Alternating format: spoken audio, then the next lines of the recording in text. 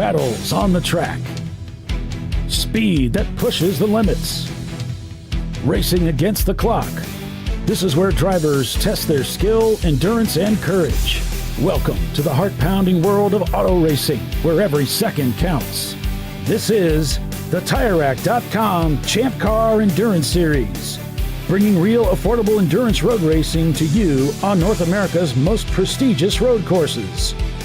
With live flag-to-flag coverage of America's best grassroots motorsports racing, AutoZone presents ChampCar Live.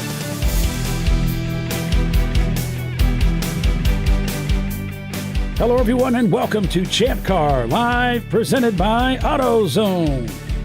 It's the TireRack.com ChampCar Endurance Series. This weekend's race, it's the 2024 National Championship at NCM Motorsports Park. So let's take a look at NCM Motorsports Park, courtesy of Doc Waldrop, as we head down the front straightaway here in Bowling Green, Kentucky, to the start-finish line, now braking hard for turn 1 and 1A. It is the bus stop chicane designed to slow the cars down as we then re-enter the straightaway. Braking hard for turn number 2. We sweep to the right on this double apex, turns 2 and 3. Now accelerating up to the part of the track named the Corvette curves after the Porsche curves at Le Mans. Now into turn number 5, a very fast sweeping right-hander. The exit of 5 is tricky as it exits right into the braking zone for turn number 6. A slow right-hander that sends you diving deep down towards turn number 7 and then back uphill to turn number 8, a blind left-hander. Now sweeping through the S's here, climbing to the crest, and then another steep dive down towards turn number 10, the slowest part of the racetrack, that left-hand turn. And now it's a steep climb back up the hill towards Deception, turn 11. A right-hander back on the power and beginning to roll up through the gears with a blind exit, heading downhill towards Tabletop. Through Tabletop here, a slight bump there on the straight, which can unsettle the cars in the wet. And then it's into that tricky and fast turn 15. Sweeping through that fast turn 15, taking on to that very tricky 16-17 complex. Finally down to turn 18, a hard brake for that right-hander, pit in just off to the left as we now dive down into the sinkhole. Then it's a left-hander with all that compression, picking up the grip towards that left-hand blind exit and dancing through the final S's. And it's back on to the front straightaway here at NCM Motorsports Park. The Grand Course, 3.2 miles is the distance, 23 corners, and that is what our competitors will be facing this weekend. Yes, indeed. They already faced it yesterday for a little while at least. Good morning, everybody. Welcome to ChampCar Live, presented by AutoZone here at NCM Motorsports Park. And it is indeed day 2 of the 2024 National Championship race here at the National Corvette Museum. And drivers are poised and ready to go. Cars are on the grid, and the racetrack looks quite good. I was out there this morning setting up the cameras and obviously got some time on the racetrack, and there was just a little bit of maintenance that needed to be done. But all of that is completed, and we are now ready as car drivers are getting back into their cars, and we're getting ready to go back out onto the racetrack. Of course, a lot of windscreens, Kyle, that need to be cleaned up. There's a lot of condensation. Everything is kind of waterlogged out there, including the cars. But, yeah, it won't be long before we'll be rolling off the grid and heading back out to start this race. No, good morning, everybody. Thanks for tuning in for day 2.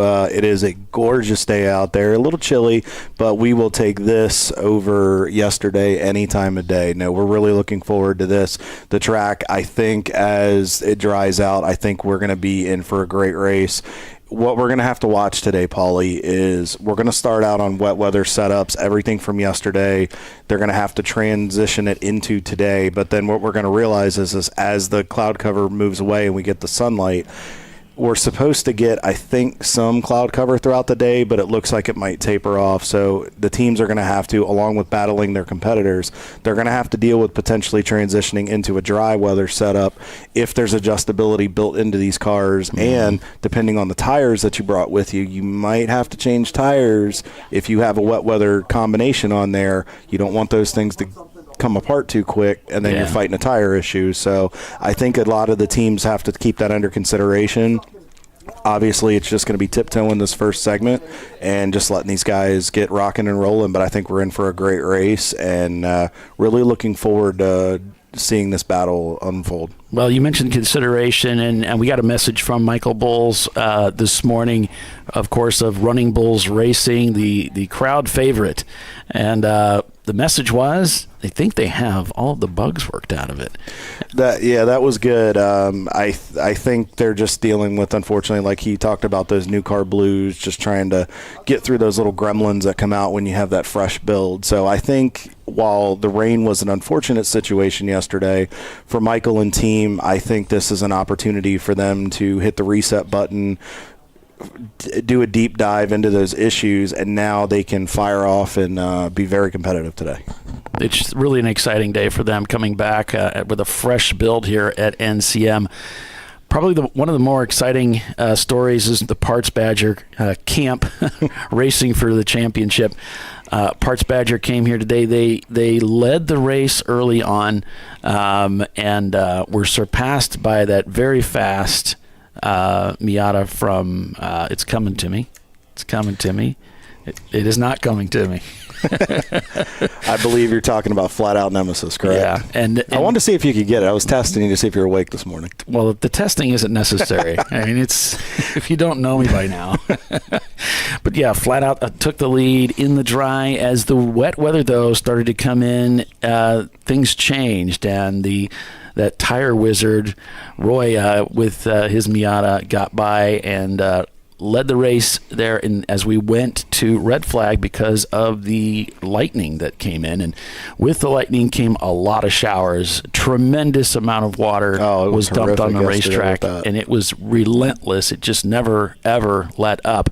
And so we had about 3 hours of racing, and after being pulled in, they never left the grid, and that was just the way they sat. So Parts Badger now sitting at the front of the field of this incredible event here this weekend, and Flat Out Nemesis there in front of the Race Right Silver Bullet. Cars are rolling down pit road now as they're getting ready. This is the remainder of the field that is not a part of the National Championship race. So yesterday, I should make a correction here. I know this is all going to be a shock to you, but I made a mistake. We made a mistake as a broadcast group, Paulie. We're in this together. You're going to throw yourself in there. Absolutely. Enough people in this paddock know me better. They're like, oh, it's Lacroix. We understand. He's right there with it. So anyway, yesterday's secondary race that we sort of called at the end to say, hey, this was the finishing position, was not a race. It was not official probably because it was so short. I didn't hear the why. I didn't ask, but I heard that it was not considered an official race. So imagining, I think there's something in my mind that says it has to be at least halfway through an event for it to count. That might be F1. It might be something else. That's pretty much the standard about most racing series, Paulie, is, whether it's stock cars, Indy cars, Formula, what open wheel cars, usually the standard is if you don't get at least 50% or to some type of number in your advertised distance, it's not really considered a race. So no, I think that stands true with what most racing divisions do. So you're probably wondering what the track conditions are like, and they're quite good. Even I was the first one on the racetrack this morning, and even with a little bit of debris that had been blown up, from the wood and all of that stuff that gets blown around in terrible storms, there was some mild puddling. There was one area that was a little deep over there in Deception, but they came out. That was something I knew they could blow that off with their track dryers. And so it was just a matter of just blowing the track. There's obviously still going to be residual, a little bit of low-level, rivers running across the track. Nothing that's going to threaten the race at all. So this is something that our guys can definitely handle out there. So we're ready to go racing here. The cars are lined up, and we're just about ready to light this thing up again, get the cars out there on the track. They'll be rolling behind the pace car for the start of the race, and we can see here on board with Parts Badger, the pace truck just up ahead. So they'll take them out. They'll probably do one reconnaissance lap to make sure all of the cars are pinging, and then pace car will pull in there as they head towards the sinkhole, and then back onto the front straightaway to take the green to finish up day 2 of the race, which was always the plan. It was going to be a Parc Fermé, meaning it's really one big race split over 2 days. We were going to have a race up until the around 4:30. We were going to pull them all in, nose to tail, line them up, and leave them there until this morning. That was the plan anyway. It just got abbreviated. Well, and honestly, I think it's going to put on a better show. I think this is really going to, not that it isn't fun to watch our guys perform in the rain, because we do have exceptional rain drivers that are across this paddock and garage in ChampCar, but I think now that this will even the playing field to where there's no outlying factors, and I think this will allow these teams to put their best foot forward to go for this national championship.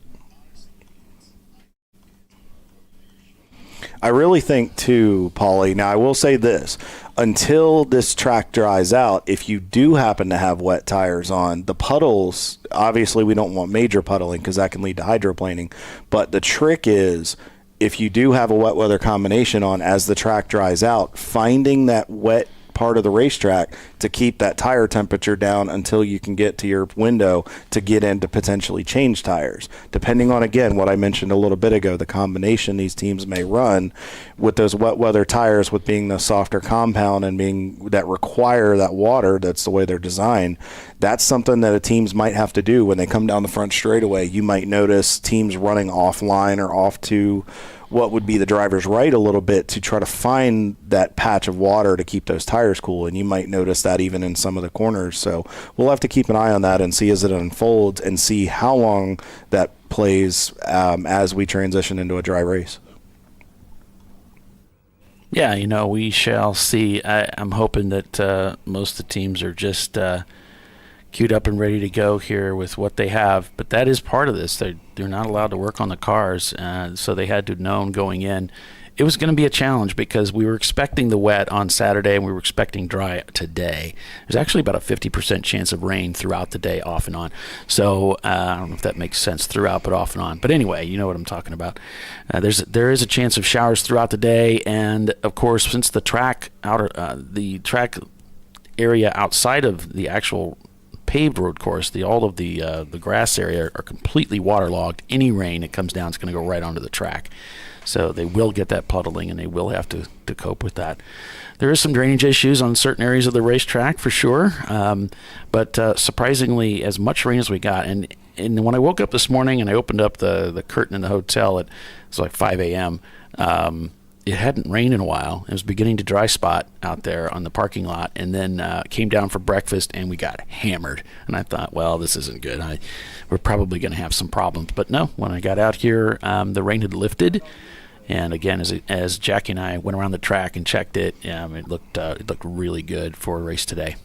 Yeah, it was a little concerning. The same thing happened. It kind of, with the storm, kind of woke me up, and I looked out. I'm like, this is I wonder if we're gonna get a delayed start. But I tell you what, kudos to the NCM staff for getting out there and blowing that off, and all the track prep, and to everybody with ChampCar for doing everything, and give a pat on the back to the teams too. I mean, a lot of them did a great job battening down the hatches yesterday, getting their stuff prepped, ready to go. Unfortunately, some of them were trying to bail their seats out and trying to get driver comfort as much as possible so that starting driver isn't going to be driving around with a wet seat. So thankfully, a lot of teams were helping each other out and getting everything prepped in regards to that. So I think it'll be good, and then I think as the sunlight, it'll help dry things out there. So, but no, thank you to NCM for all the work there and all the track workers. Thank you to all of our corner workers that are out there that had sat out there in the craziness yesterday. So we appreciate everybody that helps put these events on for us.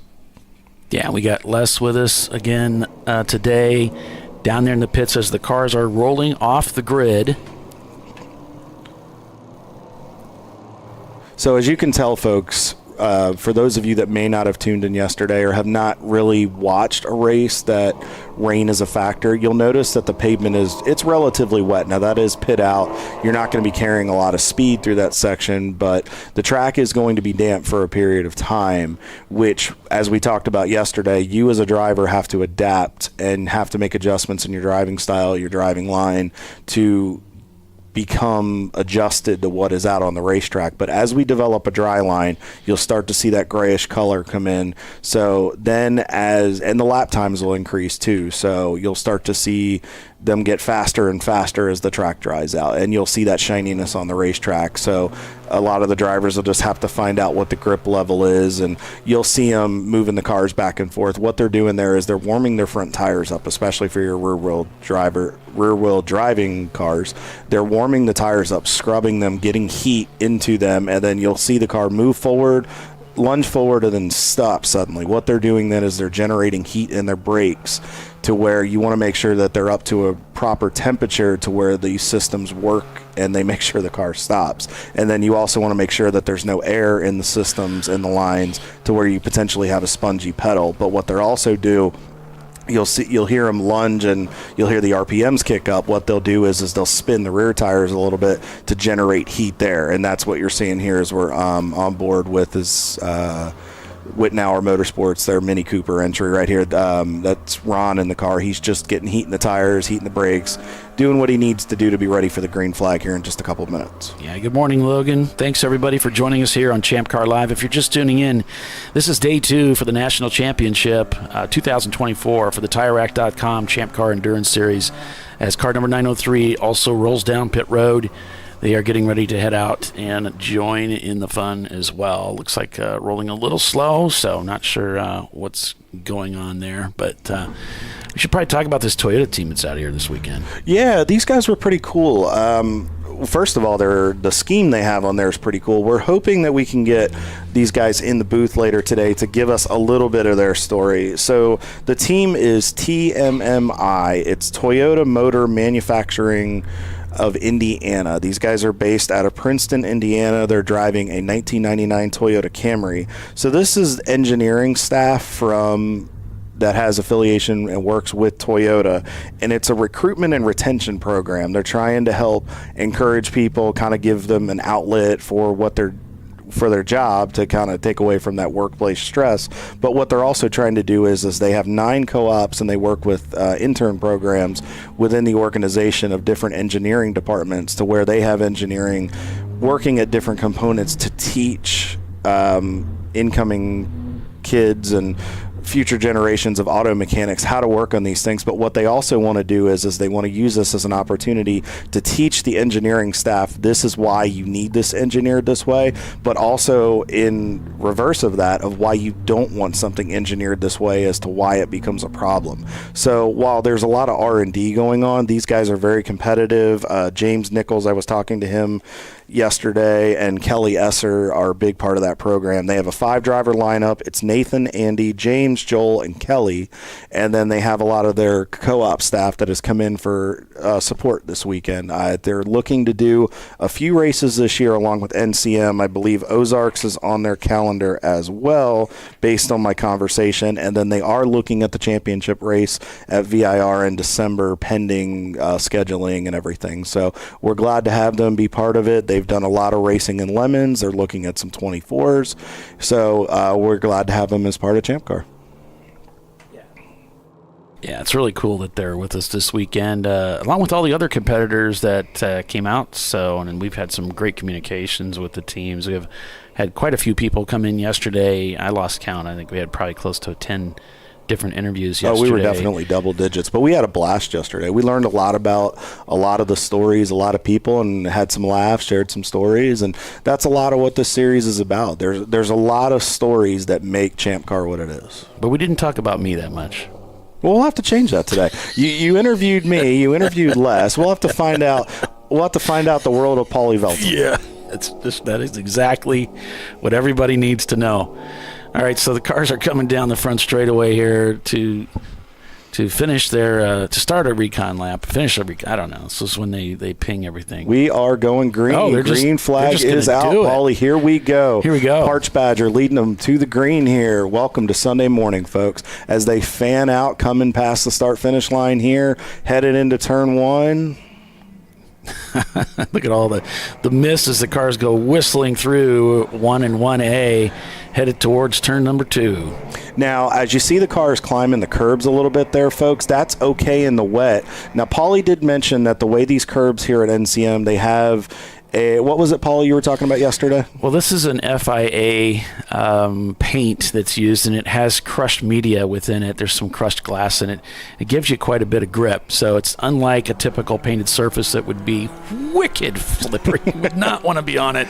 So they can use those curbs a little bit, with discretion. I mean, you don't want to just slam the curb, but you also have to take into account where, especially that there's 5 different configurations as we pop back on board with our leader here, Parts Badger. There's 5 different configurations that this track has, and there's paint that leads you to different configurations. So if you touch that non-FIA paint, it's going to be wicked slick, as Paulie just said. So you have to use that discretion as a driver and think about the bigger picture. Coming through that turn 10 section, you can see that shiny part of the track. We'll have to monitor and see kind of how the grip level is as we view some of the onboards here. So far, so good for Parts Badger. Looks like Roy's magic is working well so far. Well, yeah, we talked to Roy yesterday. He came into the booth, and we got some time to talk to him about tires. That's something. He's like a tire wizard, and the guy, he said, yeah, the tires we're going with are favorable in the rain. So under these wet conditions, I think he's going to be real good. And I think Flat Out Nemesis, unfortunately, is a little too close for that team. They've moved into 3rd place, and they're not that far back from the Parts Badger Miata.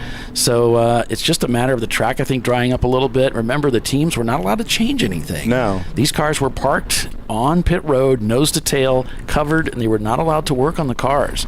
So there have been no tire changes at this point. So anybody that stopped early and picked up fuel, something that Troy had mentioned, under the caution, they would be at an advantage right now because, of course, the stints have been reset. So, we're off to kind of a new day today, and we'll just see how well the Parts Badger. As you can see right there, big catch. So that's what I was talking about, Paulie. That grip level, we're just in the first couple laps of this race, and that is a fast section. As he was coming out of 23 right there, he had to get a whole handful of wheel. Hopefully he doesn't need a new pair of fire suit ready to roll, a new pair of shorts on lap 1. But that's something that you don't know when you're doing till you get to speed. He has gapped the field. Oh, yeah, he has stepped out. But we saw this yesterday, Paulie. He was out to a good, I want to say about a good 5-second lead at one point. He got out there, got enough of an advantage, and then I think he kind of pulled it back a little bit, like, okay, I've got a little bit of breathing room. Now let's settle in and turn and burn some laps. Yeah, the Porsche of Rockwell Autosport Development right there on his heels. This is kind of a carbon copy of yesterday, the way things started out. We've got Flat Out Nemesis right there, Gorilla Sticker in 4th, and Cone Crushers in that Leviathan machine there in 5th. Yeah, they had been creeping up there. I was talking to Ben this morning. He was excited to see this, and they have a 2-man lineup with Rich and Scott behind the wheel, so those two are going to have their hands full today running on that skeleton crew that we've discussed this weekend, but they're working on it and just making it happen. I want to say Rich is starting the car this morning, but I could be mistaken. But so far, so good for these guys. I think they're just kind of feeling it out. I think as the race kind of gets into pace, it'll start coming to them. They seem to have a little bit better of a long-run car, but they've always been very consistent on the long run. They always are very good. They're experienced, as we talked about, putting 2 teams together with that group effort. They're very good at playing the long game. Yeah, we'll keep an eye here on Parts Badgers. They crest the hill coming down from Deception into Tabletop and Faux Rouge towards turns 14 and 15. Some of our cameras are still really fogged up from the rain last night, so a little hard to see what's going on just yet, but usually they clear up as time goes on. So, Paulie, while we have our national championship race, we want to make sure we shed some light on our folks that are competing in the 7-hour today. So far, we have The 715 Rockwell Autosport is leading the pack there. Brew Crew Racing is in second. On Second Thought Racing in the 342 is third. The 811 of UGA Motorsports in fourth. And rounding out your top 5 is the 351 Fun Bunny Racing in their 97 Miata. So they're looking good. And then we have our EC cars. We don't want to forget about those guys. We have the Section 8 Racing, the 605 Ford Mustang entry, and then right behind them is our Toyota buddies with TMMI Motorsports in the number 99, their 99 Toyota Camry. Yeah, as we're on board with these guys. They're getting it on. There's the flat on, and see the Porsche starting to close that gap a little bit now on the Miata. Like you said, maybe he's backed it down a notch, got some breathing room, and I don't see flat out Nemesis right there in the running. So let's see where they're at now as they come by. Now they're shown in third place. There might be a non-qualified car in between them. From what we're seeing right here, they might have been taking their time on the start. 19 seconds. About 19, 20 seconds back, but not a big deal. In an endurance race, 7-hour race, that is not a gigantic gap, and that's not something you can overcome. But again, with the conditions, until we get this place dried out, discretion's probably the better part of valor in that one. Yeah, they ran their last lap was a 2:44, whereas Parts Badgers was a 2:37. So pretty big difference there in the lap times. But you also have to take into account, while those Parts Badger guys are very, very fast, the drivers in the Rockwell cars, you've got guys that have raced at the IMSA level, have done many, many rain races, have a lot of experience between WeatherTech and Michelin Pilot competition and other divisions of IMSA. So Eric Rockwell and Alex, their team, they've been doing this a long time. They know what can be done there. So you're going to see that experience come into play. But don't count those Parts Badger guys out. They're a tough group to pass. Yeah, it looks like on board with Race right now. We had a really good conversation with Patricia. We got some insights as to their organization and the work that they're doing, and sounds like a pretty exciting venture. They're already heavily involved in supporting race teams out there in Texas, and looks like it's just going to grow and grow. Absolutely. I mean, she said her and Patrick are very optimistic, and one of their workers, I believe it's Jack that works for them, or I'll have to check the name of it. But they really seem optimistic. It looks like they want to get more heavily involved in ChampCar, and they're entertaining customers in various divisions. A look at the front straightaway there. Not sure if we're picking up the leader here. That was kind of the goal. Nope. I think that's one of the BMWs that's coming at us right there, Paulie. Yeah. Actually, this might be a pass for the lead. Rockwell inside of Parts Badger going into turn 1. They complete the pass. Yeah. So that'll move Rockwell, the number 12 Boxster entry. That'll move them into the race lead. Yes, indeed it will. It doesn't show up in timing and scoring, but we did see the pass here on ChampCar Live as they head towards that 2-3 complex. We'll have to see now that Rockwell's gotten out front. They have incredible pace a lot of times. We'll have to see if they can hold that consistent pace over the course of the long run. They were very, very strong here last year until they had an issue with a little bit of time left in the race that ultimately, led to them not ending up with the championship. Yeah, we can see Rockwell has put the gap on them as they're heading through turn 5 into 6. So, yeah, they've made the pass, and they're starting to move away from the Parts Badger Miata.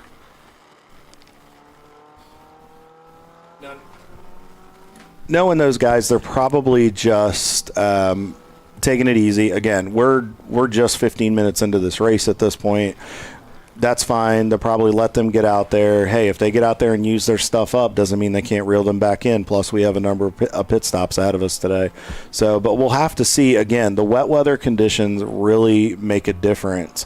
How your car is set up. Now, these cars did sit on pit road all night long, so they weren't able to make adjustments to them. But the question is, do you have your strongest driver in there at this point to handle the conditions? on board here with Bavarian Mustache Works, Ben Shout and Evan Horner, their operation. Talked to Ben a little bit this morning. He seemed very excited. He's ready to get out there. I know they're always strong, and I think they are wanting to get up there and show what they can do. They're sitting in 15th right now, only about 16 seconds back from, I believe that's Balthazar. So I think they're just trying to slowly chase them down at this point. As you can see, the wipers are moving. Even though it's not raining and the sun is coming out and the track is drying out, you still have to keep in mind the rooster tails and spray that'll come off a car in front of you. As you can tell, he's only about maybe 6 to 7 car lengths behind the car in front, and it looks like that might be Leviathan's entry. So he's trying to monitor keeping that spray off the windshield to not be a distraction. And there you see the leader, the new leader now being scored, moving up into first place, and it's Rockwell Autosport Development as they come across. And a car overshoots, but you can see one of the nice things about NCM, thing that I love about this track is you have a place to go. Mm-hmm. You've got some runoff room. So if you screw it up, you've got some place to go. You're not in a guardrail. You're not, trundling through the grass. And I love that about this racetrack. And it's a good thing, but let's give the driver a nod right there, because he did a great job. He knew that he wasn't going to make the corner. He didn't try to turn the wheel and make the situation worse by spinning or getting caught in the kitty litter. He just kind of went a little bit wide, got it gathered up, found a place to merge into traffic, and just kept going. So nice job, no harm, no foul, and he can get back in the race. Yeah, some views here with Les on the camera, and what you guys didn't see, I think Les might spin back around for us. We had a lot of damage to some of these easy ups. Yeah, we did. There was a lot of a lot of damage that was done. It looks like Sue there up on the front straightaway. That's one of our ChampCar moms. Aside from Andrea, Sue is another mom. She's standing out there making sure Les is safe and allowing us to get these awesome shots. So thank you, Sue. Well, yeah, and Sue also won the Doc Waldrop Spirit of Champ Car Award last year. We were at Sebring, so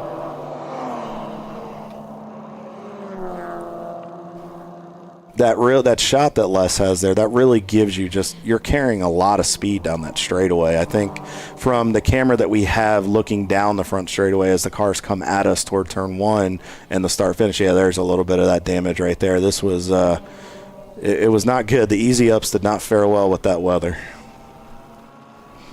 But we did get some horrific weather here last night, Paulie, and yesterday. I mean, those things are great, but they can only take a beating for so long. That's a great camera. Just going to have to wait for some of these cameras to burn out. Burn the fog off of them.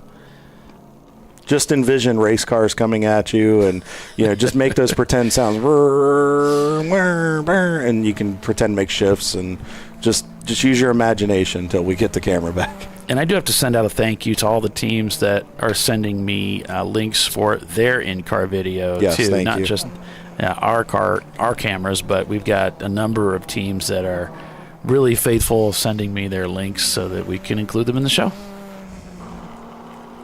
On board with Cone Crushers, Leviathan, and their Toyota MR2. Right now, the standings: Rockwell Autosport Development leads the race by about 6 seconds over Parts Badger. Then it's Flat Out Nemesis, Gorilla Sticker, Cone Crushers. This is for the championship. North by Northeast, Fuse 15, Wittenauer Motorsports, and the Mini Cooper. Then there's No Z and Mazda, another Gorilla Sticker car. This time it's the 516 car. Momo Champ, Williams Racing Group, Rockwell Autosport Development in the 715. Then it's Bavarian Mustache Works, Balthazar Motorworks, M2R, as well as Open Throttle Racing in 17th. Those are both F-Class cars. Then it's Team Troxel, Race Right, and 901 Motorsport in the number 903. So A-Class being led by Fuse 15, B-Class by Parts Badger, C-Class by Rockwell Autosport Development in the number 12. A-Class being led by, I think I said Fuse 15. F-Class is being led by Wittenauer Motorsports there in 8th place overall. And I don't think I see a D-Class here this weekend. I don't believe we had any D-Class entries. this weekend, Paulie. I did. So we had 38 entries overall this weekend for the races here at NCM. We had 5 of them. Usually we have 6, but surprisingly, we didn't have any D car entries. Our A class had 9 entries, 6 in the B class, 17 C class, which usually tends to always be one of our stronger classes, 4 F class cars, which is good to see, and then we had 2 of our EC cars here that we talked about just a little bit ago. So a good field here this weekend, and hopefully as we move forward, we'll continue to see more of those numbers grow. Back over onto the front straightaway here. I did notice, Paulie, we were on board with Cone Crushers and Leviathan. It looks like Bavarian Mustache made the pass. So that'll be a spot gain for those guys. So that'll move them up into... I've got them in 14th. Got them in 14th, but I think that might get them... They're going to put them in 13th, wouldn't it? Well, I thought it would, but then I was mistaken there. But it looks like they are gaining a little bit of ground, so maybe they can get one of those laps back that they're down. They can continue to chase down some of the leaders. Well, your heart has to go out to Madwag Motorsports. They're here this weekend, and they have had they've had a horrific weekend. The most difficult, challenging weekend. Broke a transmission in practice. The car ends up in the wall at the end of the day on practice. And then yesterday, after just 3 hours of racing, they're looking for a clutch. So they've done a lot more work on that car than they ever hoped to do in a weekend. Yeah, and unfortunately, those weekends happen, but it's really bad that it happens on a championship-related weekend. And then the fact that it starts on Friday, it makes it a bad weekend. Yeah. Oh, but it builds character. That's what they always tell you. It builds character. You'll be you'll be a better driver. You'll be a better team. Oh, yeah. Think of the resilience. Yes, absolutely. That you'll have because of that. And as you're looking at the person that's telling you that, and you're just thinking, is there a bus coming that you can get on and go away? We got Les out there on the Les cam. As you can see, one of the cars is coming at us. I want to say that might be Gorilla Sticker coming at us. I mean, listen to the speed right here. I mean, now, mind you, he's in the braking zone. Yeah. But the speed, as you can hear it, but then you see the nosedive on that Miata right there. I mean, you really got to get slowed down.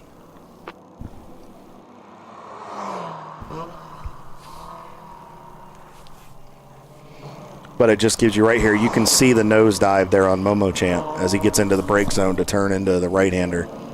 Yeah, I love Momo Champ. It's such a cool car. Yeah. Great group of people, too. Yeah, they were funny this morning. They were trying to try their car out and get the seat, and they looked like they were getting ready to start playing rock, paper, scissors of who would get to sit in the wet seat first for 2 hours. So, no, you can do it. No, you can do it. Best 2 out of 3. So, no, they're a good group. One of the drivers that drives for them, Andres, I think is Todas, I believe. I've teamed with him with a couple entries before, and he usually drives with Momo Champ on a regular basis. I didn't see him this weekend, but no, those are a good group, and they're always fun, and they always put on a good show, and they're very competitive. But that paint scheme is cool, too. Parts Badger looks like they're getting overtaken by another car. Not sure it's a championship car, but Parts Badger currently scored in second place. And you can see they're dealing with that traffic up there. This is one of those racetracks that's so technical and so challenging that when you make a mistake and it puts your heart in your throat, it can take a while to get that confidence back. Oh, it does. I mean, that hiccup that happened coming out of 23, that'll take your breath away, and especially with that wall being right there, it takes you a little bit to get that confidence back up, to know that the car's under you. I did notice something too as we're on board with the guys from TMMI. As you can see him take that late turn in there to get through the corner. So and this is that line you were talking about, Paulie, how he set himself up good, went out to the middle, but then he gave himself that entry there through the sinkhole. I did notice when we were on board with Parts Badger, one thing you want to do as a driver when you're in traffic is you want to learn how to navigate traffic to effectively do it where you don't cost yourself a lot of time. The Miata had gotten a run on the car that they were chasing, and the Miata poked the hole, and he slid in there and went with him and let the Miata do the heavy lifting, and he got rewarded for that. So, and that's experience in racing, is knowing not when to not abuse your equipment.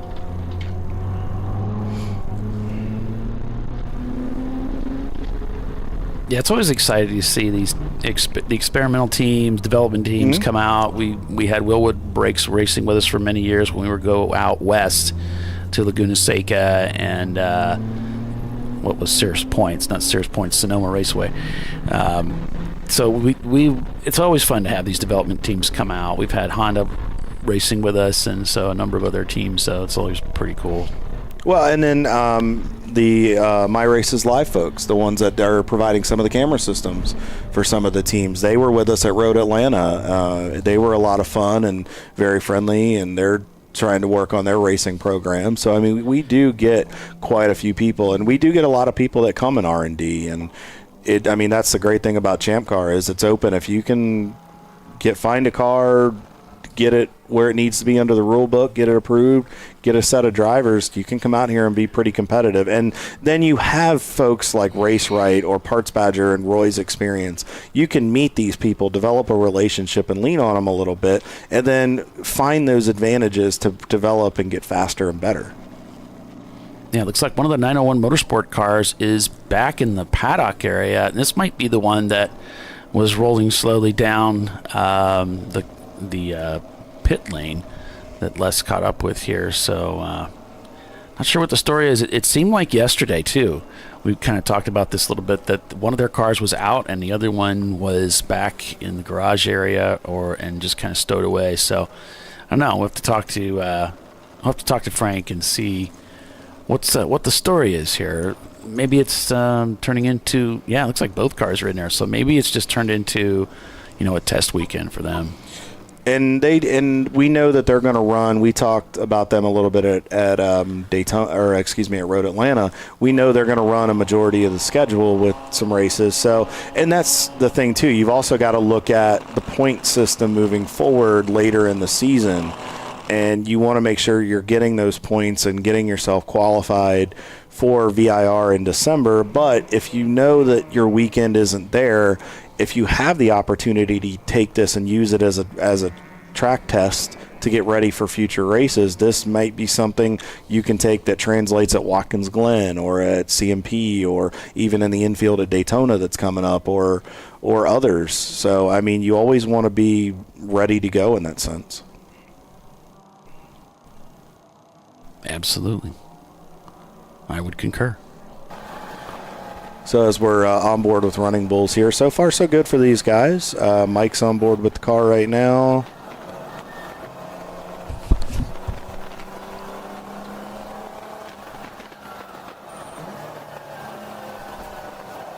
Coming through that turn 18 combination right there. You notice it's a very late entry, and you do that to make sure you set yourself up, because then as you come through the sinkhole, as Paulie has discussed and talked about, you want to make sure you set yourself up. There's so many changes in direction.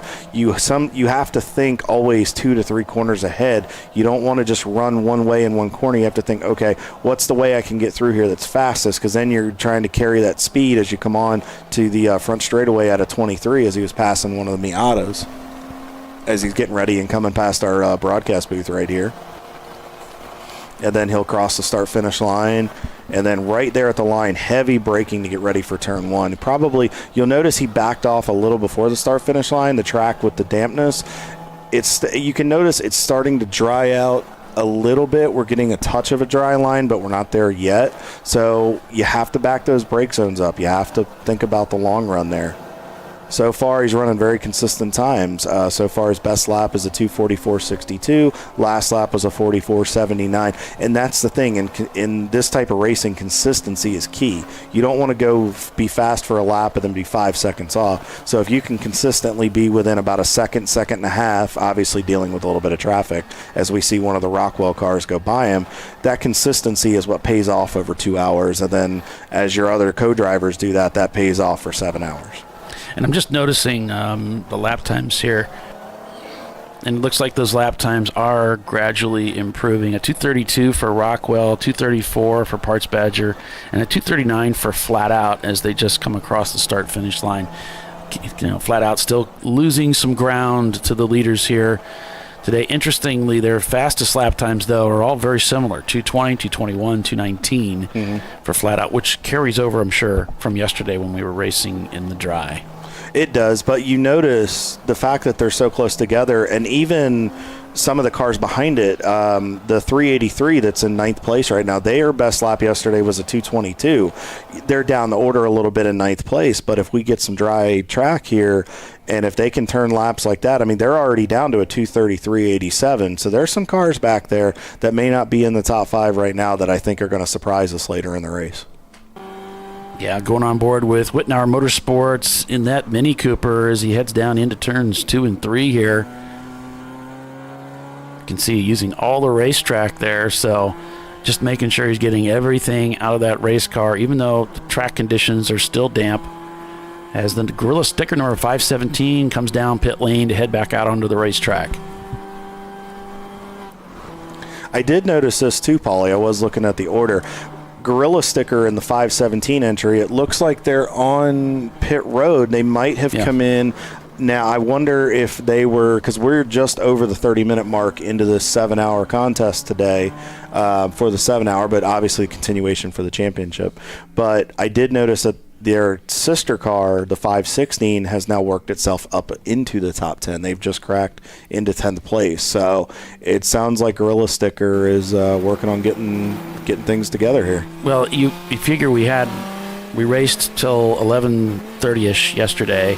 Some of these teams are going to start getting low on fuel. We don't know what the strategy was, but Gorilla Sticker's the first car to come in for their second pit stop. Everybody else has only had one pit stop, so we should start seeing more and more cars come in to take on fuel. They may not necessarily need to. And that looks like that might be Parts Badger. Parts Badger has pitted the Miata. We'll head over there and see if we can hear what's going on. It looks like the driver might be actually getting ready to hop out. Master. Okay, they're trying to get the master shut off, so obviously they need to fuel this car. Really well done.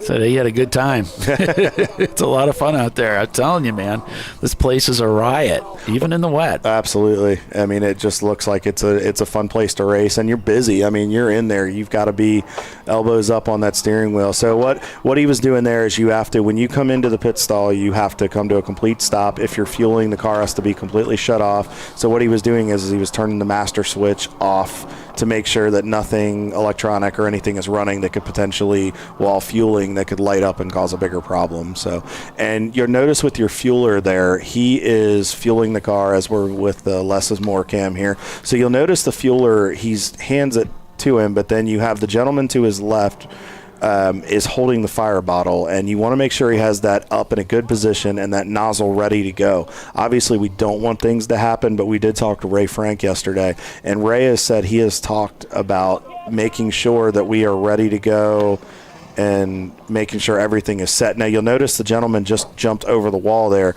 Once the fueling was complete and the cap was back on and they moved it away, after that, you didn't have to have a helmet to go over the wall. So he was able to go over, and they're torquing the lug nuts right now and doing other adjustments and what they need to do for the car. Got the fuel pan away for any of that. But as long as that fuel cap is on, you're good to go there. So nice job of really, I mean, again, experienced team. They know what they're doing, but that's a lot of what they're doing. They're putting the jack under there. Yeah, obviously. This is unplanned. There's something happening here. And interesting, after he just got done torquing down that wheel, I wonder if there's some concern about, oh, wait a minute, now he's coming over to the other side.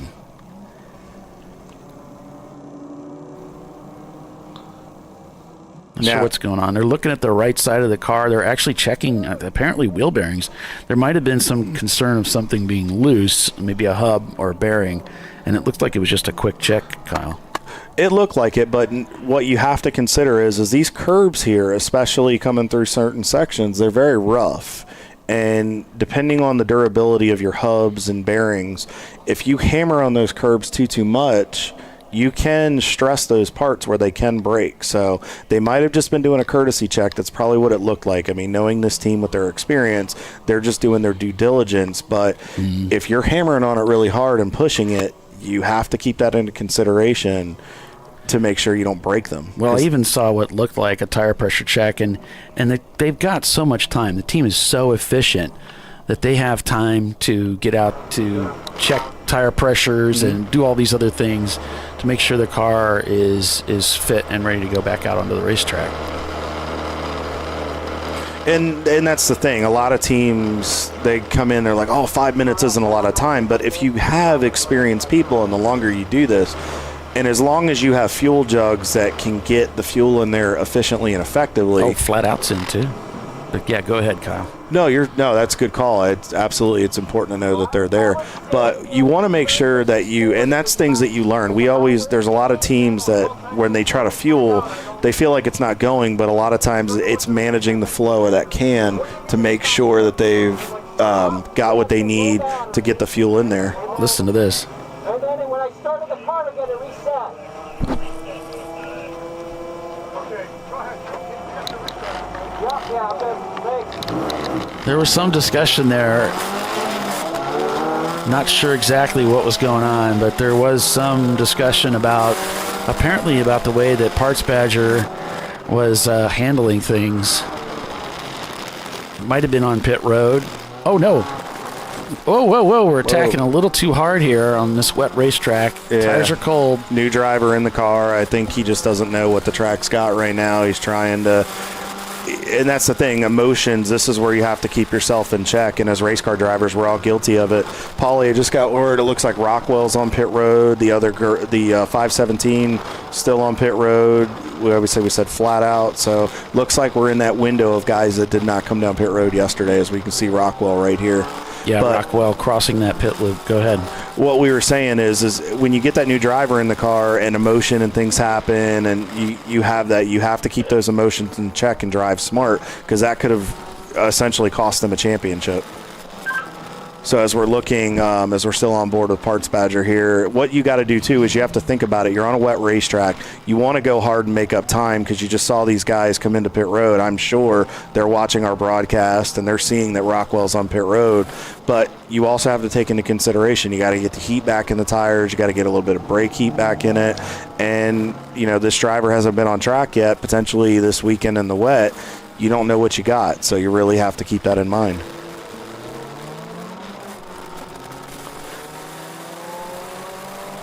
Yeah, we're showing North by Northeast and Cone Crushers now. They've moved up into second and third place, respectively, because they have not come in for that next pit stop. So thank you so much, Charles. Appreciate you, Bernie and Jim. Thank you so much for signing in. And Mr. Wolf, always great to hear from you, one of our faithful viewers and listeners.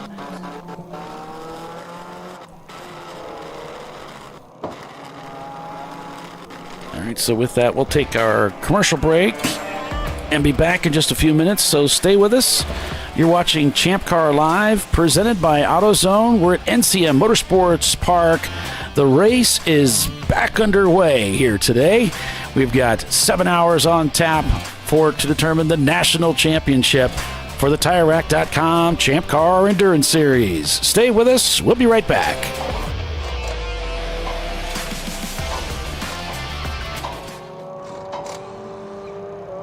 Probably need new tires. You do. What if they sold tires online? We do. We're TireRack.com. They could offer lots of tires We have so many tires. and help you find the right tire. It's called the Tire Decision Guide. Oh, and they could ship them to a nearby mechanic. We shipped over 7,000 independent recommended installers. This is an amazing idea. Sorry. TireRack.com, the way tire buying should be.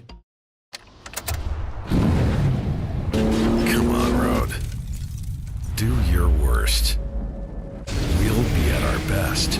Stress tested to meet or exceed original equipment performance. Exclusively at AutoZone. Since 1994, Fly & Wrench has been a family-owned business renowned for exceptional European car repair and maintenance. We treat every vehicle with the same care and attention as if it were our very own, building lasting relationships with our clients along the way.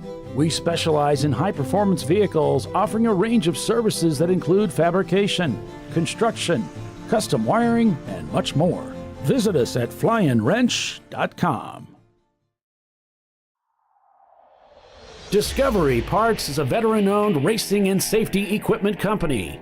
While we're located inside Atlanta Motorsports Park in Dawsonville, Georgia, Discovery Parts can also be found at the tracks, supporting a number of ChampCar Series events. We take pride in being a reseller of the best of the industry to ChampCar teams and drivers. We know racing, love racing, and look forward to tomorrow to even more racing. Visit us at discoveryparts.com.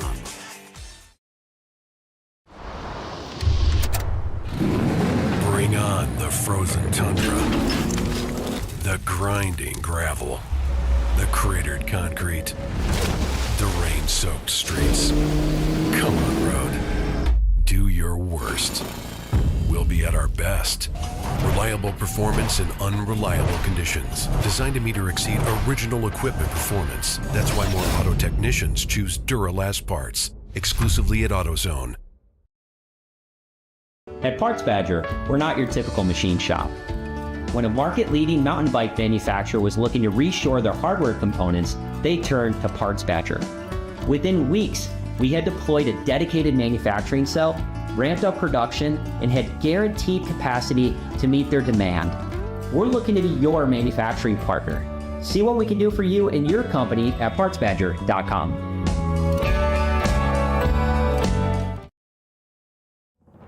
Lifeline's continuous commitment to research and development ensures that we supply the most innovative and cutting-edge products available, used by the majority of the world's motorsport championship-winning drivers, teams, and constructors. Lifeline has a stringent and proven history of success. Lifeline's continuous commitment to research and development ensures that we supply the most innovative and cutting-edge products available.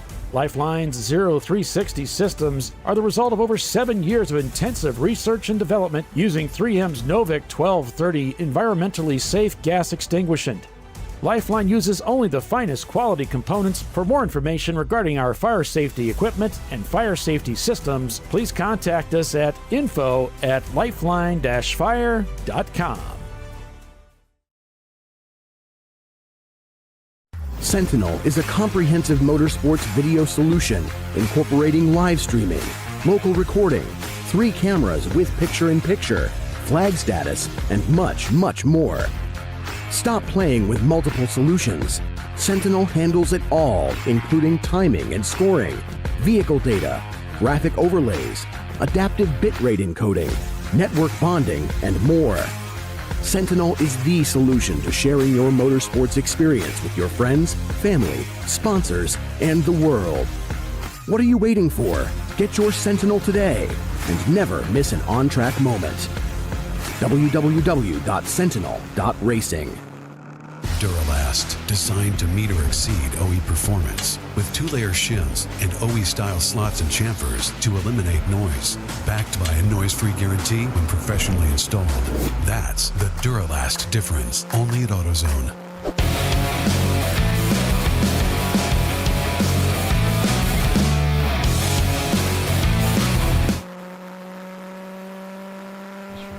Welcome back to NCM Motorsports Park here in Bowling Green, Kentucky, just outside of the National Corvette Museum. Kyle Lockrow, Paulie Veltum, and Les Epps on pit road as we are on board with our friends from Race Right and the Silver Bullet as they're navigating some traffic here. Weather conditions are great, much better than yesterday. Right now we are in a cycle of green flag pit stops that kind of rolled over from yesterday a little bit, Paulie, for teams that didn't make that pit stop. Right now, North by Northeast Racing is leading with Rockwell Autosport in second, Fuse 15 in third, Whitnauer Motorsports Parts Badger in 4th, and Whitnauer Motorsports round out your top 5. Yeah, this looks like the other Rockwell car in the pits right now getting serviced, as those teams are going to have to come in and get this done. They're limited on fuel capacity, of course. And again, yesterday, when the cars were brought in as planned, they were parked on pit road, and teams were not allowed to service them. They couldn't add fuel. They couldn't mess with tire pressures. Nothing. No, absolutely. The only thing that you were allowed to, per the ChampCar rules, with the Parc Fermé rules. Oh, looks like we got one going off there. Did a nice job catching it at one of the cameras there. I happened to see it here in our studio. But it was actually coming into this turn 10 section that we had on board with Race Right. But yeah, it is a lot better today, but a lot of what we're seeing is folks that didn't make that pit stop are now coming in, doing those driver changes, getting what needed, and they weren't able to make adjustments. So hopefully if there were things that they needed to do, they can do it in that 5 minutes. Looks like we have a car stalled here at 14. Is that looks like Cone Crushers and Leviathan, if I can see from the front end, if we can get a better view. Yes, it is. Yeah, it looks like they've pulled over into the grass area there, so trying to stay out of trouble. Coming to tabletop right there, Paulie. And apparently some kind of a mechanical issue for the MR2, as we're also on board with the Less is More cam in the pits in our P&P. Nice view of the Porsche back there. Pretty cool car. That is a fun car. I had the pleasure of driving one of the Atlanta Speedworks cars, which is pretty much the same thing with the Boxster. It is a nice car, and it's a lot of fun. And I tell you what, for the small the car is, it is a fast piece. It looks like Cone Crusher's cycling the car, trying to get it remotivated. So I'll give you a little bit of what's going on here, folks. So, and Paulie can attest to this. He's a driver. We've all done this. When you start to have a problem like that, if you can get off to a safe spot, which it looks like if that's Rich behind the wheel, he's done so. He's moved the car off to the right, offline. What you'll do is, if you're not sure, it looks like he's sitting there and he doesn't have a lot of motion going on in the cockpit. If you have the ability, the first thing you want to do is, sometimes with electronics, they can get a little finicky in the car. So what the team will want you to do is they'll have you cycle the car. You'll have you turn the car off, you'll flip the master, give it a couple seconds, kind of similar to turning your computer on and off when you have a problem to reset stuff. You do the same thing with a race car. You turn it off, give it a second, then you hit the master, and then if there's a certain combination of what needs to happen, the team usually on a radio will walk you through it, or if you know it in your head, you'll run through that, and then you'll try to get the car refired if possible. In this case, it looks like the car will not refire, as we can see the rollback headed that way out toward tabletop. So, but that's a little bit of what goes on in that scenario if you can get the car rolling and get it back to the paddock to get the team to work on it. Yeah, emergency vehicles on scene, and looks like we're still under green, so they're leaving the track hot as best as I can tell. Got a pit lane warning on the number 351. Looks like they did a spin and continue out there. Pit lane warning would be, they're going to send a marshal over to the crew and warn them, say, hey, your driver did a donut out there. We don't want to see that. It was over in turn number 9. And so just make sure it doesn't keep happening. Car 352, I have that as flat out Nemesis, actually, in their Miata. And that's going to happen. Again, we're noticing a dry line starting to come in. I'm noticing it as the cars come through Deception. It's starting to dry out a little bit. The sun is peeking out. It's a partly cloudy condition here in Bowling Green today. And that's going to change a little bit, but hopefully we can we can get that dry line. But you're going to have that where as you start to develop a dry line and you get a little bit more confidence, nice pass there by Parts Badger as we're on board, you try to push it a little farther and the track may not be there yet for you, and sometimes that can happen. So yeah, in our picture-in-picture, we've got Les down there in the pits looking at this is the North by Northeast Racing car that's in contention here up at the front of the field. So they're scored in third place right now in the number 380. So, yeah, So far, it looks business as usual, Paulie. Nice, calm demeanor with fueling the car. Obviously, we have the co-driver that just got out is helping get the driver in. We talked about this at Road Atlanta. For those of you that are new to ChampCar and may never watched this before or know a lot about how our rules work, so when you're over the wall, usually 4 to 5 guys. You have your driver that's in the car, the driver getting in the car, your fueler, your fire bottle individual, and then usually you can have one crew member over there if you have extra to just help get the driver out. And then that's during the fueling process. They have to be fully head to toe in all the safety gear to make sure that in case something happens. And then once the cap goes back on the car, as you can see now, the rest of your crew can come back over and perform other maintenance needed during your pit stop, tire changes, oil additions, checks, etc. Ooh, getting close here, Paulie. Watch out, guys. Oh, a little touch there, just a little kiss at the exit. This is gonna get good all day long. He is trying to get by.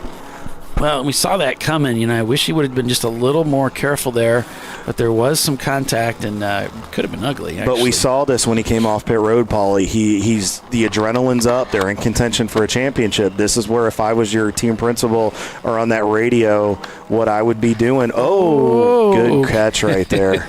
He's driving hard. I would get on that radio, guys. This is where you need to play that cheerleader, but you've got to play that psychologist as well. You got to talk him down, talk him off that ledge before he puts you into a problem where you're not in contention for a championship.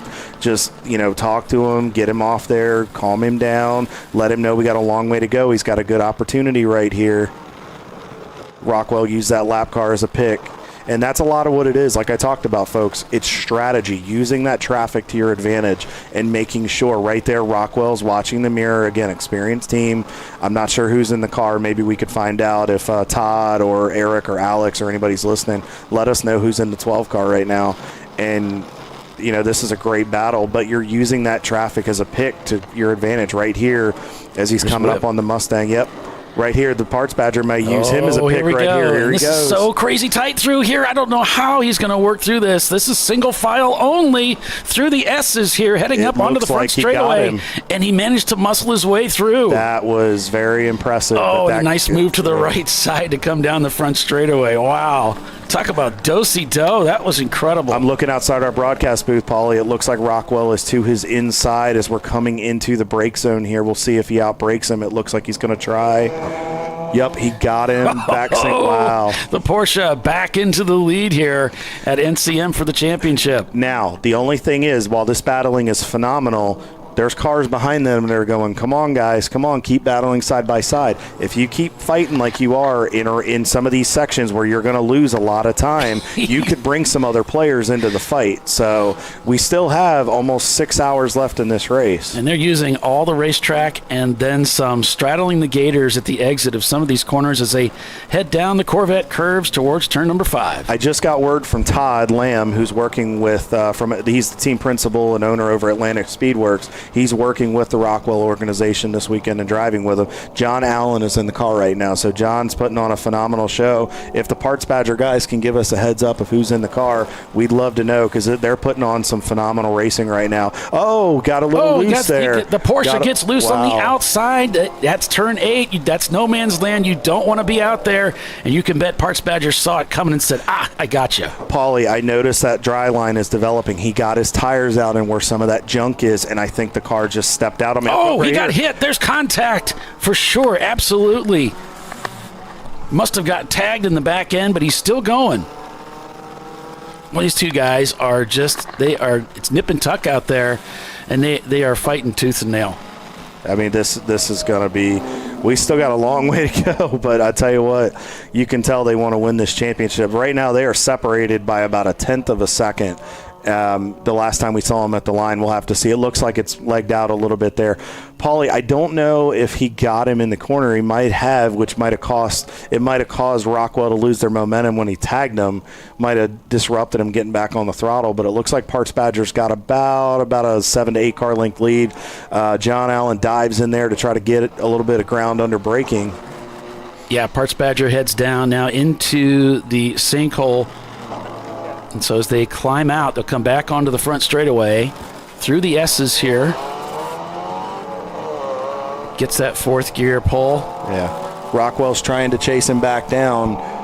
We'll see what the gap here is at the line when they cross. We'll let you know. I mean, this is exciting. Now, this has, just so you're aware, I'm looking at it, Whitnauer Motorsports, they are, I'll have to check when they come by. Last time by, it wasn't a huge gap back to those guys, and it looked like that was slowly bringing them into the fight. So we'll have to see how much ground has been gained by that third place and even cars on back from there.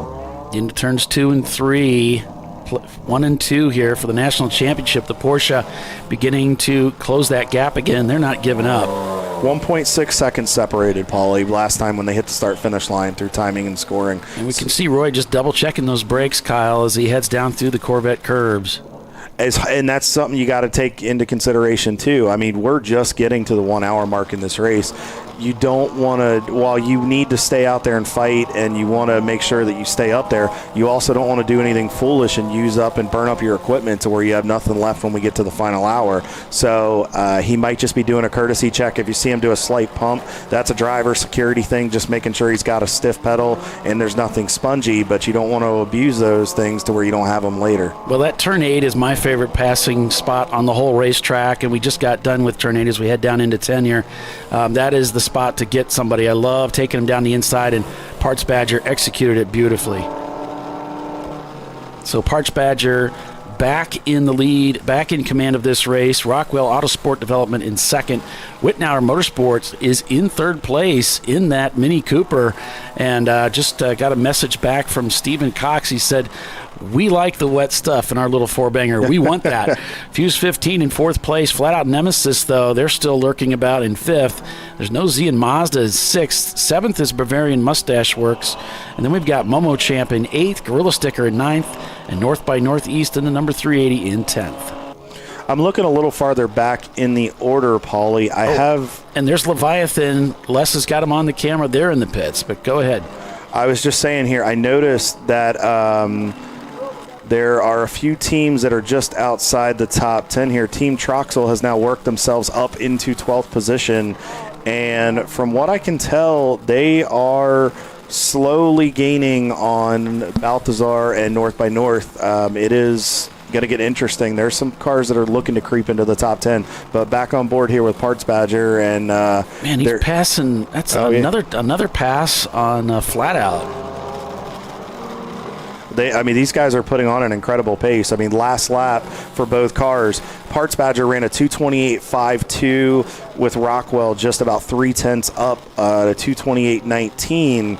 I mean, that's not a big difference, Paulie. The gap is about 1.3 seconds. Rockwell shaved about 0.3 off last lap through what we see in our timing and scoring. So, I mean, they're pretty dead even right about now. Yeah, nope. I mean, Roy and John Allen are putting on a phenomenal show here.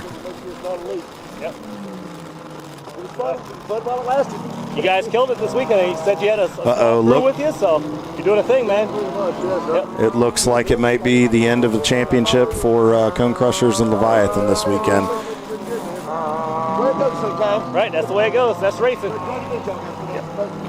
Regardless, we want to tip our hat to that team. They put a monster effort out there. Did a great job. They really just did an awesome job with it. And I'm sorry to those guys with it, but unfortunately, that's racing sometimes.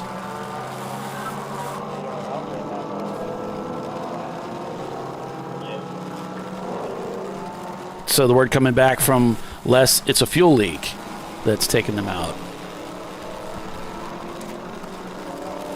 Paulie, it looks like the Fuse 15 guys are on pit road, so they're in for their first stop of the day. So that should, based on their pit stop, that should elevate Bavarian Mustache up into fifth and potentially Momo Champ up into sixth place. So those guys are slowly, like I talked about earlier, they are slowly creeping up into the fight. Check in on Race Right, Silver Bullet. And, I think a lot of teams disappointed. We just didn't get the track time that they had hoped for. Race Right currently scored in 19th place.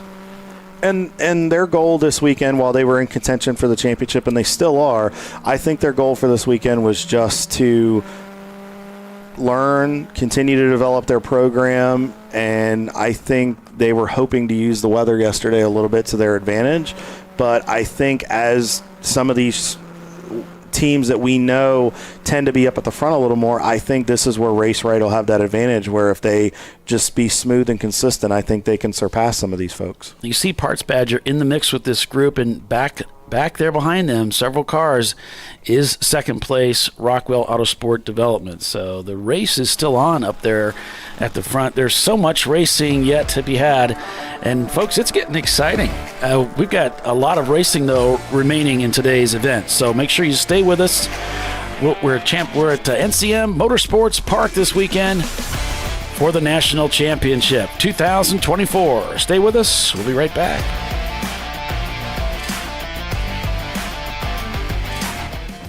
An important decision is afoot. This man is about to buy tires on TireRack.com. Tire Rack is the leading online retailer of tires in North America and a repository of advice and expert reviews. And it's done! All that's left is to arrange for safe, easy installation at one of our independent recommended installers. Well, I guess he did that too. TireRack.com, the way tire buying should be. Come on, Road. Do your worst. We'll be at our best. Engineered to meet or exceed original equipment performance exclusively at AutoZone. Since 1994, Flying Wrench has been a family-owned business renowned for exceptional European car repair and maintenance. We treat every vehicle with the same care and attention as if it were our very own, building lasting relationships with our clients along the way. We specialize in high-performance vehicles, offering a range of services that include fabrication, construction, custom wiring, and much more. Visit us at flyinwrench.com. Frozen rotors from Diversified Cryogenics deliver increased performance and a higher level of safety, while significantly reducing braking system costs. So to tell you a little bit about the durability of this product. So we have seen an incredible extension of the life of our brake rotors using frozen rotors. We've gone from brake rotors every other weekend to 6 weekends on one set of brake rotors, and I think they can go farther. The durability has been amazing. And it's been a fantastic season, and man, a lot of that is due to the way our car can brake on those frozen rotors. For more information, go to frozenrotors.com. Lifeline's continuous commitment to research and development ensures that we supply the most innovative and cutting-edge products available. Used by the majority of the world's motorsport championship-winning drivers, teams, and constructors, Lifeline has a stringent and proven history of success. Lifeline's continuous commitment to research and development ensures that we supply the most innovative and cutting-edge products available. Lifeline's 0360 systems are the result of over 7 years of intensive research and development using 3M's Novik 1230 environmentally safe gas extinguishant. Lifeline uses only the finest quality components. For more information regarding our fire safety equipment and fire safety systems, please contact us at info@lifeline-fire.com. Come on, Road. Do your worst. We'll be at our best.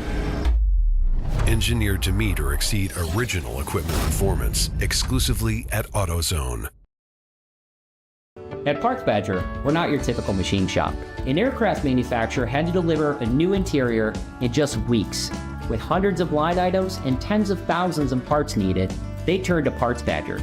We have the connected manufacturing capacity, the experienced team of design engineers and project managers, and the proprietary software to get it done and deliver.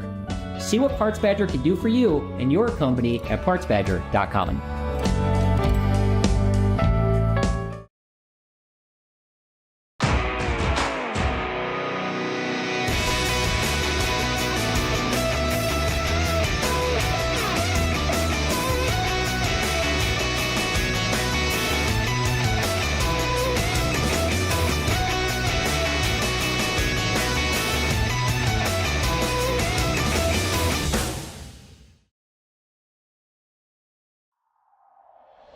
Discovery Parts is a veteran-owned racing and safety equipment company.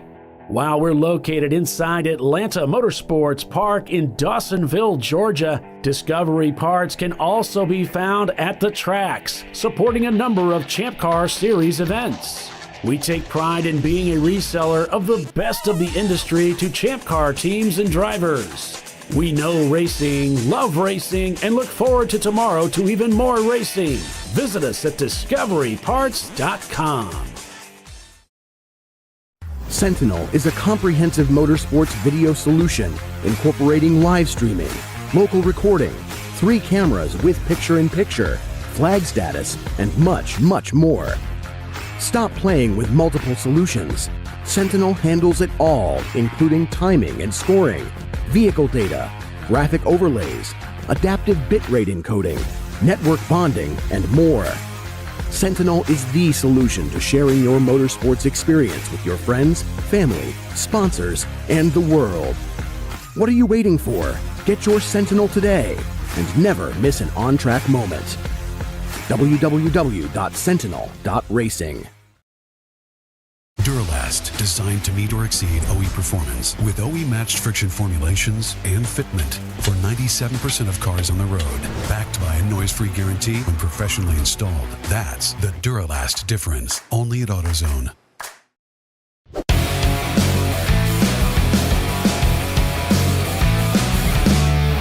All right, welcome back everybody to ChampCar Live, presented by AutoZone, back here at NCM Motorsports Park. The leader working lap 53. It's Parts Badger over Rockwell Autosport Development back about 3.1 seconds, and then it's Wittenauer back about a minute and a half, and Flat Out Nemesis in 4th, and Bavarian Mustache Works there in 5th place, with Aurora Hill at the wheel of the Bavarian machine here.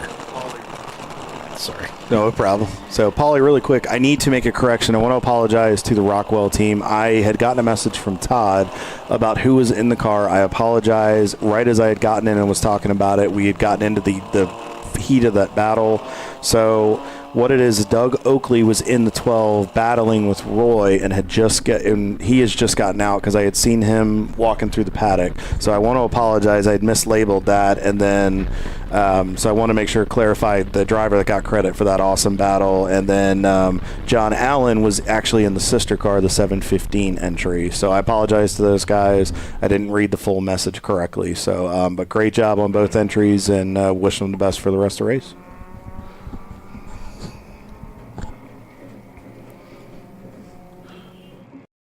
As we can see, we're back to some overcast conditions, Paulie, and the wind is picked up, and now that wind will help the track dry, and it'll help us develop that dry line.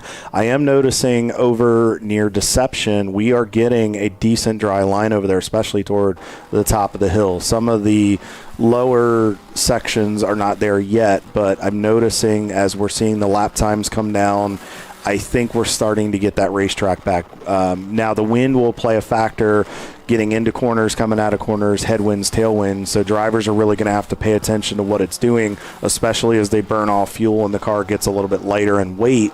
So that may affect how the car drives. So the drivers will have to really be heads up on that to make sure that they don't get forced into a mistake. As we're still on board here with Parts Badger, Roy is in there, elbows up, still digging deep there. Nice upshift there, nice and smooth. That is that fast section you were talking about there, Paulie.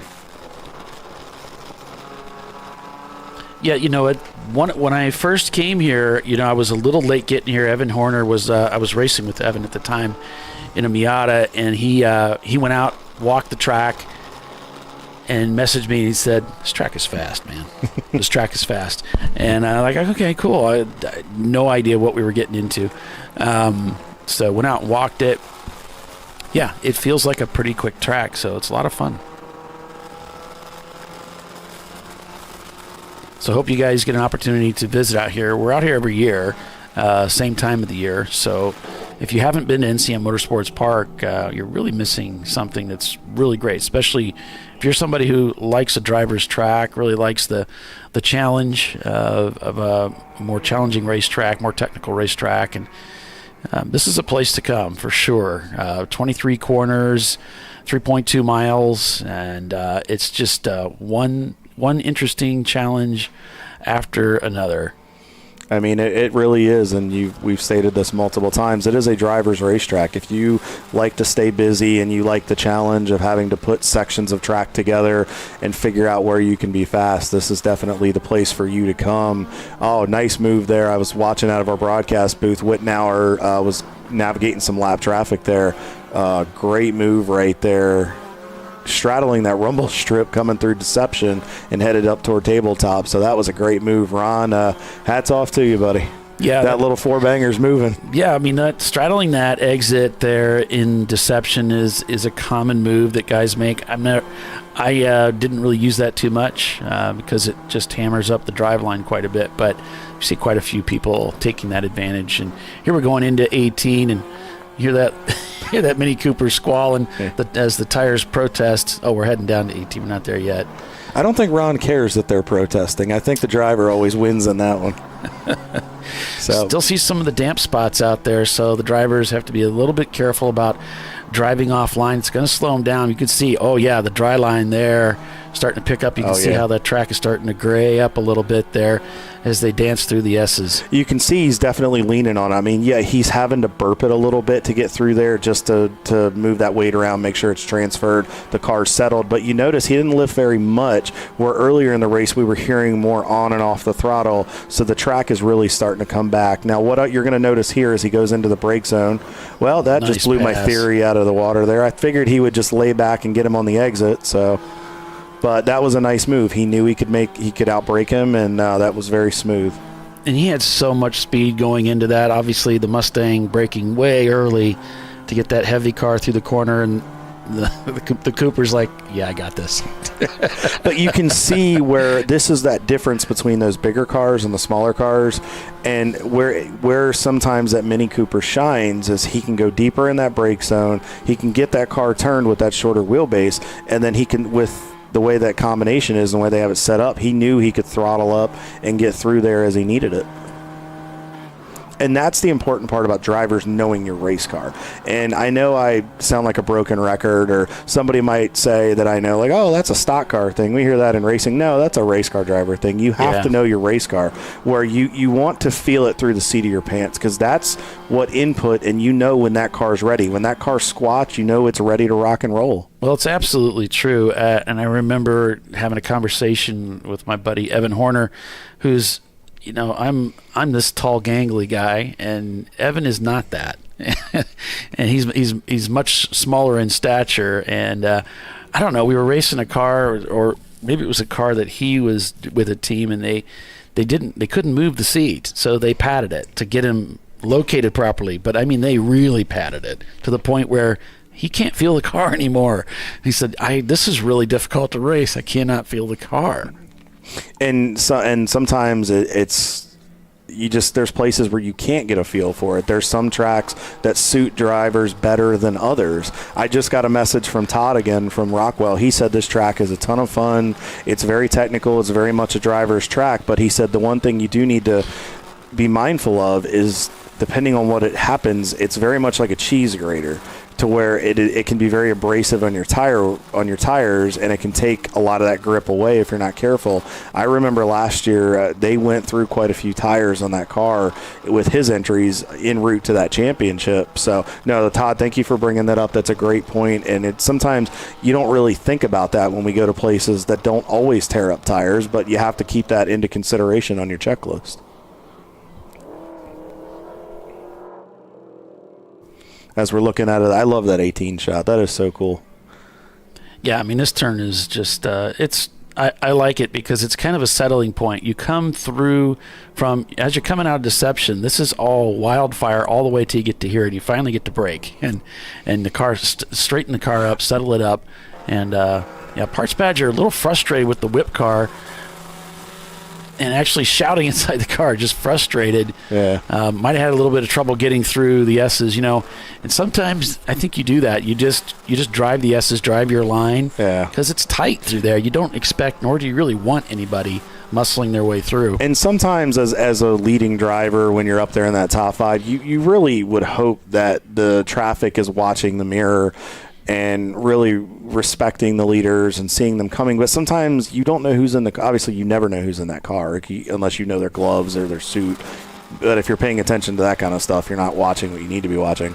But you really don't know. And if the driver's distracted or if it's somebody that may not have your experience level, they're going to be a little overwhelmed. So you have to always find that escape route, and you do tend to get frustrated. I mean, we've all been there as drivers, but that's where – and it's hard. I'm just as guilty of it when you get in there. It's frustrating, but you try to keep your composure, and you got to just let it go. And I know there's a lot of people watching this going, yeah, you're the last person that probably needs to be saying that.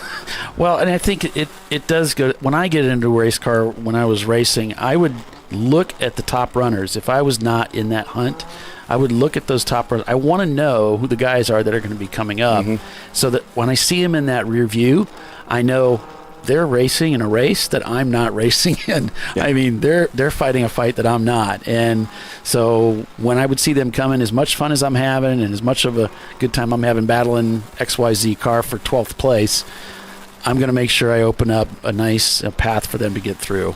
All right. And that's what you hope. And honestly, as a driver in a car that's not at a leader's pace, you really have to – that's something you learn in endurance racing, but that's something that endurance makes racing, yeah. Right. But that's something, well, in racing in general, even if you're running on an oval or in an open wheel car and you're running a short race, if you have traffic and you know you don't have the pace, you be smart and get out of the way, and don't be the reason that 2 leaders wadded up cars for no reason. Well, I got to tell you, I've raced both types of cars, and when I'm driving a leading car or even a second place car, the way that the guys are so good about just giving you that a little bit of room to get by and not throwing blocks at you when they're not in the same race. It's great. I mean, it makes your day go so much better. You've got that extra pressure on you that you're not used to carrying, of trying to make sure you lay down good laps to keep that advantage that you have, and hopefully catch the people that are ahead if you're not leading. But this is a good example right here. Ron, as we're back on board with Whitnauer Motorsports, Ron backed off getting into turn 1, was trying to be nice and smooth, catch him on the exit, didn't get it. Looks like we got a car spun there. Is that one of the Section 8 Mustangs right there? I'm not sure. He enters alongside flat out. This is going through the bus stop here. And but yeah, we'll go back to Whitnauer there. So it looks like he got it going. So no harm, no foul, just a local yellow into that section. But what he was trying to do is, I figured he was trying to back the corner up a little bit to where he didn't run up on him, because we saw that yesterday, Paulie, and we even saw that earlier this morning. If you run up on a guy and end up losing all your momentum, that's going to cost you more time than giving up a couple tenths of a second and getting the run off the corner to set up for a better passing opportunity. But in that instance, Ron was trying to find the hole, but unfortunately the car in front of him really was moving around a lot, now obviously not watching his mirror like he should have been, and that did cost Ron a lot of time. It looks like he's navigated it. I mean, and this is another experienced team. Right now they're leading the F class. They're 3rd overall in the race. He was able to get through that, but it is frustrating and it can throw you off of your rhythm, and that's where, as a driver, and you develop in your cadence behind the wheel, you have to learn to just put it behind you and move on to the next thing as the tires continue to protest, Paulie. Yeah, they do. So the standings right now, we've got Parts Badger leading the championship race, followed by Rockwell Autosport Development. The gap is just 1.6 seconds, so there's not a lot of time to be given away for the Miata, or they could lose the lead again. Whitnauer Motorsports is in second place, scored back several seconds. They're actually showing a lap back, but I don't know if they're full lap down. Bavarian Mustache Works shown in 4th. Flat Out Nemesis is back to 5th. Gorilla Sticker in the 517 is 6th. Then there's Nosy and Mazda, Fuse 15, Team Troxel. Team Troxel just made the pass on Fuse 15 for 8th place. And then it's Balthazar Motorworks then in 10th. Paulie, I did see a little bit ago while we were, there was a car that was on board with Team Troxel right here. Nice and smooth, just out for a Sunday drive. Nice smooth shift right there. Driver looks very relaxed in the car. See, that's really smooth right there. You don't see him hammering on the shifter. He's just pulling it back into gear and setting it into gear. Now, I did notice there are 2 ways you can do that. When you're pulling from third to fourth, one trick that it looks like he's getting a drink of water, either getting a drink of water or preparing so he can get a drink of water. I did notice that he had his palm, the face of it, facing towards him. One trick I learned was a lot of times, sometimes that third to fourth shift, if you're in a hurry, he's very relaxed. But a lot of times you'll see guys go to second accidentally, because if you have your palm facing towards you, you can accidentally pull it into second if the clusters are very close together. What I've learned and what I've always recommended to my students, if you have the ability, flip your hand over, because then if you turn it away from you, it makes it kind of go off to the right a little bit, to where then you have a better chance of. That's just something I've learned, because I've had a couple of those instances where I've pulled it into the wrong gear, and we've all done that, especially when you're in the heat of battle. Yeah, I actually try to just shift with, I do fingertip shifts, so I just try to use my fingers to shift and not my palm, not my whole hand. Every driver has a different, there's things that work for you that may not work for me, that may not work for anybody out there. Everybody has to develop what works, but the biggest thing is you want to make sure that it's an effective way to do it so you don't miss a shift, as we see Rockwell with a late break right there. That was inside of Bavarian Mustache trying to chase down Parts Badger. Well, and Rockwell's right there. Again, they were on their haunches trying to get by for the lead. And that's why the car made the move he did, because he's right there. What he was trying to do was dive in and get right to that bumper as they were headed down into, I believe it was the sinkhole. Yeah, so they're coming down the front straightaway here, and we'll see what happens here. We're looking for Parts Badger. One of the cars pulls out. Oh, yeah, this is going to be great. This is going to be interesting. We definitely need to keep a camera on this. But Roy made a nice move right there. He got by him, but then he got back in line to where he kind of got into that slipstream, to where then the Rockwell car had to make that late braking maneuver, but it allowed Roy to get back into a position to get into the Mulsanne chicane at a better angle. So, I mean, it's kind of, we'll have to look at the lap times here. They're almost dead even, Paulie. Last lap, it was 2:24. It was a 2:24.06 on Parts Badger and a 2:24.12 on Rockwell. So, I mean, less than, it was 0.06 of a second right there difference. Talk about dead even. Yeah, going down into 7 and 8 here, and this is a stressor for Parts Badger, and Roy's the best guy to be in the seat, but he can't afford to get blocked. He really needs clear track, and so every time he comes up on a back marker, he's hoping they'll give him a clean line. And this is dangerous right here for getting past, because you're getting choked up in that slow turn 10. Now the hole opened up right there, Paulie. The BMW, I think that's Balthazar, I might be wrong, but again, that's poking the hole. Let the lap car, if he has a decent pace, let him get through the slow traffic, let him work that, and then right here, as you can see, Roy's getting a run through there. And then he's going to be able to hopefully get by him. As I'm looking at our broadcast screen here, it looks like he was able to clear him. Rockwell is still going to have to navigate that traffic when he gets to him. So we'll have to see how the Boxster makes it through. Yeah, I think, Rockwell got a little bit of a reprieve there as he made some distance on the Porsche as he went down from Deception into Tabletop and Faux Rouge. And here they come into turn 18. And again, he is right with him heading down into that corner. There's just, this is constant lap for lap. The Porsche and the Mazda fighting it out here at NCM Motorsports Park. They climb the hill here through the S's back onto the front straightaway. And that's 3.2 miles there. This is going on lap after lap for these two guys. And really, I don't know if it's you. I kind of prefer to be in second place, because you can kind of sit back and just watch all this develop. And the Porsche just is waiting for things to develop, waiting for that opportunity.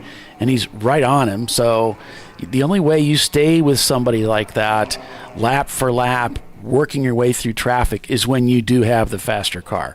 Because you're going to have those little those little moments that you could see he had gapped back a little bit as a result of traffic and then caught back up to him. So the Porsche is the faster car here.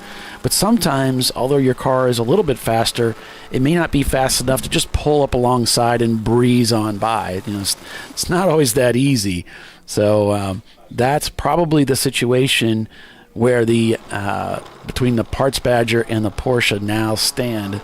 And Rockwell's just in a really good spot. I kind of like that. I kind of like, as the Porsche driver, I'm just going to keep the Mazda in sight for now. It's a long race. There's plenty of time. I'm not sure that he feels he's either fast enough to pull alongside and blow by and gap him, or anything of that nature, but maybe just wait for a mistake, and then he can make his move at that time.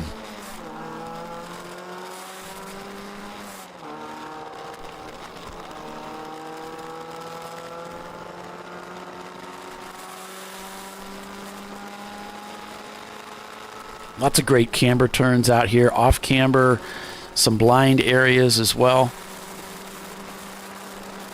Coming through tabletop and into that tricky turn 14.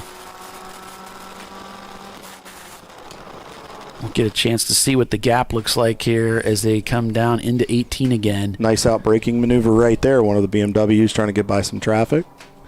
And here they are. Once again, he's going to be saddled with the fact that he's got all these back markers up there, and already he's thinking, I'm probably going to run into these guys at the bus stop. So hopefully I can make a clean pass to get through there. And here we have the number 99, the Toyota, in the pits right now with the less is more cam. We'll go back to the racing action here on the track and put that picture-in-picture up for you. And there the Toyota goes as it leaves pit lane. So as you can see, as we see the cars coming at us here, as the car comes down pit road. So for those that may not know, pit road speed at all Champ Car races is 20 miles an hour. The pit marshals that are down there, they will have a speed gun on you, and they will be checking you to make sure that you are adhering to. Oh, wow. They just got into the race right, splitting that gap right there, trying to get through. Oh, he had a lot of trouble finding the proper gear then. He's really driving with the pressure behind him from that Porsche. The last lap, Paulie, they were separated by 0.2 of a second in lap time, and the gap was about just shy of 0.7 of a second at the line. So there's a lot of urgency behind the wheel there with Roy as we're back on board with our buddies at Running Bull here. Yeah, I was trying to catch up with Race Right. Here we go. So Race Right now has the seat. They can see everything that's going on. This is all right in front of them. Oh, they're going to enjoy this show. Whoever's in the car, I hope they got popcorn with them to enjoy it. As you could see, the Rockwell car, I think I had gotten another message from Todd that he had said I was. So Doug is getting ready to go in the 12 car next. I just saw him roaming around here a little bit ago, and John Allen is in the 12 right now. So that is him in there in the fight against Roy. So that'll be interesting to see how that develops.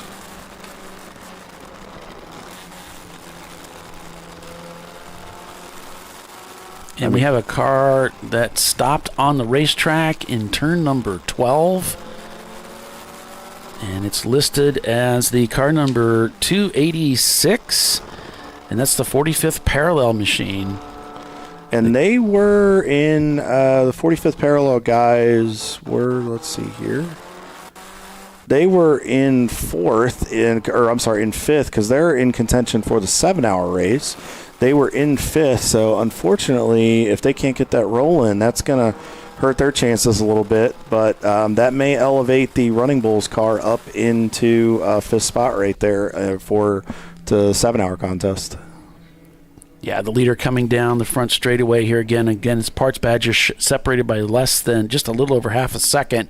Oh, look at that. No, they're really close now. Yeah, about half a second is shown the gap. Whitnauer Motorsports behind them in third place. Bavarian Mustache Works in fourth. Flat Out Nemesis in fifth. There's No Z and Mazda in sixth. Gorilla Sticker seventh. Team Troxel Racing is eighth. Balthasar Motorworks ninth. And Fuse 15 in 10th in the National Championship race. And I noticed again, Paulie, I was looking at the lap times, 2:27.45 to a 2:27.40, 0.05 of a second, not a lot of difference. They're both, you can tell they're pretty much even, so I'll guarantee you it's going to be like this for the next 5 hour, about 5.5 hours we got left, getting close to it. Yeah, we'll see how the pit stop strategies work out too. Of course, both cars, of course, have made their second pit stops, and their pit stops were on the same lap, roughly 41, lap 41 for Parts Badger, lap 43 for Rockwell. They seem to be on the same strategy. Yeah, pretty much within that range right there. Now we'll have to see, because as hard as they're running and running those RPMs up as far as you can, we'll have to see if any of that affects fuel mileage, to where if maybe one car is not as fuel efficient, let's say, if they can hold the pace at the same time. So we'll have to monitor that and keep an eye on it. But Wittenauer Motorsports rounds out the top three there, but they're a lap back. They're on the same lap as Bavarian Mustache Works, who's now worked themselves into fourth place, and Flat Out Nemesis. Those three cars between third and fifth place are on the same lap, and then, well, it looks like they're a lap back from each other. I apologize for that. And then as they're coming by the timing and scoring, I'll try to get a little bit better clarification on that. So, yeah, well, we know that the Parts Badger fuel tank is going to present a challenge for them. We know they have to take extra pit stops, so this might be the advantage that the Porsche needs. We'll just have to wait and see as things get cozy with Race Right and Bavarian Mustache Works as they're heading through the S's here. Trying to find that opening right here. You see how the car just grinds around, and when you try to use the curbs, it causes the wheels to break loose, but manages to get through in the S's here. Nice pass right there. Going to go ahead and pound on these curbs at the exit to get a good run down the front straightaway. Now, he should hopefully here, it looked like he got it into fifth, no problem, just easing down the front straightaway. Probably trying to get into that slipstream or draft of that BMW in front of you. It doesn't seem like it probably plays into much here, but it can sometimes if you get in there and get that nose tucked up and let them kind of pull you for a couple seconds. And so with that, we're going to take another break as we've reached the top of the hour, as we are watching a clinic being put on today here at NCM Motorsports Park with Parts Badger Racing and a very close competitive Rockwell Autosport development in their Porsche Boxster. Stay with us, folks. Lots of racing on tap. We'll be right back.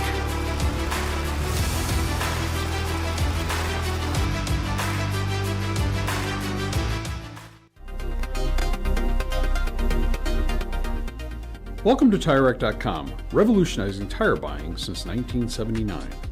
With our unmatched selection of branded products, finding what fits your vehicle and is right for you and how and where you drive has never been easier. Through helpful online shopping tools that include our professional hands-on reviews done at the introduction of a tire and consumer reviews that give real-world feedback over the life of the tire, you can make the right tire choice and find exactly what you need. And if you prefer to talk to someone, our tire testers, our sales team, are available on the phone. And that's how we get you the right tire for you and your vehicle for where and how you drive.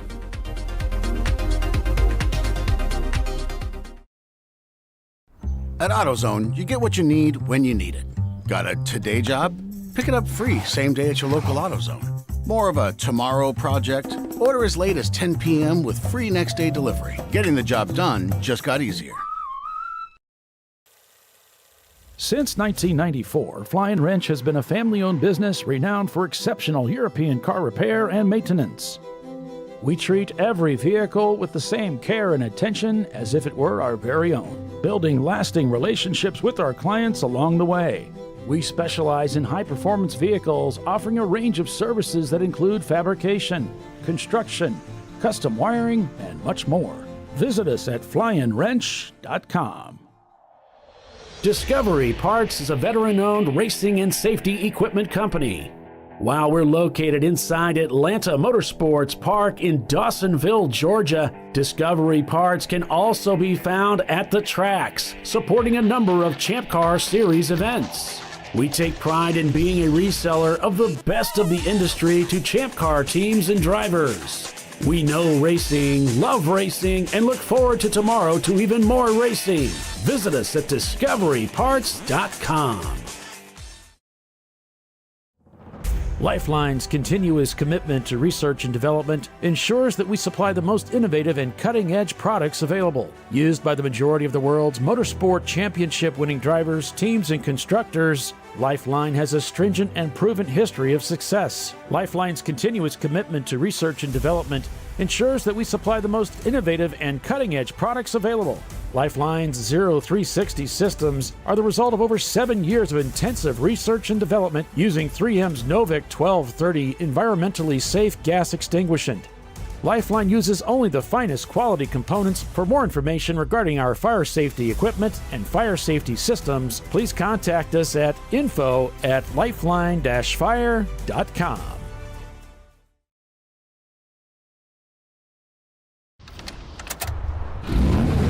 Come on, Road. Do your worst. We'll be at our best. Engineered to meet or exceed original equipment performance, exclusively at AutoZone. Frozen rotors from Diversified Cryogenics deliver increased performance and a higher level of safety, while significantly reducing braking system costs. So to tell you a little bit about the durability of this product. So we have seen an incredible extension of the life of our brake rotors using frozen rotors. We've gone from brake rotors every other weekend to 6 weekends on one set of brake rotors, and I think they can go farther. The durability has been amazing, and it's been a fantastic season, and man, a lot of that is due to the way our car can brake on those frozen rotors. For more information, go to frozenrotors.com. Sentinel is a comprehensive motorsports video solution incorporating live streaming, local recording, 3 cameras with picture-in-picture, flag status, and much, much more. Stop playing with multiple solutions. Sentinel handles it all, including timing and scoring, vehicle data, graphic overlays, adaptive bitrate encoding, network bonding, and more. Sentinel is the solution to sharing your motorsports experience with your friends, family, sponsors, and the world. What are you waiting for? Get your Sentinel today and never miss an on-track moment. www.sentinel.racing. Bring on the frozen tundra, the grinding gravel, the cratered concrete, the rain-soaked streets. Come on, road. Do your worst. We'll be at our best. Reliable performance in unreliable conditions. Designed to meet or exceed original equipment performance. That's why more auto technicians choose Duralast parts. Exclusively at AutoZone.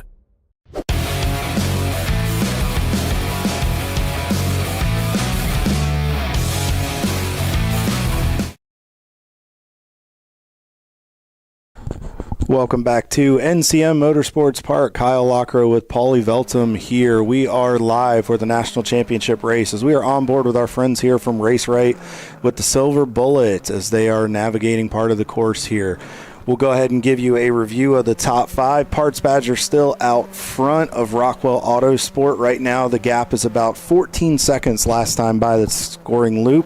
Wittenauer Motorsports in 3rd. Bavarian Mustache Works is up into the top 5 in 4th. And there's no Z, and Mazda has now crept into the top 5. And we have a heck of a race going on here. It was very, very close between the 2 leaders, but it looks like Parts Badger has stretched it out a little bit. And we'll just have to, as we'll go back on board here with a few of these guys and see what's going on.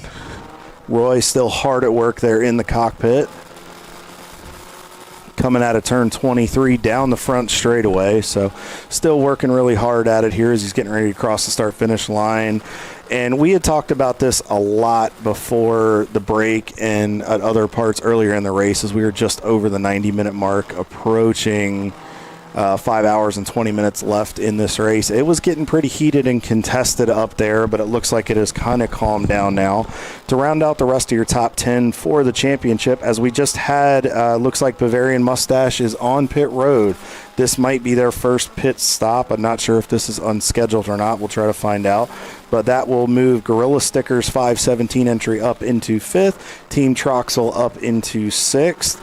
And depending on how long it takes, that may move Balthazar Motorsports up into the 7th position. So as you can see, Roy is still navigating some traffic there. Looks like things have calmed down in the cockpit just a little bit, and he is still working and trying to leg it out there. The gap has come down a little bit last time by the line, down to 13.5 seconds between themselves and the 12 car at Rockwell Autosport entry. So we'll have to keep an eye on that. And then a lap back from our top 2 is Wittenauer. And it is really cool to see an F-Class car up there in the top 3 overall. That is something that I think some of our friends on pit road have been noticing. I've been getting a lot of messages saying we cannot believe an F-Class car. Now, we know Wittenauer is very experienced, but they just cannot believe that F-Class car is up there putting on a show today. Yeah, Whip Racing in the pits right now with the less cam, checking them out as they're just doing a standard fuel pit stop, probably driver change as well as they get ready to send that Mustang back out onto the racetrack. Really appreciate those guys. And it's always a lot of fun talking to them when they come in. Paulie, now that we got a little bit of a break here in the action for our national championship, let's talk about a few of our 7-hour guys. Yeah. Madwag Motorsports in their 251 Mazda Miata is leading over on that side. On Second Thought Racing in their 1985 Toyota MR2, the 342 entry is there. As we're on board real quick with that 99 car, that looked like it was race right at the bumper coming there through turn 10. And as they come up through Deception and then head toward Tabletop, Brew Crew Racing is in 3rd position. But I was looking out the window. I see the Less is More cam is down there. It looks like might be Mr. John Stone getting ready to get in behind the wheel of that 86 car. And then Running Bulls Racing is 4th, and Dingus has worked its way into the top 5, and that is our 7-hour race. And I'm going to go ahead and share this in the chat for everybody. So we know the championship is a big focus of today, but we don't want to take away from our friends and teams that are competing for the 7-hour contest. So we want to make sure they get their effort rewarded as well. And then let's kind of round them out a little bit more. UGA Motorsports, I believe, is in 6th. Sennhauser Racing in 7th. The sister Parts Badger entry, the F-Class car, is in, I believe, 8th. Whip Racing that we just saw in 9th. And then Flying Low Motorsports and their 1997 Honda Civic, the number 34 car, has worked themselves up into the top 10 there. And then we have Battle Scarred, MMR Racing, Keek Racing, Fun Bunny Racing, and are still out there in the fight. So unfortunately, it has not been a great day for 901 Motorsport. Those guys have just had a very rough weekend. And then we don't want to forget about Blue Shells in their 2005 Ford Focus as well. So we want to make sure we get those guys out there and mention. Go Blue Shells, go. That's back on board with team. Yeah, back on board with our Team Troxel Racing guys here. They are one of our championship contenders. Again, still looking like he's just on a Sunday drive in there. Very relaxed. Yeah, we also got Williams Racing Group here in their Mazda. We haven't spent much time watching them because I've run out of room. I've only got 24 spots for cameras on my switcher, and then they trail off into the periphery, and I just have to remember that they're out there. And that's not going to happen. No, and we appreciate those guys. And please, folks, and when you guys come to the track, if you have a feed, keep them coming.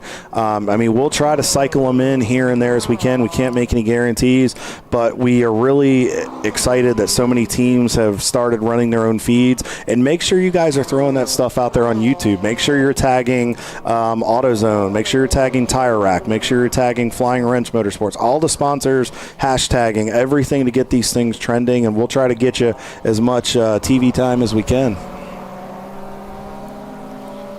Yeah, we're headed back on board with the Race Right folks in the Silver Bullet.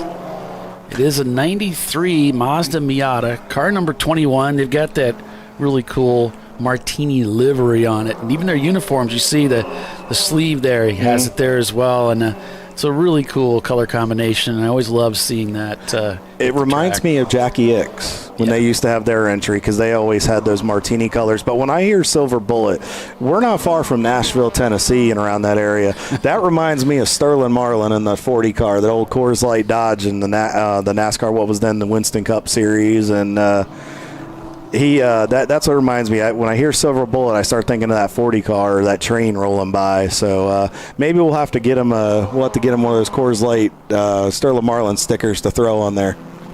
Well, we'll have to check in on the crowd favorite here, and it is the Running Bulls team, and just see how they're doing. Yesterday's race kind of became a shakedown event for them. They were just trying to figure out the car. And but today it looks like things are business as usual out there for the Running Bulls team. Of course, Andrew Sides, a member of that team, is Michael Bulls as well, and it's also the Flying Wrench effort as well. So there's a lot of energy that goes into putting this team on the racetrack and getting those laps in.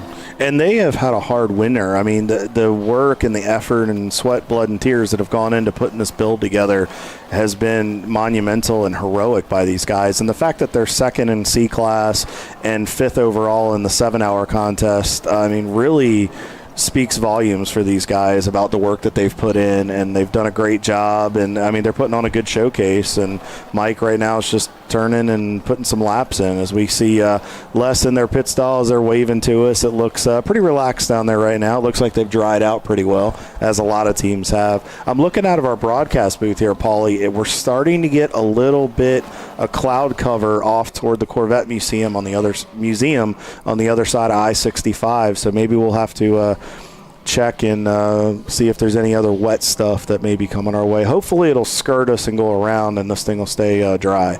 Yeah, it looks pretty heavy, and sometimes, cameras can throw off the light effect. It can be darker than it really is and that kind of thing. These are pretty accurate colors right here. It does look like that. Those are some heavy-looking clouds up there, and unfortunately we are under that 50% chance of shower threat throughout the day today, but we haven't had any of the wet stuff hit the track since early this morning before we arrived at the racetrack. I'm telling you, we got to get that vortex theory going. It'll save us all. Yeah, well, anything would happen. That storm cell is gigantic, and it's really affecting the eastern side of the United States this weekend. And really quickly, for anybody that may be in the southeast part of the country, especially over toward the Midwest, that was affected by those storms with the tornadoes and severe weather, our hearts and our condolences go out to all of you that were affected by it. Hopefully everybody is safe. I mean, we know it's unfortunate to lose property and materials, but if hopefully everybody is safe and can rebuild, and we, from everyone at ChampCar, we give you guys our best, and hopefully if there are any teams out there that we know that we're able to get through it. So, but you guys are in our thoughts and prayers. Yeah, definitely. It's always tough seeing that we are kind of very connected because we have so many teams from all over the United States. So, it's when there's a catastrophe that rolls through the United States, whether it's fire or storms, tornadoes, and that kind of thing, the flooding, well, we all feel it. Yeah, and and even if we know somebody in that part of the country, it's just, we're in, especially in racing, we're all one big family. We all want to get out there on that racetrack and beat each other. But I mean, when things happen, we all rally together and overcome it. But as we're on board here with TMMI Motorsports and their entry, it looked like they're getting a hang on this. They're leading the EC class right now. It looked like, Paulie. Well, they really came out here more for testing and some time to experience, but you got to come away and be in a situation where you're leading the class. That's pretty good. That's got to feel nice. But they're not doing anything over the top. They're being very smooth, very consistent. You don't see them abusing the car too much. They're using the curbs liberally, trying to just use it to keep the car settled, but they're not doing anything out of pocket, let's say. And so far, as we approach the 2-hour mark, it's looking good for those guys. As I knock on wood, I don't want to give them that broadcaster's curse. Well, that's really one of the really unspoken secrets of endurance racing is just keep the car out there, and you can do amazingly well. I mean, if you don't have any unnecessary pit stops. I've always believed you should be in the top 15 by the end of the race. So they don't have to have the fastest car on the track. If they can just keep the car out there on the racetrack, they're going to do really well today. Paulie, I hate to be the bearer of bad news, and I'm not trying to be the negative Nancy of the broadcast here, but as we're on board with Ron with Wittenauer, I'm seeing some wet stuff and the wipers going. So it looks like we may be transitioning back into a wet weather race. This may play into Part Badger's hands. And as I say that, the gap was down to about 2.1 seconds between themselves and the number 12 Rockwell entry. This may allow Parts Badger to leg it back out, but we know there's some experienced veterans in that 12 car, and we know Rockwell can adapt and overcome, so we'll have to see if they can continue to close in as Ron's tires are continuing to protest, even in the rain.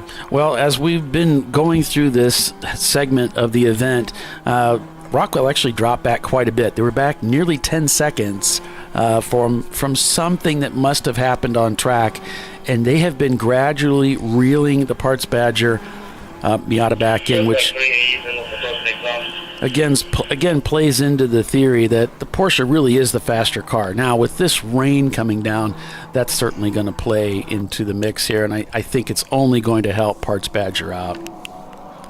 Les, stay dry down there, buddy. We're pulling for you. As we're at less Epps, the less is more Cam there. Real quick, Paulie, we're talking about closing in. I got to give a shout out to Team Troxel. They are now into the top 5. Now, we have been through the exchange of pit stops, but they have slowly been working themselves up there. And this rain may play into their favor as well. It just seems like slow and steady, a little engine that could, but they are last at the line, 52 seconds back of the 383, the No Z and Mazda entry. So I think that we're starting to get some of those players that we may not have expected to see. Player. Exactly, player. Sorry. I'm not. We try to be cool, but well, Paulie's cool. I'm not cool. Most people in the paddock that know me, they're like, he's a big dork. You shouldn't talk about yourself like that. Oh, it's all right. But if I don't talk about it, my wife Tanya will just tell everybody the same. So it's fine. I'm just getting ahead of the trouble. And if not, my mom will get on the broadcast and tell everybody. And next thing you know, a baby picture will be out. Then we'll have to be paying for people's therapy. Well, we see some cars moving really has slowed down dramatically as the rain is coming down here at NCM, and so this is going to shake up the field quite a bit. It's going to be interesting to see. Red Bull, but Running Bulls in the pits. Yep. Looks like business as usual here. As we can see, fuel in the car, just going through the normal process of a pit stop, car at a complete stop, shutting everything off like we talked about. You have your fire bottle guy there pointing at it, just making sure in case something happens, he's ready to help his teammates. As we can see here, looks like one of the, I can't see what that is there. I think that's North by Northeast. That is North by Northeast. It looks like they've been in the pits for a little while. So it looks like, I wonder if they're looking at something, maybe suspension, transmission, based on where they're at. Les tried to tell us they were working on the car, and I didn't quite catch the massage, but yeah, they're obviously doing some mechanical work here in the pits in the rain. Yeah. And then the ice bag there, what they do is, folks, is they'll put the ice in the cool box or the chill out system or whatever they have in the car, and then what that does is it works and it provides cool water for the driver that runs through a system, like kind of like a filtration type system that runs through their fire suit, and it keeps the driver cool. It runs across like your chest and your back and shoulders, so it's good for keeping your heart rate down and at a regulated level, especially when you're in an adrenaline pace like we were when we saw with Roy and Rockwell. As we may have a battle for the lead here, but it's a good way of keeping your heart rate down, which keeps you calmer, less chance of overheating. It is getting tight here, Paulie. Yeah, it's a broken exhaust system that's coming from Les down there in the pits. Thank you for that, Les Epps, our man on the ground in the pits. This is for the race lead right here, Paulie. It is getting tight. as we see Roy kind of had to back out there with that transition section from 20 to 23. You change directions 3 or 4 times. So while Roy was in an advantage there, he had to move as he's got an outbraking maneuver potentially down here. Looks like coming down the front straightaway, Parts Badger with the advantage on the inside as they head into the 1A2 complex. Yep, through the bus stop. See if he can carry it. Down to turn 2 and 3. Managed to get back around him. I told you that Porsche was coming. We still think that's the faster car, but calling into the pits now. Checks the brakes as he heads through the Corvette curves down towards turn number 5. It looks like he's got a little bit of a gap now, Paul. Yeah, he stretched it out a little bit there, about a 5 or 6 car length lead.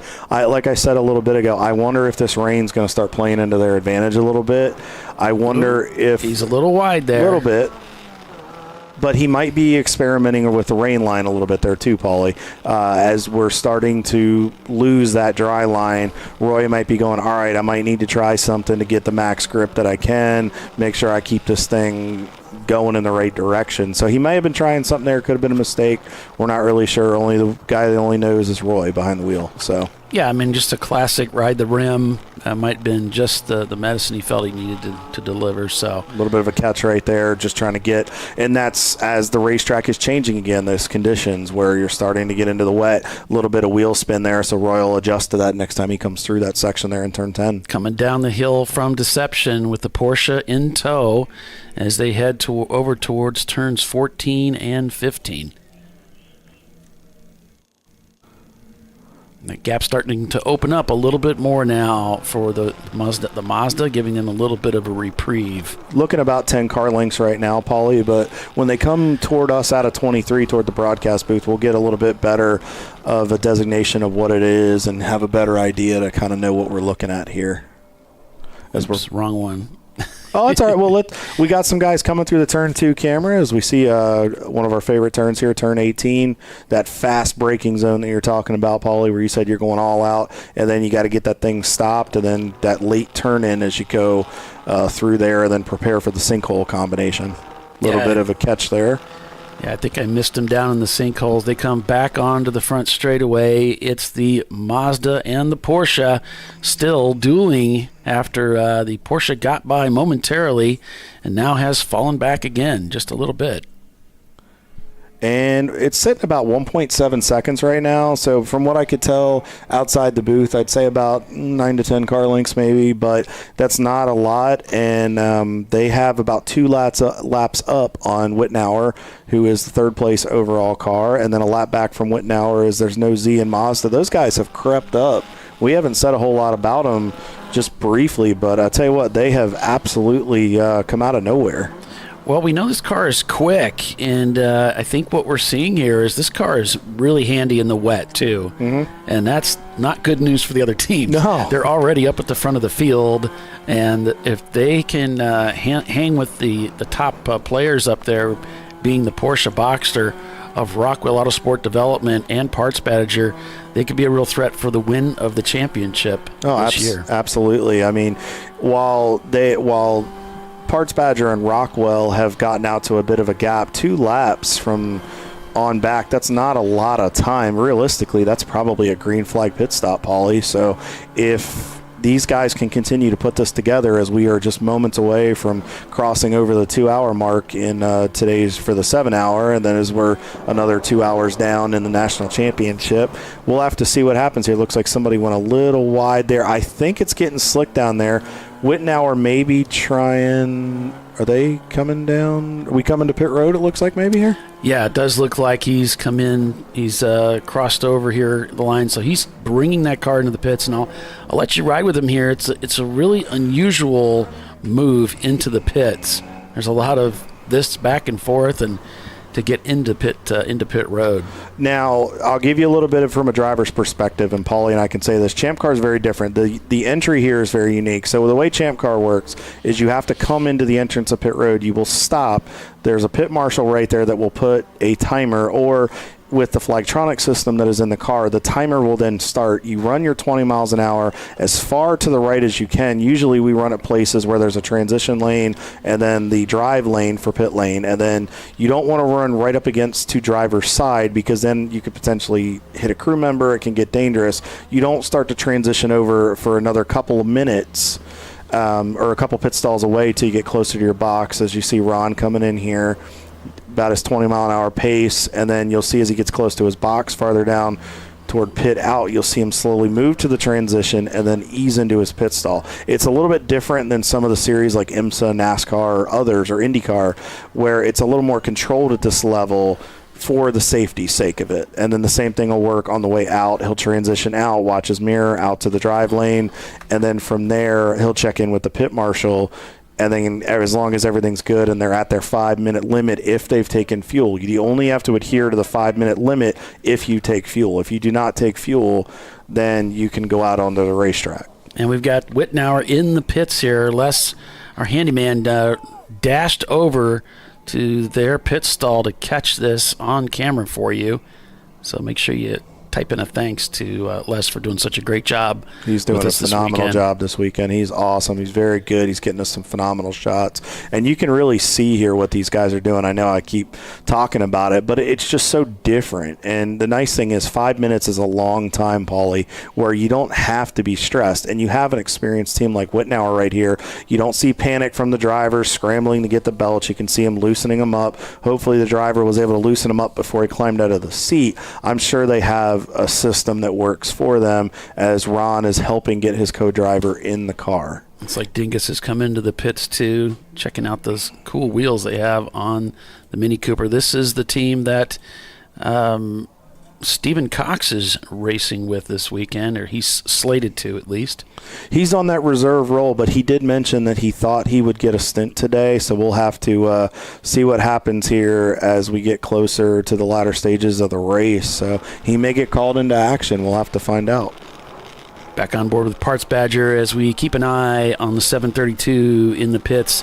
But so far it looks like just business as usual down there, as Kyle said. Yep, nothing crazy here, just fuel, driver change, do a courtesy check on the components, and then looks like we're going again. Well, yeah, and Justin mentioned how crazy would it be, not that he wishes anything bad to happen to anybody, but how crazy would it be for an F-Class car to win the national championship here this weekend? It's possible. I think it would be a great thing to see happen.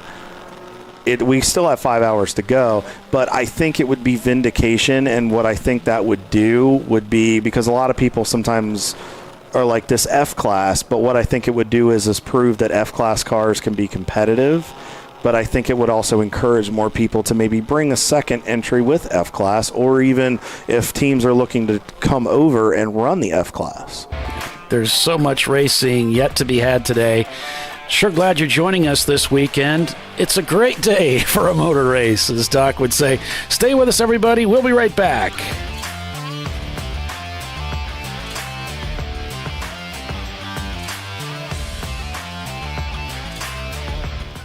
You know, I'd buy tires online, but then what? We've thought about it. We're TireRack.com. They should let you ship directly to a mechanic. Actually, we call them independent recommended installers. They should have like 1,000 mechanics. Try over 7,000 installers. Then you just make an appointment. At a time that's convenient for you. This could change tire buying forever. TireRack.com, the way tire buying should be. Come on, Road. Do your worst. We'll be at our best. Engineered to meet or exceed original equipment performance, exclusively at AutoZone. Since 1994, Flying Wrench has been a family-owned business renowned for exceptional European car repair and maintenance. We treat every vehicle with the same care and attention as if it were our very own, building lasting relationships with our clients along the way. We specialize in high-performance vehicles, offering a range of services that include fabrication, construction, custom wiring, and much more. Visit us at flyinwrench.com.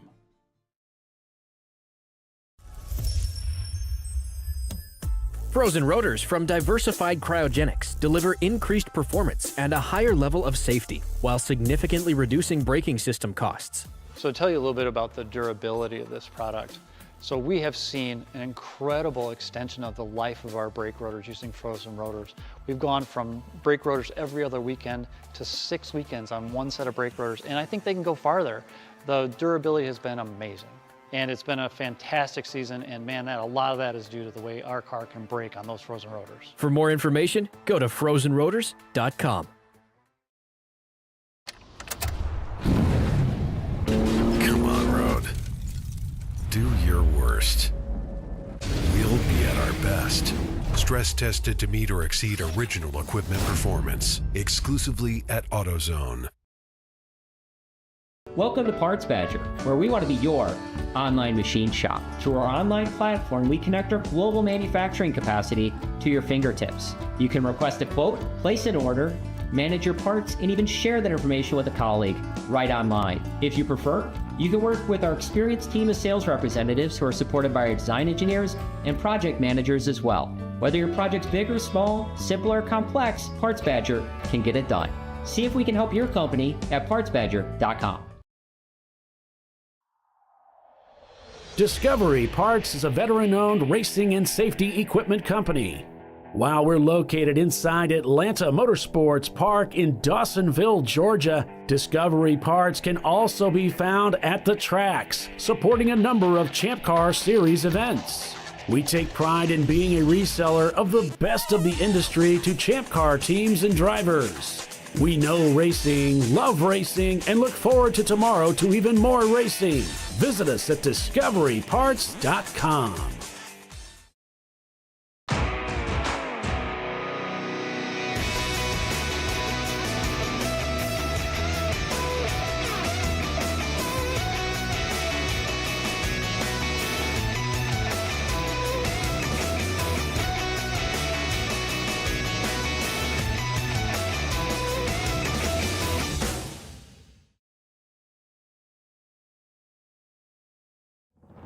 Lifeline's continuous commitment to research and development ensures that we supply the most innovative and cutting-edge products available. Used by the majority of the world's motorsport championship-winning drivers, teams, and constructors, Lifeline has a stringent and proven history of success. Lifeline's continuous commitment to research and development ensures that we supply the most innovative and cutting-edge products available. Lifeline's 0360 systems are the result of over 7 years of intensive research and development using 3M's Novik 1230 environmentally safe gas extinguishant. Lifeline uses only the finest quality components. For more information regarding our fire safety equipment and fire safety systems, please contact us at info@lifeline-fire.com. Sentinel is a comprehensive motorsports video solution incorporating live streaming, local recording, 3 cameras with picture-in-picture, flag status, and much, much more. Stop playing with multiple solutions. Sentinel handles it all, including timing and scoring, vehicle data, graphic overlays, adaptive bitrate encoding, network bonding, and more. Sentinel is the solution to sharing your motorsports experience with your friends, family, sponsors, and the world. What are you waiting for? Get your Sentinel today and never miss an on-track moment. www.sentinel.racing. No. Seriously?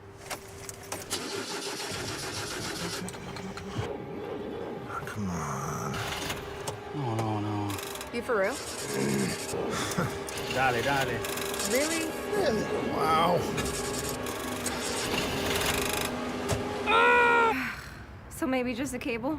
We can help you. Welcome to America's #1 battery destination, AutoZone, your battery solution.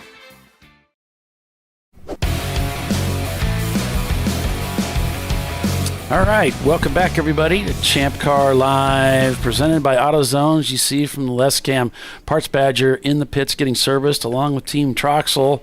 So the leader in the pits, they're torquing the wheels again.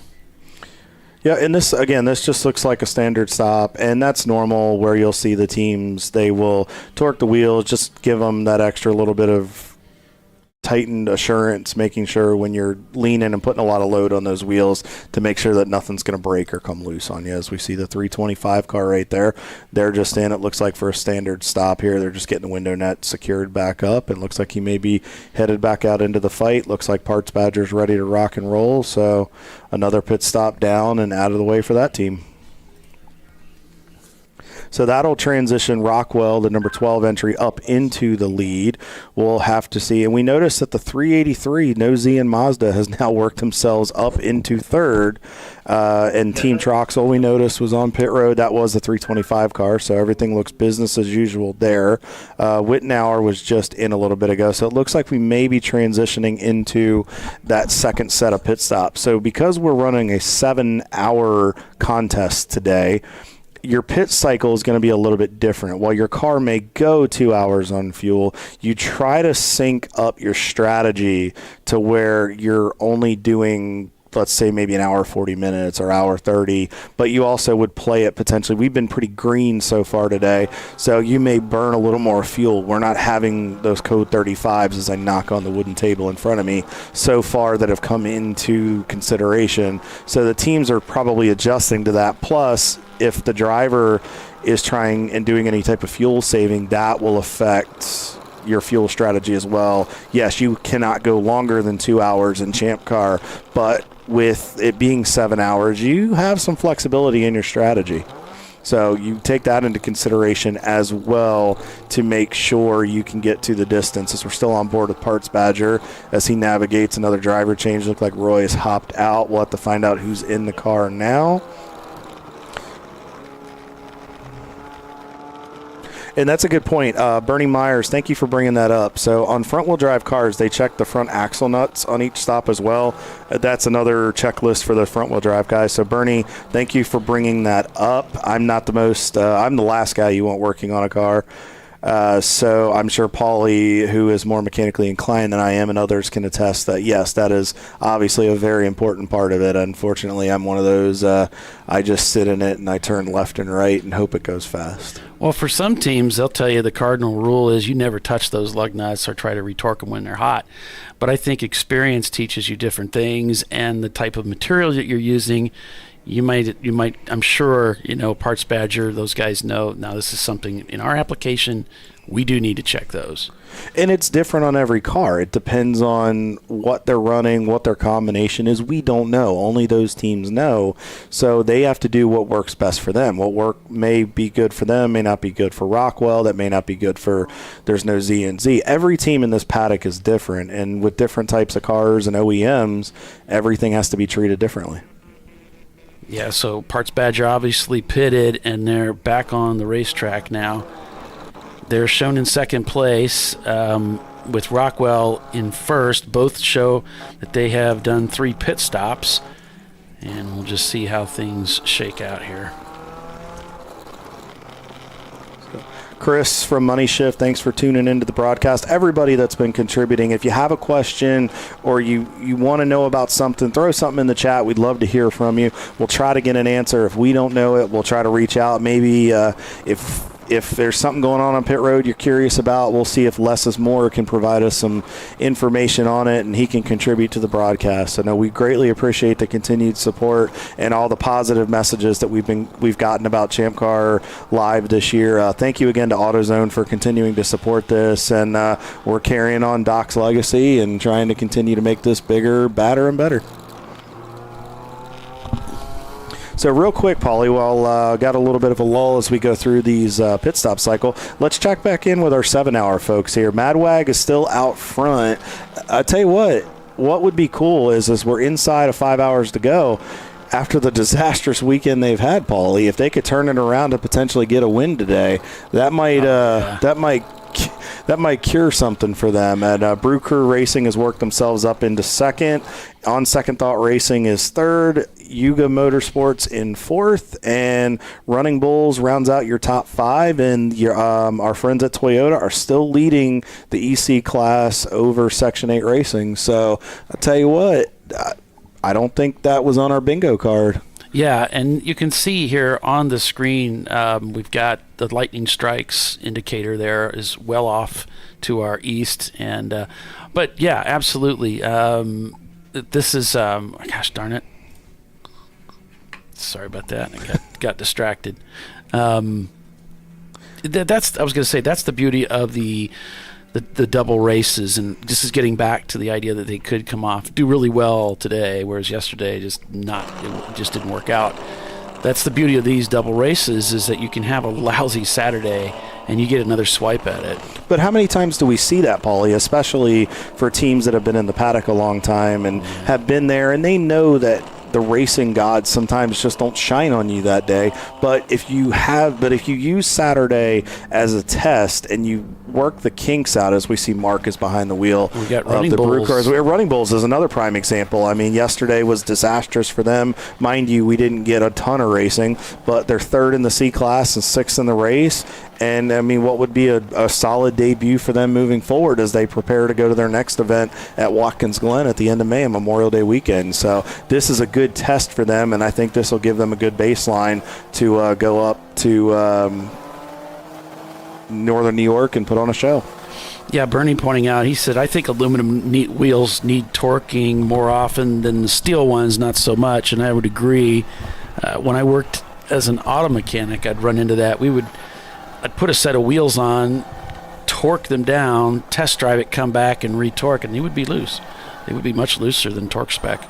So definitely, I mean, you could really loose, like scary loose. So it's alloy wheels you got to be really careful with in that. I think it's a good idea to check them. I think your torque specs need to change from hot to cold so that you don't overstress that lug. But and you need to have them on a lifespan where they age out and you replace them occasionally. Otherwise, you get that disaster where the wheel breaks off, because we're constantly taking the wheels off and on and torquing them down. Still, Mike, appreciate you.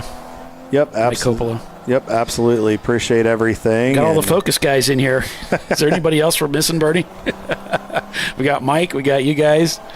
We appreciate the support, guys. We really do. The fact so many people are watching this, and we really appreciate it. And real quick, too, we're on board with Running Bulls. That is, that association with Flying Wrench. They are one of our sponsors here in ChampCar. So if you're watching this broadcast and you got your smartphone with you, make sure you pull up that camera, scan that QR code, check out Flying Wrench, and give them a little love as they continue to throw that back into us here in ChampCar. So we'll keep that full circle. We want them to come back. And it looked like Team Troxel went for a little bit of a ride there on track as the conditions are still wet out there. We're still seeing some of the rain come down, but it's light. And so that's gonna be just fine. We just don't want to see torrential downpours. We don't want to see the lightning, of course. That's what put us in the pits yesterday and really just bombed the whole race day for us. Yeah, and right now we're back into that rain section, and the rain's still coming down, so we've lost the dry line at this point. So drivers are going to have to, and now that we've just gone through a pit cycle, drivers will have to take that reset button, and they'll have to reset their brake markers. They might have to reset their shift points. They might have to readjust what gear they're running in certain corners. So they have to really keep that into consideration as we go through that transition. And I think this last little bout, Paulie, should be the last bit of weather that we shouldn't have to deal with the rest of the day. So we'll probably go through another transition again of going from a wet to a dry condition. But I tell you what, hats off to all these teams and the drivers and crew members and everybody here with the flexibility and adjustability to just deal with everything. As we see cars coming down the front straightaway, it looks like the track there's not a ton of water there. It looks like it's dispersed pretty well, but we'll have to check some of your higher risk sections to see what's going on. Well, we've had over a dozen cars that have been given warnings in the pits for off and continues and spin and continues. And it turns out number 86, the Brew Crew team, has been black flagged and brought in for dropping fuel on the racetrack. So they must have been spilling some fuel after that last pit stop, the number 86, which would be pretty devastating in a wet condition. Well, and also, too, it's going to be devastating to the race a little bit. I mean, they've been up in the top 3 all day, and we saw this at Road Atlanta a little bit, too. That car, for some reason, I don't know if I know they're getting all they can out of it, but it seems like that car just tends to drop some fuel. But also, that's a risk. You don't need somebody spinning out as you see the car coming down pit road here. And you want to get the car as full as you can, but you don't want to overfill the car to where it then spills out. Because when you lean the car to the side that the fuel fill is on, if you're too close and it's not locked in, the fuel will spill coming out of there, and then next thing you know, somebody spins or there's potentially a fire. So it's very big a safety issue. So that has to be addressed. It's unfortunate for that team, and it's going to cost them a podium position for the time being, but hopefully maybe they can recover. Well, it's interesting. Team Troxel had a moment. Running Bulls also just had a moment. Now, they've been out there cranking laps with the same driver for a long time. To suddenly find himself off the racetrack, there's probably some fuel on this racetrack. It wouldn't surprise me. It might be something. I'm sure the tower is looking diligently at it. I'm sure our corner marshals and workers are looking at it. There may be some fuel at various points around this racetrack that may require a full course yellow, to where they may have to go out and put down some kitty litter or sand to soak some of that up. And that fuel on top of a wet racetrack is just going to make it a very slick condition and is going to make it worse. And that's not good. Plus, if something happens, you don't need that becoming a fire either. So it looks to me like Running Bulls is off the pace. Like they have backed it down. We've also got flags going out for Gorilla Sticker and the sister car for the Parts Badger team, the A-Class number 414. So those cars are all experiencing 4-off and continues or spins. It looks like Running Bulls is staying out, but they appear to have slowed down. Maybe this is just the pace that they can run. It was pretty wet in some of these sections, Paulie, and also it doesn't look like they're falling behind the car ahead. It looks like they're tracking with them. Yeah, it's pretty slick back there from what I can tell. You can see the shininess. It's starting to dry a touch, but honestly, is with 4 hours and 40 minutes left in this race, if you want to back it down a little bit, it's not necessarily a bad thing either, because if you're not the most competitive in the wet and you don't want to risk anything, back it down and come play again when it dries out. Because looking at the broadcast booth now, the sun is starting to peek back out, so we may be transitioning back into another dry part. Hopefully this will be the last bout of rain we have to deal with. It has just been a very eventful weekend for here in Bowling Green at NCM Motorsports Park. Well, if my heart has to go out to anybody, it has to be the Parts Badger or the Flat Out Nemesis guys, because they have to drive that car without a roof, without a windshield, in this miserable rain. They had to do this also at Sebring for the New Year's Eve race. It was just like this, miserable. I can't imagine being that race car driver. Well, I was going down this morning, Paulie. I was walking pit road, and I was going out to check our cameras and make sure that we were ready to go for today's broadcast. And I happened to walk past that car, and Jimmy was walking with me, one of our officials. And we happened to see, I'll tell you what, whoever's idea it was to put that wherever they bought that tarp from, or wherever you got it, or however you did it, it developed a pool of water in there, but it wasn't in the car, and that tarp held up. So wherever you bought that tarp from, you need to go get some more of those or buy them out, because that thing was perfect, and thankfully it didn't get in there and disrupt their race. As we see on board here with Brew Crew, looks like John Stone's driving in the car right now. Got in there a little hot. I know John just got in the car a little bit ago. I've co-driven with John. He's a smart driver. He doesn't make a lot of mistakes like that. No harm, no foul. Just got a little sideways, grabbed a gear, and kept going. So hats off to John. Nice save. Sounds like he's short shifting too to keep those revs down. Well, from driving that car, Paulie, I know that when that car tends to get a lot of wheel spin. I'm not sure about this current build, but I know the old build got a lot of wheel spin. I noticed it at Road Atlanta, especially the sister car when Samuel Getachew, we had the 75 car. That car had a ton of wheel spin at Daytona when it was wet. So John's doing a masterful job of just managing that. But he's a very smart driver. He's been in ChampCar a long, long time. He knows how to handle this, and he handled that great. He didn't get overwhelmed. He didn't turn it into a worse situation. Right now they're leading the class in C. So, and they're third overall in the 7-hour race for today for the Sunday event. So just continuing to maximize what they got here. Hopefully that penalty won't hold them down any farther. Checking in with the Race Right Silver Bullet team. Again, this is a team out of Texas. They typically race at Harris Hill. They have a tremendous amount of experience racing there, and they've only now just begun branching out, racing at some of these other tracks that we enjoy, such as Sebring. They went to Sebring. That was their first foray into other racetracks, and it was like, okay, so this is okay, all right, I got it.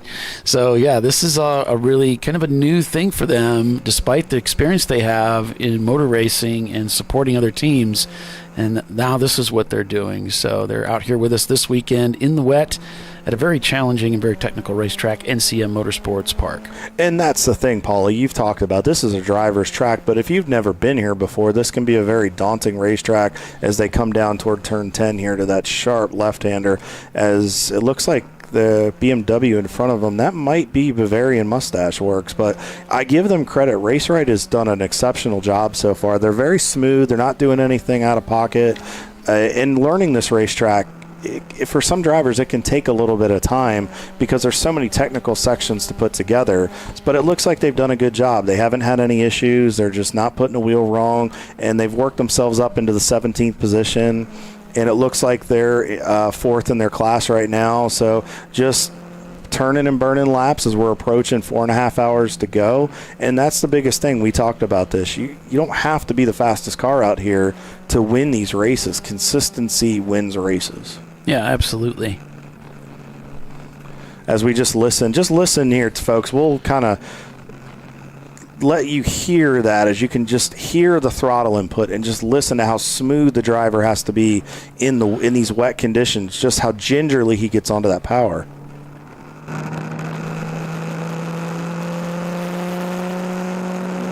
See, just modulating it, a little bit of a lift there with a big toe, grabbing some fourth gear right there, coming out of turn 23. As you can hear it, just gradually, just that egg underneath the pedal feeling. And we'll listen here as he gets on the brakes headed for turn 1. Backed off a little early with wet conditions, nice and smooth. Very smooth downshift to third gear.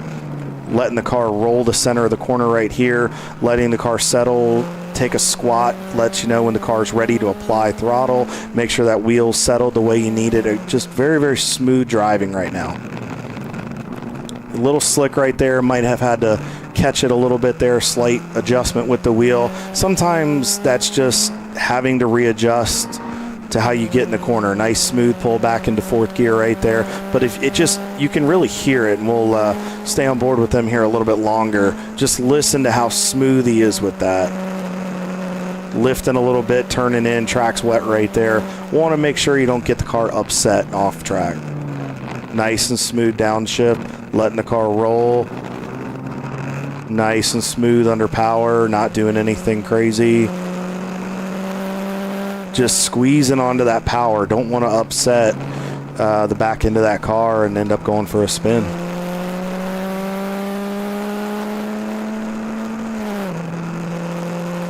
Nice and smooth there, headed up, back on board with Parts Badger.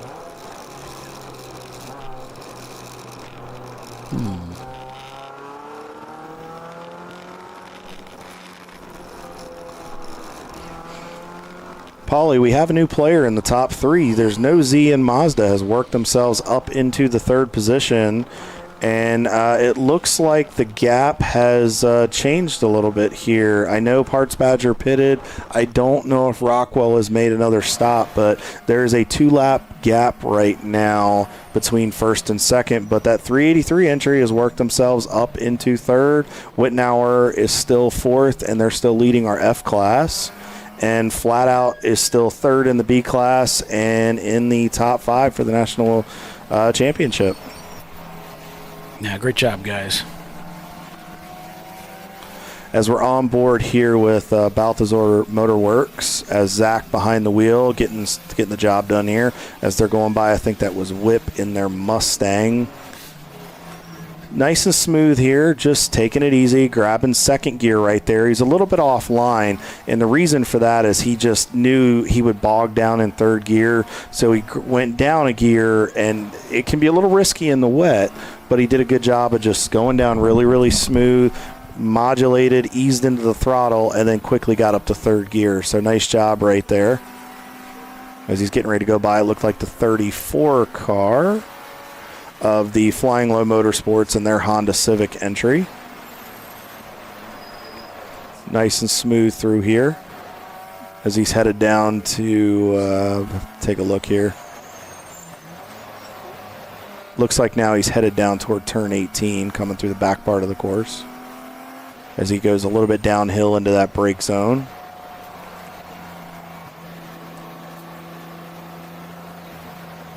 Now he's really smooth, really tucking to the inside right there. Then he gave himself a good entry coming into the sinkhole, and then he'll work himself out through the almost like a slalom section through here, because you change direction a few times as you get ready to come onto the front straightaway. Right now these guys are 6th in their class, and they are 11th overall.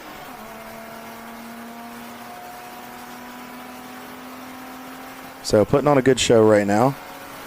And that C class is such a competitive class. And to be 6th in that is nothing to, it's not something to be ashamed of. It's one of our competitive classes. When we go to Daytona in a couple of weeks, you're going to see a massive amount of C cars, and it's always competitive. We'll definitely have another double-digit entry list of those, and they're putting on a good show right now.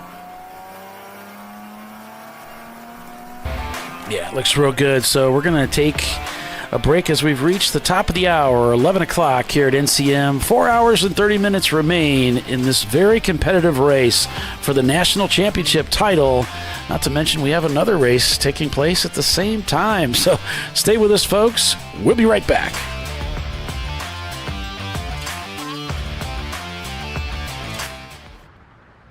I probably need new tires. You do. What if they sold tires online? We do. We're TireRack.com. They could offer lots of tires We have so many tires. and help you find the right tire. It's called the Tire Decision Guide. Oh, and they could ship them to a nearby mechanic. We shipped over 7,000 independent recommended installers. This is an amazing idea. Sorry. TireRack.com, the way tire buying should be. Come on, Road. Do your worst. We'll be at our best. Stress tested to meet or exceed original equipment performance. Exclusively at AutoZone. Since 1994, Flying Wrench has been a family-owned business renowned for exceptional European car repair and maintenance. We treat every vehicle with the same care and attention as if it were our very own, building lasting relationships with our clients along the way. We specialize in high-performance vehicles, offering a range of services that include fabrication, construction, custom wiring, and much more. Visit us at flyandwrench.com. Discovery Parts is a veteran-owned racing and safety equipment company.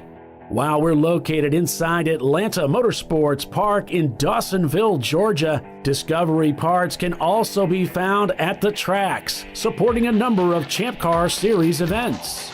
We take pride in being a reseller of the best of the industry to ChampCar teams and drivers. We know racing, love racing, and look forward to tomorrow to even more racing. Visit us at discoveryparts.com.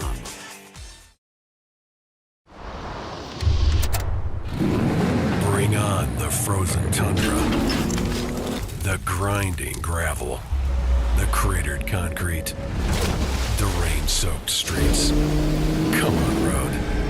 Do your worst. We'll be at our best. Reliable performance in unreliable conditions. Designed to meet or exceed original equipment performance. That's why more auto technicians choose Duralast parts. Exclusively at AutoZone. At Parts Badger, we're not your typical machine shop. When a market-leading mountain bike manufacturer was looking to reshore their hardware components, they turned to Parts Badger. Within weeks, we had deployed a dedicated manufacturing cell ramped up production, and had guaranteed capacity to meet their demand. We're looking to be your manufacturing partner. See what we can do for you and your company at partsbadger.com.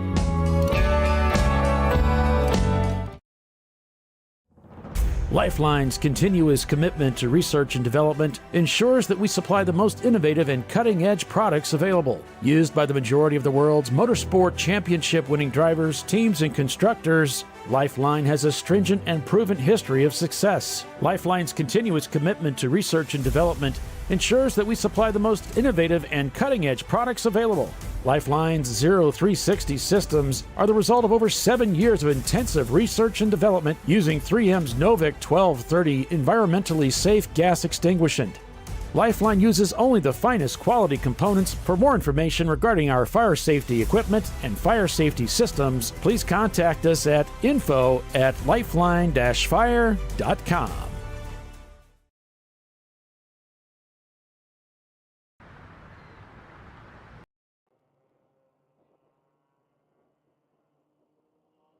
All right, welcome back, everybody, to ChampCar Live, presented by AutoZone. And we're back here at NCM Motorsports Park this weekend. If you're just joining us, welcome. We've got a lot of racing remaining here on tap today. Over 4.5, almost 4.5 hours, I should say, remain in today's contest, with Rockwell Autosport Development leading the way over the Parts Badger machine. We saw those two really duking it out earlier on today, and now they've opened themselves up a little bit of a gap over the Miata. It's looks like I lost that, but nevertheless, we'll see. It's shown about a lap over. We're really just waiting for them to cross over. We had some suspicions about the fuel capacity of the Miata, so. It looks like both Parts Badger and Rockwell have pitted 3 times so far today. And we've got a guest here in the booth with us, so let's get that going here. And you got your headset on, all right, go. Welcome in. Oh, hey, thanks for having me up here. James Nichols from here at the TMMI Motorsports team. So having a pretty good weekend so far. Yeah, you guys, I was in the paddock just walking around, and I'm like, is that a Camry? So tell us a little bit about the car. Tell us about the team, actually, about yourself. Yeah, so we started out the team. So we're based out of the manufacturing plant for Toyota out of southern Indiana. So we're home to the Grand Highlander, the Lexus TX, the Highlander, and the Sienna van. And we started out this development program, where it's a development, recruitment, and retention program for our engineers at the manufacturing plant. So it's an opportunity for us to get some hands-on experience with the vehicles or a vehicle. And then kind of learn some things, and then it also helps us out from trying to collaborate and work together, and also the different departments within the plant. They're all different involved, so we get some cross experience with each other. And there's a sister plant or a sister team out of the PE side of plant engineering side out of Lexington, Kentucky, and then we've got the research and development team up in Michigan out of Ann Arbor. So we get to interact with those teams at different events as well. Yeah, and I know I'll always reference back to my favorite quotes of teamwork makes the dream work, but it seems like even in manufacturing, you guys have to know who's on what, doing what, and I think it's really important that you guys got your future engineers out here, so we can blame, the guy that puts the oil filter right next to the header next time. We can be like, he should have known better, so I think that's really important. Yes. I mean, there's so many different cliches that work into the racing thing, and the biggest thing is if you're going to find something that's going to break, it's going to happen out on the track. So definitely some of the stuff has been a big learning experience on seeing like, hey, what's the limit you can push things here out on track before we have some kind of failure, and then we work into that, and we kind of use the same basic problem-solving methodology or thought process on, hey, what went wrong? What can we do to improve this? Let's do that. Think about it, kind of engineer it out. Oh, for sure. I think that's super important, and it's showing. I mean, you guys are leading EC right now, so that's one of those things. Everyone's like, oh, it's not a power track, or lighter cars do better, and they do. But you guys are doing some definite work out here for sure. Yeah, we're trying to, and at the same time, we're also learning a lot. I mean, like one thing yesterday as I watched through the races, or being in the driver's seat and chasing, was that we're down some speed compared to other teams in the S's. So it's something we'll reflect on as we go back, and before we come back again for our next race, we'll try to make some improvements or do something else so we can carry that same speed. Tell us a little bit about the team you have out today. So we've got, it's an interesting mixture. We have a number of full-time engineers that are working with the plant or here for the race, but then we also bring out our co-ops and interns. So it's an opportunity for them to come out, check out the race experience, and then again, to interact with other engineers in the plant that maybe during their co-op term they're not normally associating with. And then you can kind of learn, not just about the job aspect, but also we feel like we're trying to help out the younger generation coming in and provide, some just general advice. Yeah, I think that's very important for the future in the world. As I get up there in my old age now, I really got to think back and say, all right, who's going to build the next car of tomorrow? Because I don't know if I'm not going to be the guy that does it. But I did some time in the Toyota plant. I was actually, I was not an engineer, but I was a mechanic for a while there. I did all my, my TSA PTs or something. I think, however, Toyota used to say it. It's like you get a patch. Cert, you get a standard cert, and I did the Prius stuff, and it was really cool. But Toyota's definitely one of those manufacturers that has been putting their money where their mouth is between the GR cars coming out and saying they're going to continue to go racing. So I think that's cool that you guys are out here and actually putting where the rubber meets the road. Yeah, and it's definitely a big changing time in the landscape now between the transition to EVs type items, but then we're still having excitement with the GR cars like you're talking about. Yeah, and as you know, some of the GR cars had a little bit of issues, but that's why we have you guys here. Yeah, we're definitely trying to take some of the experience out here. One of the things we were talking about with our upper management group before was this time out on track. It definitely helps us understand how a car reacts on track better, and it also helps our situational awareness. So when we're trying to do vehicle evaluations, we can take the lessons learned from here and apply it to our everyday cars and how we're learning and developing those. For sure. And if it's not too much under secret, tell us a little bit about the car. I think I seen a six-cylinder in there. Yeah. So it was pretty neat when we started out. We were kind of like, hey, we need something that we can get a lot of parts for. It was reliable and everything else. And we got to thinking, we're like, what we don't see a lot of out in track are that generation of Camry from like 93 to 2004. It was the number one sold car in America, so we're like, well, surely we can find parts all the time. We've made a couple junkyard runs in the middle of a race weekend, but when we started out the program back in 2016, we were building the Highlanders and Siennas, and we had that 2GR V6. And coming as an MR2 person, which is how Bill and I met ages ago, was that I had learned up and read that the V6 5-speeds that were attached to the MZs would bolt up to the 2GRs as well. So there might be a later model V6 in there. Nice. And then there was a lot of pilfering from different Toyota parts bins. So when the car first started out, it had springs from a Sequoia cut down and put in it. Those older shocks, you can disassemble them and maybe slide other things into them. We've gone through different iterations of brake packages, starting out initially with just like Sienna brakes that were upgraded and put on there to Will Woods, and now we've gone even more advanced than that. So it's been an interesting mix.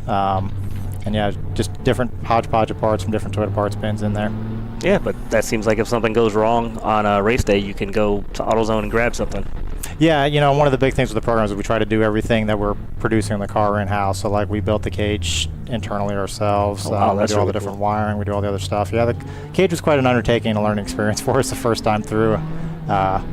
I'm not sure I'd ever want to do that again, or at least I experienced that. But we do try to keep the custom parts to a minimum because, to your point, like if something breaks over the weekend, we don't have to try to fish something out or make something new. Yeah, another one of my sayings is you could have the fastest car in the paddock, but if it's not on the track during race day, doesn't mean nothing. Yeah. There's a certain amount of fun, but being under a car all weekend, working on it, and not on track is. It's something I've experienced quite a few times in the past and try to avoid. Right, and we all have those weekends where you have to kind of come back and shake it off, and especially a rainy weekend like this, it gets down on the soul. You're like, oh, I came, I spent this money, I want to do this thing, and then you're just working on the car, and you're like, well, I could have worked on the car in the garage at home, Yeah. But yeah, you guys are doing great out there, so yeah. Yeah, no, we've greatly appreciated it. This is our first race with Champ. We've had a really good time. Talked to some of the teams, the crew, and everybody else here has been phenomenal. So it's been a really good experience. Oh, appreciate it. I hope you keep coming back. I definitely want to see that car some more for sure. Yeah, and then now we got to just decide what are we going to try to build to fit in a class here and compete with you guys. Yeah. Yeah. Well, I bring my helmet to every track, so I mean, if you need No. We might need some past history results here. Check out this resume here. If you're a hot shoe, we'll got you in. It's lukewarm, but it's good. Okay, well, the rest of us aren't so hot either, so we'll take it. Heck yeah. Tell us a little bit about your background with Toyota. Like, how'd you get into Toyota? Or did you just start off as an engineer there, or did you always have a love for the MR2s? Or? So I've always been a car person growing up, and I had never, like, it's kind of funny. I didn't realize it so much, but then when I look back and, like, talk to friends from grade school and even beyond, they're like, we all knew you were going to be a car person growing up. I'm like, okay, well, yeah. So I went to engineering school. I went to Virginia Tech, and then I was working in Northern Virginia at the time, and opportunity at Toyota presented itself. And so next thing I knew, I got on a plane, did an interview, and a month or two later, I got a job offer, and I've been out there now for 20 years, which is kind of unusual for me. I grew up as a military brat as a child, so I moved around every 3 years. So to be situated in one location 20 years, and I guess it's kind of a testament to, the company's done a lot to take care of me over that time frame. For sure. We went through economic downturn, COVID, and everything else, and I've remained gainfully employed amongst everybody else. But so I work in the quality engineering department. So if you think about our plant as a whole, or when we assemble a vehicle, number of parts come in from outside suppliers. So our responsibility is that the total vehicle quality is there, but then secondary also that all those parts that come in meet the expectations to create a good complete vehicle, but then also take care of our assembly shop or any shop that's associated. Oh, that's really important, actually. I'm a CNC machinist, so I know when things just don't fit, sometimes and you guys got to say, fail, Yeah, and example for that, we deal with a lot of machine parts, so we want that part to come in with certain measurements, and we expect that you check that on some frequency, and so that's kind of the feedback loop that we're providing. And if something goes wrong, then we provide you, hey, here's what went wrong, and here's what we think you need to do to make sure it doesn't happen again. Right, that's very important. A lot of people get into the cars now and they just expect things to work, and they do, and that's because of people like you. So yeah, and it's crazy how complex cars are getting now, especially the electrical system side. It's a lot's changed since when I started out 20 years ago there. Right, continuous growth and improvement, right? Yes. Yeah, moving forward, more features for the customers. Right, for sure. And safety systems. Safety systems, for sure. Yeah. Anything for him, Paul? No, just thanks so much for coming up, and it's really exciting to see you guys here this weekend because I worked on Toyotas for a number of years too, so we're kind of Toyota biased a little bit, but yeah, it was great to see the Camry out there. Hey, hopefully you didn't have to work on them much. You just got in them and drove and put gas. I was a mechanic. Oh, okay. Well, so, I was working on them, but yeah, a lot of tune-ups, that's all. Okay, fair enough. I'll take that.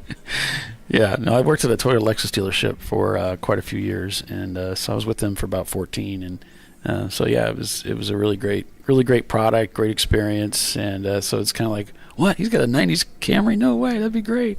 So it's exciting to see you. Yeah, it moves pretty good on track. We have a good time. It's fun, and yeah. Yeah, so thanks so much for coming up and talking to us. All right, appreciate it. Thanks. Yeah. Good luck to everybody this weekend. Yeah, you too. Heck yeah, man. All right, so going back on board with Parts Badger, we'll take another look at the race here.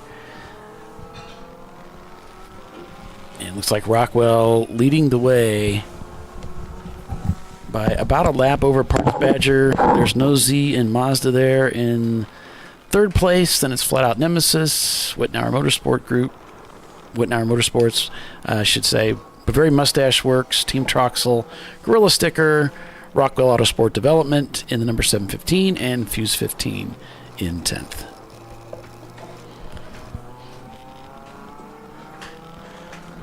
All right, that was an awesome interview, guys.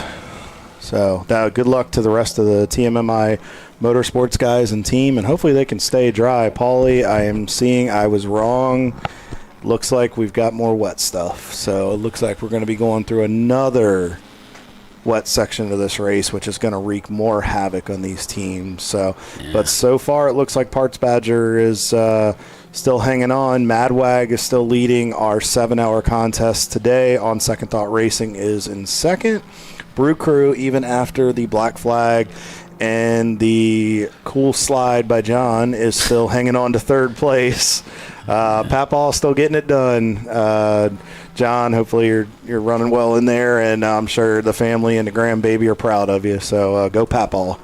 UGA Motorsports in fourth, and Dingus rounds out your top 5 for the 7-hour contest. And then the EC car, the TMMI Motorsports, still lead EC.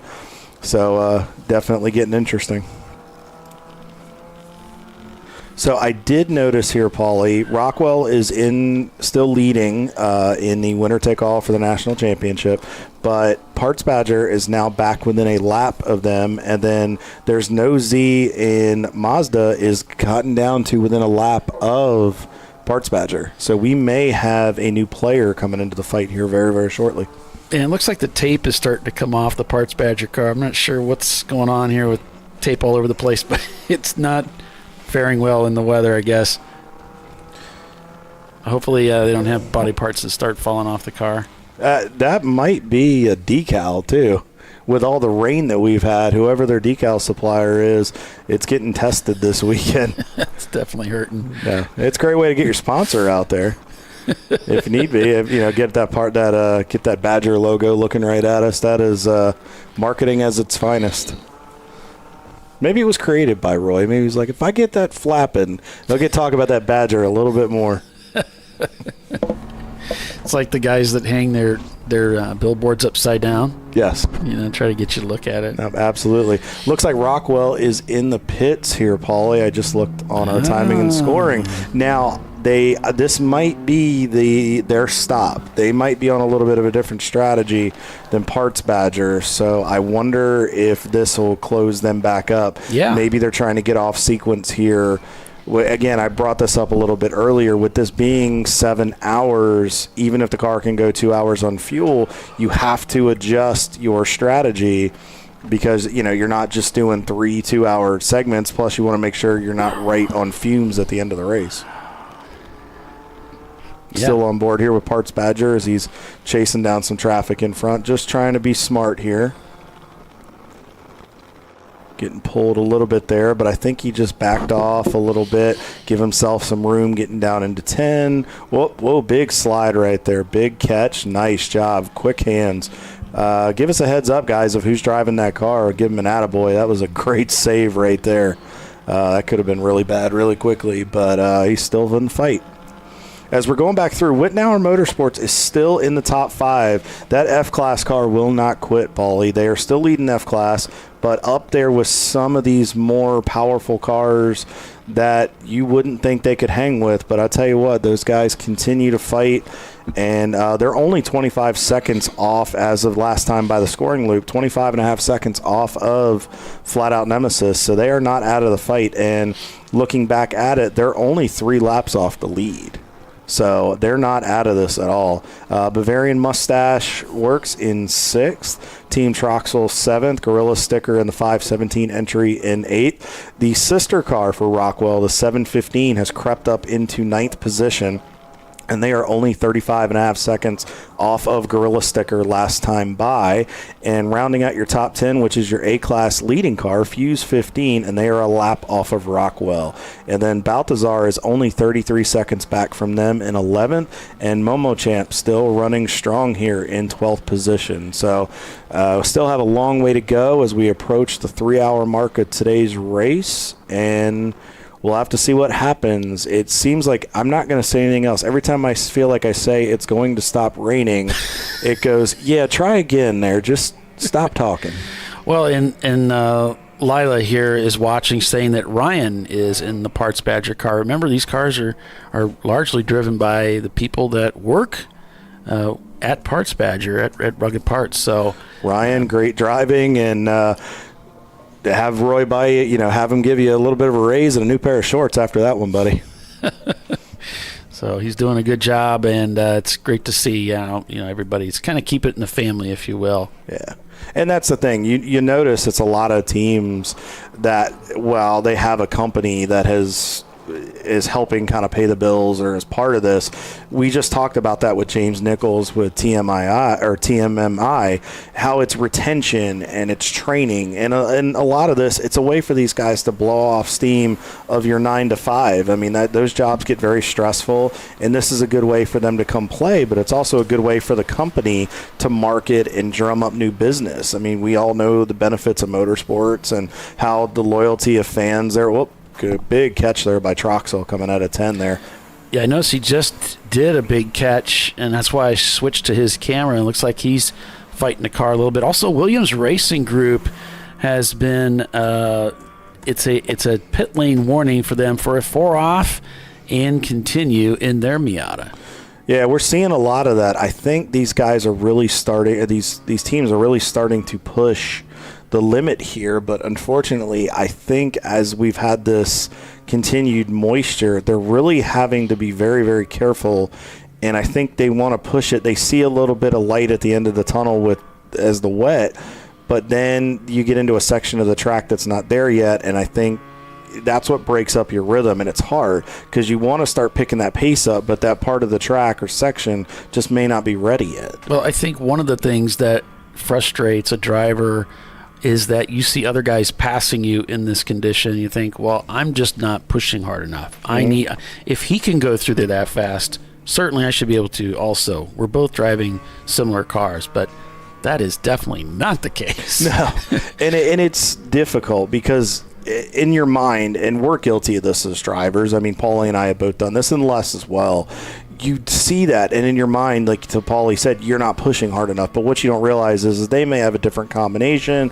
They might be a little bit set up for those conditions better.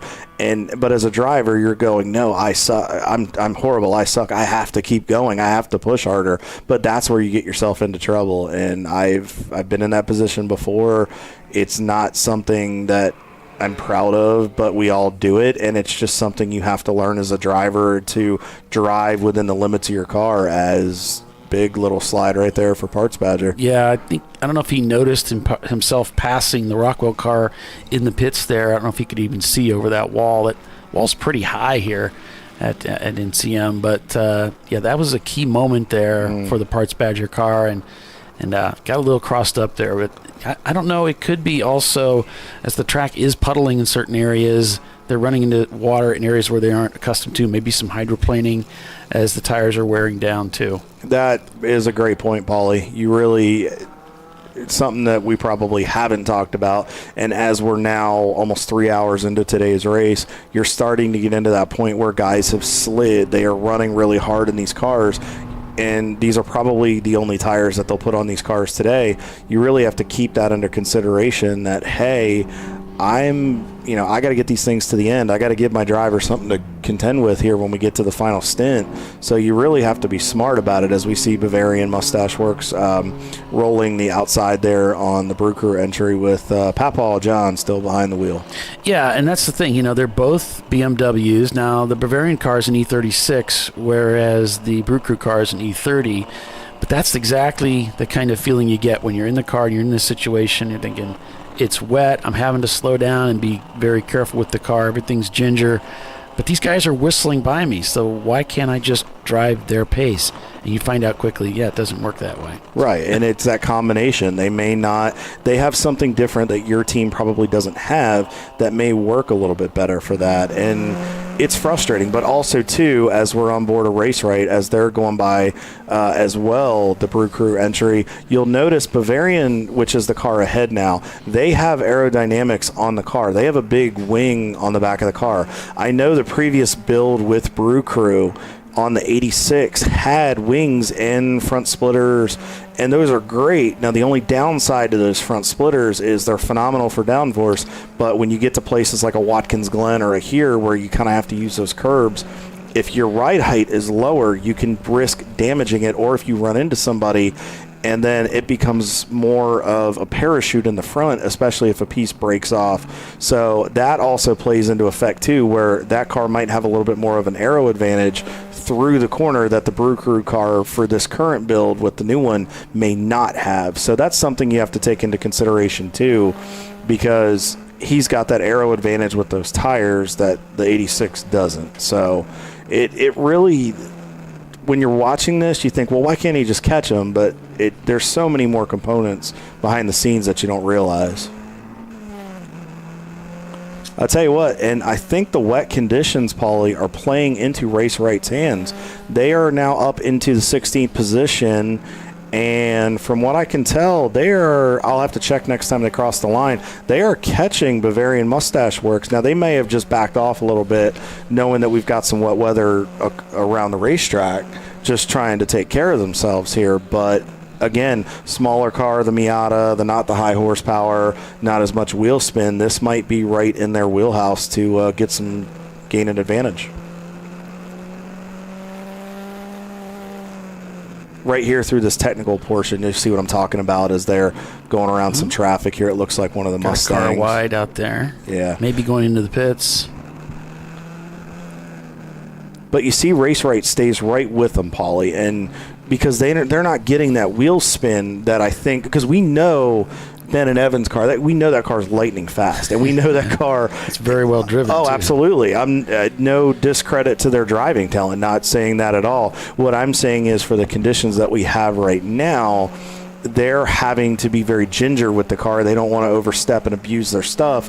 Where Race Right, it's a smaller car. You can kind of go-kart-esque it here, and they can stay with them a little more, and they're doing a phenomenal job of that. So, and I'm sure as it dries out, we know that car will be, that BMW in front will be competitive. But they're probably just taking it easy right now.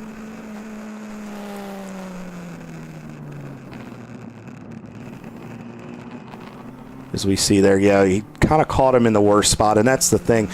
If you catch him right there at the center of the corner where you're anticipating getting back into the throttle and trying to get them off the corner, and you have to delay your input because you're trying to stay off of them, that completely kills your straightaway. And for a small car like that Miata, that takes all your momentum, because that car is mostly momentum. So having to carry that and getting that killed, it makes it difficult. Now, they've done a nice job of closing back in here. Hopefully they're catching the whip Mustang right there. If they can stay with Bavaria Mustache, if whoever's in the car right now pokes the hole, hopefully they can go with them. Yeah, they'd be able to follow through. The other hope is these two might get together, slow one another down, and then the Miata can sneak through on the inside. This is a good opportunity, I'm sure. Look at that. Race Used Right him as a attacking pick. That was beautiful. You're going to attack down the inside. This is scary stuff in the wet, but the Miatas are so good in this part of the racetrack. Look at that little snap of the wheel, but you heard him just little bit, snap the wheel, straighten it out, and go. But he doesn't have that wheel spin that BMW has. Where if he'd have snapped it, he could have if that was a bigger car, you could have risked the car going the other direction. So again, this is where weather and those outlying other conditions really play to the advantage of some of these cars. As coming up through is that Faux Rouge right here. Yeah, I mean, that particular situation, the Miata is the perfect car to send down the inside like that. I have a feeling the BMW wasn't quite ready for that commitment and that heavy of a car in the wet. And so the Miata's like, yeah, I'll take it. But that's playing that traffic. That's heads up by that driver. Whoever's in Silver Bullet right now, that was great execution. But playing to the advantage and playing to that strength of what you have in these current conditions. No, that was phenomenal.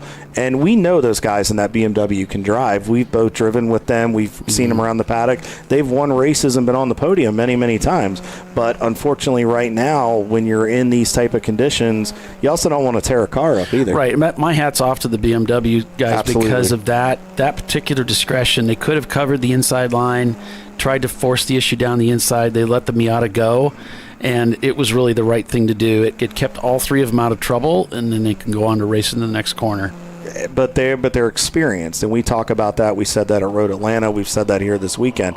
The experience level of the guys in that car right there just paid dividends, where they're able to continue to race on, and they know how to look at the bigger picture as they've worked themselves back up into the 5th position, as there was no Z in Mazda that I believe they just came down pit road not long ago, so that will put them back in the top 5. And it's not just experience, but it's a level-headedness that Evan Horner and Ben Schout and these other guys bring into this car. That's what makes them so successful, because it's not just their experience, but also there's that level-headedness approach to driving. Let's drive smart, and we'll take our we'll take our chances in the right spot, but we're not going to do this. Yeah, and that's a great point. That's something else that just a lot of people don't think about sometimes when you get caught in the heat of battle, and especially a lot of people that aren't used to endurance racing, especially if you come from a sprint racing background. I got a feeling this is either a delayed feed or from an earlier part in the day or something like that, because I'm not sure if this is. Let's see, maybe no. I guess we are seeing a number of guys are not running their wipers at this time.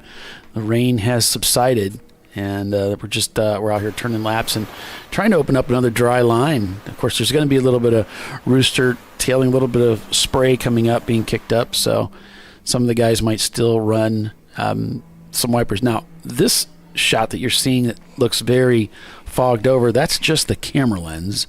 It's not the conditions of what's outside or on that part of the racetrack. Got number of cameras that had to camp out overnight, and they didn't really get enough sunlight to bake out. So so if you get that, just pardon that shot right there. Although we could have just told them it's a cool filter. We're trying to make it more dramatic for the championship. I suppose we could. So, but no, I mean, that's honest. Paulie's exactly right. It's just, unfortunately, with the weather that we've had, these cameras have taken an absolute beating this weekend, and just really, that's the best we've got with that shot. As we're back on board with the Brew Crew, and Papaw keep plugging away, and he's going to take us into commercial. Yep, that's going to do it for us for this half hour, but we'll be back in just a few minutes, so be sure and stay with us here on ChampCar Live, presented by AutoZone. Still plenty of racing on tap to determine the national championship for 2024 in the TireRack.com ChampCar Endurance Series. Stay with us. We'll be right back.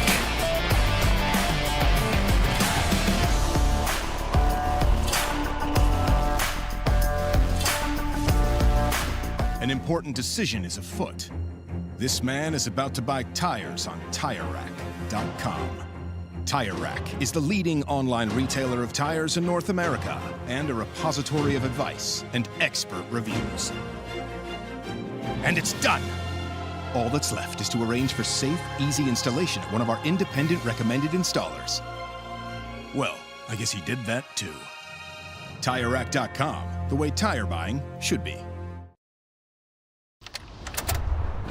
Come on, Road. Do your worst. We'll be at our best. Engineered to meet or exceed original equipment performance exclusively at AutoZone. Since 1994, Flying Wrench has been a family-owned business renowned for exceptional European car repair and maintenance. We treat every vehicle with the same care and attention as if it were our very own, building lasting relationships with our clients along the way. We specialize in high-performance vehicles, offering a range of services that include fabrication, construction, custom wiring, and much more.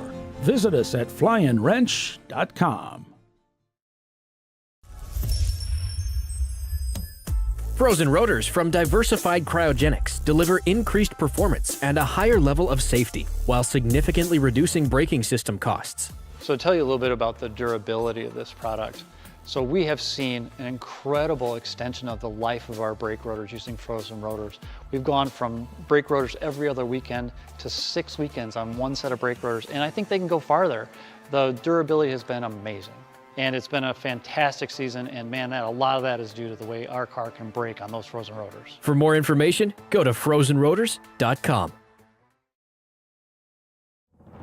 Lifeline's continuous commitment to research and development ensures that we supply the most innovative and cutting-edge products available. Used by the majority of the world's motorsport championship-winning drivers, teams, and constructors, Lifeline has a stringent and proven history of success. Lifeline's continuous commitment to research and development ensures that we supply the most innovative and cutting-edge products available. Lifeline's 0360 systems are the result of over 7 years of intensive research and development using 3M's Novik 1230 environmentally safe gas extinguishant. Lifeline uses only the finest quality components. For more information regarding our fire safety equipment and fire safety systems, please contact us at info@lifeline-fire.com. Come on, Road. Do your worst. We'll be at our best.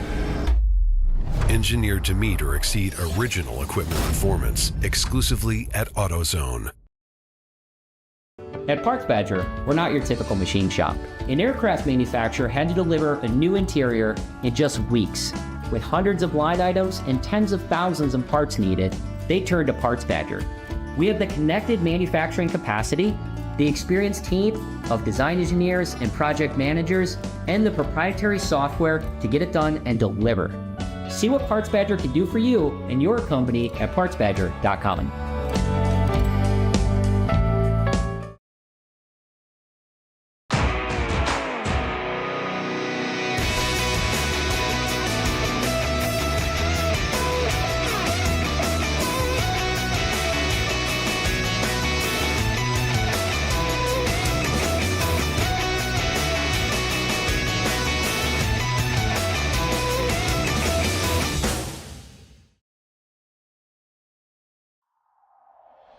Discovery Parts is a veteran-owned racing and safety equipment company. While we're located inside Atlanta Motorsports Park in Dawsonville, Georgia, Discovery Parts can also be found at the tracks, supporting a number of ChampCar Series events. We take pride in being a reseller of the best of the industry to ChampCar teams and drivers. We know racing, love racing, and look forward to tomorrow to even more racing. Visit us at discoveryparts.com. Sentinel is a comprehensive motorsports video solution incorporating live streaming, local recording, 3 cameras with picture-in-picture, flag status, and much, much more. Stop playing with multiple solutions. Sentinel handles it all, including timing and scoring, vehicle data, graphic overlays, adaptive bitrate encoding, network bonding, and more.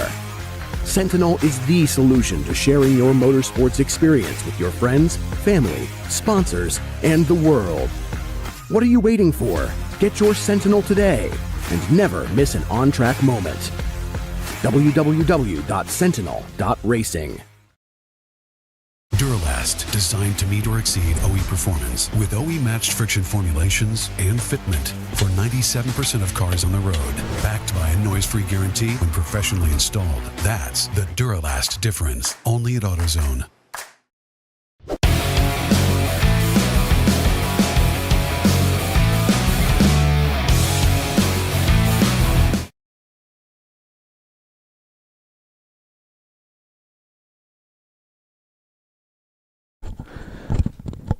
Welcome back to NCM Motorsports Park here. Kyle Lockrow, Paulie Veltum, Les Epps, Less is More Cam, Roman Pit Road. Yeah. Sorry about that. We were having a technical difficulty for a second. The weather here has absolutely just been atrocious at points this weekend, as we see a little bit of brake lock up there getting into one, but we apologize for that delay. We were having to check a connection. We're both IT guys, so unplug and plug back in is always the general fix. So we're back on board as we're looking at a turn 2 here, as we see some of the field coming at us. Paulie, as you come through that section there, as we see cars kind of tracking out toward that rumble strip, it really does. It looks like that might be Parts Badger right there, our second place car. I believe it is. You really have to set yourself up for there. I mean, you slow down quite a bit through Mulsanne chicane, but you're still carrying a little bit of speed if you get a decent run out of there. Yeah, it's actually one of the most awkward parts of the racetrack. It's kind of like, what's going on here? Because it's sort of, as you come out of the bus stop, you then go into a dog leg, and then you straighten the car up, and then you just land on the brakes, turn. It's pretty straightforward turn-in point, but yeah, it's a good point because the track is also set up to not run the bus stop, and I think that's kind of one of the interesting quirks of this racetrack. There's almost a limitless combination of ways you can run this racetrack. There's a west track, there's an east, there's a full, grand full. There's all these different configs, and the nature of the setup that we run makes that transition coming out of the bus stop over to 2 kind of awkward and strange. It's sort of like the awkwardness of coming out of 5 heading to 6, where you're still actually kind of completing the turn, then you're supposed to be braking too for 6. It's definitely not flowing very well over there at all. And so that's one of the interesting, I guess, quirks is the best way to put it about the track. But that turn 2 thing definitely throws somebody off when they first see it, because it sort of looks like you're supposed to be double apexing that corner over there. You can see that second little kink to the right, but doesn't quite apply to our cars. Most guys just treat that like, it's obviously a little wider than a 90, but not much. You treat it kind of like a 90. You hammer it, you drive out of there, you use a lot of the exit, and you just go ahead and drive on through. So it's kind of it can be a good place to pass too, because there is some room over there that maybe you don't have coming out of the S's heading up to 23. Well, you'll notice some of the drivers tend to take a wide entry in there, and the reason, to your point, to elaborate on it a touch further, they'll make more of that 90, and the reason being is that if they get out wide, or we've seen a few of them straddle the rumble strip there, it allows them to essentially straight line 3 with just a hint of input into the wheel, and then it gives them a good run up through the back part through 4 or 5 up to 6 up through those Corvette curves. So it's really depends on what your car can do, the driver comfort level, and it just what works to give you the most speed. And if you're in a momentum car, you want to keep that momentum up all the time. You were talking about the configurations. There's 5 configurations here. We have our Grand Course, the West Course, which is a 14-turn course, the East Circuit, which is 10 turns. There's the Le Mans Loop option, and then there's the 19-turn bike course. This is a track that is favorable for motorcycles for the two-wheel contingent, and the Grand Straightaway is 2,300 feet long. So, I mean, that is one of the longest straightaways in the country as far as straight line racing. And Paula, you mentioned that we were the first club in series to really come here and race, which has then opened it up to NASA with the Great Lakes region, the SCCA, 24 Hours of Lemon series have come here. There's various driving experiences. There's the Pratt Miller Fantasy Camp, which is the factory Chevy Corvette team in the IMSA series. Bowling Green has a lot of cars and coffee here, and then this is a big, obviously, testing facility and proving ground for Chevrolet and GM, but it seems like Yamaha does a lot of stuff here as well for the two-wheel contingent. So this is very much a busy racetrack. It was opened in September of 1994 and has continued to grow.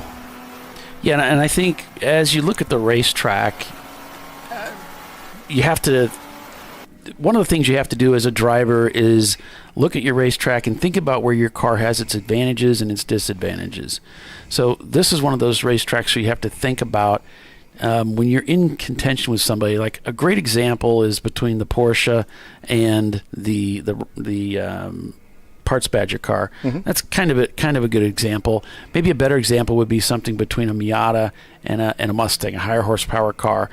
They have their strengths and weaknesses. The higher horsepower car is going to be heavier, so it's not going to work as well in the twisties, whereas the Miata is going to do really well when you get through turn 6. So the goal is to figure out, as a driver with that car, in the Miata for instance, because I've done a lot of laps out here in the Miata, is where do I want to attack? Where do I want to get after them? Because I might be able to sweep through in turn 1A and turn 1A and 1B, but he's going to blow right back past me again once we get out of 3. Yeah. So I've lost the advantage there. So what area of the racetrack do I need to focus on? Where can I get by this guy and then have a real chance of getting away? I've been on the other side of this, where I had the higher horsepower car that didn't handle very well, and I was getting annihilated going through 17, 18, 19, 20, 21, 23. And finally I'd get back to the front straightaway where I could open up that thing and get my legs stretched out and really blast down the front straightaway and try to lumber through 2 and 3 so I could get another big run through 6. So you want to think about that as a driver as you're looking at attacking for position. Where's the best place for me to get that pass, capitalize on that position so I can finally get enough time to get away? And 6 is great for the Miata because you saw how neatly this Miata sliced down the inside of those other bigger cars, pivoted on 10, and headed right back up the hill. Very difficult to do for a bigger race car in wet conditions. Absolutely. And real quick, we'll get back to that in a moment. I just was looking on our broadcast. We're on board with Parts Badger. I heard a little bit of lock up there and a slide as we're still dealing with these wet conditions, and it looked like it allowed one of the Rockwell cars to get by. Now, I'm not sure if that was the 715, which is the sister entry, that was trying to get by. It may have been the 12 because it looks like the 715 is in the pits, but that may have just I'm not sure. We'll have to check when they come back by the scoring loop, but that may have just been another lap that had been put on, but we'll check it a little bit. But yes, Paulie, you're exactly right. You have to understand your car, and that's a lot of what it comes back to, and knowing where your strengths and weaknesses are. Now, to that point, if you're in that slower car, use on the straightaways and the faster sections, use that, get in the draft or in the slipstream of that faster car and let them pull you down the straightaway. When they have to back off into those heavy braking zones, you'll outbrake them.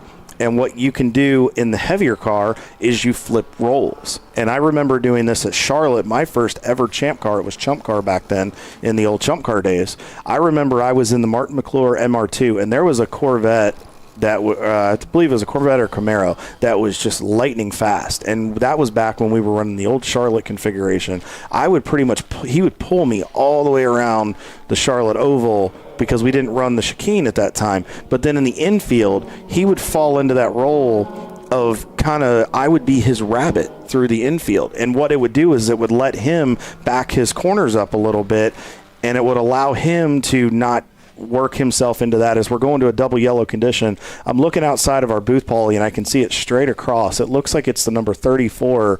It's the Honda Civic entry of Flying Low Motorsports. It looks like they are off the track to driver's right. It looks like through the 7-8 combination there.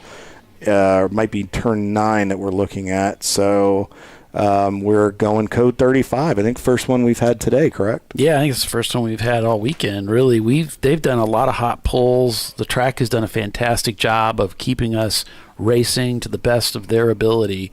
So, yeah, this slows the field down to 35 miles an hour now because we were under that purple 35, and just it's sort of like a station keeping. If you're Formula One fan, think virtual safety car where everybody just slows down and gradually comes down to 35 miles an hour, and you just sort of hold there. There is no passing permitted, and there's no stacking up behind the pace car as it was in the olden days. And Marlene Sickles saying here that Patricia is her daughter with the Datsun lady, and it's my car that Patrick built. So that's pretty cool. That is awesome. Well, thank you, Marlene, for sharing that with us. And Patricia put on a phenomenal interview yesterday, and it was great to get to know Race Right a little bit more. And her husband, Patrick, I got to meet him this morning. I know I'd met him briefly Friday when I was turning on their camera.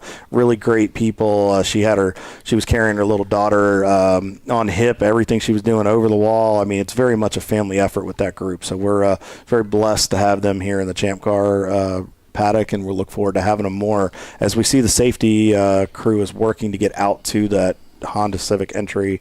I believe that's who it is. Hopefully I'm not mistaken, but it looks like that Honda. But to close up that, what we were saying real quick, Paulie, as the field's getting under this code 35, in that instance, the fast car could use the smaller car as the rabbit.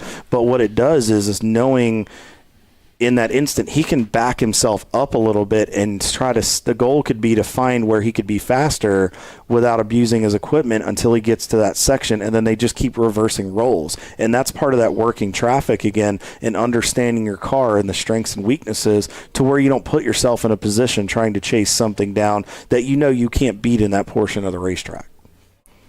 Yeah, absolutely. I think you just learn through experience, when you pass that guy and you finally get by him at the end of the area where you capitalize, then you get into the other area and they just blow right by. It's like, well, I need to now pick a place where if I can get by, I've got a real solid chance of escaping.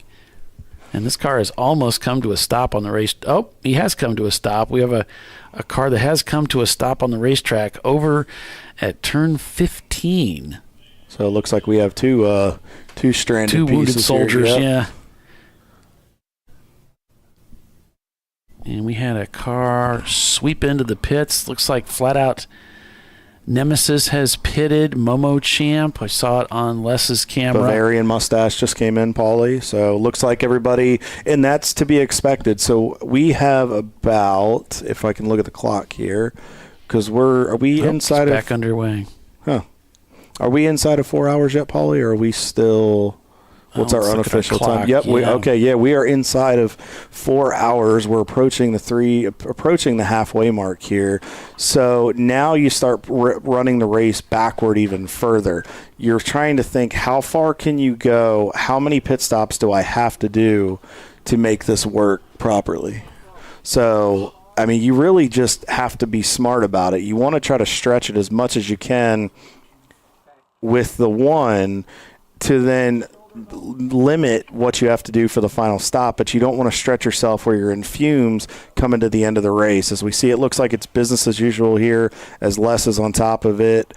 It got a nice shot there as we're doing a driver change, fueling. Looks business as usual for these guys. They've been putting on a great show this weekend, and hopefully they can continue to stay in the fight. It looks like Tom Troxel. Yeah, they're one of our championship contenders. Yeah, they're gonna go up. They're gonna go up on the bed. So it looks like the driver appears to be okay. We're not sure who's in the car. He's going to go for the mandatory ride in the ambulance there. And obviously they'll check him out, make sure he's good to go, do a quick little evaluation on him. But he seemed to be okay, got out under his own power. That's always a good sign. I know from some of the professional racing series, it's good when they drop that window net. That's always that sign to the safety crew. And yeah, to I'm those, okay. I'm not happy. Right. We're not happy. Yeah. We may be mad and maybe wanting to bang the steering wheel a little bit, but if you're upset enough to bang the steering wheel and you're not injured and you're moving, that's always a good sign. So, but at least it's unfortunate to see them have that problem, but the driver's safety is first and foremost, and it looks like we have a frenzy on pit road here. But what I was saying is everybody's going to take advantage of a code 35 because then you're not losing 2 to 3-ish laps under green, probably about 2-ish laps under green, with a 5-minute stop for fuel, and we're running about mid-2s, 2-minute laps here, a little bit under depending on your pace. So you want to take advantage of it while everybody's running 35 miles an hour. So yeah, Flying Low Motorsports, that other Civic, that's the other scene that they're working right now, and there's Whitnauer. Mini Cooper coming in. So it looks like, is this Parts Badger back in? Yes. Yeah, taking fuel. So what I'm thinking here, Paulie, I'm just playing this. We're about 3:37 to go, looking at the unofficial clock. Mm-hmm. Knowing cars that can go 2 hours on fuel or about an hour 45, that puts you well inside that window. If you split this into 2 segments, this actually just played right into some of them, because if they can go 2 hours, that leaves you about an hour 36 to go. Even if you can go an hour in 40 minutes, you're inside of that 2 hour mark to where you can push it, and then you're not leaving yourself in a bind. So it'll be interesting to see what the strategy is, because we know we're at least looking at 1 more, maybe 2 more pit stops, pending what your fuel cycle is. And it also depends on code 35. If we get another caution, another code 35 here in the next hour and a half, I can tell you right now they're all going to jump on pit road. Yeah, if you guys are looking at the Parts Badger machine and saying, wow, that rear wing is like in the stratosphere, it's cumulonimbus cloud touching. It gets HBO. It's like, that thing is, it's like what was the, it's not McLaren, what were the Chaparrals that had that crazy wing on the back? There were the Daytonas had them too, oh yeah, back in the late 60s, early 70s. Well, if you watch Roy's videos, he explains why the science behind all the sciencey stuff behind all of that. Looks like they're putting some more tape down. They probably need to put some more tape down. I don't know. Looks like they're trying to seal up. Maybe they're trying to seal up the hood. That buffer too, yeah, because even though this is more of it's not a big, powerful, where aero's big like at Daytona or some of the faster racetracks, but you also don't want air buffering underneath of that hood, because that buffer will actually act as a parachute, and that causes more drag, which then slows the car down. And as sleek as those Rockwell cars are in those Boxsters, you don't want to give yourself that disadvantage to where then you're losing tenths or half a second on the straightaway because air's getting up underneath places. If you're letting that air move over top of that hood and over top the car and going where it needs to go, that makes it much easier. As we see the safety crew still working on Team Troxel, trying to get that car. I'm sure with the mud, it cannot be fun getting that thing out of there. But it looks business as usual. But that was really smart of those guys to do that. I'm sure Roy and his team are on top of that, knowing aero is important. But you want to make sure that you're not losing unnecessary time. So race right, heading down pit road here. Looks like they're going to come into the pit box now. As Les is doing his Forrest Gump impression there. He just keeps on running. So, but no, just teasing Les. He's done a great job. He's been phenomenal this weekend. He's gotten us some shots that usually we're not able to get, and we thank him for that. And he gave a great interview with James Nichols a little bit ago from TMMI, a bit ago with Paulie. So, no, great job to Les, and he's been a great addition to the broadcast this year.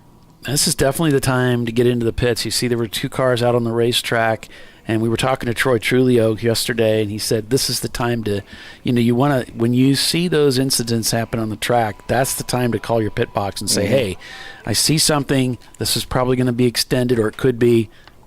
What do you want me to do? And but that's heads up. That is heads up awareness. Track awareness. Oh, it looks like Parts Badger just beat. So close. Wow, looks like they beat him out here. Now I know there is a lap separation right there, but that may have just unlapped them. That's big there. That may have just unlapped them from that. So, and if Parts Badger can get away, that puts them on the same lap, and we get another code 35, folks. We're going to have a race. You saw it live on the Les cam, folks. It's because Les is down there. You saw the pass for position, or at least for that lap. That was huge. Well, and that reiterates what the pit crew can do. Did Parts Badger have to wait? I think they're all having to wait to get out of pit road. I mean, Rockwell's going to have to do the same thing right there. This is depending on the clock. True. That may have allowed the Porsche. Let's see if we can get over to that camera and see who got the advantage. Do I see the Porsche? You're correct, Paulie. Good call there. Great. Didn't matter. The Porsche got out on the clock. And see that right there, we talk about that 5-minute rule. You have to wait. If you send your driver down to the end of pit road with the way the ChampCar rules are, if you send them down there, the official at the end of pit road will force them off to one side and make them sit until that clock gets right to that 5-minute mark, and then we'll send them out. So I was very heads up with Rockwell sending them. They calculated how much time was necessary to get to the end of the pit lane.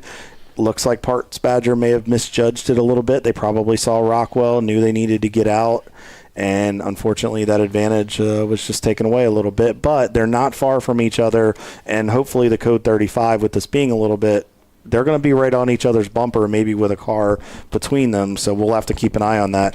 I just noticed this too, Paulie. I looked. Race Right has now worked themselves up into the 11th position.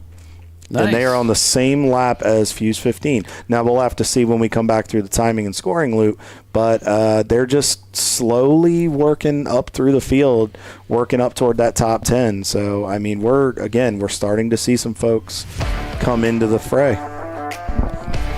So much racing yet to be had here today. 3 hours and 30 minutes roughly remain in today's contest to determine the 2024 National Championship.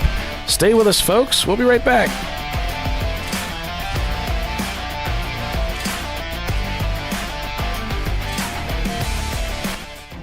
An important decision is afoot.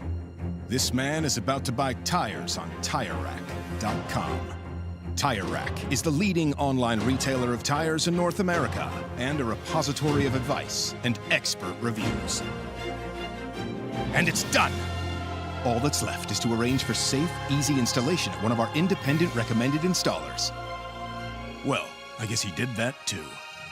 TireRack.com, the way tire buying should be. Come on, Road. Do your worst. We'll be at our best. Engineered to meet or exceed original equipment performance exclusively at AutoZone.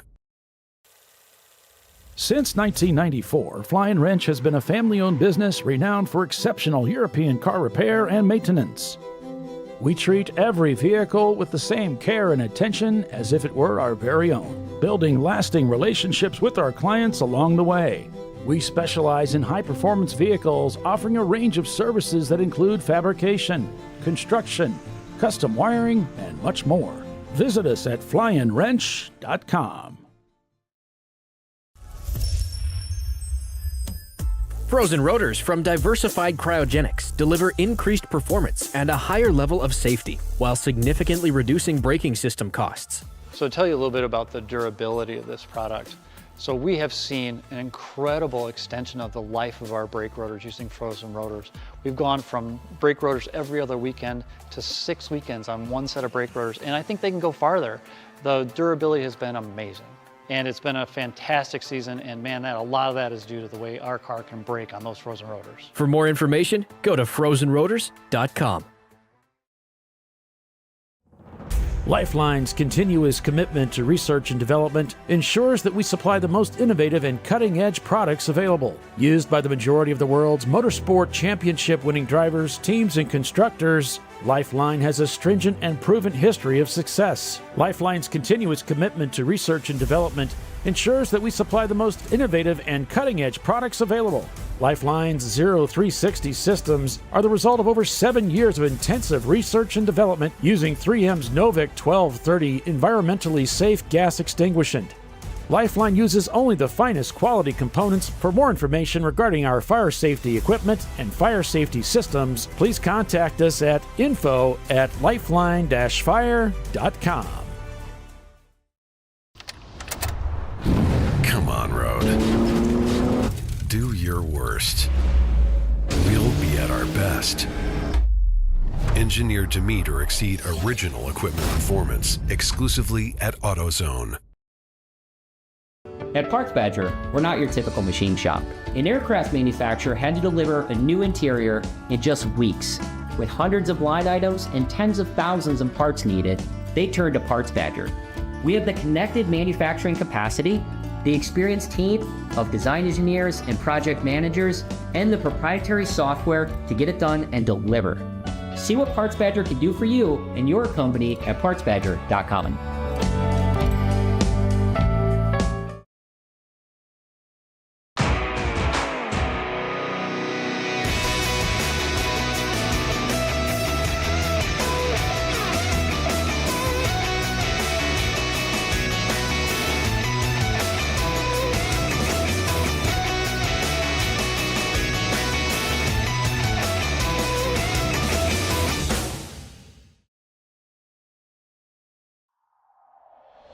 Discovery Parts is a veteran-owned racing and safety equipment company. While we're located inside Atlanta Motorsports Park in Dawsonville, Georgia, Discovery Parts can also be found at the tracks, supporting a number of ChampCar Series events. We take pride in being a reseller of the best of the industry to ChampCar teams and drivers. We know racing, love racing, and look forward to tomorrow to even more racing. Visit us at discoveryparts.com. Sentinel is a comprehensive motorsports video solution incorporating live streaming, local recording, 3 cameras with picture-in-picture, flag status, and much, much more. Stop playing with multiple solutions. Sentinel handles it all, including timing and scoring, vehicle data, graphic overlays, adaptive bitrate encoding, network bonding, and more. Sentinel is the solution to sharing your motorsports experience with your friends, family, sponsors, and the world. What are you waiting for? Get your Sentinel today and never miss an on-track moment.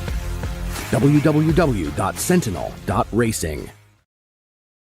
Duralast, designed to meet or exceed OE performance with OE-matched friction formulations and fitment for 97% of cars on the road. Backed by a noise-free guarantee when professionally installed. That's the Duralast difference. Only at AutoZone.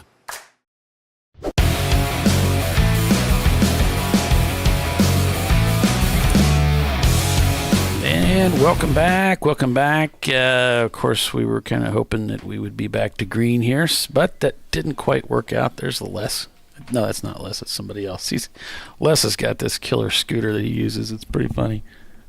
He did a really cool shot on Friday where he was getting some B-roll and some cool footage. It might have thrown it out on the ChampCar page and whatnot, to where he was chasing a couple of the 901 Motorsport cars as they were rolling off pit road, going out for some practice, and he kind of used his scooter to get them rolling. He did a really good job. It was really cool. So while it's unfortunate we're under a an extended yellow here. There were a few cars off in different places on the racetrack, and I'm sure, as I stated before the commercial break, with the muddy conditions and the deluge we've had here this weekend, it's probably a little difficult to get these cars out of the mud. So, and hopefully everybody's okay there. But this will give us a chance. I want to circle back here and talk about some of our folks in the 7-hour race. The 342 on Second Thought Racing is leading right now for the 7-hour, and then Madwag, after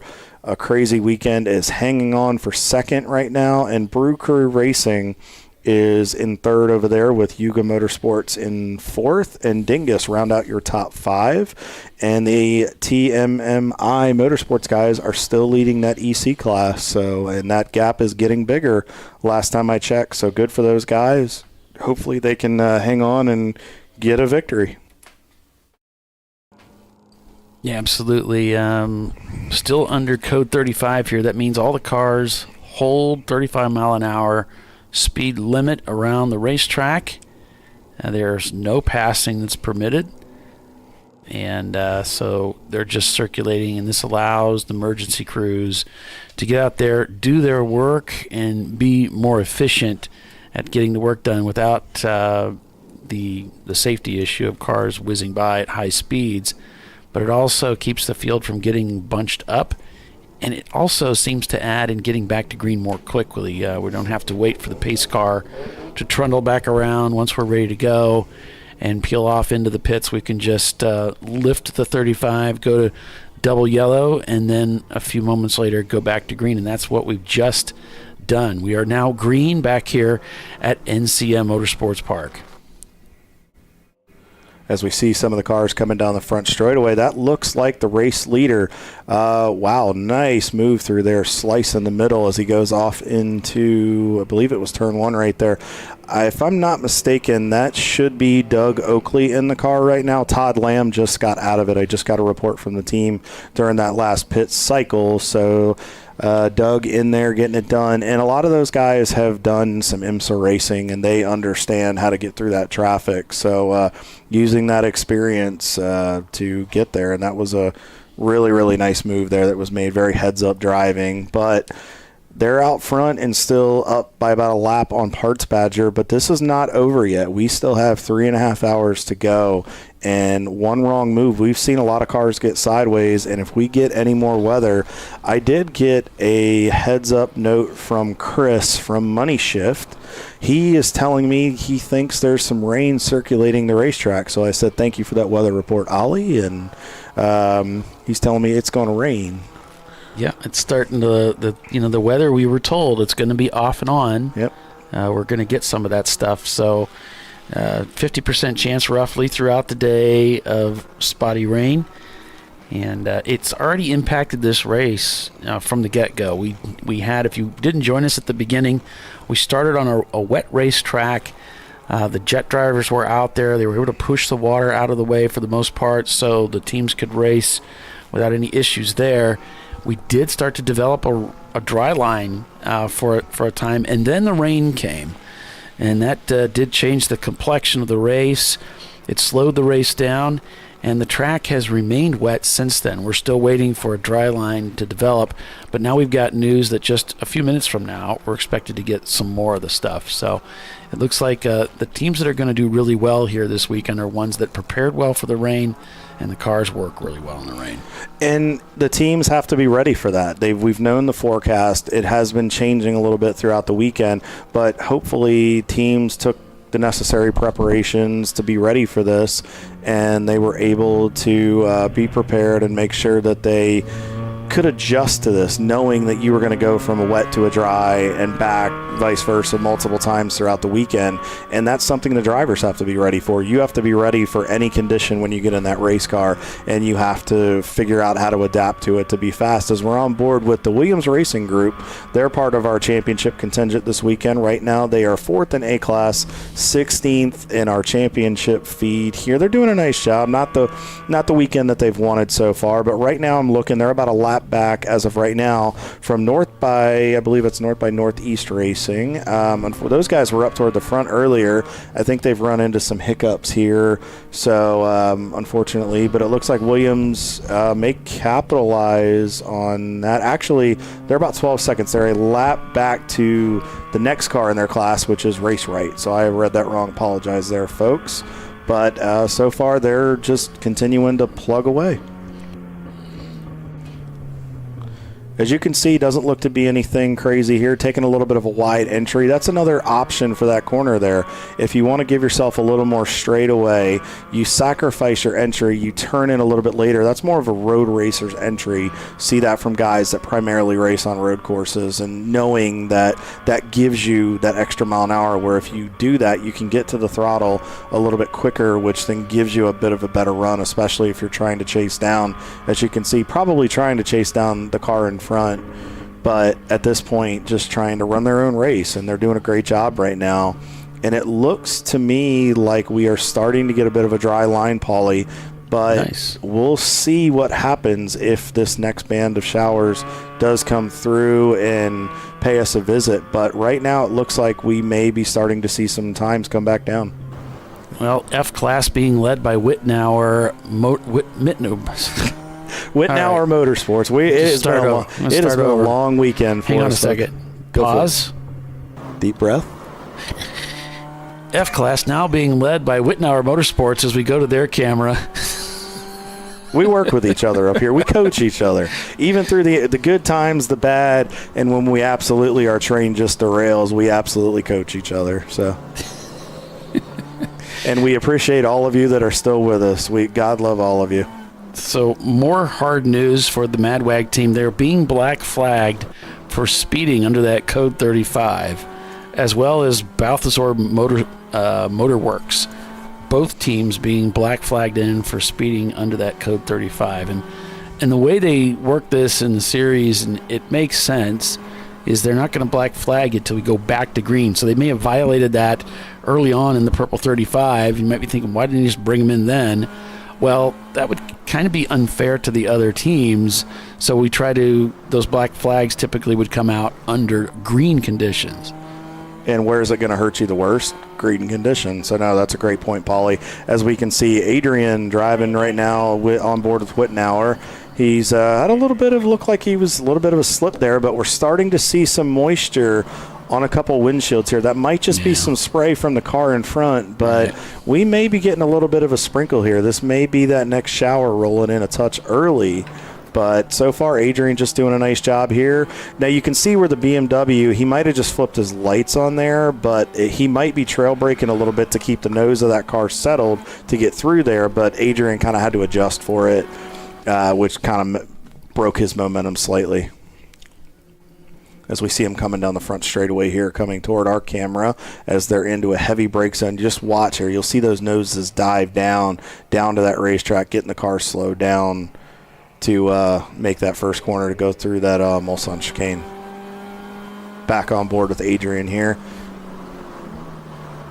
Nice downshift here. See, caught him in a decent spot. Got to run. Had to wait to get to the throttle there. It looks like that's Running Bulls in their BMW. So he kind of, if you listen, he stalled getting to the throttle. He went to it, didn't want to risk running into the back of the Running Bulls car, and then it broke his momentum. So sounds like he's talking to his crew as well. So there may be some conversation. They may be getting ready for another pit stop, or there may be just some strategy talking, or maybe issues with the car. And that's one of the advantages we have of having radios. It's incredibly valuable. And if you're a team that doesn't have a radio or you need a radio, talk to Racing Radios. They are always usually here for trackside support.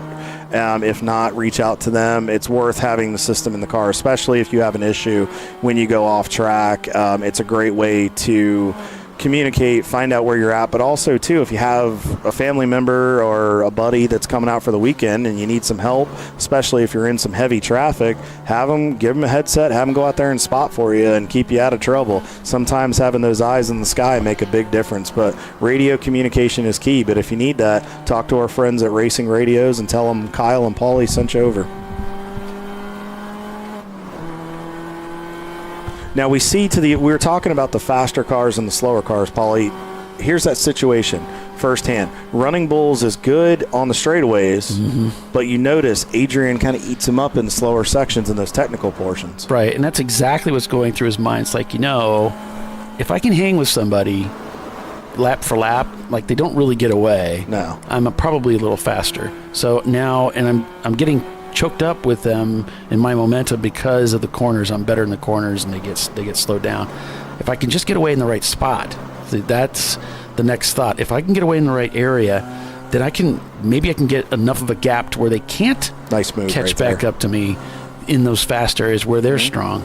See, you'll notice Adrian, he got stalled out just a touch with that, but he's being patient. He's, again, experienced. He's just being a smart driver right here, too. Now, this was just catching him in the wrong spot. Yeah. But he stayed at the bumper, didn't do anything crazy, stay in that slipstream or draft, get up through the gears, and depending on where this Miata brakes. The Miata's quick. Yeah. We'll see, though. We'll see where he breaks, right. If he breaks at the tower or something really early. Just past the start-finish line, Adrian's going to eat him up a little under braking. Turned in here. Now, you want to, he's going to try. Swing wide. Well, he tried. He got a little offline there, but I think what he was trying to do was get a straight line run there to get right to the bumper to outbrake him into see three. If he could carry it down the inside. No, he didn't push the issue there. Well, no, in the night, here we go. He went wide. There it Look is. at that. Yep. Great call there, Paulie. Just sat on it and wait. So it's a great passing spot going down in there. If you've got the brake muscle and the ability to torque to pull out of that corner, it's great. But this is where they can eat you up if they got more wheels than you do. So we got to make a correction. I just got note. That's not Adrian. That's Lee in the car. So I guess they were during the pit stop when they came in under the 35. So Lee's in there. So hats off to you, Lee. Nice job navigating the traffic. We're starting to see more of that wet stuff peppering the windshield here. So that's also something too. I noticed he went a little bit wider. If he's got some type of wet combination on there, he might have gone out to get some grip to cool the tire to help get what he needed to get that run, or might have been trying something a little different. Now, something you also want to consider, this isn't a high downforce racetrack. Well, it's a high downforce racetrack, but you also want to make sure you get the nose out in front, because if you can get the air pushing the nose of that car down, that'll give you that extra downforce getting into the corner, to where you can then get the car turned and rotated. Because sometimes if you get in that dirty air behind another car, it doesn't always help you get turned and doesn't let the car work the way it should. So very heads up move by Lee to get out a little bit, let some fresh air get to that car, and it gave him an option to hit that reset button. You just hear him breathing the throttle a little bit as he came through Deception there, headed up for the downhill, and now it's just rolling through the gears, max power. You see now he's off the throttle as he's heading into that sweeper. And the fact that he's so smooth with it, the way he's driving that car, and just a little bit of lift, bit of brake there, use some curve to get it turned. Yep. Heavy braking here as he turns into 18, taking that late entry. But the nice thing is he gets that thing to the curb, and then you just hear him burping it, playing with it a little bit, gets out to about mid-track, and then gives himself a great run coming through sinkhole, and then that'll set him up through 20 down to 23. And now that he doesn't have traffic to contend with, Paulie, let's see what he can do here. Let's see if he really, you see back to the throttle right there, burped it a little bit, just big toe lift, and then now he's flat pretty much right here coming onto the front straightaway. You can see the difference when he caught that Miata last time by, that really messed with his momentum. Now I think he's going to put a good lap down. He's in the dry line here. So let's see what he does. It's a little wet here at the turn-in, so he can't be as aggressive as he would like to be. Yeah, he tried. Those right side tires are going to get wet, and he really needs that part of the track to be dried up. And it's probably because he's turning in a little late. There's a lot of guys that are eating that curb on the way in. Well, we've heard those tires, we jokingly say that the tires are protesting. They've been leaning on that thing pretty hard. You got to wonder if tire wear is starting to play a factor. Maybe he doesn't have that side bite that he had a couple hours ago. Back down to 5. Let's see how he handles it. Off the throttle early. Just taking it easy and just adding a little gas. And then he'll come off the gas here and brake for 6. Downshift. Probably third gear. Nice job hugging the curb right there. Really gave himself a good exit, setting himself up good coming through the 7 to 9 combination. He'll want to stay right going through 7. There's a lot of runoff, a lot of water runoff that happens to the left side of the track, so you don't want to be over there. Uses all the track at the exit of 8. Hanging the RPMs. We talked about whether you would shift or not. So what he decided to eliminate an extra shift, he just ran the RPMs up a little bit higher. They have obviously flexibility built into that combination, so then all he had to do was make potentially one shift going down, because sometimes making a double shift you can risk missing it, or if you don't have a big brake zone. This is risky. That was close. Nice move. It's risky because you don't know if the Mustang sees you on the approach. You're making a pass around the outside in the exit of a corner, but everything worked out. But he did a great job right there. As I was talking about, instead of having to make 2 shifts, 1 shift, because sometimes 2 shifts in a short brake zone, you know this, I know this, Les knows this and can attest to it, that can lead to mistakes. Ooh, a little slick right there. Well, these wet conditions have a tendency to change your shift points around a little bit, and you can, in some cases, use fewer shifts because you're just not getting on the throttle nearly as soon. You're not able to rev out as far as you would, and so now he's on the inside going into the sinkhole. He's getting a little bit of room from blue shells. And not see, much. now Really he bogged him might down. have to pop down a gear if he can, because you can hear just the motor lugging. Yeah, he dropped it there because this is all giveaway now. He's waiting for the focus. Caught a little too much of that curb there. The car moved around a little bit, but Lee's doing a nice job. Got the graphic updated now. Thank you guys for giving us a heads up on that. We apologize for mentioning the wrong driver there, but just let him know Lee's doing a phenomenal job behind the seat here. So we've got Rockwell Autosport Development leading the race by about a lap. We're not sure on the exact distance over Parts Badger. Flat Out Nemesis is in 3rd. There's No Z, and Mazda is 4th. And Whitnauer Motorsports is 5th. So it's Fuse 15 leading A class for the championship. B class is Parts Badger. C class is Rockwell. There is no D class competitor, and we don't have EC here, so we go to F class, which is Whitnauer Motorsports. Now, we do not have any EC cars that are in the championship, but we do have some EC cars that are over in our 7-hour race. So let's kind of touch base on that real quick. As you can see, we're looking at our marching ants here, which is you can see where the cars are going around the racetrack here. I think we have a couple cars on pit road. Those also might be some cars in the paddock. But right now, On Second Thought Racing is still leading our 7-hour contest. Madwag in 2nd, Brew Crew running 3rd, Yuga Motorsports in 4th, and Dingus round out your top 5 over there. So it is still very competitive. Whip Racing in 6th, Sennhauser 7th. Running Bulls has slipped down to 8th a little bit, but we know they've been fighting some issues on and off this weekend, but they're still in the fight. MMR Racing in 9th, and Keek Racing in the top 10. And then Parts Badger in the 414 still hanging out just outside the top 10 for the 7-hour contest. We've seen a little bit of some of the other cars flying low. We know they had a little bit of an issue, 45th parallel.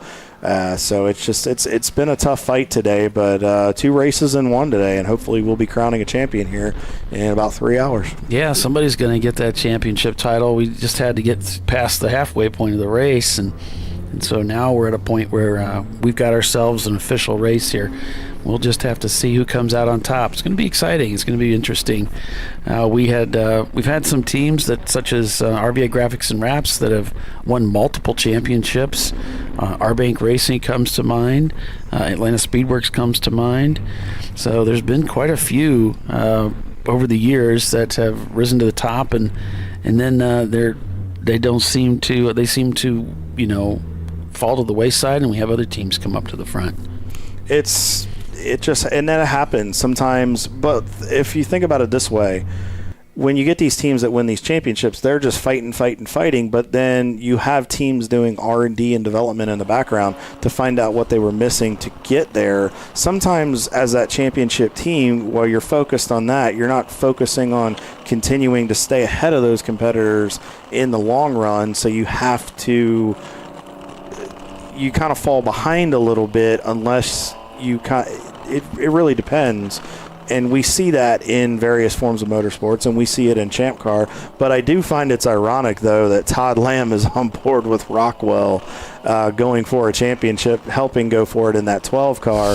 And he was his team was the one that are the reigning champions from last year. So it's kind of funny that if they pull this off, he'll be a champion 2 years in a row. So that's kind of ironic. He's like literally a reigning champion. Yeah, it really is.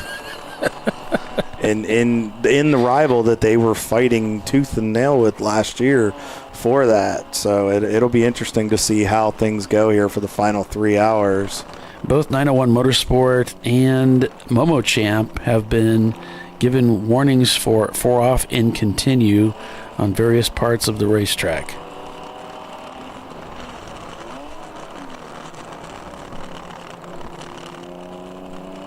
We're on board with Bavarian Mustache Works. They're in 6th place now, so they've done a great job of bringing that BMW up towards the front. So it's Rockwell Autosport Development leading still over Parts Badger, Flat Out Nemesis. There's no Z in Mazda, Wittenauer Motorsports. Bavarian Mustache Works in 6th.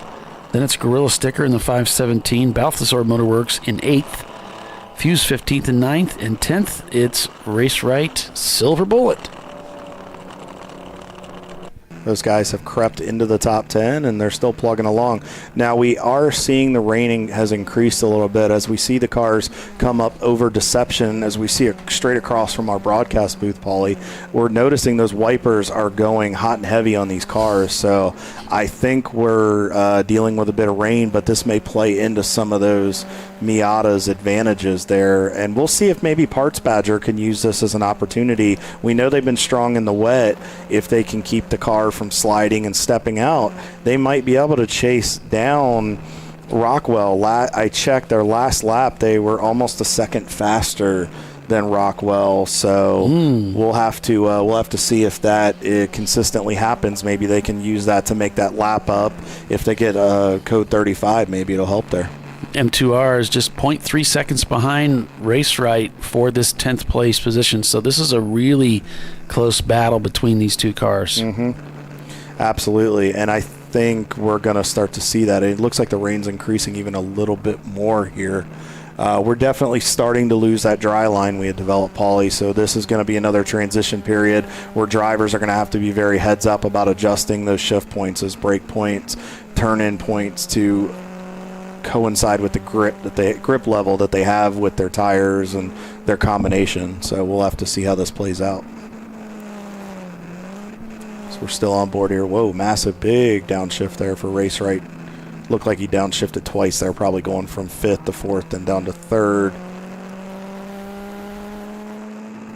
Still turning and burning here. Looks like they're chasing down one of the BMWs in front. That looks like the Running Bulls entry, I believe. Yes, that is, I believe, the Running Bulls entry. So just chasing those guys down. But we know the Running Bulls will pull them a little bit on the straightaway. But as you see, Race Right's just hanging right with them, right in the draft, in the slipstream. They pulled them a little bit through the top end of the gearing there, but they're not getting away from them that far. And as they get through 5, 6, and through 7 to 9, I think this is where you'll see Race Right eat them up and maybe go for an outbraking maneuver. No, we're going to do it in 6. So that was a little high risk there. 901. Oh, was it 901? Okay. It was a red car. I don't know. I could be wrong. Maybe it was Running Bull. Honestly, Paulie, it might have been. We have so many teams that have similar paint jobs, and with some of that fog on some of the screens, it's hard to tell. As Wittenauer just rolled by, there's Running Bull, so it looks like that may have been 901 Motorsport there. Oh, so sorry, Jason, for that. It's UGA. Oh, not UGA. That's great. Nevertheless, we're going to go with UGA. Yeah.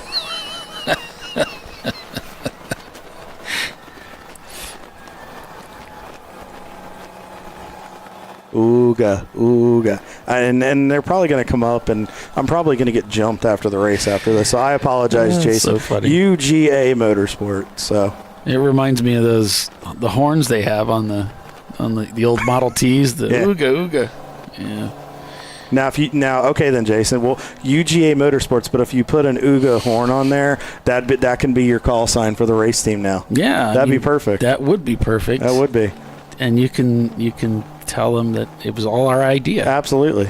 Or Kyle's anyway. No. It's a shared effort up here. We share the blame. We share the blame. We thrive together or thrive together. Our buddies over there, and then we thrive together, and then we go down in flames as a team. So and Les will get roped into it too. So we followed Parts Badger heading through turns 1A and B, and now down into turn 3. So to round that out, our friends at UGA Motorsports in the 811, they are 4th in the 7-hour contest for the Sunday race. So great job, guys. We'll see if we can find out how far. It looks like they are 3. It looks like they're about 3 laps off of the Brew Crew car, and I'll have to check when they hit the line. It may not be. Actually, it looks like it's about 2 minutes maybe. I'll get a clarification on that to see. But they're still in the fight on that side of things, so we'll keep an eye on it. Yeah, that was a pass there for over Running Bulls for Parts Badger. So with that, we need to take another commercial break, and then we'll be back in just a couple of minutes, so stay with us. You're watching ChampCar Live at NCM Motorsports Park for the National Championship 2024. Stay with us. We'll be right back.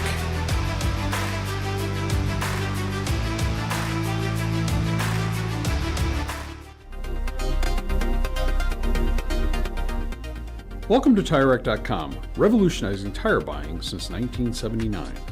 With our unmatched selection of branded products, finding what fits your vehicle and is right for you and how and where you drive has never been easier.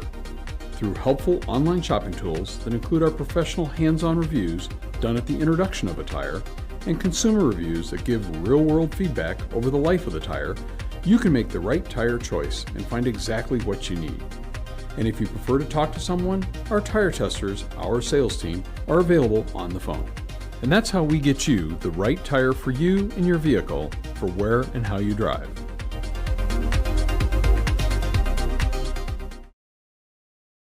At AutoZone, you get what you need when you need it. Got a today job? Pick it up free same day at your local AutoZone. More of a tomorrow project? Order as late as 10 p.m. with free next day delivery. Getting the job done just got easier. Since 1994, Flying Wrench has been a family-owned business renowned for exceptional European car repair and maintenance. We treat every vehicle with the same care and attention as if it were our very own, building lasting relationships with our clients along the way. We specialize in high-performance vehicles, offering a range of services that include fabrication, construction, custom wiring, and much more. Visit us at flyinwrench.com. Discovery Parts is a veteran-owned racing and safety equipment company. While we're located inside Atlanta Motorsports Park in Dawsonville, Georgia, Discovery Parts can also be found at the tracks, supporting a number of ChampCar Series events. We take pride in being a reseller of the best of the industry to ChampCar teams and drivers. We know racing, love racing, and look forward to tomorrow to even more racing. Visit us at discoveryparts.com. Lifeline's continuous commitment to research and development ensures that we supply the most innovative and cutting-edge products available. Used by the majority of the world's motorsport championship-winning drivers, teams, and constructors, Lifeline has a stringent and proven history of success. Lifeline's continuous commitment to research and development ensures that we supply the most innovative and cutting-edge products available. Lifeline's 0360 systems are the result of over 7 years of intensive research and development using 3M's Novik 1230 environmentally safe gas extinguishant. Lifeline uses only the finest quality components. For more information regarding our fire safety equipment and fire safety systems, please contact us at info@lifeline-fire.com.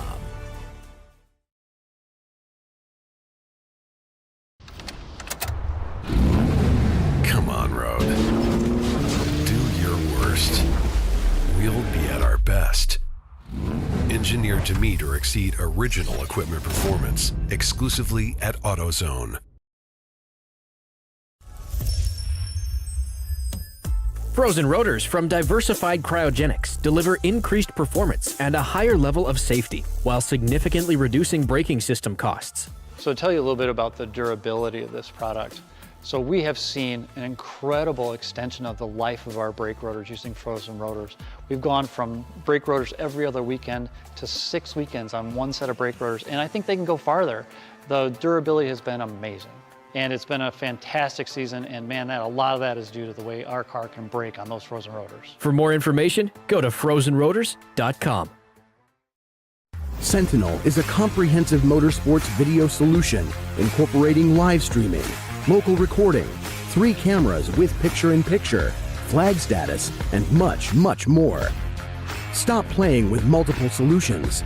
Sentinel handles it all, including timing and scoring, vehicle data, graphic overlays, adaptive bitrate encoding, network bonding, and more. Sentinel is the solution to sharing your motorsports experience with your friends, family, sponsors, and the world. What are you waiting for? Get your Sentinel today and never miss an on-track moment. www.sentinel.racing. Bring on the frozen tundra. The grinding gravel, the cratered concrete, the rain-soaked streets. Come on, road. Do your worst. We'll be at our best. Reliable performance in unreliable conditions. Designed to meet or exceed original equipment performance. That's why more auto technicians choose Duralast parts. Exclusively at AutoZone.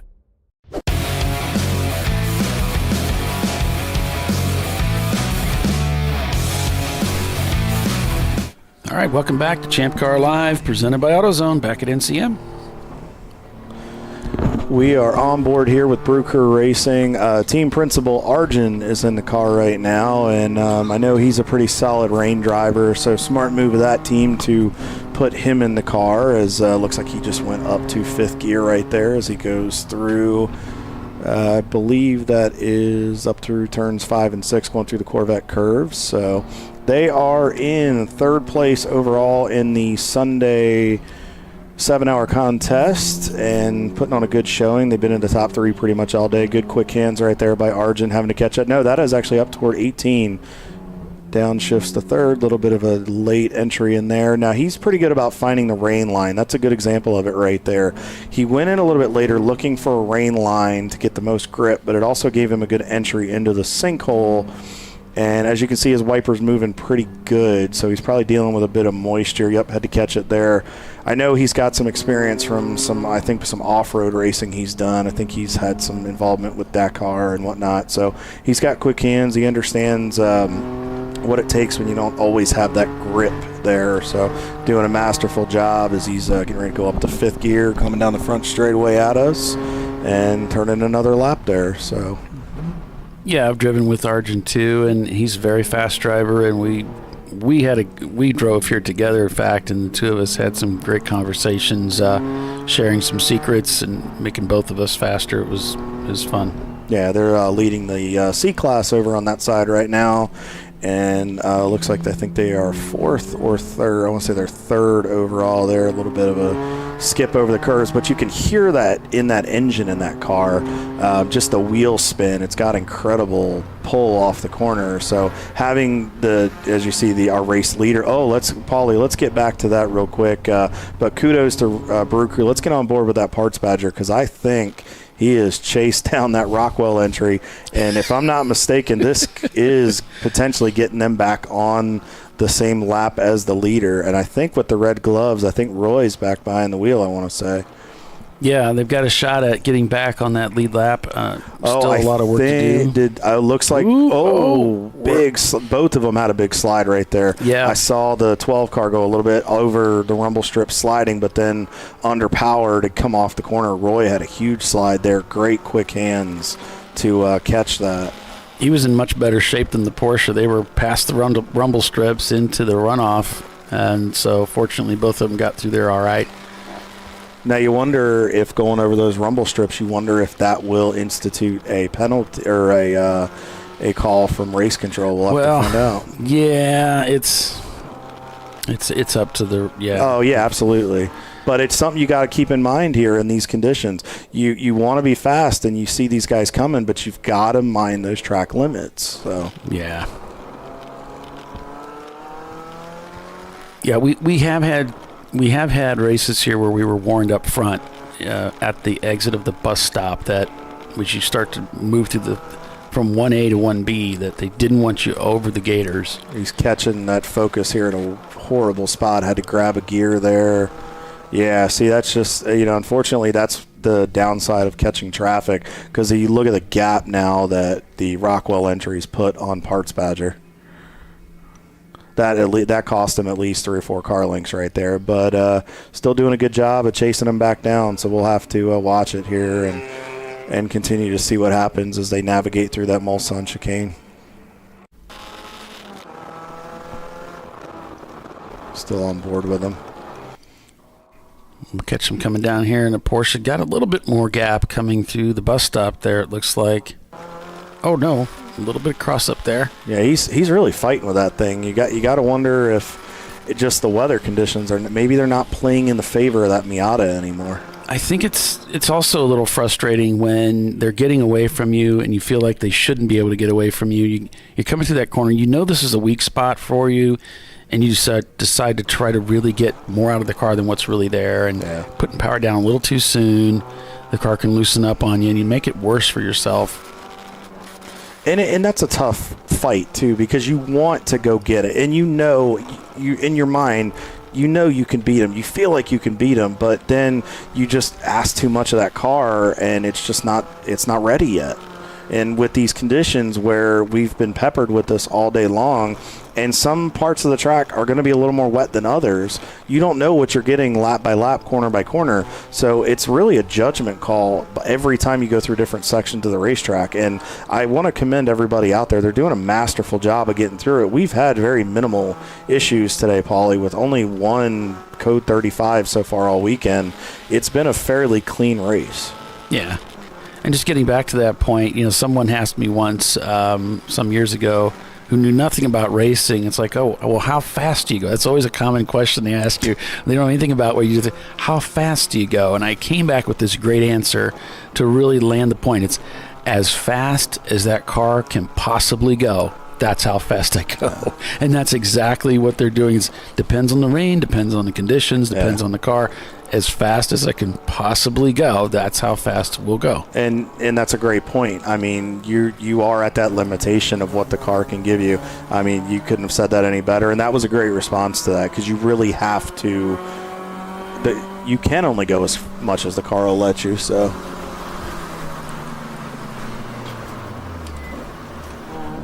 Ooh. We're getting a little bit choked up here as we're heading into the corner here with traffic. That looks like Momo Champ up ahead. But they're working their way through the corner there. And they're heading through Deception here. So it looks like that was the turn 10 debacle where people tend to get kind of bottlenecked down there going into 10. And you can see the skies look darker than what they really are. They're actually a little bit brighter than that. But the cameras have a tendency to make things look a little darker than what they really are. Yeah, and you can see that just they're fighting. I mean, the rain is coming down even harder now. Those windshield wipers are going more and more. As we're on board here with the Wittenauer Motorsports entry, Lee is still behind the wheel rocking and rolling. And we have a guest with us here in the booth, Mr. John Wittenauer, team principal. Speaking of Wittenauer. Owner. Yeah, exactly. We that's a common name we talk about a lot. In motorsports, it used to be. Longines Wittenauer doing the timing, but that was a long time ago. Well, so F-Class car, top 5 overall, contending for this championship, rocking it out. Leading I don't think we had this on our bingo card, sir. So tell us a little bit. We know you guys have been developing this car. You guys have a rock star lineup as we're on board. I mean, Lee's showing that right now as he's laying laps down in the rain here. Tell us about it. You guys have put a lot of work into this program. Well, if anybody's wondering why it's raining this weekend, we had ordered that. Didn't want the lightning yesterday, believe me, but it's a front-wheel drive car, whopping 118 horsepower, and this is the kind of weather conditions that really help us out.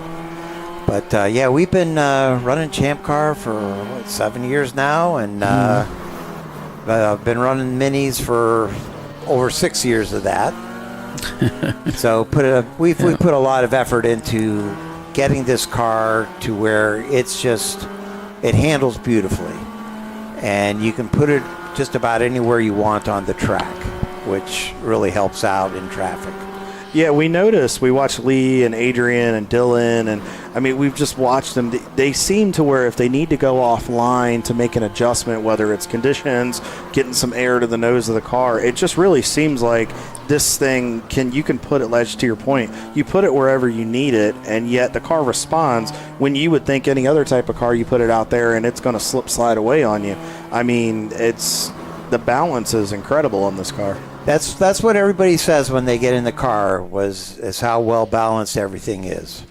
Yeah, and I think you were one of the first teams to bring a Mini Cooper to ChampCar. You've been working on this car for a long time, and it's inspired other people to say, well, maybe the Mini. Yeah, and it's a base model. This isn't the turbo, so we do run a Cooper-esque gearbox, which changes the ratios a little bit and can handle an LSD, and Cooper S axles are a little bit better, beefier, because they're rated for 300 horsepower.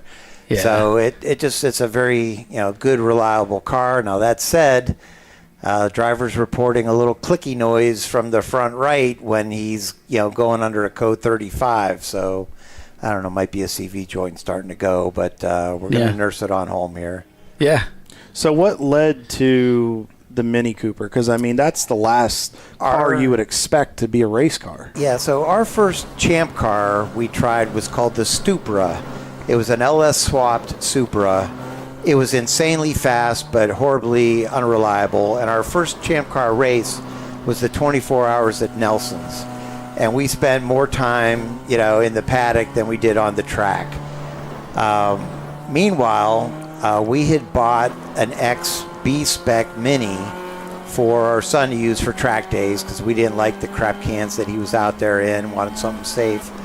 And that had been passed down to my wife. It was her track day car. So we decided we would steal her track day car, turning into our Champ car, and we've been doing that ever since. And so we had the Mini. I've raced vintage Minis, a 64 Mini Cooper S, for a number of years. I started that in like 2012. So kind of, into the Minis. Yeah. You had that green Mini at Mid-Ohio. That's where I first met you. Yeah. That's my Sunday car. And that 1977 1275 GT Mini, a couple years ago, go up to the garage with my grandson and point to my wife's car, and she says, yeah, that's Nana's car. Point to the Champ car, yeah, that's Grover, that we all drive. Point to my old Mini, yeah, Papa race car.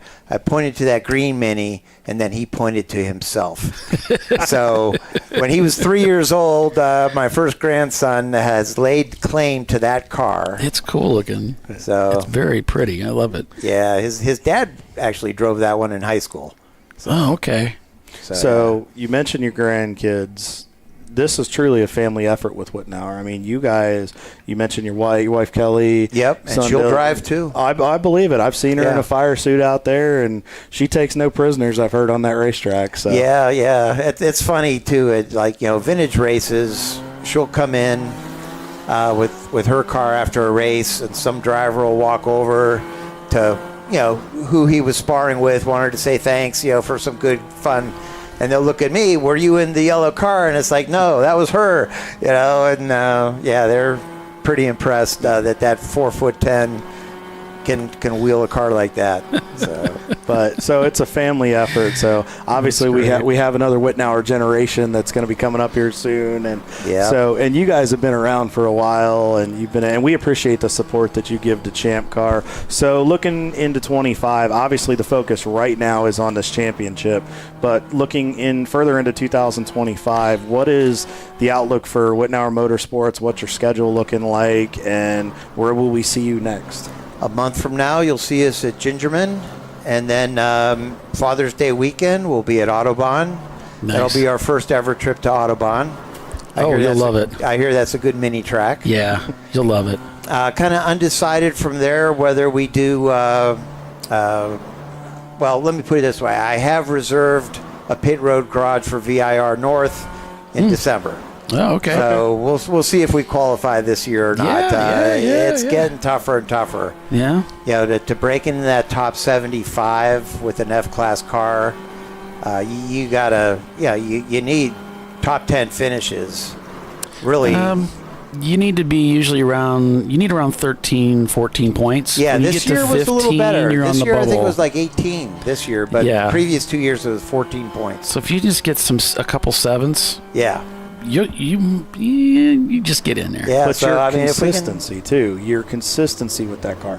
Every time you guys show up, you always, unless you have a weird failure, you guys always are consistently up in the fray. So I think you have a solid shot at it, more than you think you do. But it just now you've got Stephen Cox here with you this weekend as a reserve driver. Will we see Stephen in the seat at all today, or is he just on reserve in case something happens? Well, we could quite likely see him in the last stint today. Yeah, Lee's in the car now. Like I said, we got that clicking noise. We'll see if Steven's comfortable. If he's not, then Dylan will go back in the car. And if we're if we got a chance at third, top threes get trophies here today. Yeah. If we have a chance at third, we'll probably put Dylan back in, in the wet, because he's got the front wheel drive wet experience. But otherwise, Steven's going to go in the car today. Okay, yeah, we want to get him in the car. Yeah, we had him in the broadcast yesterday, and you could tell he was itching to get in that car. So I figured I'd ask. But yeah, I mean, obviously having Dylan's experience, if you're up in that top three and you got a shot at it, absolutely, you got to put your best foot forward. And so it sounds like right now about 2 to 3 more races pending qualifying for that championship. Are you guys looking forward into 26 and beyond? You've had success with the one car. Are you looking at potentially adding a second car? Anything further with the program? We had a second car caged 3 years ago, and the plan was to do a K-swap in a base model Mini. And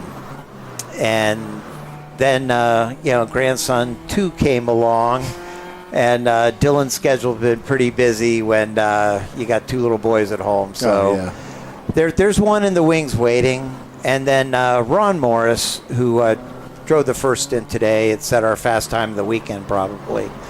Ron's building a C4 Corvette. Oh, okay. So one of our team members is turning into a team owner, and we plan on helping him out as best we can.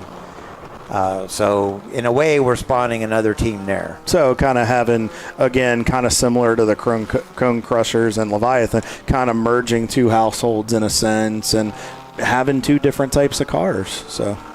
Yep, and it's always nice to have the help on pit road and stuff too. Absolutely. So. Real quick, not to cut you off there, John, it looks like we may be going. Are we going under a full course yellow, Polly, or are we just a local yellow here at the line?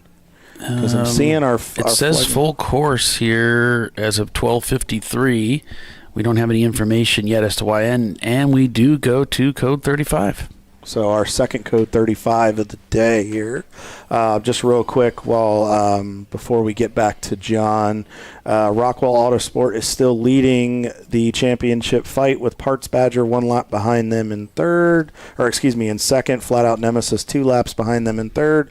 There's no Z in Mazda rounding out in fourth there, and then Wittenauer is still rounding out top 5 and leading that F class. This has to be. And is he still running? That wasn't my guy.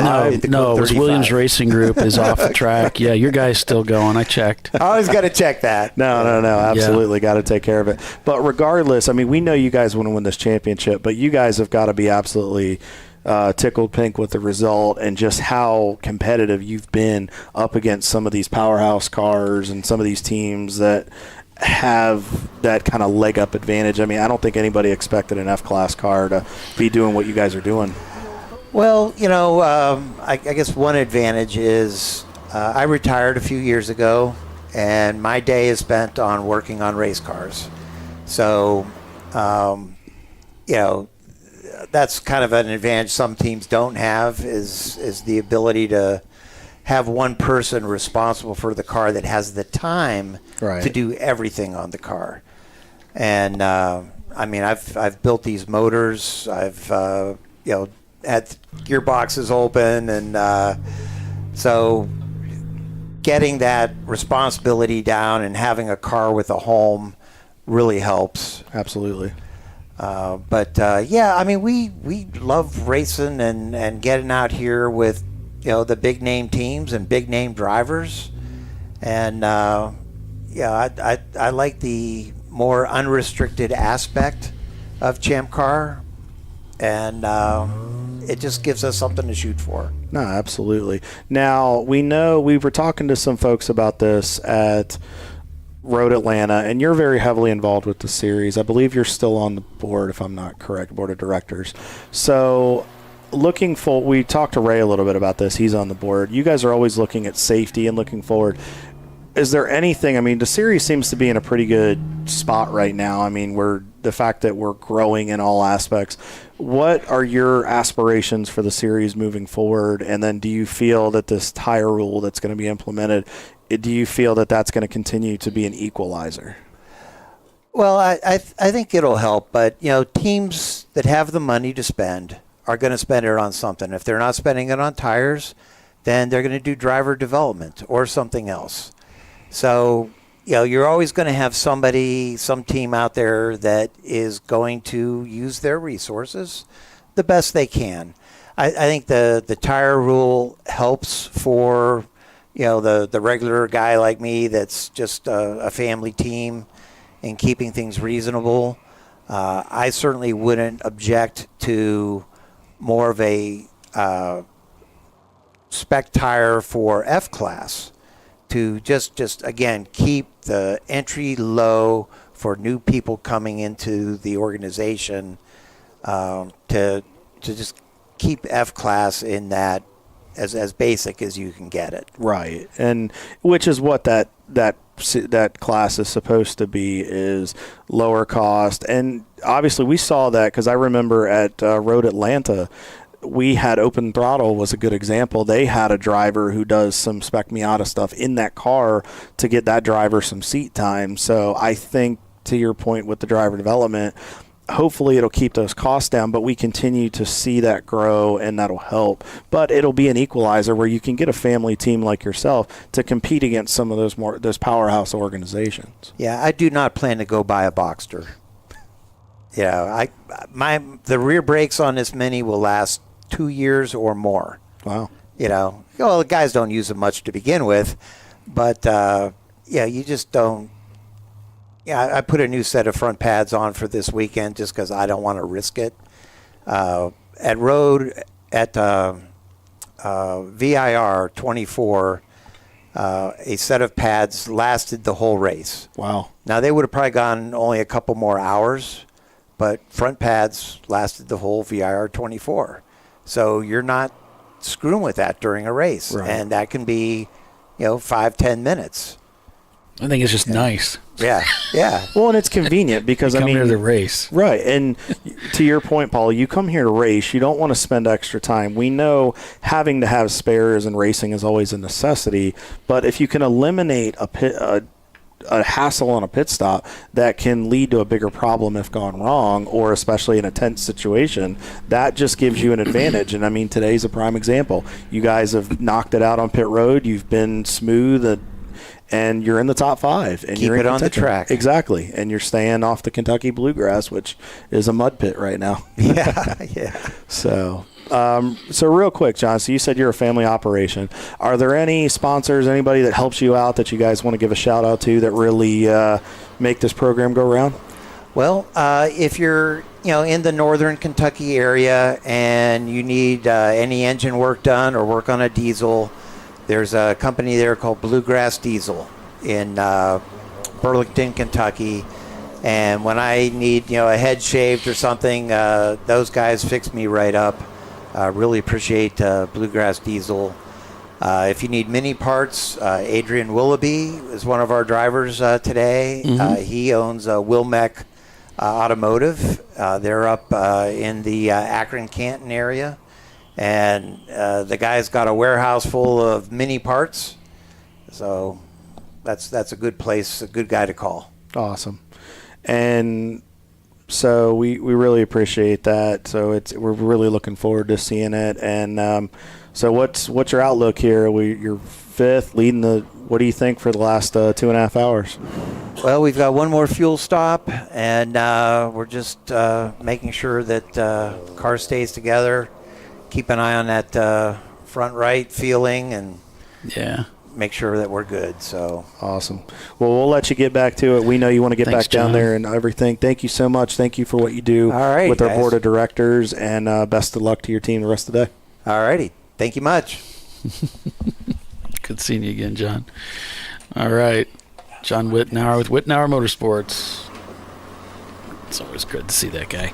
Yeah, and he does a lot for the series, and he's been a good addition to the board of directors along with Ray. And I mean, the series is in such a good spot right now as we are just past the 4.5 hour mark here at NCM as we're under a full course caution. But now they do a great job, and it's really cool to see an F-class car do this because it is. That class is still growing, and we're starting to see the car counts increase race by race with that. So, and I think it's proof that F-class cars can compete in this series if done properly. Well, and you said that the series is in a good place right now, and it is because of people like John that serve on the board. They're committed to maintaining or making things better, and they aren't paid.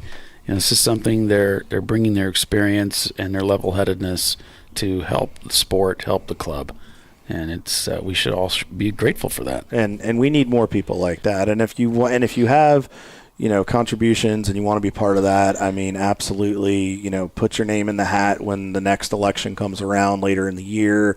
And even if you have things that you want to bring up to the board, go see John, sit down, have a conversation with him, have a drink with him after we get done in the garage, and just talk to him, talk to Ray, and give those guys input. They're always looking to make this series better and more efficient, and if we can do that, we'll be in a better spot. So yeah, absolutely. So Parts Badger in second place still. We saw them trying to reel in the the Porsche Boxster. It's been kind of the story of the day for these guys, just dealing with that Porsche. Rockwell leads the race. Flat Out Nemesis is in third, and then we've got Flat Out actually in the pits right now. Wow. Now, this might be, we're under 2.5 hours. We talked about before that if we get a code 35, this might be their opportunity. They may be trying to short pit here to then pit maybe in about an hour and then go to the end of the race, depending on what their fuel level and capacity will hold here. As the less is more cam is giving us some shots here right at the start-finish line. I do want to go over something cool, Paulie. We went over this a little bit at Road Atlanta. Positions gained. Bavarian Motorsports, or Mustache Works right now, has gained 12 positions from their starting spot. That is the most out of anybody all day long. And take a guess who the second most gained positions are from our teams here. And it's probably one you would not expect. We have a camera on board with them, if they give you a hint. Well, We could go with Wittenauer, I suppose. I don't know. Race Right. They have gained 10 spots on the day. They're currently in 10th overall right now for the national championship and have gained 10 spots from where they started. And they are leading the charge. And third on that list is There's No Z in Mazda, which is the 383 entry, and I want to give a shout out to Nolan Feathers, who's one of their drivers this weekend. He is an iRacing buddy and friend from Ohio, and he does some stuff with us with Rad Air when we do some online racing. So congrats to the run you guys are having so far, Nolan, and good luck the rest of the contest here. So the car's been pulled off the racetrack, as you saw, or maybe some of you aren't watching, you're just listening. So we should be going back to green here very shortly. So with that, we'll take another commercial break and be back in a few. Stay with us. I'd buy tires online, but then what? We've thought about it. We're TireRack.com. They should let you ship directly to a mechanic. Actually, we call them independent recommended installers. They should have like 1,000 mechanics. Try over 7,000 installers. Then you just make an appointment. At a time that's convenient for you. This could change tire buying forever. TireRack.com, the way tire buying should be. Come on, road. Do your worst. We'll be at our best. Engineered to meet or exceed original equipment performance, exclusively at AutoZone. Since 1994, Flying Wrench has been a family-owned business renowned for exceptional European car repair and maintenance. We treat every vehicle with the same care and attention as if it were our very own, building lasting relationships with our clients along the way. We specialize in high-performance vehicles, offering a range of services that include fabrication, construction, custom wiring, and much more. Visit us at flyinwrench.com.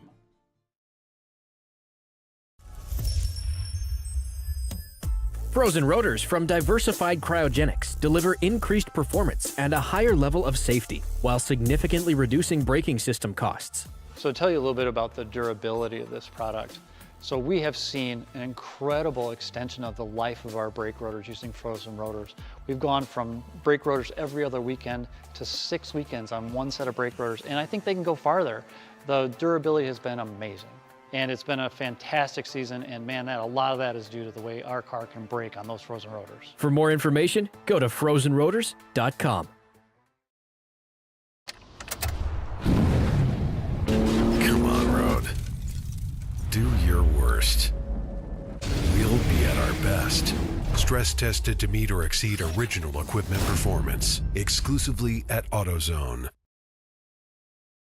Welcome to Parts Badger, where we want to be your online machine shop. Through our online platform, we connect our global manufacturing capacity to your fingertips. You can request a quote, place an order, manage your parts, and even share that information with a colleague right online. If you prefer, you can work with our experienced team of sales representatives who are supported by our design engineers and project managers as well.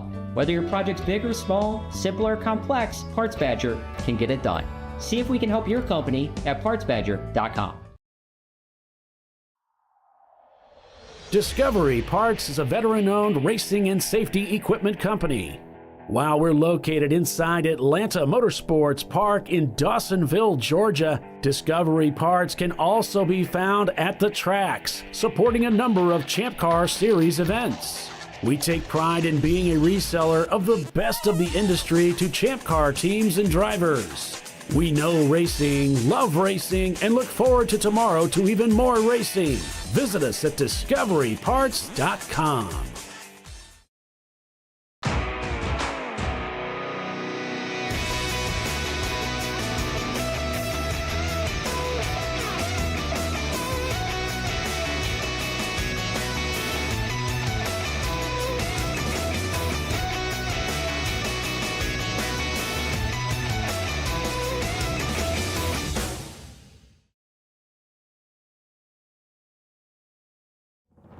Lifeline's continuous commitment to research and development ensures that we supply the most innovative and cutting-edge products available. Used by the majority of the world's motorsport championship-winning drivers, teams, and constructors, Lifeline has a stringent and proven history of success. Lifeline's continuous commitment to research and development ensures that we supply the most innovative and cutting-edge products available.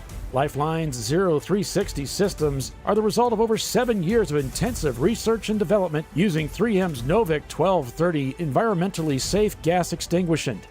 Lifeline uses only the finest quality components. For more information regarding our fire safety equipment and fire safety systems, please contact us at info@lifeline-fire.com. Sentinel is a comprehensive motorsports video solution incorporating live streaming, local recording, 3 cameras with picture-in-picture, flag status, and much, much more. Stop playing with multiple solutions. Sentinel handles it all, including timing and scoring, vehicle data, graphic overlays, adaptive bitrate encoding, network bonding, and more. Sentinel is the solution to sharing your motorsports experience with your friends, family, sponsors, and the world. What are you waiting for? Get your Sentinel today and never miss an on-track moment. www.sentinel.racing. No. Seriously?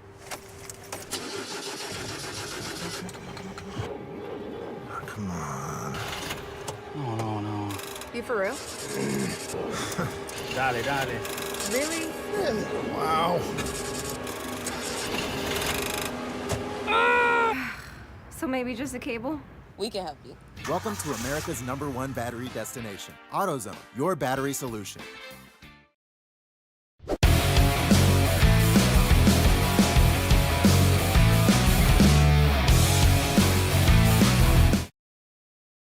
Welcome back to ChampCar Live, presented by AutoZone. And we are green here. We are green. Had a great interview with John Wittenauer, was just in here. Yeah, that was a lot of fun. Good luck to John, Kelly, Dylan, Ron, Adrian, everybody on that team. And Lee, good luck to you guys. And Les, nice cowboy boots. Yeah, sir. he just bought those cowboy boots, and he's we were proud of talking those about things. those a little bit. It's like, you're not far from Nashville. You can go down there and boot, scoot, and boogie. He's got them boots, Dan. Now watch if he hears this, he'll start dancing. He'll hear us. Just to spite me. He'll hear us. There he goes. There he goes. He's doing his Nashville 2-step. And everybody that's listening on the broadcast, oh God, love the grin. I'm turning this off right now. I love the grin. It's great. There he goes. There he is. He's doing it. right in a puddle of whatever fluid that was too. There's all kinds of oils floating around down there, and back on board with Bavarian Mustache Works. We'll give you a rundown here of what's going on. Rockwell Autosport Development leads the race over Parts Badger. Let's see, the last laps, 237 to Parts Badger's 241 on that last lap. The gap ahead, don't really have anything other than one lap. Flat Out Nemesis, they're in third place, back about 3 laps, and then there's Nosy and Mazda in fourth. Wittenauer Motorsports, Bavarian Mustache Works, Gorilla Sticker, Bathazor Motorworks in 8th, Fuse 15th and 9th, and Race Right in 10th. And let's check on our friends over on the 7-hour side. Got to give a shout-out to the guys with EC, man. The TMMI guys are rocking it today. Best time of 2:23.62. And they are leading that EC class, and that gap is continuing to grow. Then as far as the rest of the group, On Second Thought Racing is still rolling in their entry, the 342, the MR2. Madwag is still rocking it out after the weekend they've had. Nice podium finish, I think, would do those guys some good, but still doing well so far. And Brew Crew Racing is in third. We noticed they had just had a spin out of Deception there a little bit, but looks like they got it rocking and rolling, and they're still going. Yeah, we just saw Parts Badger there. Almost went for a ride as we see Wittenauer, the Mini, going by, and there's Parts Badger turning into, I believe, turn 2 or 3. Yeah, right there. 2-3 combination. We'll go with that.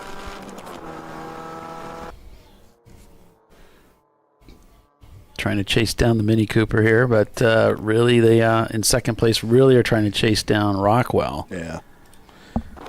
And they're still a lap behind Rockwell, and for the last, I want to say about 2.5 hours, they've kind of kept that at bay for now as we're getting into the final stages and as we approach that anticipated final pit stop in this race. But give them credit. I think Rockwell's gotten out there, and they've been consistently a little bit faster than Parts Badger, and I think they've just kind of gotten to a pace where they're just kind of riding at this point and just letting the race continue to come to them. Their Parts Badger's trying to push it, which for good reason, to try to stay after those guys.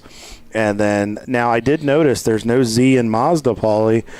They are only 38 seconds back of Flat Out Nemesis, so we may have a challenge for the bottom step of that podium there. Be very interesting to see what happens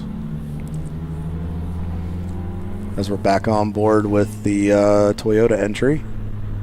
It's kind of like a camo type of livery. It looks like they're going to come into the pits here. It's a really interesting layout or livery they have on the car. It's kind of cool. You definitely won't miss it when you're walking through the paddock. And they've slowed down here. I wonder. Oh no, they're in the pits. Okay, they're coming in the pits. Yeah. Probably just having to take it easy. I thought they were over slow, and I thought maybe they thought the 20 miles an hour started a little bit earlier, but then it's probably that pit road access lane is probably very slick right there, so I'm sure they were just trying to take it easy. But Wittenauer is a lap behind the 383, and then we'll check the next time the cars go by the scoring loop. Bavarian Mustache, we'll see. It said they're about a minute behind those guys, so that is that could be a fight here. And then Gorilla Sticker, it looks like they're about on the same lap. And then Balthazar is 2 laps behind those guys. And then Fuse 15 is on the same lap, only 13 seconds behind Balthazar. So that's going to be a close fight for 8th. And then 2 laps back from those guys are the folks at Race Right. Okay, so they're displaying the white flag there on Les's camera, so there may be a slow vehicle on the racetrack that they're following with that camera.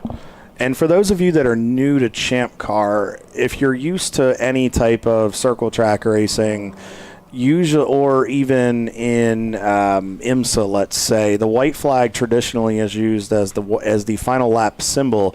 In Champ Car, we do not use it as such. We use it as there's some type of safety truck or vehicle, or if we don't have a medical flag, there's like an ambulance or something out there. So that's just an indication, hey, there's some safety folks, back it down. Usually that turns into a local yellow section, but it's just more of a reference for our drivers. Yeah, it looks like there's a local yellow in turn 8. There's a car that stopped on the racetrack, and that car is car number 321. That's the Miata of M2R.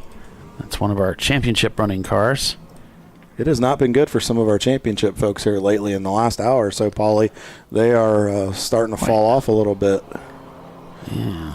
But you wonder, too, looks like we're going to a red flag condition. Oh, yeah. They've decided to go red.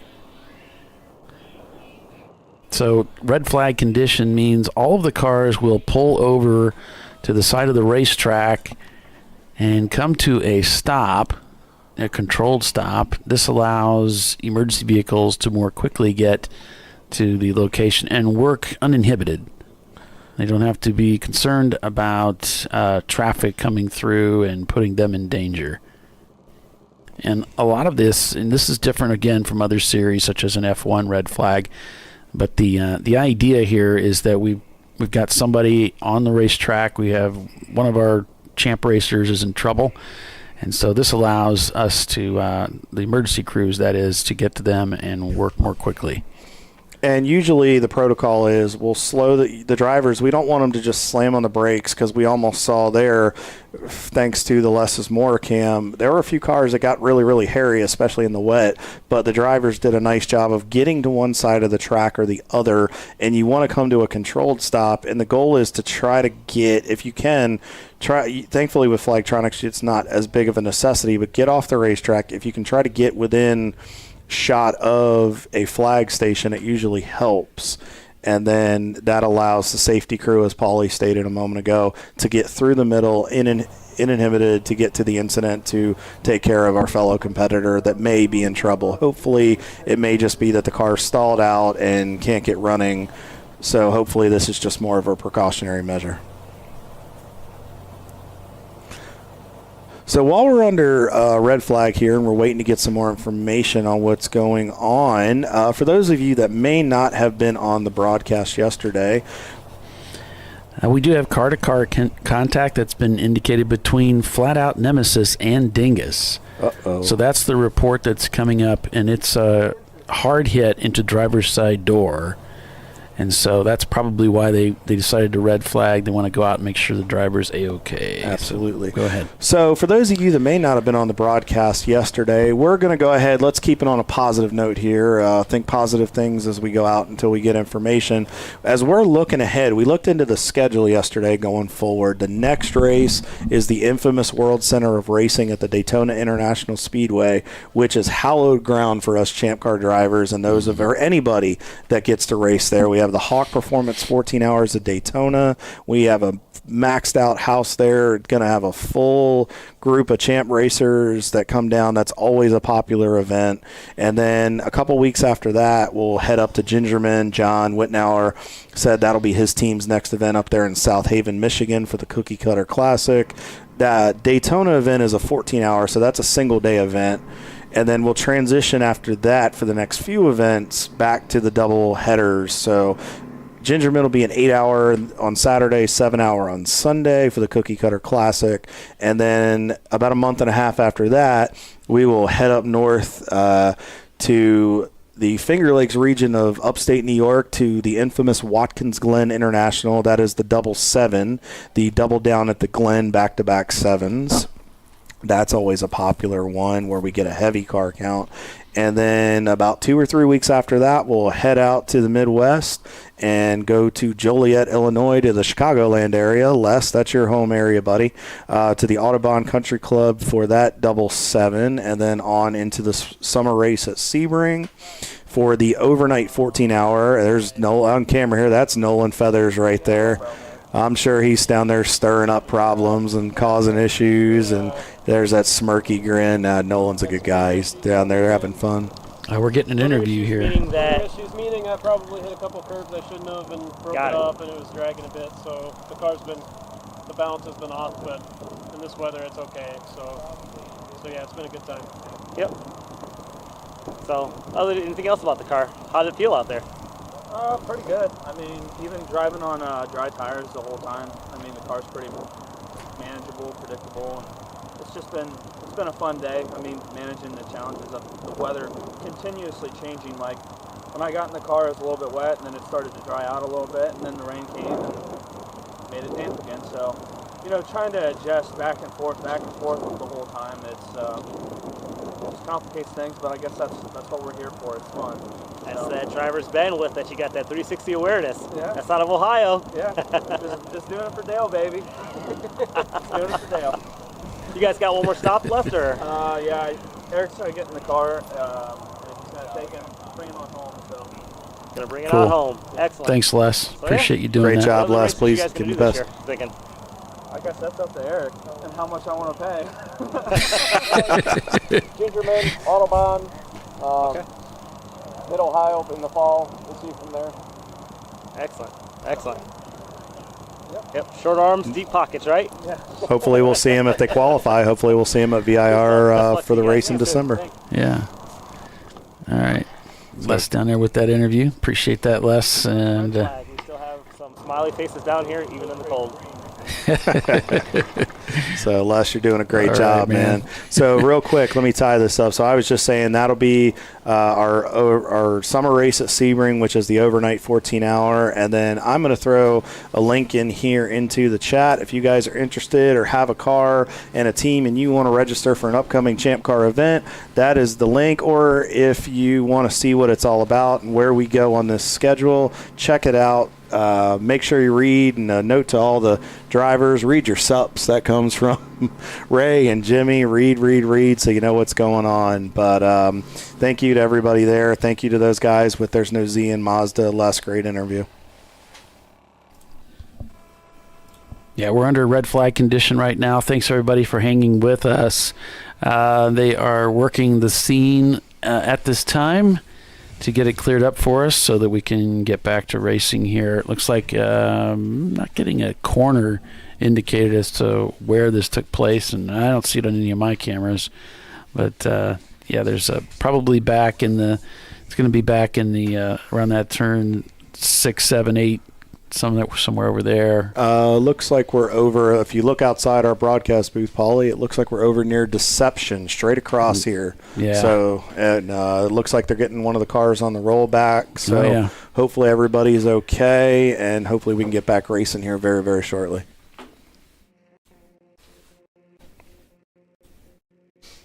Yeah, should be good to go. So, as we're on board here with Arjun in the Brew Crew Racing entry. And we'll transition back over here to turn 14. Camera's still foggy. It is not that foggy, folks. That would be almost where we couldn't race in, but that is just fog on the lens from some of the wet conditions that we've had. Unfortunately, they just haven't dried out as much as we anticipated to give you some better shots, but it's for dramatic effect. It's the lovely world of television. Yeah, these poor cameras have been through it. It's amazing to even turn on, really. They sat out there in the deluge yesterday and overnight. Yeah, it's and thankfully they've been working. Yeah, getting some support staff behind us. Me and my wife taking care of us up here in the booth, almost kind of acting like a production assistant. So another Champ Car mom in a sense. So taking care of us. She's taking notes, so then we can have a debrief on it. Honey, this is what you did wrong on the broadcast. This is what you need to do better at Daytona. And cars at a full stop. Now, if it was a situation where they felt like, oh, this is going to take longer than 20 minutes or half an hour, they will send a pace car out, pick up the field, and bring them into the pits. But in this case, it looks like they've already got the rollbacks out there. As long as there's not a lot of track damage, like let's say, for instance, a barrier got pushed or moved or destroyed, and the track would have to repair that, and it looks like a lengthy repair, as long as that's not the case, they'll be able to clean up the area and get us back to racing here pretty quickly, probably within the next 5 to 10 minutes, right around the time we go to commercial. Absolutely. That's the way it goes. Yeah, unfortunately. Hey, we're going back green, and we got to pay the bills. So... Yeah, it's a real shame too. Both these guys have been doing well today, especially for flat out. They came here, had to race in this really difficult weather for a open cockpit car with no windshield. Yeah, and just watched them race through similar conditions at Sebring at the New Year's Eve race, and just felt awful for them. It just must have been absolutely miserable getting pelted all day long. It's got to be hard enough racing and endurance racing in an open cockpit like that. The first time I did it was by accident at Daytona last year when I was driving for Todd, when the top of our Porsche came off, and we ended up having to do it. And then obviously with when you have that, you have to wear arm restraints in the car. Mm-hmm. And I had never done that before. And if you've never done that you have to adjust your hands and make sure that you can reach with the shifter. Because I'm kind of short, stubby, and fat. So it makes it a little bit more difficult to drive, and you have to make those adjustments. So it's something you get used to. And then there was another team. Who was that Clive Vogel was involved with, Visceral. I mean, they had those cars that way too. Well, they did, with the exception of Nemesis has no windshield. Oh yeah. So it's even worse for those guys. That is a whole nother world. Yeah. it's different, especially with that air hitting you in the face and then that air buffering around. You got to get used to it. It can throw you off your rhythm a little bit if you're not ready for it. At least you're not getting pelted with rain on your visor for hours. Yeah.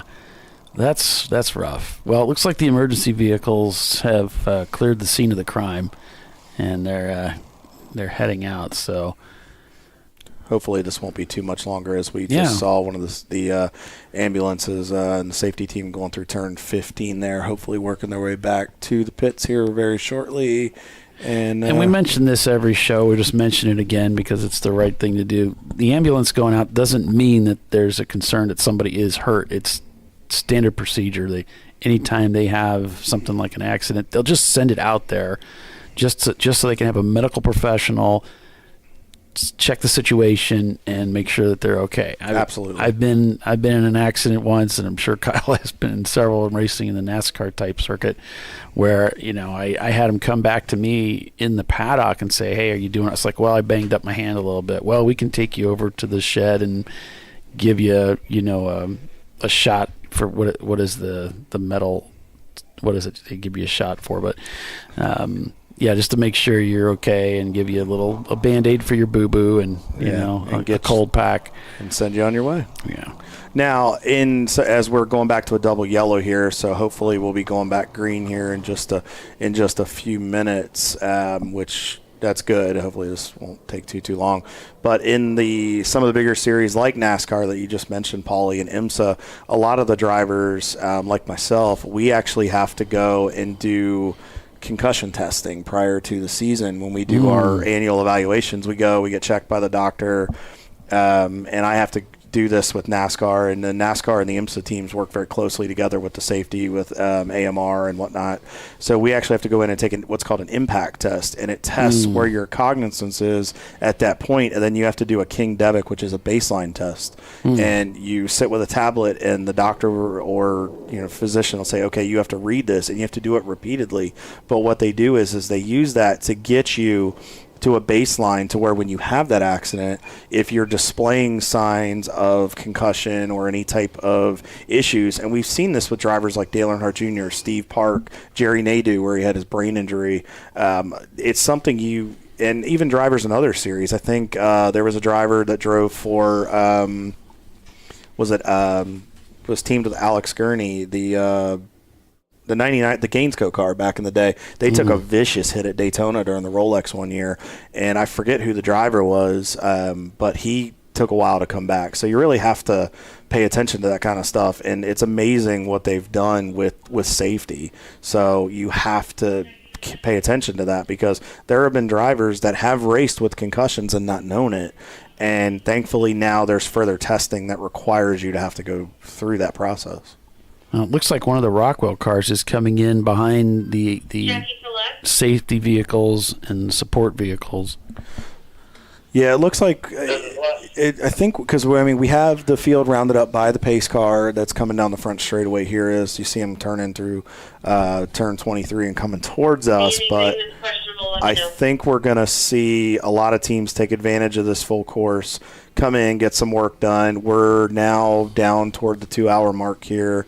So we're getting close to that pit window, and hopefully this doesn't mean cautions breed cautions, but depending on how long we're going to be under caution for, it's a good time to save fuel. If you're in that area, we're just inside 2 hours.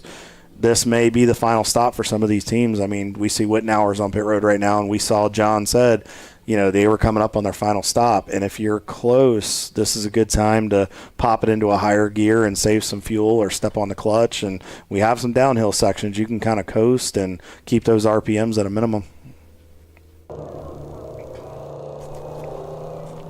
Yeah, Les is down there in the pits right now. We're going to go ahead and take a break. We'll put him on the picture-in-picture and be back in a few. Stay with us. I probably need new tires. You do.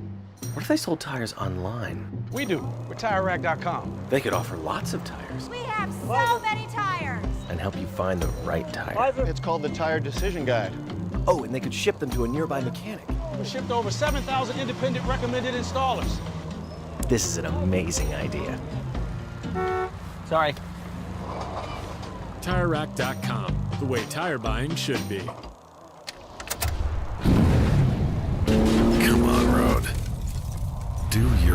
worst.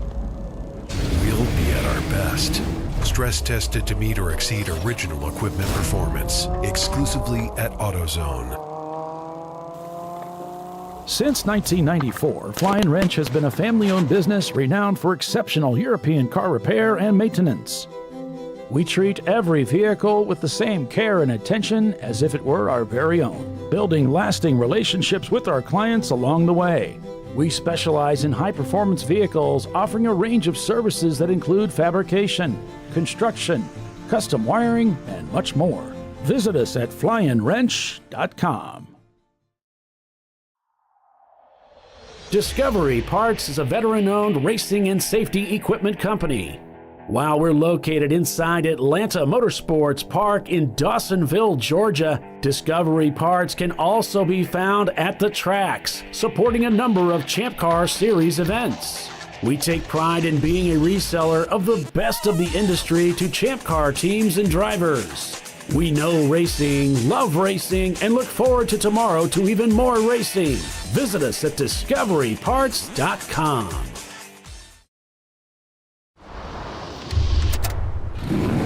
Bring on the frozen tundra, the grinding gravel, the cratered concrete, the rain-soaked streets. Come on, road. Do your worst. We'll be at our best. Reliable performance in unreliable conditions. Designed to meet or exceed original equipment performance. That's why more auto technicians choose Duralast parts. Exclusively at AutoZone. At Parts Badger, we're not your typical machine shop. When a market-leading mountain bike manufacturer was looking to reshore their hardware components, they turned to Parts Badger. Within weeks, we had deployed a dedicated manufacturing cell, ramped up production, and had guaranteed capacity to meet their demand. We're looking to be your manufacturing partner. See what we can do for you and your company at partsbadger.com.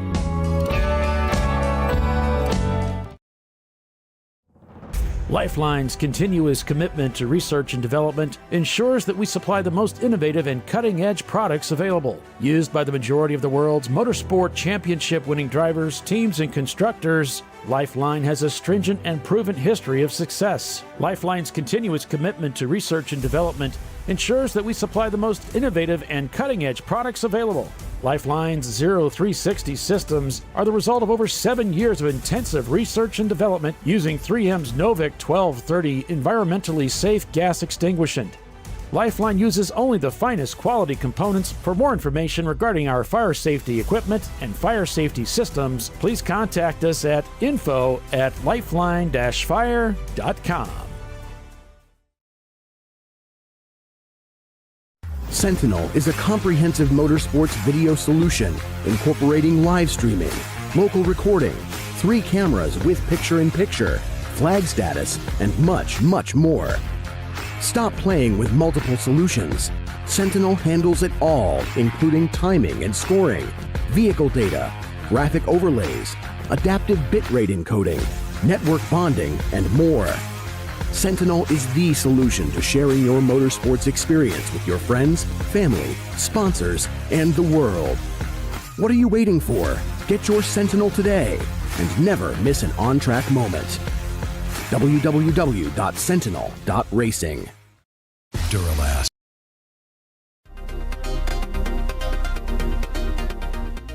Welcome to TireRack.com, revolutionizing tire buying since 1979.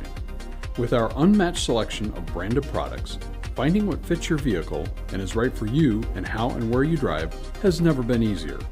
Through helpful online shopping tools that include our professional hands-on reviews done at the introduction of a tire and consumer reviews that give real-world feedback over the life of the tire, you can make the right tire choice and find exactly what you need. And if you prefer to talk to someone, our tire testers, our sales team, are available on the phone. And that's how we get you the right tire for you and your vehicle for where and how you drive.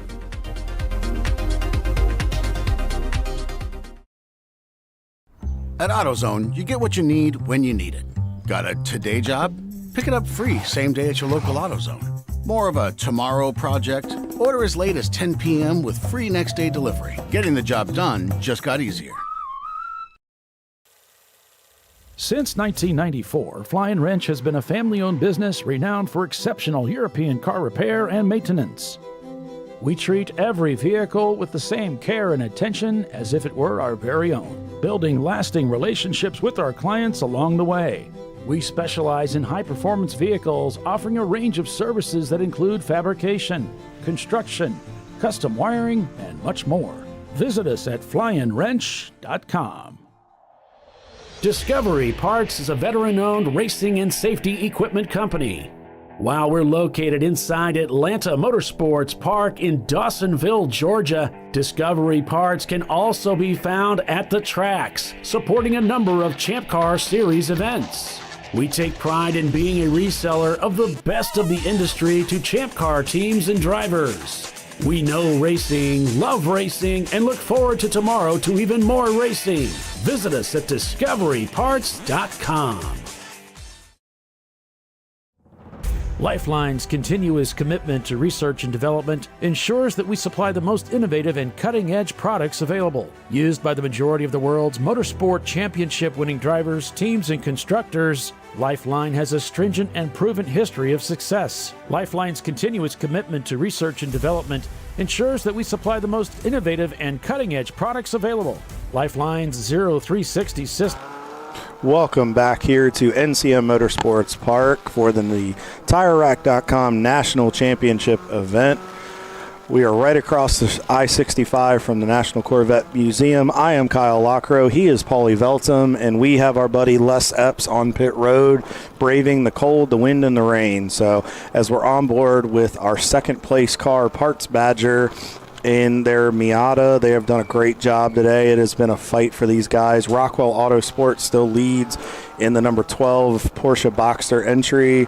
There's about a lap. Well, actually, it looks like it's about 9 seconds right now. I don't know. While we were during commercial, I don't know if something changed here, but it looks like it's only about 9.3 seconds between Parts Badger and Rockwell Autosport. And then from Parts Badger, it's about 4 laps back to there's no Z and Mazda, so those guys have worked themselves up into third. But we do have Flat Out Nemesis on pit road, which is their anticipated last pit stop of the day. Well, they were in that accident. Well, they were in that accident, so probably out of the probably out of the fray here. So, and then we have Gorilla Sticker in 5th as of right now, and then Wittenauer behind them, and it's only 24 seconds back to Gorilla Sticker, and then Bavarian is 29 seconds behind those guys. So there are some battles that are starting to develop here as we're back on board with Wittenauer and their Mini Cooper entry, with Lee still behind the wheel. Now, we had John up here a little bit ago, and he said depending on what was going to happen, their strategy, they weren't sure who exactly was going to go in at the end. So we'll have to see if that was their final pit stop or if there is another one upcoming. They're still leading the F class, and like we said, they are 6th as of right now overall. And then let's check on our 7-hour folks. We have On Second Thought Racing in their 1985 MR2 leading, and then we have UGA Motorsports. They're in UGA Motorsports in 2nd, and Madwag rounding out your top 3. Bruker Racing 4th, and Whip Racing in the Mustang have worked themselves up into the top 5. Running Bulls in 6th, Dingus in 7th. They were involved in that accident as well over off of Deception, and then Parts Badger in the 414, the sister car MMR, and then KEK Keek Racing over there on that side. So it's been interesting on both sides of the coin today, Paulie. Yeah, and unfortunately, Blue Shells has been black flag. Oh, maybe they lifted it. I was just getting ready to report it. They had typed in that Blue Shells have been black flagged for passing under caution. There was going to be a drive-through penalty, the drive of shame down pit lane. But now it's been removed from the sheet, so they may have retracted that. So lucky break for those guys. So apologize to the Flat Out guys on that one. I had completely forgotten they were in that accident there. into the habit of going through pit cycle here, so apologies there. But that does raise Gorilla Sticker to 4th, and Wittenauer has just taken over the top 5. So unfortunate for those guys. Hopefully drivers are okay, and we'll hope to see them back in the fight at one of our next events. Indeed. So as we are back on board with Wittenauer here, as we watch Lee, again, still just laying laps down. So we're inside, Paulie, inside of 2 hours to go, approaching an hour 45 to go. Do we think the intensity, obviously we've seen it throughout the day, I think we're getting ready to see the intensity pick up. We're starting to see the rain seems to have finally gone away, hopefully. And we do there are some wet spots on the racetrack, but I think we're going to see as the dry line develops, I think we're going to see the intensity pick up. I think guys are going to start making moves that probably wouldn't have made a few hours ago, and now we start weighing risk versus reward. Yeah, I mean, race right, I think the intensity picks up when you are close, in your close proximity to a critical position, and race right is there right now. It's 0.5 seconds is the gap from race right up to Fuse 15. If race right can get this pass done, they will overtake for the lead of A class. Now, Wittenauer has handily in F class, but they do need to continue turning laps and keep that pace up. You've got Rockwell leading C class. You've got Parts Badger leading B class. So, yeah, there are still some close contests out there, specifically between Race Right and Fuse 15. Oh, big catch of the wheel right there by Race Right. Got a little, trying to use a little bit of that curb to kind of de-wedge that car. What you do if the car won't turn, especially when you got that nose tucked up underneath somebody where you don't have that downforce. Got a little bit up on that curb, but even though it's that FIA paint, still gets slick with the amount of rain we've got here. But yeah, Paulie, exactly right. If they can get by, that would be a huge jump for them to move into the A-class lead.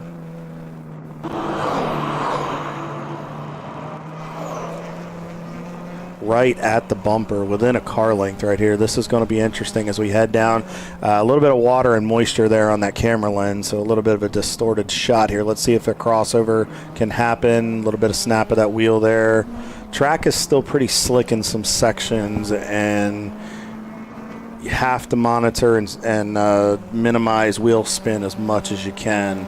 But still staying in the slipstream. Those wipers are going hot and heavy here, trying to keep that spray off the windshield. Great job by the driver in the car.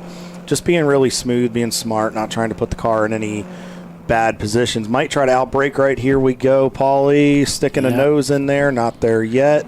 It's Miata versus Miata. Coming through 7 to 9 right here. Let's see if he can keep the grip. Fuse is pulled out by about a car length or two. Oh, big catch right there. Nice job. Still within about a car length and a half based on what I'm seeing, maybe 2. This is extremely technical and challenging to compete in these conditions. It's a very technical racetrack, and it's slick. If you can open that wheel up there, a little bit of snap at that wheel. Did a great job getting off that corner right there. Snap of the wheel, not a big thing. If the driver knows the car, you can give it that little tug to straighten it out, and then as you go to power, but you don't want it to pull too much to where the car hooks the other way. So that's kind of a skill maneuver based on your driver's comfort level and the car's handling. But so far so good, but that is going to be a big fight for that A-class victory today. Yeah, it looks like Race Right is the faster car. Whatever accordion is happening out there from going through the corners and taking strategy moves there like a chess game, Race Right always closes the distance. So I think he's the faster car. Both teams, quite a bit of experience in racing. So, you know, Fuse 15's been with us for quite a while. So this will be an interesting contest to see what happens if Race Right can get by. Can they then pull the gap?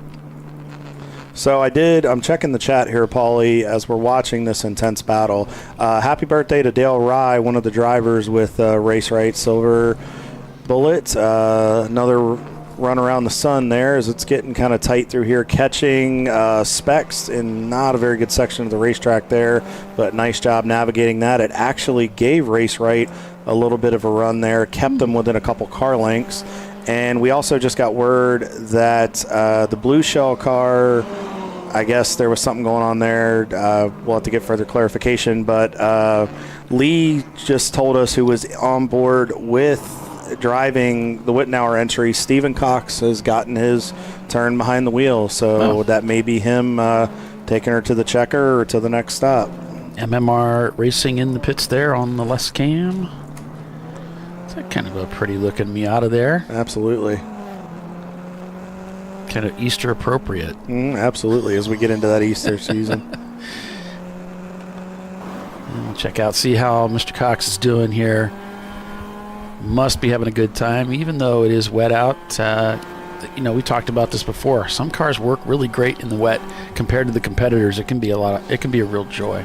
Well, and John did say that, Steven has driven this car a bit before, but seeing how the car would do in the wet, he kind of had to see what the comfort level would be. It looks like so far he's doing all right. Last lap was a 2:54.4, so probably hasn't been in the car too long, just getting into a rhythm. And they know that they're up quite a bit on the next F-Class car. So at this point, they're probably, from the team, orders were just take it easy, be smooth, turn and burn laps, and hopefully they can catch some cars in front, because it looks like they're only 39 seconds off of Gorilla Sticker, and there's a little bit of a gap in lap time, but the rain is always a great equalizer. Yeah, and Stephen Cox being really smooth here. You can hear nice, crisp, clean, smooth downshifts as he grabs those lower gears, and he's hitting the marks and just working his way through the track. Yeah, nice late entry there into 6. Gave him a good run as he goes through the 7 to 9 combination down to 10 there. So he's doing a nice job of just being smooth with the car, not upsetting it, keeping it well balanced, taking advantage of what John talked about with just what they've done with the balance of that car, rolling off the throttle here, letting it turn, and then getting back onto the power to get the car off the corner. So if he can continue to do that, I think they're going to continue to be on pace for another good day. He is pushing just a little bit. He's definitely not just laying back in the saddle, though. I can hear he's on the power early and almost driving it like a drier track. So this is good. He is. Now, he hasn't been in the car since Friday, so probably taking a few minutes, getting reacclimated to the car. He knows the position they're in, doesn't want to do anything foolish that takes them out of contention for this. So just being smart, working up to a decent pace here. And again, they're chasing Gorilla Sticker down, but at the same time, too, you got to look at the bigger picture. So as he's getting through there really nice, giving him, burp the throttle there to get right down to the rumble strip, give himself a good line through sinkhole, and as he comes up the hill and heads back towards the start-finish line. Yep, stepped out just a little bit there. Just doing a really great job with that car in a very tricky racetrack and tricky conditions. Of course, Steven's an excellent, experienced race car driver. He's driven so many different things. We discussed that with him yesterday during our broadcast, and he really went in depth with a lot of it. And he's been in motorsports for a long time. His son is involved with Mecum Auctions with NBC. I believe it's NBC Sport. So, he's no stranger motorsports and adaptations there. He just picked up almost a second in his last lap time. So, again, it looks like he's getting very comfortable. Yeah, they're in good hands with Steven at the wheel, for sure. So real quick, we'll check back on our 7-hour guys. On second thought is still laying laps down. It looks like they're about 2 laps up on UGA Motorsports, and then UGA and Madwag are about on the same lap as Brew Crew. So that's going to be a fight from second to fourth to see who ends up on the middle and top and bottom step of that podium. The guys in that 99 car are still rolling. They are still leading EC by a healthy margin, so that'd be awesome for those guys.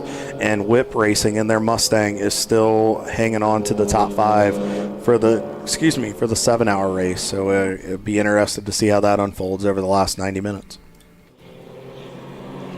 I did see here, Paulie, Fuse is now, Race Right has gotten by them. They are now up by almost 1.7 seconds, so we have a new A-class leader. Hey. And Momo Champ has worked themselves back up to third in that A class there. So unfortunately, due to the demise of the Williams Racing entry, with kind of falling out there, but Momo Champ is in podium position in that A class.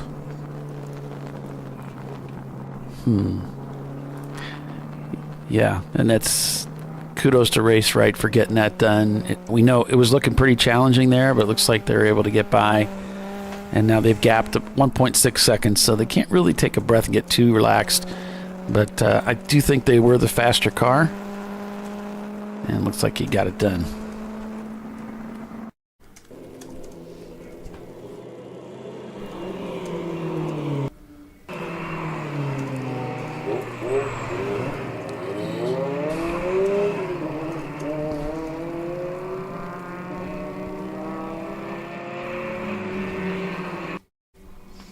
So we just had a question from Cole Morgan Racing asking if Parts Badger and Rockwell have made their final pit stops. And I said, I'm not sure. We're unsure. And I said, even if we ask them, they might have to fib to us to not give away what their strategy is. So we'll have to, Cole, you'll have to tune in to the rest of the broadcast like the rest of us and find out what's going to happen. Yeah, what we can tell you is that Rockwell has had 6 pit stops. Parts Badger's only had 4. And there's no Zias that have had 4. Actually, out of the top 10, most of them have only made 4 pit stops.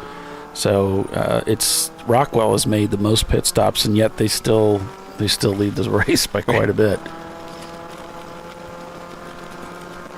Well, looking at it, they're only up by 22.5 seconds right now, Paulie. Yeah, so, it's not that far. No, it's not. And I have a feeling it's a good point to bring up pit stops because, if Parts Badger has to pit again, then that's really going to sink them in the standings. They're going to have a hard time dealing with that as far as, being a threat for the lead. Of course, there's always mechanical issues, and we've seen it come in the last 15 minutes of a big race, so you never know what's going to happen. And if we get another Code 35, Paulie, I mean, we were clean and green for a while. Now, as we're getting into the latter part of the weekend, it's cold, it's rainy, it's wet. That might be setting in a little bit. Folks are kind of they're tired. It's been a long, wild weekend here at NCM. You start to wonder if their heads are in other places to where maybe they make that mental slip. So we'll have to see if another incident comes into effect that maybe closes that field back up. Well, you made a good point because your wife, Tanya, just brought us lunch a little bit ago. She said, it's cold. It is cold. This is the coldest it's been all weekend. We're down in roughly probably the mid-30s or mid-40s, I would say. It is colder than it has been. And that's a bit of a different change. It's also very wet. And that also might be why we're seeing some of these drivers where Parts Badger was better when it was a little bit warmer. You start to wonder if maybe as it's getting a little bit colder, maybe the car's not working well for them where they're struggling getting that forward bite and that side bite with grip in the corners. Maybe Rockwell may have a little bit of an advantage there. So you got to wonder, but it seems like there's no Z, and Mazda has capitalized on it. Yes, they are 5 laps off of the top 2 cars, but they have slowly worked themselves up into podium contention for the overall. A little bit of brake lock up there for one of the Miatas going into one, and the infamous Brew Crew flash the lights till you blank out there with a hard late brake into the corner. Yeah, so Parts Badger is turning 2:43s on their last lap, and that was their predicted lap time. Rockwell 2:37s. Huge difference in performance now between Rockwell and Parts Badger. Yeah. And I noticed here too, Paulie, Bavarian Mustache, Evan and Ben have worked themselves up into the top 5 here. And they are 1 lap off of Gorilla Sticker for that 4th position. So they are not, well, actually, we just crossed the line. They're on the same lap. It's only a 44-second difference. If we look at the lap times, they are consistently 2 seconds and change quicker than that Gorilla Sticker BMW. So it sounds like 90 minutes left. We're going to pour on the steam. Yeah, just because we don't talk about it doesn't mean there's another race. There isn't another race going on that's significant. These guys are like, no, we're doing our own thing and we're charging. Well, here's a prime example. Let's go down the order a little bit of our championship folks here, Paulie.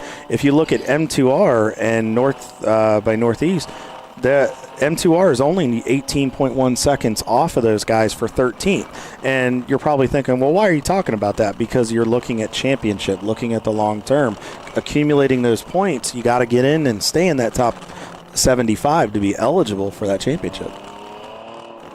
Yep.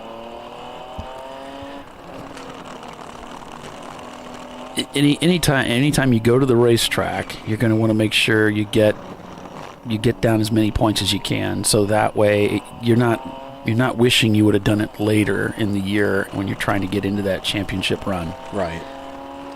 And here's another one to the point that we've been talking about. Oh, Parts Badger's in. They in for their final stop. Let's see if yep. So real quick, as they roll to their pit stop, we'll keep an eye on that. So Race Right has stepped out to about a 7-second lead over Fuse 15 for the A class, and last lap, Race Right was about 2 seconds faster than Fuse 15. So and they too are pitting. Okay. So we'll have to see how this shakes out here. Yeah, because so you've got Race Right pitting. This will be their 5th pit stop. You've got Parts Badger coming in for their 5th pit stop. So it looks like 5 might be the magic number. Fuse has done 5 pit stops. So 5 might be the magic number for these Miata teams that are out here. There's Race Right going by. Now, I did notice outside, as we're taking a look at these guys, I did notice outside of the booth, as we're back on board with Stephen Cox of the Wittenauer entry, I'm watching over in Deception, Paulie. I just watched Momo Champ, the 12 car with Rockwell. I just noticed a bunch of those cars breaking loose over there. So I think as this temperature is starting to come down and we have a very wet racetrack, I think the last 90 minutes we're going to have to monitor track grip for everybody, because one mistake, we've already seen spins over there. We saw Brew Crew lose it over there a little bit ago. Can these leaders hold on to this, and can they manage changing track conditions? And as it continues to get colder, you're going to have to adjust maybe your tire pressure for that, maybe adjust your car handling, and the driver's going to have to be heads up to not know what he's getting into but still be consistently fast.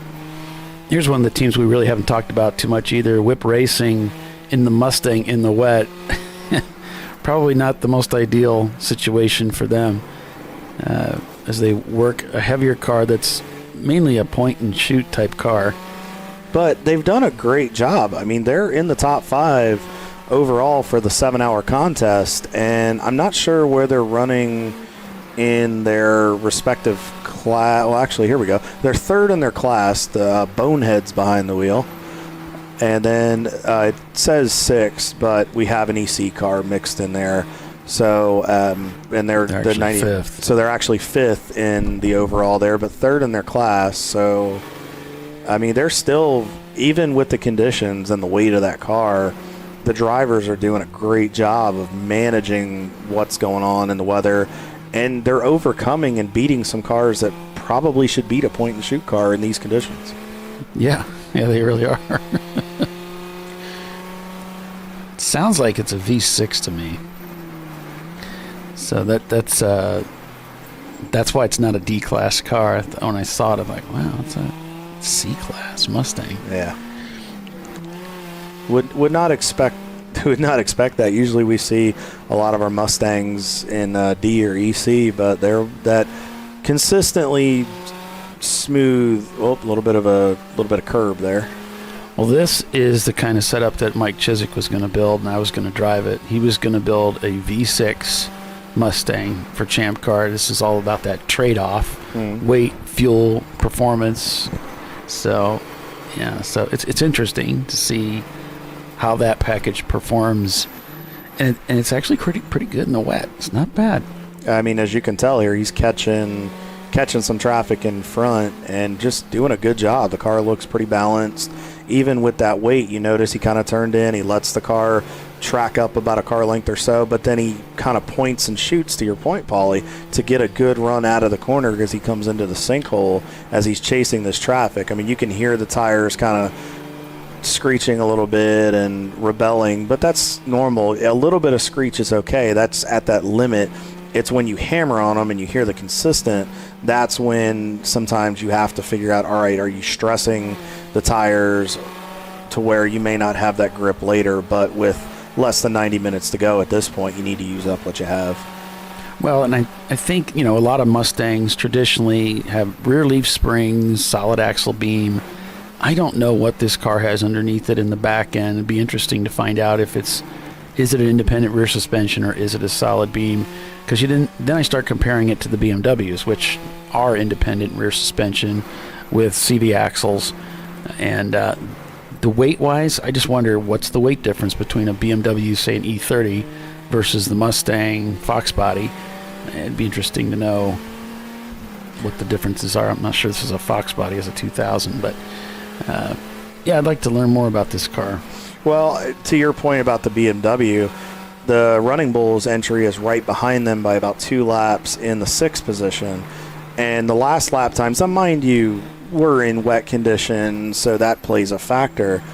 But regardless of what their combination is, the Mustang last lap was a 251.63, and then the BMW was a 251.7. So pretty comparable in these conditions. So it looks like we're going to be under possibly a double yellow here. Wonder if we're going to code 35. We'll have to wait and see.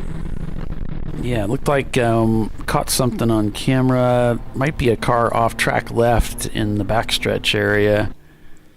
And I don't... Oh, code 35 was just put out, and Parts Badger has got to be absolutely frustrated because they are now down. They're in the pits, and they're down 2 laps now to the Rockwell team. That was an unfortunate break for those guys. They have actually left the pits. Okay. It could be they have not yet crossed over the pit loop. So they have gotten out of the pits. Let's see if we can get some idea of what's going on. There's exactly. a car stopped at the bottom of Deception, Paulie, and I see... Oh, it seemed to be. It's kind of hard. Yeah, I think we see the roof line in yep. the haze there. Maybe if we switch to this other camera, we might be able to pick it out a little bit It looks better. like a Miata based on the style of the top. So, and it's a white top of the car. I have an idea of what it is, but I want to wait till we get a better view. I don't want to speculate the wrong car. Yeah, well, we should get something on the control logs at some point to give us confirmation. And sometimes this will give us some ideas, although it's a bit hard to read. It looks like it might be, I want to say 414 it could be. It looks like it might be the sister entry for Parts Badger, but it's kind of hard to tell, so I'm not trying to speculate, just trying to get an idea based on what I'm seeing. Looks like it might be. Not sure if they nosed into the barrier or not right there.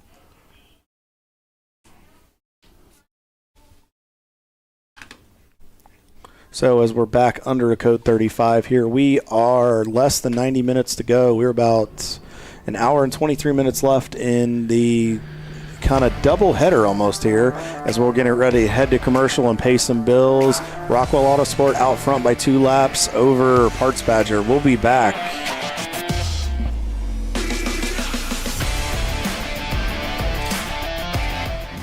An important decision is afoot.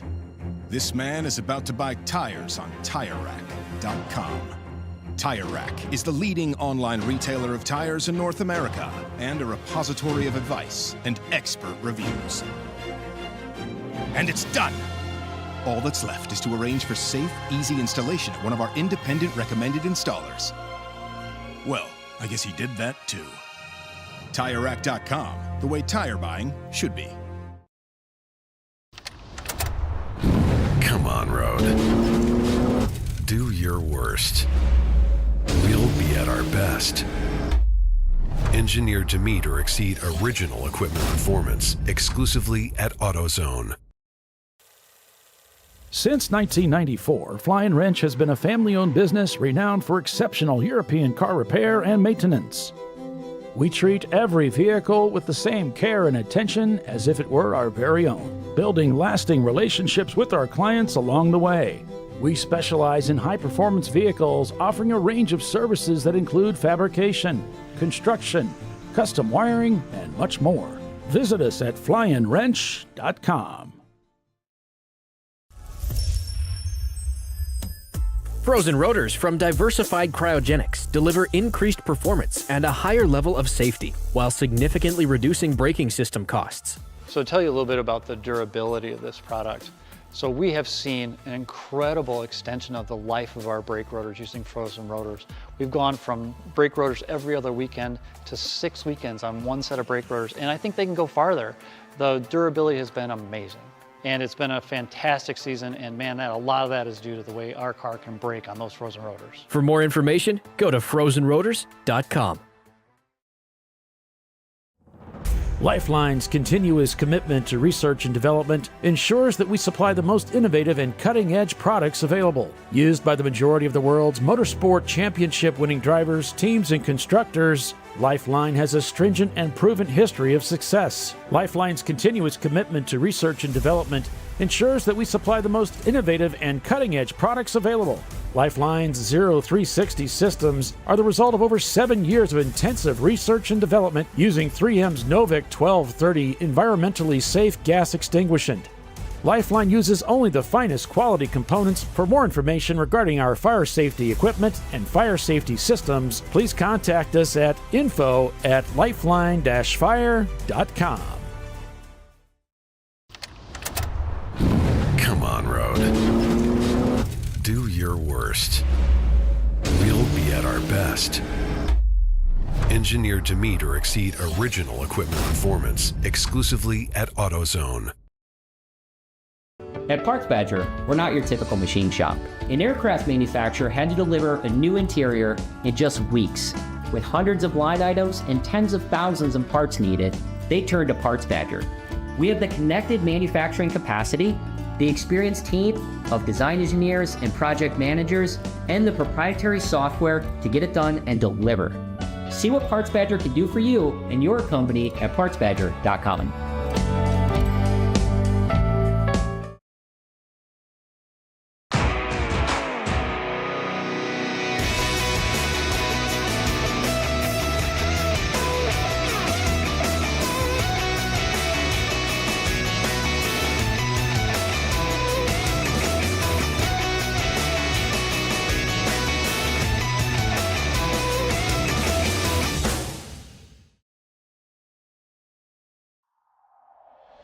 Discovery Parts is a veteran-owned racing and safety equipment company. While we're located inside Atlanta Motorsports Park in Dawsonville, Georgia, Discovery Parts can also be found at the tracks, supporting a number of ChampCar Series events. We take pride in being a reseller of the best of the industry to ChampCar teams and drivers. We know racing, love racing, and look forward to tomorrow to even more racing. Visit us at discoveryparts.com.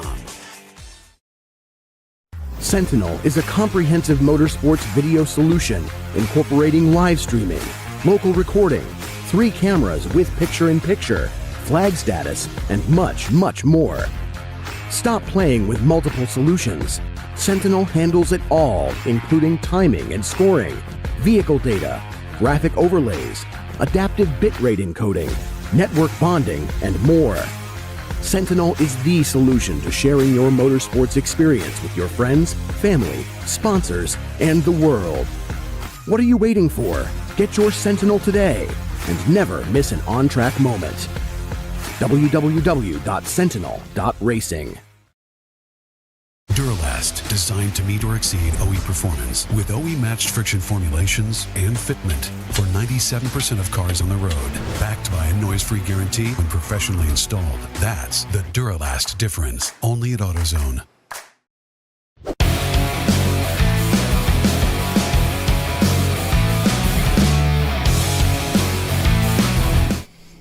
All right, welcome back, folks. Still under full course caution here. I think the car's been pulled there. You can see it in the background.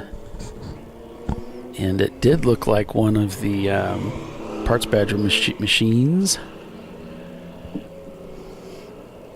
It looks like it's coming down pit road, Paulie. Oh. So it may not be. I think he might have gotten stuck in the mud. So it looks like they got it rolling, and he's down pit road. They'll probably take a look at it, and hopefully he can get back in the fight. So back to green now that the EVs are off the track. Yeah, it could be. He decided to go ahead and bring it into the pits. Well, with going off the racetrack, especially on a day like today where you get mud and junk, better to get in there, clean it out of the components of the car, make sure it doesn't lead to something worse to then you don't end up running the rest of the race. And, make it much easier. And they have a decent, let's see where they're at here. I believe there are one of our lone cars on that side. Are they F-Class, Paulie, or are they A-Class car? They are no longer an F-Class car. It's an A-Class car. He did an engine swap. Okay. And so, yeah. So right now they are in 10th overall on the 7-hour side. So hopefully they can get it checked, make sure there's no harm, no foul, and they can continue on. Yeah, they had some problems with the engine. He had another engine there that had very little time on it, and he said the car was like 9 seconds slower than the other one. I was like, well, we can get something going here. Pick up the pace a tad. Make it a little more fun to drive. There you go. So as we just saw the Toyota Camry go by there, as we're on our turn 18 camera, and so on board with these guys as they're navigating through the sinkhole. Sinkhole, thank you, Paulie. Through the S's here. Nice and smooth here, just kind of cruising. Apparently not going too fast at all here, according to the ticker. Yeah. So they turned it off. They didn't want to scare anybody. I just want to make sure they don't want to intimidate these guys and that other folks in that EC class. So they don't. There you go. But nice job there, nice and smooth, braking into the turn 1 section. Used just a little bit of curve right there. I tell you what, they have done a great job. They have not really put a wheel wrong all day long.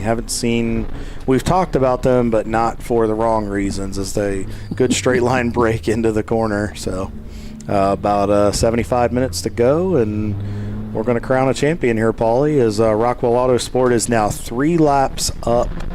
At least as of right now, last time past the scoring loop up on Parts Badger, and there's no Z, and Mazda has worked themselves up onto the same lap as Parts Badger. Now, mind you, those guys did make that pit stop, so we'll have to see if any of those guys have to pit again before the end of this race.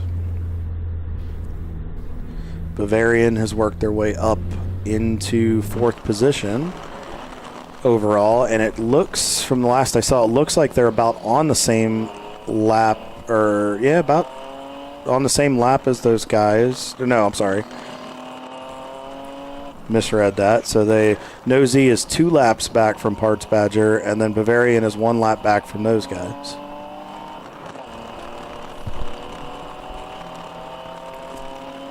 And then Wittenauer is about 36 seconds back of Bavarian, so those guys are going to have to continue to push hard here because there's no quit in that 732 car.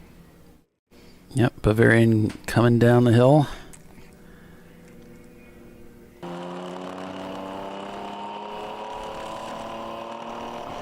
As we are on board with these guys, and just listen to that engine. Let's ride with him here a little bit as he goes by that 916 entry. I think that's Blue Shells, I believe.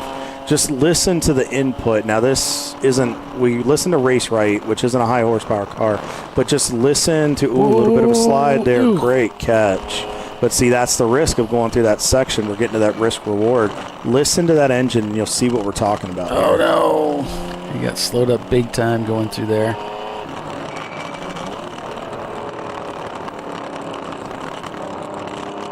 Going to grind around 18 here. You can hear him adding power here. This is what I love to do heading into the bus stop. Add power, really dive in there, slam it in, turn, let the compression give you the grip to stay in there. He's going to hug that curbing on both sides as he swims through here. Did you hear the wheel spin there, folks? So a lot of that, he hit a wet section of the track, and you heard the RPMs make a sudden spike. He spun the tires. He's lacking what we call forward bite. And a lot of that is due to the weather conditions, but also as the tires age and as you knock what we call goody off of a tire, that grip isn't there. Whoa, big slide there into one. So, yeah, I think we're getting down to the end of this. I think they're getting toward the end of the life on those tires. So may not have as much left there because we're seeing a lot of slide in the car. But when you do that, you tend to get that massive jump in RPMs due to the lack of due to the wheel spin. Yeah, Evan Horner's with him this weekend, driving with Bavarian as he typically does. So it's great to see my buddy from Washington State join us again. It's a shame that he flew all this way and didn't get to really drive too much yesterday. Yeah, Evan's been in ChampCar for a long, long time. Very dedicated being up there in Washington. And I'm sure one of these days he hopes that we end up going to Portland. And I'm sure he's happy, though. I know it's a state down, but Portland just got added to the iRacing in the last update to iRacing. So hopefully he can enjoy that. And maybe we'll work our way back out there at some point. Yeah, Evan races with more than one club, so he's involved in some of the racing out in that area, but then he flies back here to race with us in ChampCar too. Yeah, very dedicated, and I see grabbing third gear right there. Kind of a risky section through here through Deception. To see if he can pick the inside here. Nice yep, move, it looks nice like 24 saw him coming and just left him a lane.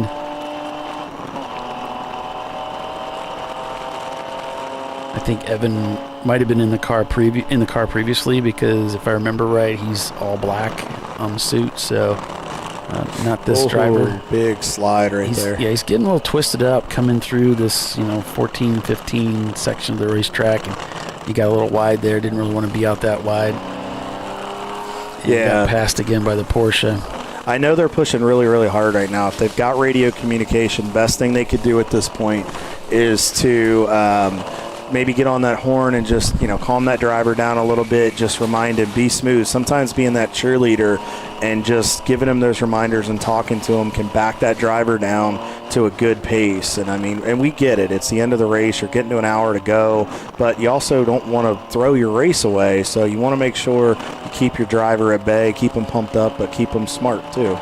Well, that part of the racetrack back there is the trickiest part of the track. That is the place that will bring up the hairs on the back of your neck, even in the dry. Mm-hmm. It is tricky. It's very fast, and I almost want to say it's slick, but it really isn't. It's just that you don't really have much assistance in grip, and it's easy to feel like, I'm going to overcook it, and you're just on that knife edge through there. So in the wet, I think you'll notice, other places of the track he's pretty solid, but that's just an unusually tricky area of the track.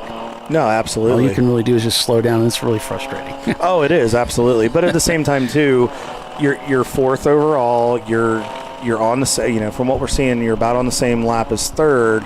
Slowly chase those guys down. Don't overstep to where then you end up falling back farther. You have to, you got to keep pushing, but you also want to keep it in check, too.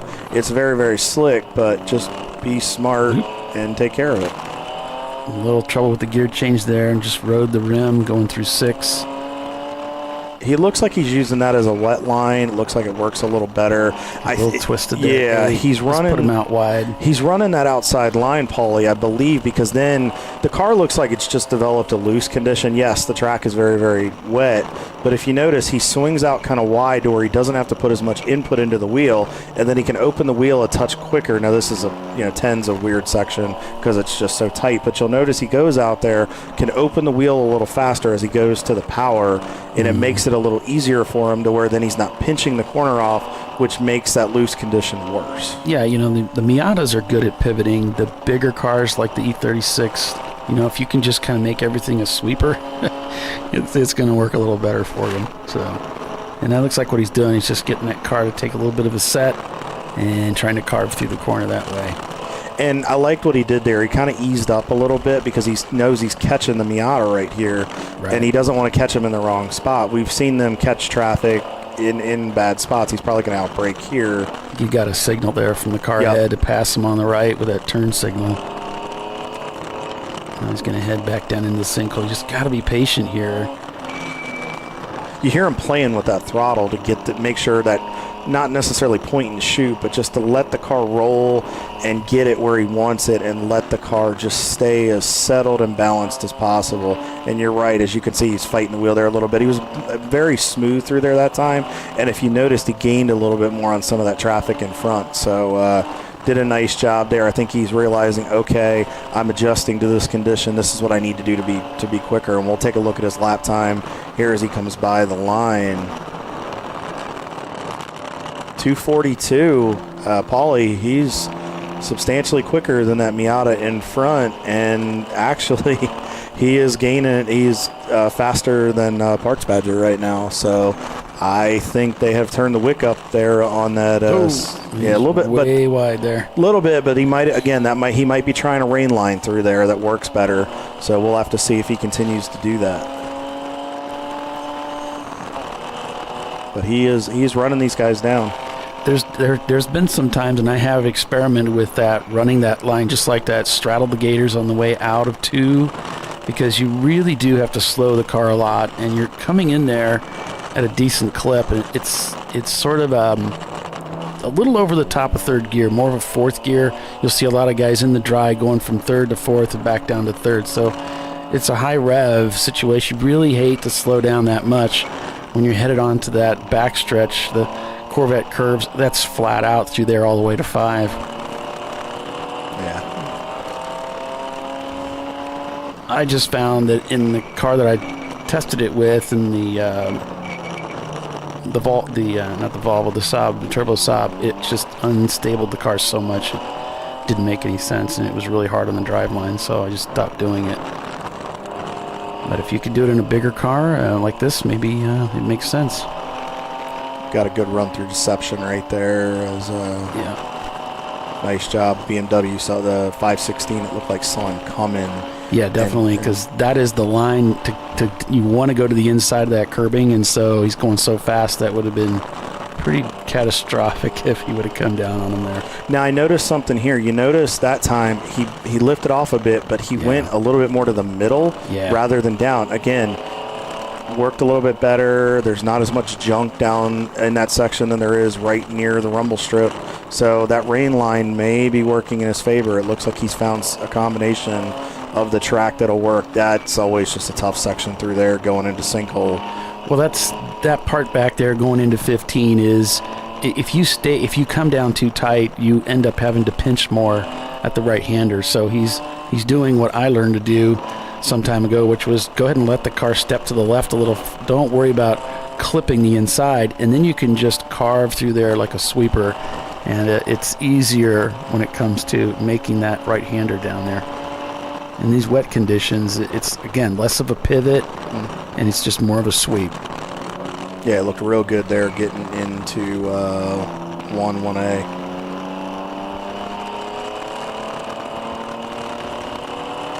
So outside of the driving, we were just told by Mike Coppola, Evan is active and a valuable member of the technical advisory committee. So aside from... I'm not surprised. Yeah, a very, very knowledgeable individual, understands these pieces of machinery, and gives a lot of guidance. So thank you, Mike, for contributing to that. We greatly appreciate it. And, good luck to Bavaria and the rest of the race. That's fun watching them work their way around the track. So real quick, let's do another check on our 7-hour guys as we're approaching 60 minutes left to go in this race. On Second Thought Racing still has a 1 lap, or actually it looks like they might be within a lap of each other with Madwagon second. Brew Crew is about a lap back. They might be on the same lap, actually, Paulie. So, nice. But Brew Crew is in third. The TMMI guys are still leading the EC class, and then UGA is running fourth, and Whip Racing rounds out your top 5 on the 7-hour side. So still competitive over there. I don't think that race for the lead is done yet.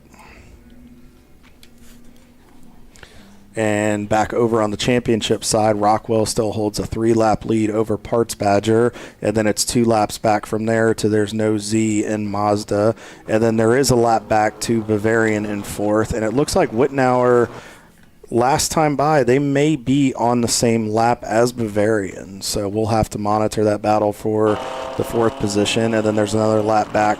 We're starting to see that stretch out that we saw at Road Atlanta as we get later into the race, and we see those lap gaps develop a little bit more here, and just as it looks like it's starting to rain a little bit, and we're going to be fighting a little bit more weather here as we approach the finish of this race, so we'll have to see if that affects us a little bit more.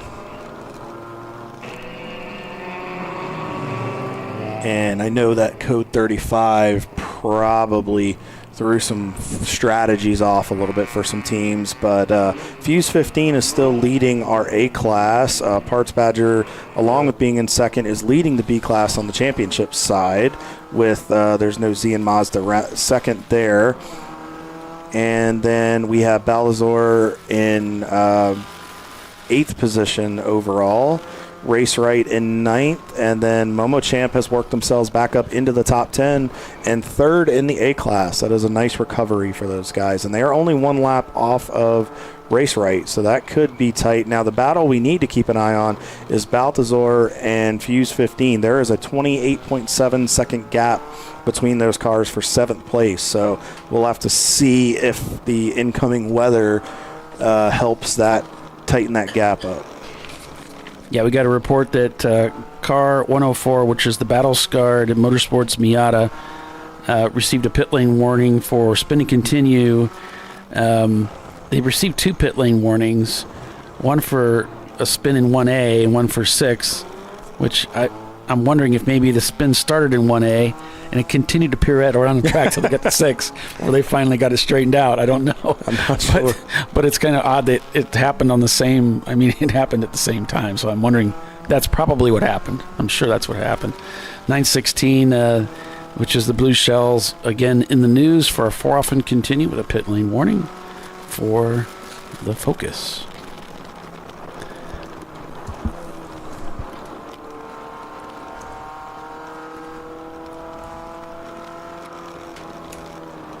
So I'm looking at a little bit of a radar here, Paulie. It looks like there is a small system that may be approaching Bowling Green. It might skirt us or go over top of us based on what's happening. So we'll have to see what happens. It looks like we may be getting a small piece of it here, but we'll have to monitor for the last hour. Small is in the size of New Jersey. Small is in the size of Rhode Island or Connecticut potentially, but even the size of Rhode Island or even Martha's Vineyard could affect us here, just even that little bit. So we got to keep that vortex theory going. I'm sticking with that one. Well, we've been doing a good job of keeping the cars rotating around the racetrack today. We did have a red flag or two, and we've had some full course cautions. The track has been sort of hit and miss. We heard some of the other drives commenting that because the conditions seem to keep changing, it makes the driving even more challenging for them to adjust as they go from lap to lap. Well, it's mentally taxing on a driver because you get set into a rhythm, as we see the 99 car going by the Brew Crew entry right there. So now we're back on board here with these guys with Derek J back behind the wheel for Brew Crew. I was trying to catch them at that turn, but they're on a different camera, so there's a big lag. Big little bit of snap and catch there coming out of Mulsanne chicane. Yeah, that probably hurt him going through there, and that's part of why the Toyota got the advantage coming out of that corner.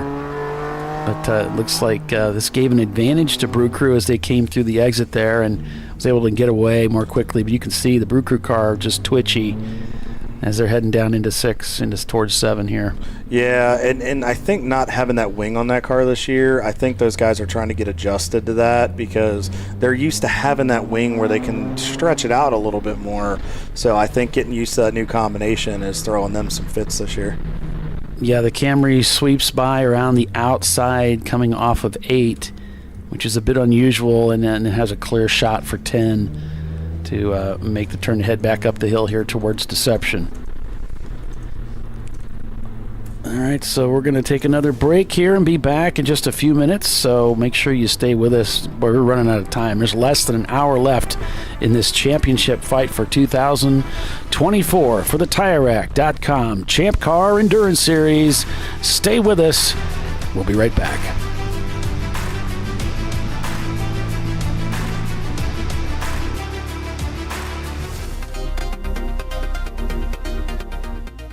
Welcome to TireRack.com, revolutionizing tire buying since 1979.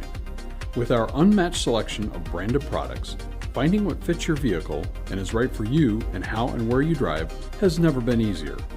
Through helpful online shopping tools that include our professional hands-on reviews done at the introduction of a tire and consumer reviews that give real-world feedback over the life of the tire, you can make the right tire choice and find exactly what you need.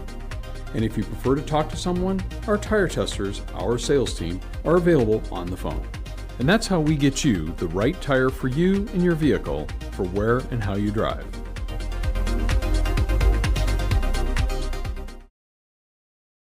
At AutoZone, you get what you need when you need it. Got a today job? Pick it up free same day at your local AutoZone. More of a tomorrow project? Order as late as 10 p.m. with free next day delivery. Getting the job done just got easier. Since 1994, Fly & Wrench has been a family-owned business renowned for exceptional European car repair and maintenance.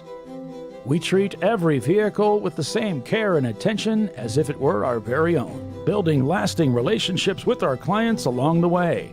We specialize in high-performance vehicles, offering a range of services that include fabrication, construction, custom wiring, and much more. Visit us at flyandwrench.com. Discovery Parts is a veteran-owned racing and safety equipment company.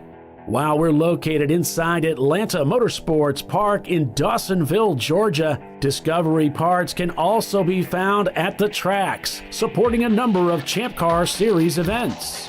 We take pride in being a reseller of the best of the industry to ChampCar teams and drivers.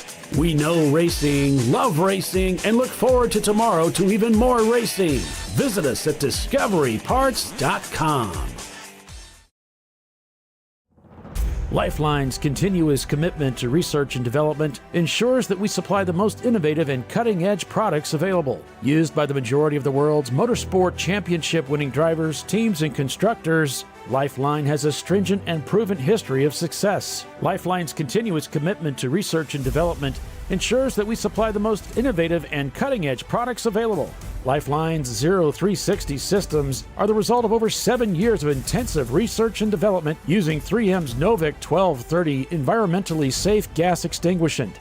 Lifeline uses only the finest quality components. For more information regarding our fire safety equipment and fire safety systems, please contact us at info@lifeline-fire.com.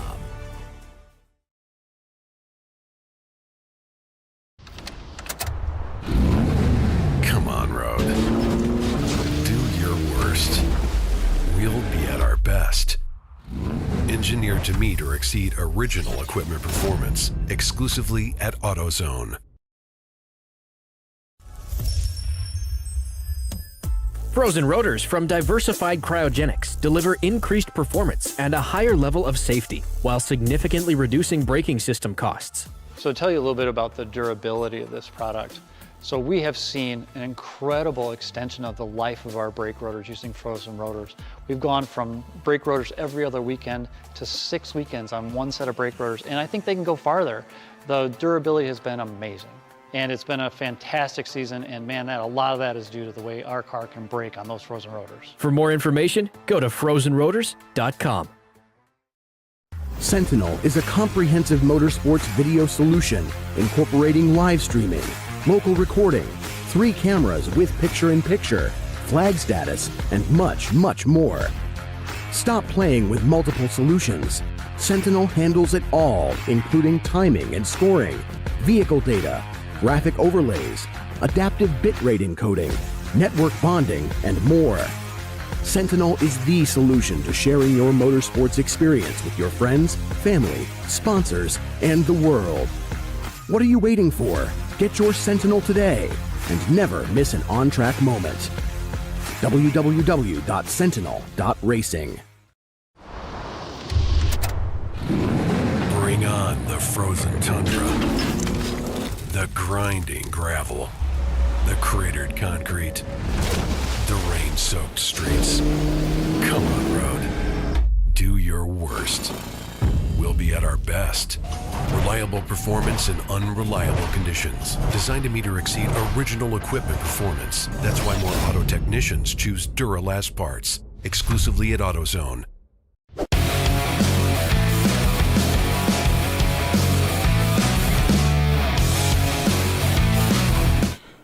Welcome back to NCM Motorsports Park here in Bowling Green, Kentucky for the TireRack.com National Championship race and the NCM 7-hour contest. I'm Kyle Lockrow. He is Paulie Veltum. Les Epps down on the freezing, frigid, wet pit road, who's been doing an awesome job all weekend long. And we are down inside of the final hour of this race as we are looking at our turn 14 camera right here, seeing some of our cars coming at us. And we're going to pop back on board here. Unfortunately, it looks like Running Bulls is in the garage for some reason. We'll get back on board with Parts Badger. So we'll give you a quick rundown. Rockwell Autosport is out front, leading for the national championship by now 4 laps over the Parts Badger entry. There's no Z, and Mazda is another 2 laps back from Parts Badger in third. Bavarian Mustache Works is in fourth, another lap back from those guys. And then Wittenauer, our leading F-Class car, is in the top 5 overall. Looks like about on the same lap as Bavarian Mustache Works. So if anything happens, a minute 25 seconds is not a lot of time. Gorilla Sticker is a lap back from them, and then it's a lap back each going back to the top 10, which is now Momo Champ and Race Right in Silver Bullet 9th and 10th. So it looks like a little bit of a game changer there. Fuse 15 still leads the A-Class, Parts Badger in B, Rockwell Autosport, of course, in C, Wittenauer in F, and then over on our 7-hour side, we have the EC leading car of TMMI Motorsports in their 99 Camry. They're poised to get an EC victory there. And then On Second Thought Racing is leading over there with Madwag second, Brew Crew third, UGA Motorsports in fourth, and Whip Racing and their Mustang rounding out the top 5. Paulie, just under 50 minutes to go here at NCM as we're on board with Parts Badger. Yeah. Looks like Rockwell's legging it out here. It's kind of going between about a 3 to 4 lap lead that they've got. These guys are running out of time. Is there anything that these guys can do other than hope, wish, pray that maybe the same thing happens that happened a year ago? Well, absolutely. And what it comes down to is doing your very best to put yourself in the best position possible. So this isn't the time to go crazy out there, but just to keep hammering away those laps and be there. We were talking to Frank just yesterday, Frank Reynolds with 901 Motorsport. He said, yeah, we won this race last year, and it was just because everybody ahead of us kept dropping out, and we were just there, and it's kind of the Elio Castroneves, just make yourself up at the front there and let fortune come your way. And so it's very possible. Anybody in that top 3, top 4 mix could come away with a championship this year. Yeah, I think there's still Bavarian is now 39 seconds, I guess, as they cross the line, so it updated. It looks like they're within 40 seconds of the 383, and there is a substantial difference in lap time right there. So I think we're going to have a fight for the bottom step of the podium, and it's going to be interesting to see if those guys can hold on. Yeah, the Battle-Scarred guys had another spin, so this time it's the drive-through of shame down pit road. And hopefully they can get that thing under control, or maybe they need to do a driver change and protect the car, protect the driver, protect the other folks that are out there. Well, and sometimes it's unfortunate, but, I mean, it's harder in these wet conditions when you're trying to keep the car as straight as possible and you're trying to push it, but then you have consistent track conditions that change every lap, every corner. where it felt really good last lap, but then you go through it again, and all of a sudden you end up going for a ride. And sometimes you just kind of have to back it down. It's hard, but it happens. So they'll roll through that and get back in the fight. Not catastrophic, but not exactly what they wanted for their day. And this is their third spin in a short period of time. Well, and at that point, too, knowing that, looking at the race logs, that's sometimes where you need to pull that driver in, let them hit that reset button, make sure they're okay, there's not another outlying circumstance, and let them go again. And a heartbreaker for the crowd favorite. It's Running Bulls with a broken rocker arm that's taken them out of the race. So they will not be able to complete the event today to take that checkered flag. That's a shame for those guys. Michael, Andrew, all those guys were so excited. And with Gigi on board, she was rocking and shaking and hulaing all the way, hoping to get them a full 7 hours. So, but no, it's great to see them back. And honestly, I think it's a great confidence builder for them to get back, to have a somewhat successful day. They were relatively competitive, to know that, and Andrew able to shake that off. That's a lot of times it's hard to overcome when those incidents happen, but he did very, very well with that. And the best thing you can do after something like that is get right back in the car and not let that linger. So no, great job to him and the team. And hopefully we'll look forward to seeing them at Watkins Glen in May. Oh yeah, and that rocker arm brake is a classic weak spot for the E30 engines, and so that's nothing to do with the build or anything that was overlooked necessarily. That's just something that those cars struggle with.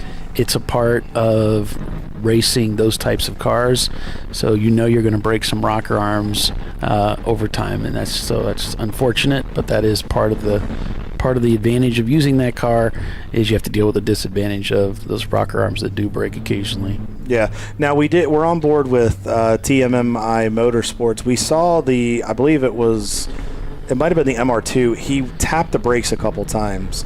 That might not have necessarily been a signal to anything. So I mentioned this earlier in the broadcast. We as race car drivers, as you go into a high-speed brake zone, we do what's called a security pump or two, where you just give it a good hit a couple times to make sure you have a relatively stiff pedal. At this point in the race, after 6 hours and 15 minutes, you want to be sure that you've got a pedal. Sometimes you develop a bit of a sponginess or softness in the pedal as the fluid gets hot. A little bit of air bubbles can develop and just brake fade. So, and sometimes having that pump will bring that pad back to the rotor to make sure it gets significant contact. So that's just a driver thing, making sure you got what you need before you put full pressure on it. And it's like a security blanket for a kid. You want to make sure that brake pedal is there. Yeah, it's definitely it's a good habit to take with you, and in those moments when you're not like, I wonder if I'm going to have brakes at the end of this straightaway, would be a bad idea to just check it. And sometimes if you do get into a situation, when we get to Daytona for the 14-hour, which we know there's heavy brake zones there, but when we get to VIR and CMP and even Watkins later in the season, there's a lot of places we go that have heavy brake zones, and if you get brake fade, sometimes you have to pump the pedal to get it back enough to where you can get the car stopped. And that's another distraction or aggravation that a driver has to go through if you have to pump the pedal up to then get the car slowed down. And that takes experiencing it and going through it to know how to handle that. Yeah, the spongy pedal and the brake fade, there's two flavors of brake fade. There's one where the pad is simply overheated, and as a result, it loses some of its bite. And so you're mashing heavier and heavier on the pedal, but you don't really notice the car slowing down that much. Then there's the issue that's putting a lot of heat into the pad, but you can also send that heat into the caliper and actually boil the brake fluid. And when that happens, you put air into that hydraulic system through the act of boiling the fluid, and now you have the spongy pedal where you have a long pedal. And so this stroking the pedal to check the height and the feel of it is something that you definitely want to learn as a driver to make sure you get accustomed to, being very acutely aware of what do the brakes feel like on that last application. Did they feel like something was maybe not quite right? If so, if it doesn't feel quite the same, then you want to be very alert at checking the brakes and being careful not to push yourself into a corner. There's so many stories of guys that felt the brakes were there on the last corner, but then on this corner they're completely gone. Well, most likely that's not really what happened. There's most likely some indications in the last corner or two that something was going awry. So as we're on board here, you can see the Parts Badger guys really having to put a lot of wheel into that thing just to get it through the corner. And it's just, the track is slick, it's cold. I bet the car looks like it may be sliding a little bit, but he's pushing hard and just trying to get there. So, Paulie, we've been invaded. We have aliens, and our friends with I'm just kidding. UGA Motorsports, Eric and Jason have been kind enough to come up and clear up the discrepancy. It is not that, and it is UGA Motorsports, and we have Eric on with us. Welcome to the broadcast, guys. Yeah, thank you for having us. Not a problem. How has the race been so far? We know you guys are sitting fourth in the Sunday contest right now. It looks like you're within striking distance of that Brew Crew BMW. You guys think you got a shot to a podium? I think we can. That Brew Crew car has been really fast all day. Yeah. The conditions are really tricky right now, but we got a guy in the car who loves these conditions, so I think we're looking pretty good so far. Good. So UGA Motorsports, you guys run a 2003 BMW 330. So how did the program get started, and what's the background?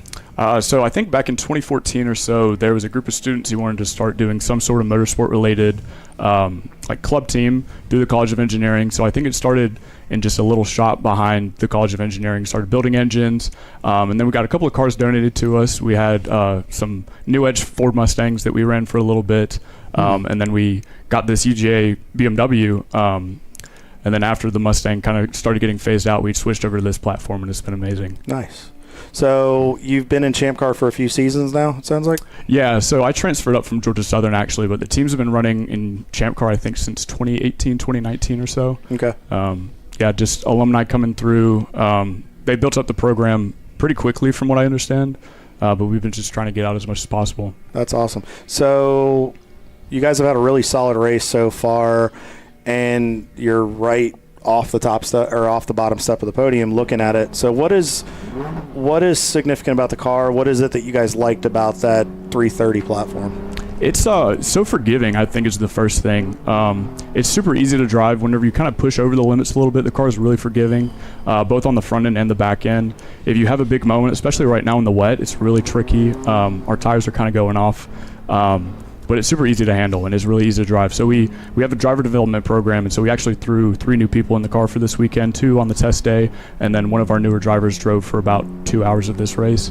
And everybody has the same response. It's just really easy to drive, and it's quick. It's got a lot of power, and it's got a really good balance to it. So with having that driver development program, it's definitely, as we're watching one of your team you're chasing down there have a big moment coming onto the front straightaway. Oh, wow. But we were talking about how easy the cars are to handle, and I would agree. I've raced a couple of them, and my friend Doc, who founded the Brew Crew racing team, was at AMP and lost it and speared a barrier, and he was just kind of getting down on himself. I can't believe it.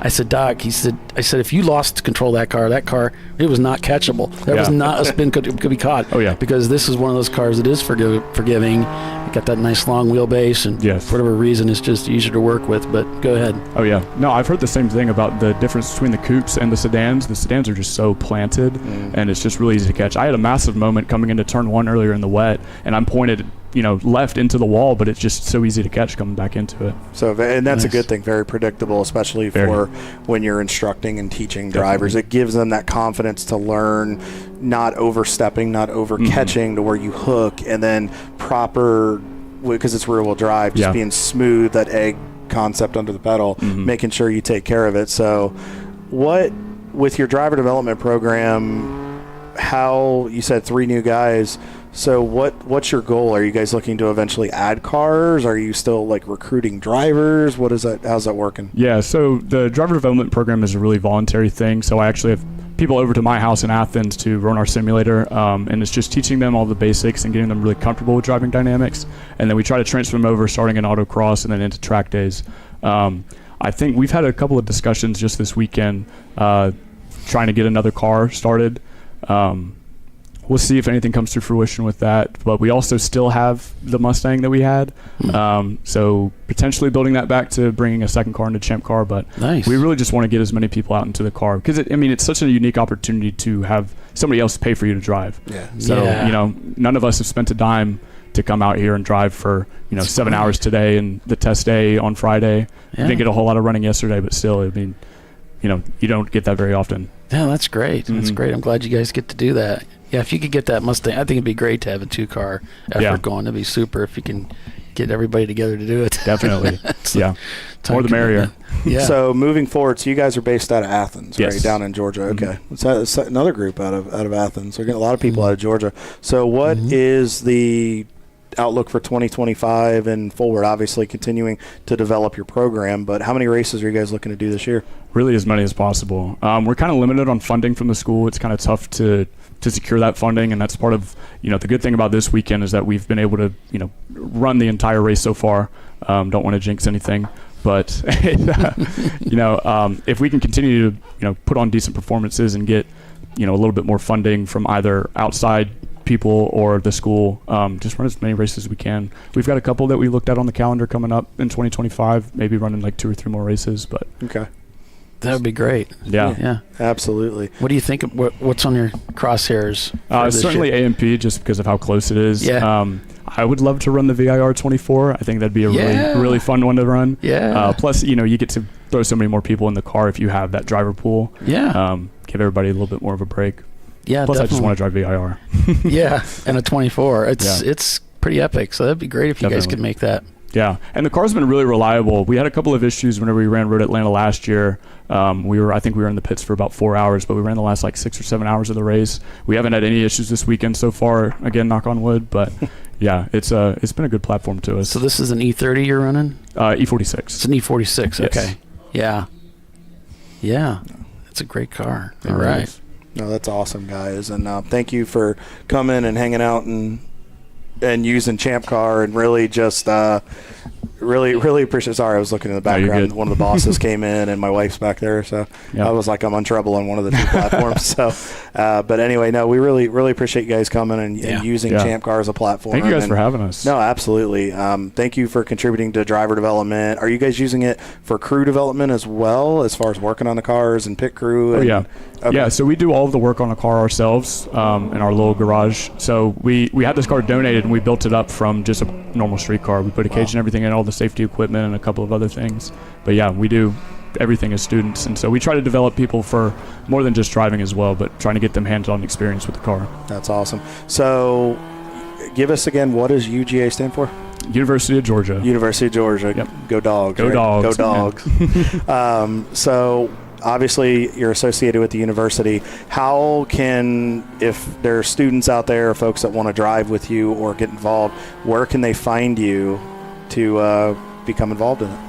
We should be up on the club list for the University of Georgia, or just coming into the College of Engineering, or just stop by the garage. We love to talk, and we'd love to get everybody plugged in who's interested. You guys have any social media, any website, any of that kind of stuff? Yeah, so we have the UJ Motorsports Instagram, spelled exactly as it is, and then we have UJ_ChampCar is the ChampCar dedicated one. So we also have the Formula SAE program, which kind of falls into the UJ Motorsports. Oh yeah.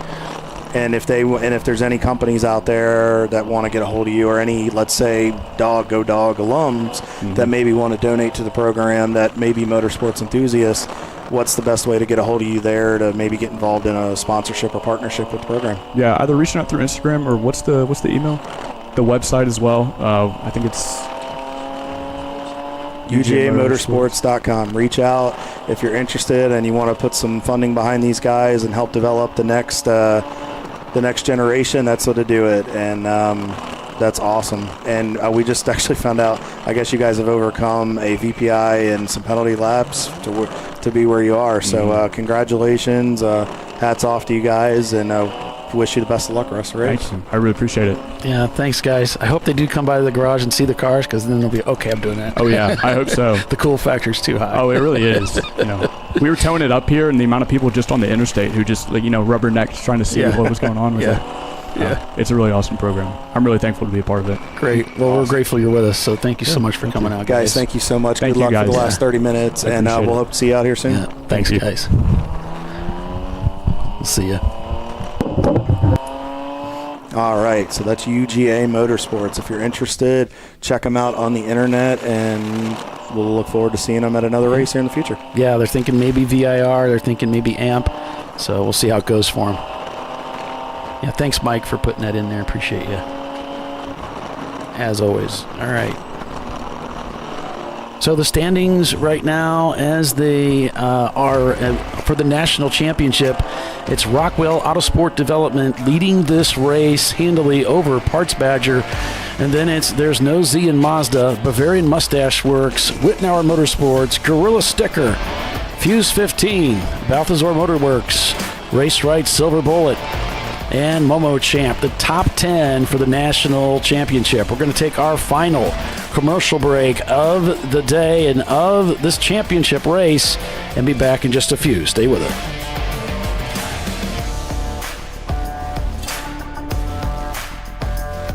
You know, I'd buy tires online, but then what? We've thought about it. We're TireRack.com. They should let you ship directly to a mechanic.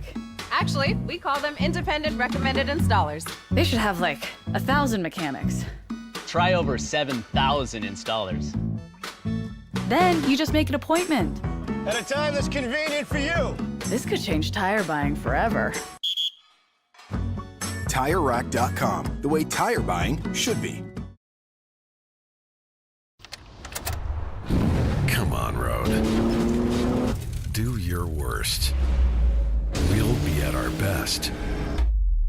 Engineered to meet or exceed original equipment performance exclusively at AutoZone. Since 1994, Flying Wrench has been a family-owned business renowned for exceptional European car repair and maintenance. We treat every vehicle with the same care and attention as if it were our very own, building lasting relationships with our clients along the way. We specialize in high-performance vehicles, offering a range of services that include fabrication, construction, custom wiring, and much more. Visit us at flyandwrench.com.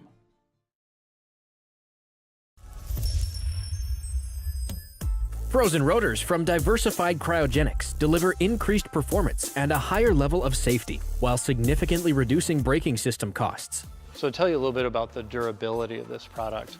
So we have seen an incredible extension of the life of our brake rotors using frozen rotors. We've gone from brake rotors every other weekend to 6 weekends on one set of brake rotors, and I think they can go farther. The durability has been amazing. And it's been a fantastic season, and man, a lot of that is due to the way our car can brake on those frozen rotors. For more information, go to frozenrotors.com. Come on, Road. Do your worst. We'll be at our best. Stress tested to meet or exceed original equipment performance exclusively at AutoZone. Welcome to Parts Badger, where we want to be your online machine shop. Through our online platform, we connect our global manufacturing capacity to your fingertips. You can request a quote, place an order, manage your parts, and even share that information with a colleague right online. If you prefer, you can work with our experienced team of sales representatives who are supported by our design engineers and project managers as well. Whether your project's big or small, simple or complex, Parts Badger can get it done. See if we can help your company at partsbadger.com. Discovery Parts is a veteran-owned racing and safety equipment company. While we're located inside Atlanta Motorsports Park in Dawsonville, Georgia, Discovery Parts can also be found at the tracks, supporting a number of ChampCar Series events. We take pride in being a reseller of the best of the industry to ChampCar teams and drivers. We know racing, love racing, and look forward to tomorrow to even more racing. Visit us at discoveryparts.com.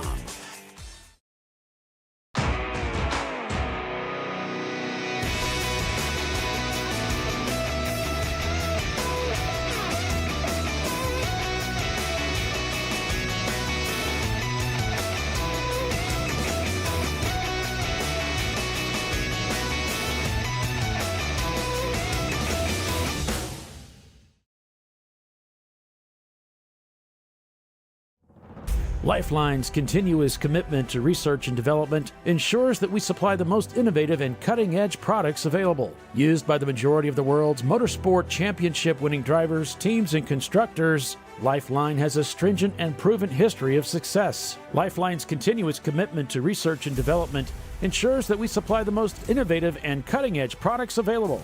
Lifeline's 0360 systems are the result of over 7 years of intensive research and development using 3M's Novik 1230 environmentally safe gas extinguishant.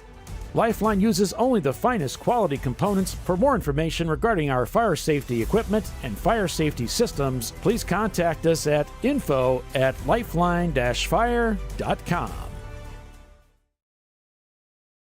Sentinel is a comprehensive motorsports video solution incorporating live streaming, local recording, 3 cameras with picture-in-picture, flag status, and much, much more. Stop playing with multiple solutions. Sentinel handles it all, including timing and scoring, vehicle data, graphic overlays, adaptive bitrate encoding, network bonding, and more. Sentinel is the solution to sharing your motorsports experience with your friends, family, sponsors, and the world. What are you waiting for? Get your Sentinel today and never miss an on-track moment. www.sentinel.racing. No. Seriously?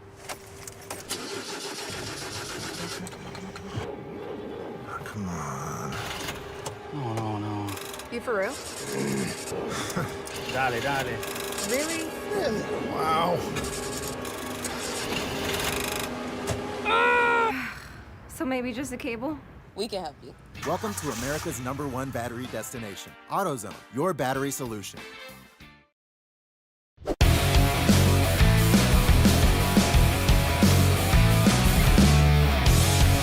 All right, welcome back to ChampCar Live. This is it, the final 30 minutes, actually less than 30 minutes of racing here at NCM to determine the national championship for 2024 for the TireRack.com ChampCar Endurance Series. I'm Paul Veltzum along with Kyle Lockrow and Les Epps calling and presenting the race for you.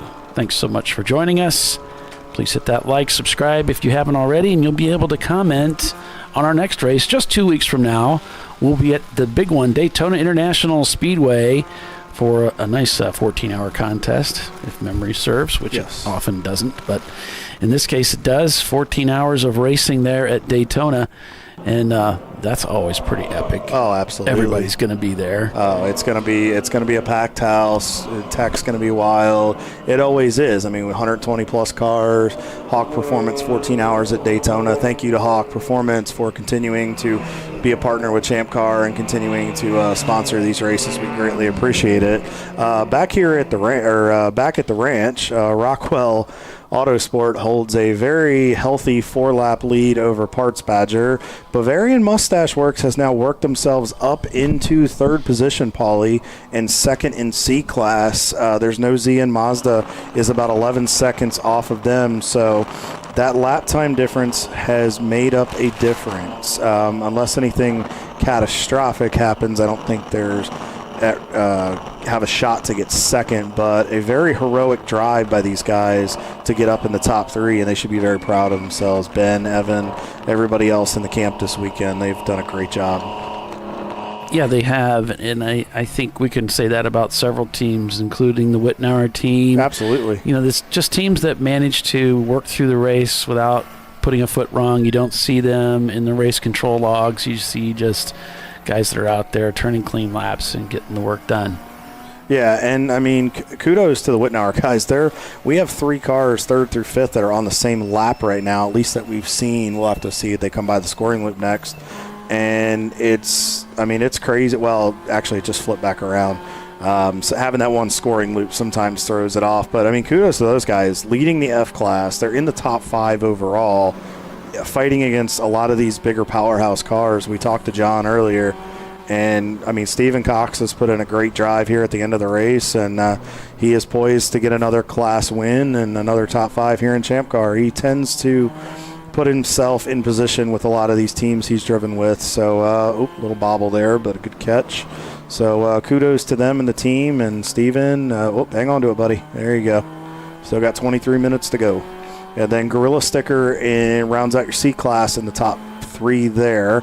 They're about 24 seconds off of Wittenauer. So that might be another reason why Steven is pushing it so hard here, knowing that the gap is closing substantially. Last lap was a 2:36.7 for Gorilla Sticker at a 2:44 for Wittenauer. So we'll have to see what happens here and see if that top 5 is going to be at risk. Fuse 15 in the A-Class car, or the leading A-Class car, and they're 2 laps behind those guys. And then Balthazar looks to be on the same lap in the 4th place in C-Class, 8th overall. And then 1 lap behind them is Race Right. They have done an outstanding job getting up to 9th overall. They're 2nd in A-Class right now. Then Momo Champ with a great recovery after falling back a little bit. Top 10 overall, additional lap behind Race Right, and they are round out your top 10. So let's check back with our 7-hour folks here, as we're just about 21 minutes to go. On Second Thought Racing is leading over on the 7-hour side with the Madwag in second. Brew Crew still hanging on to that 3rd overall over there. We just talked to our friends Eric and Jason over at UGA Motorsports in 4th, and Whip Racing is still hanging on there in their Mustang in the top 5. TMMI Motorsports is leading EC and still hanging on as we're on board here with Brew Crew, and Derek is behind the wheel leading the C-Class over on the 7-hour side. So that'll be after all the issues that they've had with mechanical. If they can hang on for another 21 minutes, that'll be a nice shot in the arm for that team. Yeah, and I think the Sennheiser team might be having a little trouble. They're doing a lot of pointing by of anybody that approaches them. Doesn't look like they're too far off the pace here from this view, but for whatever reason, there's a lot of pointing going on. Well, there may be something that we're just not privy to, Paulie. And, I mean, with 20 minutes left, if you can back the pace down enough to get it to the finish, as we're looking on their My Races live camera. Thank you to Claire and the staff over there for providing these awesome cameras with a readout. It really makes our job much easier when we go to get their feed in the car. But, no, just getting it to the finish is the big thing. I mean, if you back the pace down, preserve the car, I mean, you get a decent finish. Right now, they haven't had the day they've wanted. They're 14th on the 7-hour side. But biggest thing with ChampCar a lot of times, just get the car to the finish. That's an accomplishment within itself. Yeah, the weather's just been kind of looming over the track all day. We've had a few light showers come through, and the temperature's dropped quite a bit. It's in the 40s now, so the track conditions are probably about the worst they could be with the track being cold and wet at the same time and different than what it's been most of the weekend. Yeah, and that makes it hard, and it's frustrating on the teams and the drivers, because when you feel like you finally have something that works and then everything changes again, it keeps you on your toes, and it builds character, right, Paulie? Yes. Yeah, it builds character, but from a driver's standpoint, as we both are, and Paulie has the mechanic, yeah, it absolutely sucks. That is a great. Tell us how you really feel there, Paulie. So, but no, he's right. I mean, we could have less is more run down the garage and paddock and pit road, and I bet you get the same answer every person you talk to here. A little bit of a battle going into turn 2 there, a couple cars rolling by one of the Miatas. Les is such a positive guy that he'd probably say, well, we can deal with this. He would, yeah. Les would, where they would see the glass is half empty, Les would go, well, it's half full. Come on, let's talk about this a little bit. True, it's true. It is, and we need people like that in our lives.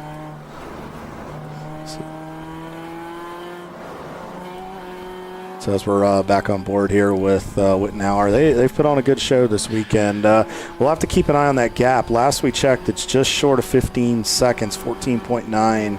We'll have to keep an eye. And also, too, Paulie, Bavarian has stretched it out to about 2:26 seconds. That's not an impossible margin with 18 minutes to go. But those guys have to keep that thing straight. We noticed they were starting to move around a little bit, but I am noticing we are getting a little bit of a dry line here. That wind, I think, is starting to help dry things out a little bit. I don't think it'll be dry enough to really hammer down here at the finish, but I think it'll help the complexion as the race goes on. Last lap, back up at the ranch with Rockwell. Last lap was a 2:32.4, Parts Badger with a 2:38.8, and still with a 3-lap difference there. It looks like Rockwell's still pushing hard. Obviously, we're still within that window where if something happens, it could, I mean, especially after last year, they know they need to push it. I mean, once we get into a certain point, they've kind of got it locked up, but we're not quite there yet. Yeah, I'm showing North by Northeast in the pits. I don't know if it's terminal or what the story is, but in 11th place, the number 380 is shown on pit lane right now. The only team, directly below them is Flat Out Nemesis in the National Champion, of course, National Championship, and we know that they're out for the event. At least it's perceived that they are. Well, hopefully that's not a catastrophic, end of their day. Hopefully they can get the last 17 minutes, but these things happen in this sport, and it's unfortunate, but that's just the joys of racing, as we're still on board here with Derek in the Brew Crew entry as he's just navigating the course. And looks like from what we're seeing, they've got a lap up on UGA Motorsports. Not an impossible margin if something were to happen, but if Derek can keep it between the ditches, I think they got a lock on third place. So yeah, we just saw one of the BMWs following Parts Badger through there as they're still working on this track and still working on that lead held by Rockwell Autosport Development. Shown up about 4 laps. The gap from There's No Z and Mazda up to Bavarian is about 33 seconds. Paulie, I just noticed something. I'm seeing Parts Badger short shifting. They just pointed to 380 by. Is Parts Badger. I'm not trying to stir up trouble here, but usually if you short shift, if you're having a problem, unless you're short on fuel. Yeah. But I don't know here. We'll have to keep an eye on it. The car just doesn't sound as healthy as it did a little bit ago. But maybe that with having that gap on Bavarian, maybe they're just trying to take it easy and not risk putting the car in a bad position. Well, Wittenauer is pretty close to Gorilla Sticker, about 5.5 seconds. Now, that last lap time, they actually have a 10-second deficit. So they definitely need to crank it up a little bit if they're going to make that pass. That is Wittenauer on Gorilla Sticker for 5th place overall, but they are handily leading F-Class right now. They've got a lock on F-Class at this point, but honestly, Paulie, Gorilla Sticker just got by them. There was a substantial gap there in the lap time, and I think Gorilla Sticker kind of pouring it on here at there, so unfortunately knocked them out of the top 5, but still nothing to be ashamed of. John and Kelly and Dylan and everybody over there should be very, very proud of the effort they've put in this weekend. A little bit farther down the order here, we haven't really talked too much about open throttle racing. They've only got one car this weekend, which is very unique for them. Usually we're used to seeing the Lucky Green contingent out there, especially with it being St. Patty's Day weekend, St. Patty's Day tomorrow. So they got one entry here with Specs, and I talked to Mike on Friday, and he said this was more of they wanted to go for this championship, but they said this weekend was more of a fun weekend for them. They've got Mike Gorman, Abby Lockwood, a few others driving this weekend, some of their regular folks, and I think they just wanted to have some fun. I talked to them, they said they'll be at Daytona in a couple weeks with at least 4 or 5 cars, and so they'll be back to full there. But as we're looking at them right here outside of Parts Badger, they just wanted to come up here this weekend and just try to contend, but just have a good time. And North by Northeast has cleared the pit loop. They're back out on the racetrack turning laps in the number 380, and they passed Gorilla Sticker number 516 for 11th place. They've had a decent little recovery there. They were up there in the order for a bit, fell back down through some pit strategy there, but they're slowly working themselves back up. They're about 2 laps back of Momo Champ for the 10th overall on the championship side, but still a decent day for them. Yeah, so you've got Fuse 15 actually leading A-Class in the championship run.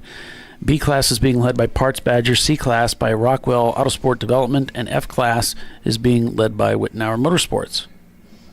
And then the EC cars are both not in contention for the championship. They're over on the 7-hour side, and TMMI Motorsports is leading the EC class over there and should handily get that victory in class there. So great job for those guys. Great run. Look forward to seeing them a little bit more later this year. I think their next scheduled event is out at Ozarks. So, and then I know a bunch of the teams here this weekend will probably get the cars flipped, ready to roll, and I'm sure we'll see a number of them at Daytona in 2 weeks. So as we are approaching the finish of this race, Paulie, Rockwell, we're getting to that point, just under 13 minutes to go. At about, I would say when we get inside of about 7 minutes to go, I think we could pretty much say, even if something happened, Rockwell's pretty much got this in hand. Right, because in Champ Car, you don't have to take the checkered flag for those laps to count. And so people ask me all the time, like, well, 7-hour race, so, what does that really mean? And all it really means is the amount of time you have to turn laps, because we're really scoring the laps. And then if you're on the same lap, then we're scoring your position on that lap, when you cross the start-finish line. So, yes, it's a 7-hour race, but you really don't have to be out there 7 hours to score. Really, all you have to do is turn one lap, right. And then you're officially you're scored at that point. You're actually in the race. And that's what makes it unique, and especially with some of these cars that we've seen. This race has been so competitive that the gaps have been closer, but when we get to Daytona in a couple weeks, you'll see those gaps, especially because we tend to have a lot of guys that fall out early. If they can get recovered and you start to see guys fall in and they fall out and they can make up time, that's when you'll really see that in those longer races. It's harder in what we would consider a sprint race. 7 hours for us is more of like a sprint in Champ Car. So as we're still on board here with Wittenauer, and Stevens putting in a good drive here. 2:41.6 last lap. Looks like as the dry lines continue to develop, he is picking that pace up, obviously getting more comfortable in the conditions. And maybe we'll see if he can chase back down. The gap is down to 13 seconds, Paulie. It looks, he looks like he's chasing him down a little bit. We'll see if that gap can close in, or we'll have to see next time by the start-finish line. And I want to give it's been frustrating for Parts Badger. Those guys, Roy and the team, they've driven really, really hard this week trying to get everything. But want to give those guys a shout-out. They've driven really, really hard. I know it's going to be disappointing, but definitely want to keep their heads held high. They've put in a monster effort, and they should be proud of how they've driven out here this weekend. And same with Bavarian. I mean, they've come back. I mean, they are 3 laps off Parts Badger, but to be in the top 3 and they're putting on the same performance they did last year. I'll never forget what they did at Nelson. That was awesome.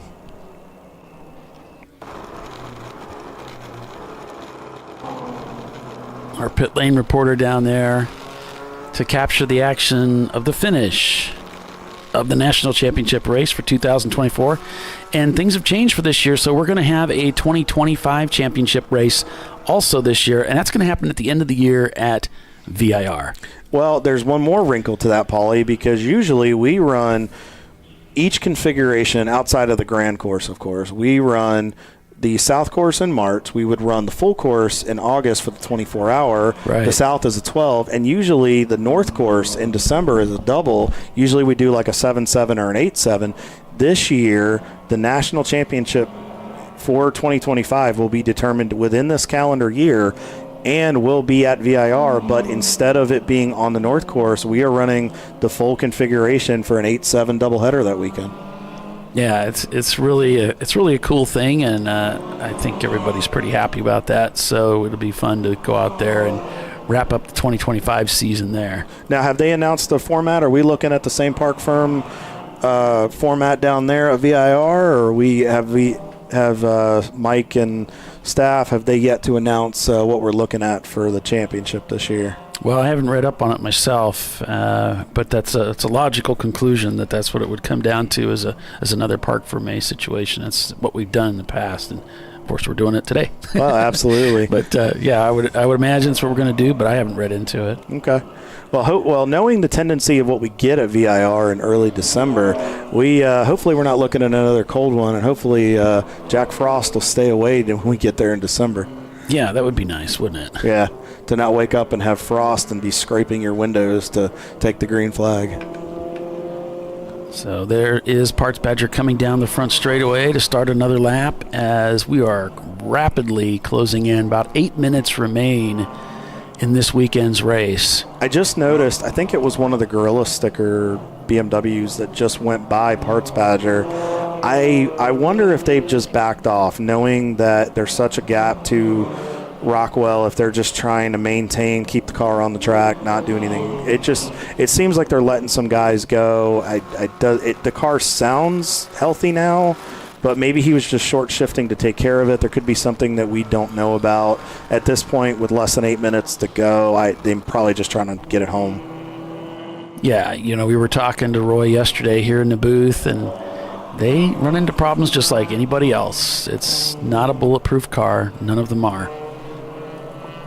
The only cars that don't break are the ones that don't race.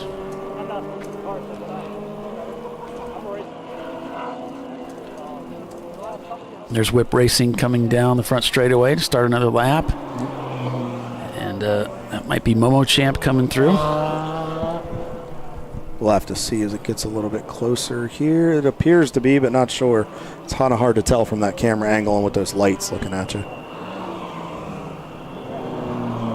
Looks like that's another BMW coming at us right there. Oh, that's the UGA guys. So that's really cool what they're doing with that program. Wish those guys the best, and hopefully that'll bring some fresh blood into the sport. And on the engineering side, on the crew side, and on the driver side. So, I mean, they're hitting it from all fronts, which is awesome.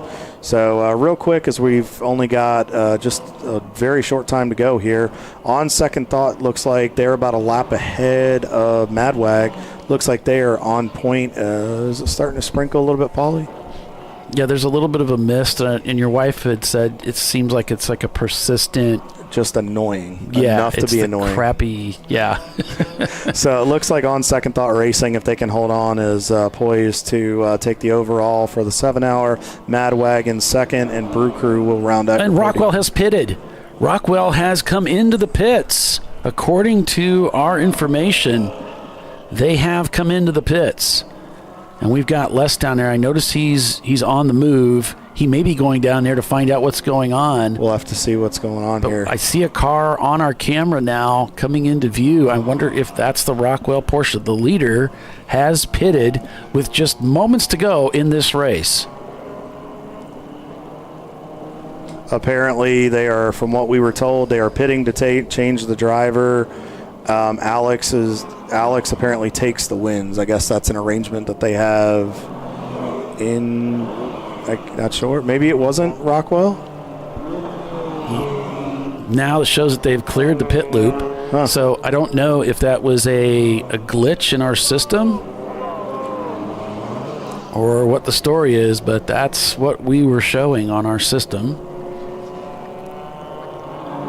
So good catch there, Kyle. It looks like they are not pitted. So we have had some glitches in the past with that information. So maybe that's what's happened here. Well, I was told, I guess Alex is in the car right now. I guess that's kind of their arrangement, is he takes it, he takes the wins and whatnot. Just flipping a different driver in and take the checker. Okay, so all right. So they are putting Alex Rockwell in the car. Just a driver change is all it was. And with that, with not taking any fuel, they're not subjected to the 5-minute requirement, so they can switch drivers really, really quickly. There shouldn't be a huge rush right there. They have a little bit of time, do a quick driver swap, get Alex back out, and then he can get it to the checkered flag. So our man Les down there in the pits, on the job, on the scene. Want to give a call to Pat Voigt, too. He works with some of those guys with Rockwell, I think, on their IMSA program as well with Michelin Pilot. He was giving me some insight there through the chat. So thank you, Pat. We appreciate it. Hope you had fun in that BMW with doing some testing. Bernie, thanks for the update there. We appreciate it as well. Closing minutes now in the final laps here. So we should be getting the one to go here very, very shortly, based on some of the lap times here. I don't know if we already have it. The last race I got caught out on it. We're giving it, and I didn't even know it was happening. We'll have to see. It was kind of hard. Well, I've got a good view of the flagman here, so we'll have to see what happens.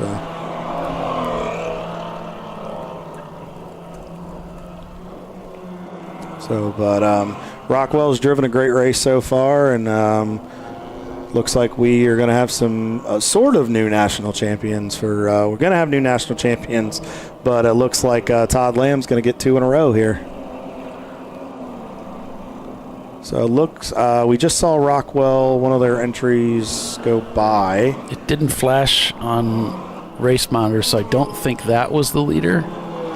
I'm going to guess it's the other car that's the leader of the event. That might have been the 715 that just went by. We're waiting on the 12 car. So still not seeing anything out of our booth here.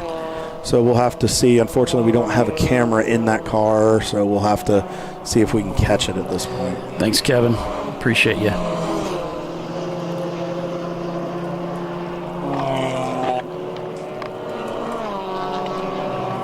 Thank you, Timmy. We appreciate that very much. So it's been fun to bring this to you guys, and we'll look forward to doing this again at Daytona in a couple weeks. Just moments to go in the race here. And looks like I said, I think based on what we're seeing, unless anything can happen, I think we pretty much can give that EC win to that TMMI guys, that Toyota program. So that'll be good for them. Still waiting to hear for the one to go.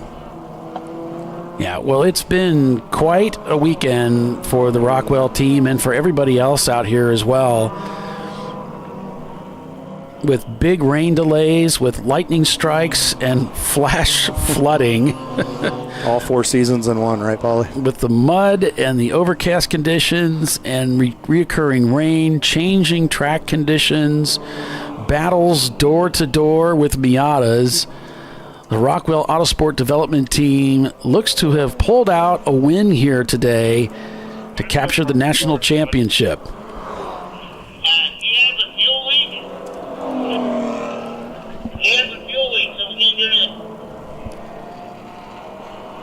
So we are just waiting for that car to come by as we're closing down the final minutes of this race. This may be it, folks. This may be it. I've got a view of the flagman. He just got over toward the edge of the stand, so I think he's anticipating throwing something. We see one of the Rockwell cars.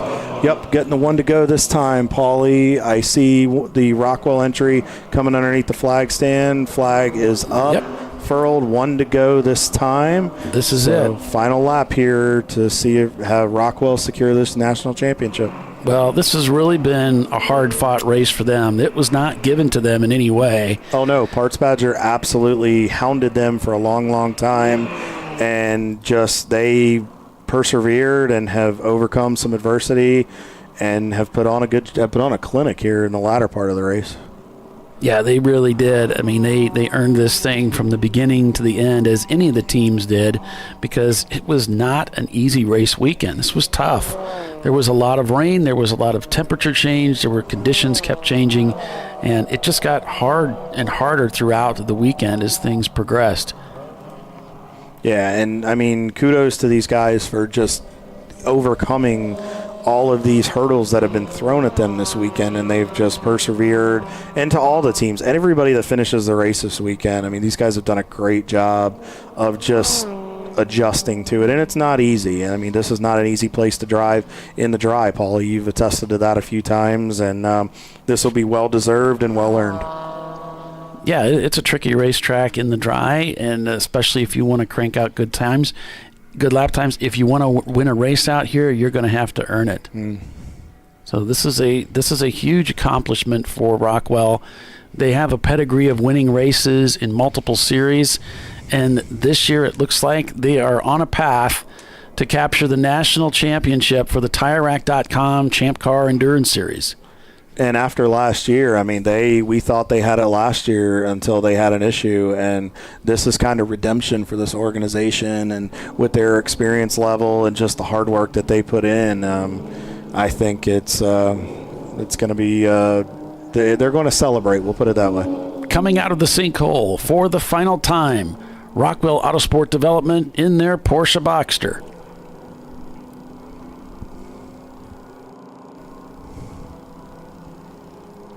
We're waiting to see them crest up over the hill to come back onto the start-finish line, onto the front straightaway.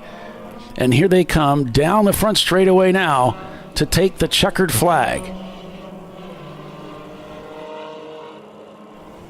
And that looks like a BMW in the distance. Yep, here and they come. There they this are. Is it right here. The Paul. leader of the race and the national champion is about to be crowned. And there it is, the checkered flag for Rockwell Autosport Development. They take the win here today at NCM Motorsports Park. Rockwell Autosport Development takes the win and the national championship for 2024 for the TireRack.com ChampCar Endurance Series. It's going to be Parts Badger finishing in second place but capturing B-Class. Bavarian Mustache Works finishes in third place overall. And then there's no Z in Mazda in fourth. In fifth, Gorilla Sticker, the number 517. They take fifth place. And then it's Wittenauer Motorsports capturing F-Class in sixth place overall. Then it's Fuse 15 capturing A-Class in seventh place overall, followed by Balthazar Motorworks, Race Right Silver Bullet, and Momo Champ in 10th. And over on the 7-hour side, Paulie, I'm not sure if they've crossed the line yet, but to take the EC victory, it'll be TMMI Motorsports in the number 99 coming through here. Great job by those guys for capturing that. That's well deserved. On second thought, Racing is going to get the overall win for the 7-hour Madwag in second. Brew Crew Racing, not sure if they've crossed the line yet. I'm sure we'll know when the flashing lights start down the front straightaway. And then UGA Motorsports, excellent job by that program with a fourth place finish. Great job, and Whip guys. Race, absolutely. And Whip Racing will round out your top five. The 132 of Keek Racing in the Ford Focus Blue in sixth. Parts Badger sister entry, the Miata A-Class in seventh. MMR Racing 614 in eighth. Battle Scarred will still come back for a ninth place finish. And Blue Shells will round out your top 10 on the 7-hour endurance side. So great job to everybody who finished this weekend. Lot to overcome, lot to unpack, and some momentum for some teams headed to the World Center of Racing in 2 weeks. Yeah, so Les and Kyle and I, we just want to say thank you so much for the 3,500 people that signed in to watch this race today with us. That's just today's broadcast, not to count second day, yesterday as well. So thank you so much, folks, for supporting Champ Car Live. It's an honor to serve you in this way, and we just deeply appreciate it. Absolutely. Thank you guys so much for letting us bring this to your streaming, YouTube, television, everything that we do. We greatly appreciate it. Thank you to Tire Rack. Thank you to AutoZone for sponsoring, for partnering with us and helping.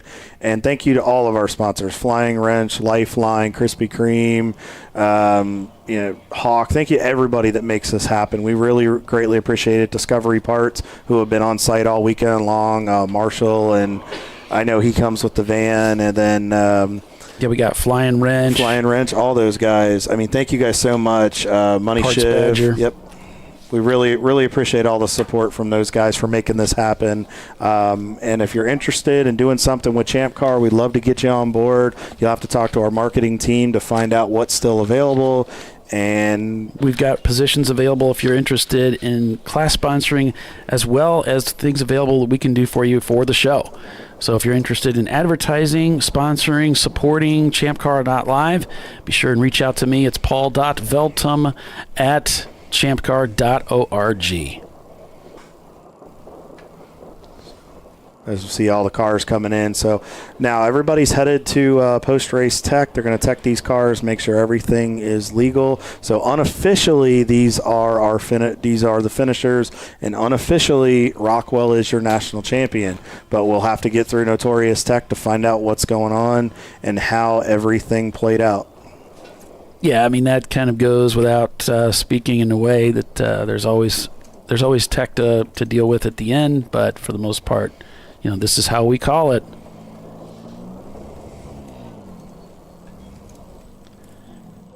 We got Les down there in the pits. There's your EC winner right there, the Camry.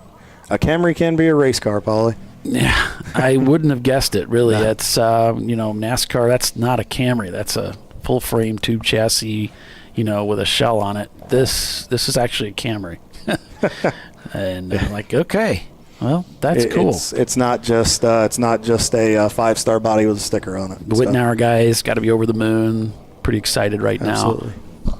There's and blue shells. Great job. Yeah, great job to the other Focus there, 132 guys. I mean, great finish today. Those guys ended up, I believe it was 6th in class or 6th overall on the 7-hour side. So absolutely. Something to be proud of. It's great seeing those Focus out here too. It's similar to the Mini Coopers. You just don't see a lot of those cars out here, so it's great to see these cars that are odd. They're just different, and yet they campaign well, they perform well, and it's really cool. I love it. As we can hear celebration in the background, some very, very happy. I'm sure those guys with Rockwell. Great job by the Open Throttle guys. They're always. They're always in having a good time. There's always a cookout with those guys having a good time. So they GA. They made, what is it that Delma Cowart used to say? I never won a race, but I never missed a party. That sums up Open Throttle right there, man. That is Mike Gorman to a T. Sounds like a Doc Waldrop thing there. Hey, there's Momo Champ. Nice job, guys. All right. Momo Champ, there's Race Right with that Martini livery. Got some smiles on the side of the car. It's a good way to go home. Got the chill out system. Woo. Might be 901 Motorsport there. As the cars continue to line up, they're trying to divide the cars here because you've got a... You took the checker. It's okay. that glass half full. That's right. That's less. Less is more. That's the way it needs to be. No, absolutely. North by Northeast, the number 380. And they put in a good fight today too, yeah, and they did really well. There's Whipped and the Mustang. Great job in that 5th place finish over there, guys. Fox Body. Awesome job. Rocking the C-Class. Yep. Gorilla sticker, of course, in the 517. Nice top 5 finish for those guys, and round out the C-Class there on the bottom step of that podium, the 104. With those guys, yeah, and those guys, battle scarred. Those guys got to be a little dizzy from all those spins. Yeah, but they live up to their name, battle scarred, with the look at the side of that race car. So, but thank you guys for being so dedicated to this series, and we love having you and look forward to having you back again. 302 Sennhauser Racing. We enjoyed a lot of camera footage from inside their car. And thank you to all the teams that provided us your in-car feed. We greatly appreciate it. And please keep sending that. Whatever races that we're covering, our next ones will be Daytona and then Watkins Glen at the end of May. Please send us those feeds. We will do our best to get them on the broadcast, try to get you guys profiled as much as possible, and get your team and your sponsors and investors as much time as we can. And we just really appreciate having you, and those onboard shots just give so much extra to the broadcast. Yeah, and a lot of the guys running those Sentinel streaming systems in their cars. So you can find out more about that. Sentinel, also a supporter of ChampCar, and we appreciate those guys. And so make sure you check that out, James's website. We've had them on the show, talked to them over the last couple of races. A pretty amazing product, and it's continually in development, now going to add comms in version 3 that's already out. So pretty cool stuff. And it's cool to see just how much that stuff has grown over the last couple of seasons, and how much technology we can put in these cars in such small systems that provide us just so much data and information to help teams get better, but also it allows us as a broadcast to be able to have more input to talk about and give these teams the input they deserve. Well, it allows these companies, such as Flagtronics and Sentinel, to test bed, in our series, and then offer to the bigger series. That this is a product that we can expand on. But this ChampCar is just a fantastic test bed because it is endurance racing, and it's going to be the same tracks, the same environments that you're going to have to take your equipment to and make it survive there too. So if you can make it in ChampCar, you can make it anywhere, really. Yeah, absolutely. If we go back to that shot there, we have some happy folks. And regardless of, Rockwell right now unofficially gets that championship, but these teams should absolutely be proud of what they've done. It's an accomplishment for these guys to get what they did. That's Arjun's wife, Kate, there, as the 86 is waiting to get Tech to officially become that third place finisher. And I think they're probably going to win. Work, man. C-Class on the other side, or are they going to be second off to look here? 342. And Brew Crew leads C-Class, it looks like, on that other race. In the 7 hour. So fourth overall. So if everything works out, they may be your class winner over there. So. And like I said, nice shot in the arm because we know they'll be in Daytona. They usually that's usually an annual event on their schedule. Highlight it. Les down there getting the scoop. Hopefully everything turns out well and everybody can celebrate and go home with some well-deserved hardware. I'm still looking for Supra badging. I'm like, well, it's tattooed on my hand. It says Super King on it. So.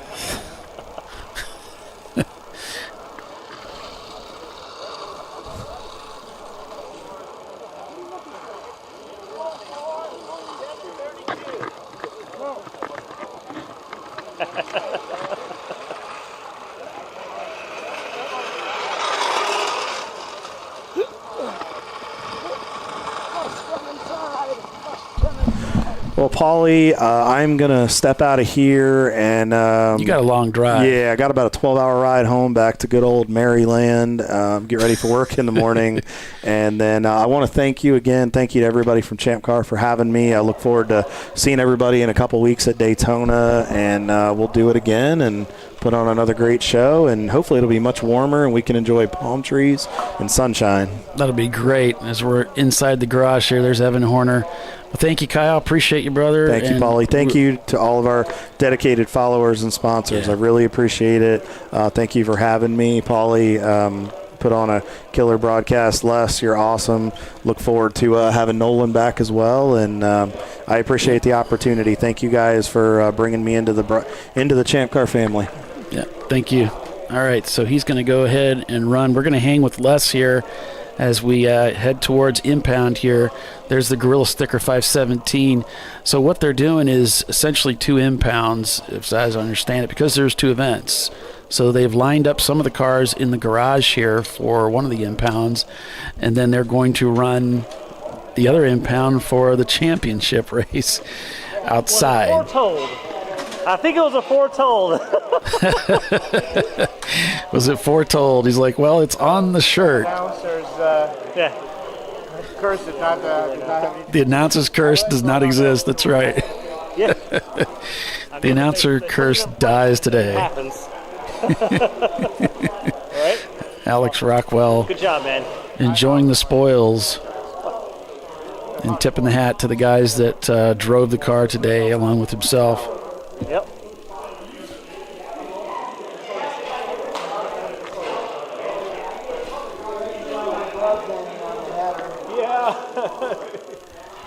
This is where the teams, they have to jack the cars up in the air. They take the wheels off. They open the hood and the deck lid. And people are allowed to go out. Anything to say about all that? And inspect the cars. Quite the weekend. Ben Shout, Bavarian Mustache Works. I don't know, it was fun. I'm super glad everybody. Anybody want to talk chocolate? You want a chocolate? I mean, don't mind if I don't go ahead and do that. Yeah, you can have a chocolate. I'm okay, no. So good. Good chocolate. Great.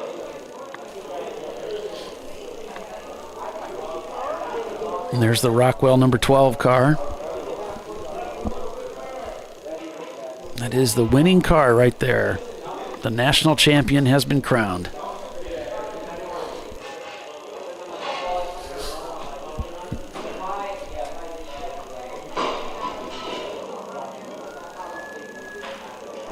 Yeah, you little. Okay.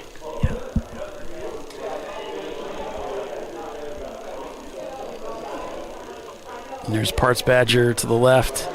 Those guys had quite an eventful race. Did you guys notice anything because of the exhaust or something? Did you notice anything in power lossage or anything like that? Not really, a little bit maybe, but that's what the track requires, that's what you guys require, we have to run it. Oh, for sure, for sure. So they had to quiet their car down.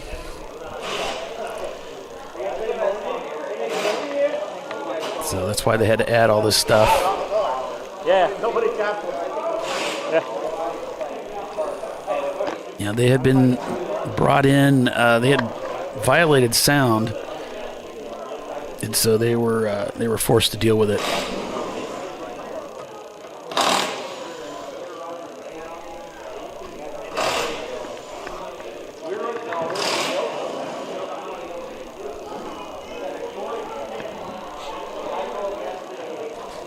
Looking over the car here, looking for damage. It was a fourth time racing ever. First time in the race, first time here. Oh, wow. And he raced in the morning.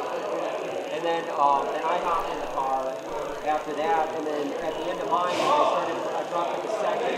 Second.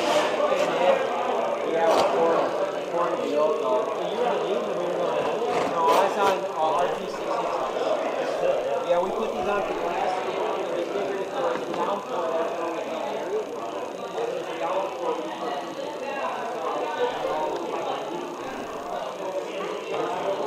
And there's the Wittenauer Mini Cooper.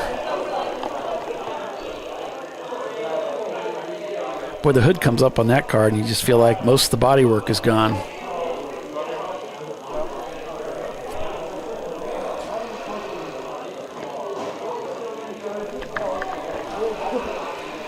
And that's Fuse 15, the blue Miata, the number 524. Anything about the car, about the race? Car was great, team's great, really put together a hell of a car. He was fast all weekend. Rain threw us off a little bit. We had a couple different situations with tires, but in the end, we figured it out. We did the best we could. It was tough. It was tough to go against the Porsche team. They're solid. They got really, really good drivers. It's a really good team. They didn't make any mistakes. Carry a little extra fuel than we do, so that's also helpful, but we're happy. Excellent. Yeah. Sounds great. Sounds like you guys nailed your strategy and got everything right, and I mean, you weren't too far behind, so. Yeah, I mean, we did what we could. We did what we could. We're happy with it. We got to the finish line, and we're here. Jack stands are out. Nice. Yeah. Is Waffle House in the plans? What's that? Waffle House in the plans for tonight? I got to run to the airport as fast as I can so I don't miss my flight. Well, you can take this thing. I think you'll make it just in time.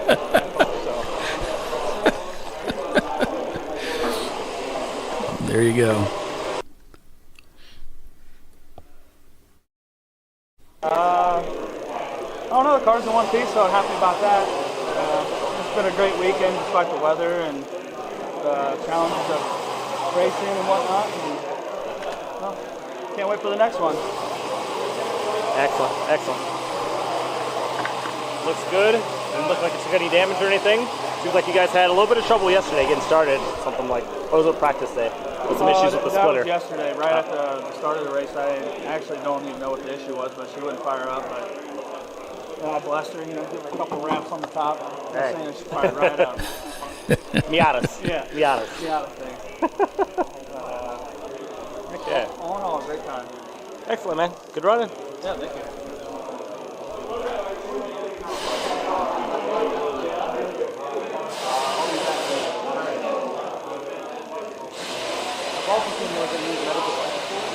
Moment of the weekend. I've been waiting to talk to you all weekend. You guys did great. Amazing. From behind, came to the front. From behind, came to the front. Kept it consistent. Hit your fuel stops, hit your fuel numbers. Looks like it, and even did like extra pit stop at the end. And I was like, oh no, something happened, so I'm sprinting down to the thing, and just a driver change. Yeah, I mean, you just nailed it. So I don't know what else to say. You just covered the whole thing. Yeah. Every word I was going to say. These guys rock well, did great, and it's great to have back-to-back championships for myself and John. Yeah, it was a lot of fun. Yeah, yeah. And this guy? Hello, how are you? Doing fantastic. How are you? I'm great now. Good. Well, yeah. Way less stressed. I don't know if you're that stressed. You guys did really well. I mean, your execution of this weekend seems like it went to plan. Plan. You never know. It's racing. Something can always happen. Oh, for sure. It's a really good competitive field there. We had a really good battle this morning with the Parks Badger car. We continued almost out throughout the entire day. Yes. But in the end, we'll bring it home and enjoy another win. Yeah, for sure. I was asking, did you guys notice anything different about maybe the power band of the car due to the new exhaust, longer, quieter exhaust or anything like that? I didn't notice any really big difference on the driver's side in there. You have it here for NTM. I was a little bit worried about that, but they're still straight through mufflers like it always were. So I don't think any kind of big difference there. Where the exhaust is kind of similar to the way kind of street car these come these days. They actually go up in the bumper, so I wasn't really worried about throwing in 90 degrees, 180 degrees backwards. Right. So what you're saying is there's no reason for boxers to be super loud. There you go. It is a cool factor, I ain't gonna lie. It is kind of cool. Yes, it is.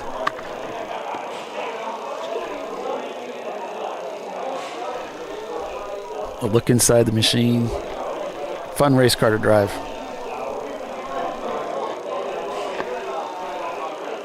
The E30s, E46s, likewise, fun cars.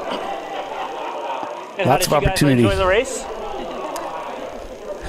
Did you guys have a good time at the race? Yeah, good time. A little tired? You were tired and cold. Yeah, tired and cold. Understandable. Hi. There you go. Did you do good?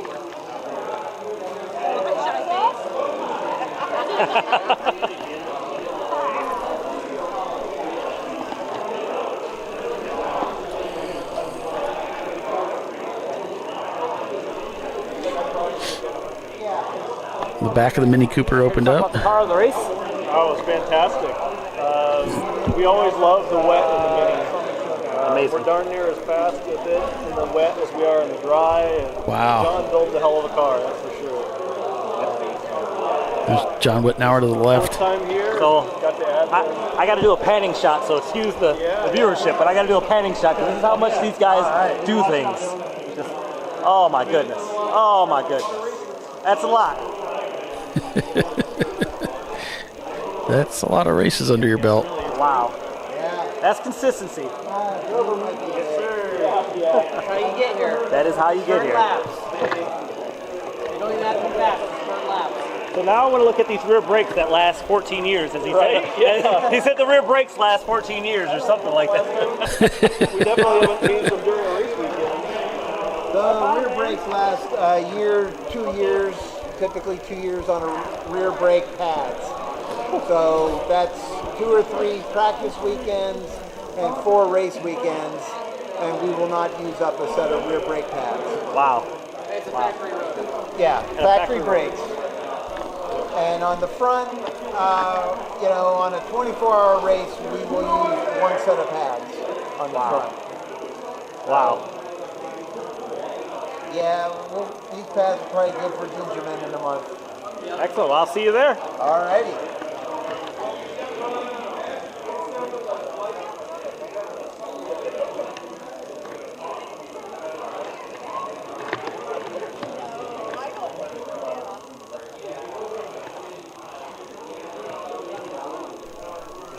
Some close-up shots down there, and the trophies are pretty amazing.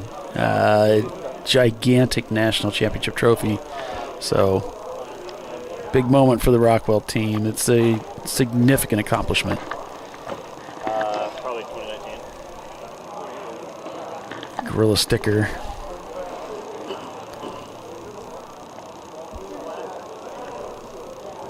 Good group of guys.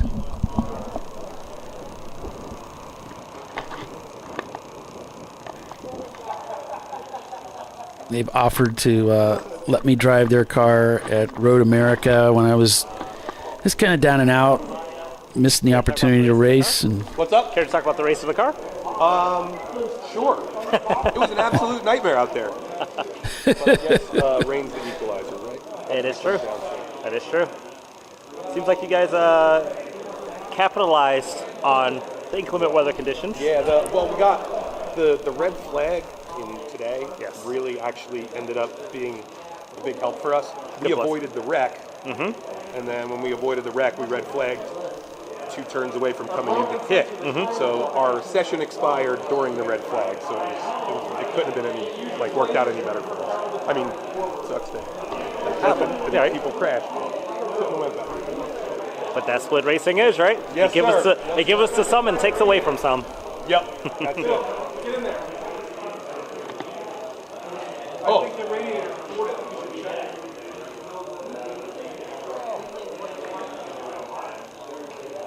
that radiator got pelted. Hey, while we're standing here, do we do the picture thing, or do we have to have the trophy in hand? Fuse 15. That's a wild looking fender.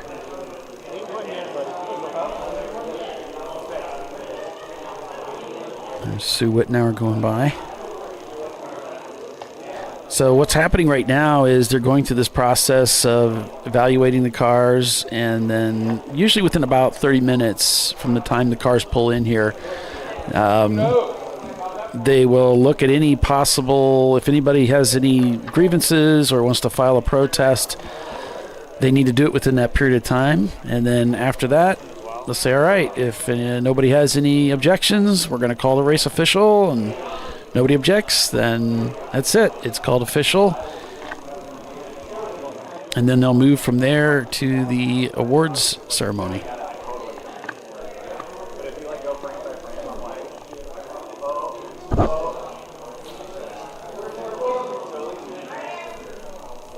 Yeah, good old Doc Waldrop. Pretty cool looking car. He's got this iridescent, reflective, and chrome appliques on the car.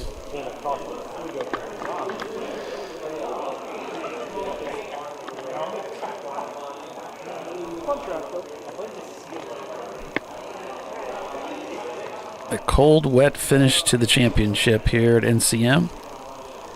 And that's part of the sport, though. We race outside. It's an outdoor sport. You never quite know what you're going to get. Last year we had unbelievably good weather from race to race to race.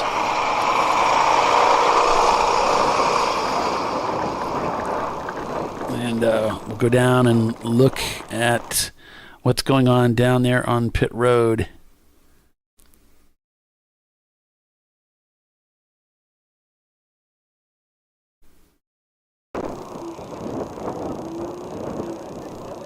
The scooter cam. And there's Blue Shells, I believe it is, the number 916.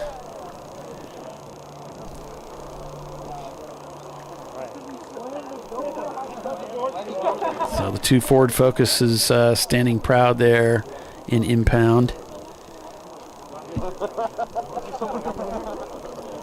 For this whole little, just stand in the middle and just.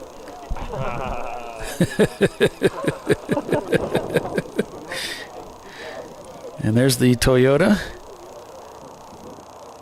And these are all cars that are in impound for the secondary race that also took place today. So it's a race within a race.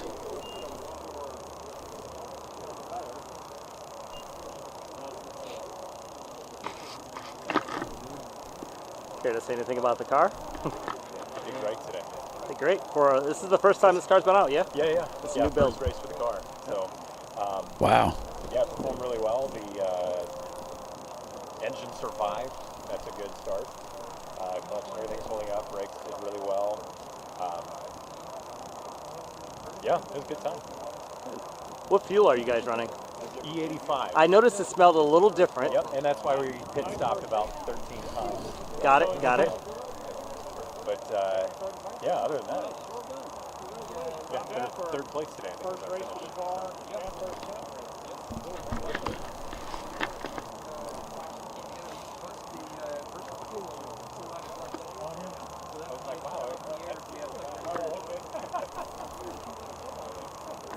Nice engine bay. Man, that's clean. Coming over here, this looks like the Brew Crew car. And how did you enjoy the race? Oh, you know I was going to say. Yeah? Is this your first time coming out to one of these races, or? No, most I've been involved. Okay. Yeah. Excellent, excellent. Are you from locally from the area, or? No. Okay. Oh, from Georgia. Okay. Well, thanks for coming out to ChampCar. Really appreciate it. Nice. Excellent. Please come out more. Get cars. Drive with us.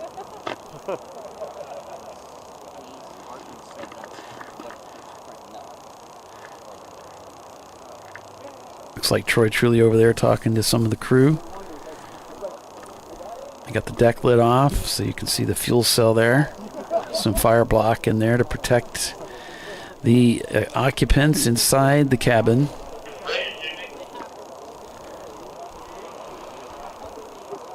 Number 811 there. I was the only one that got to drive. Go UGA, go Dogs, man. Go Dogs. Yeah, this is the moment when the teams get together and just really kind of hit that elation moment of, look what we did. Look at the accomplishment, and this is when it really feels Anything good. about the race, the cars? Oh, no, we got a live stream. We could talk to everybody. We had a lot of problems this weekend. We got a car that got crashed in practice. So we had to do a little bit of rebuild work. We broke a transmission. We changed transmission and then later blew a clutch. Wow. This is Madwag. Pulled down the clutch. So we had to take transmission back out the second time. So both nights, Friday night and Saturday night, we had to work on the car pretty significantly. So to keep it in one piece today was what we were looking for. We were originally championship eligible, so kind of broke our heart a little bit. We had to pull the car out of the park berm from the lead. We were leading A-class when they threw the red flag last night, but we knew it wasn't going to make it with the clutch slipping as bad as it was. So worked on the car overnight, got it back into decent shape, and had an uneventful day today. It was pretty smooth. Everybody kept it on track, kept it in one piece, so these guys did a good job. Overcame a lot of obstacles here today. Our first time here, too. First time at track. Awesome place. This is your first time at this track? First time at NCM. Wow. Not very much fun in the rain, though. It's a booger. It's a little terrifying. This place in is the a rain. booger in the dry, so in the rain it is busy. Yeah. Busy hands. Awesome place. Always, always we'd like fun to come back. coming out here with It's ChampCar. really nice. Definitely. We appreciate it. Thank you for coming out with ChampCar. Keep supporting us. We really do appreciate that. Absolutely. Sure. Happy to be here. Thank you. Yeah. Appreciate it. So you heard it here first. They're signing up for the next season. The entire next season.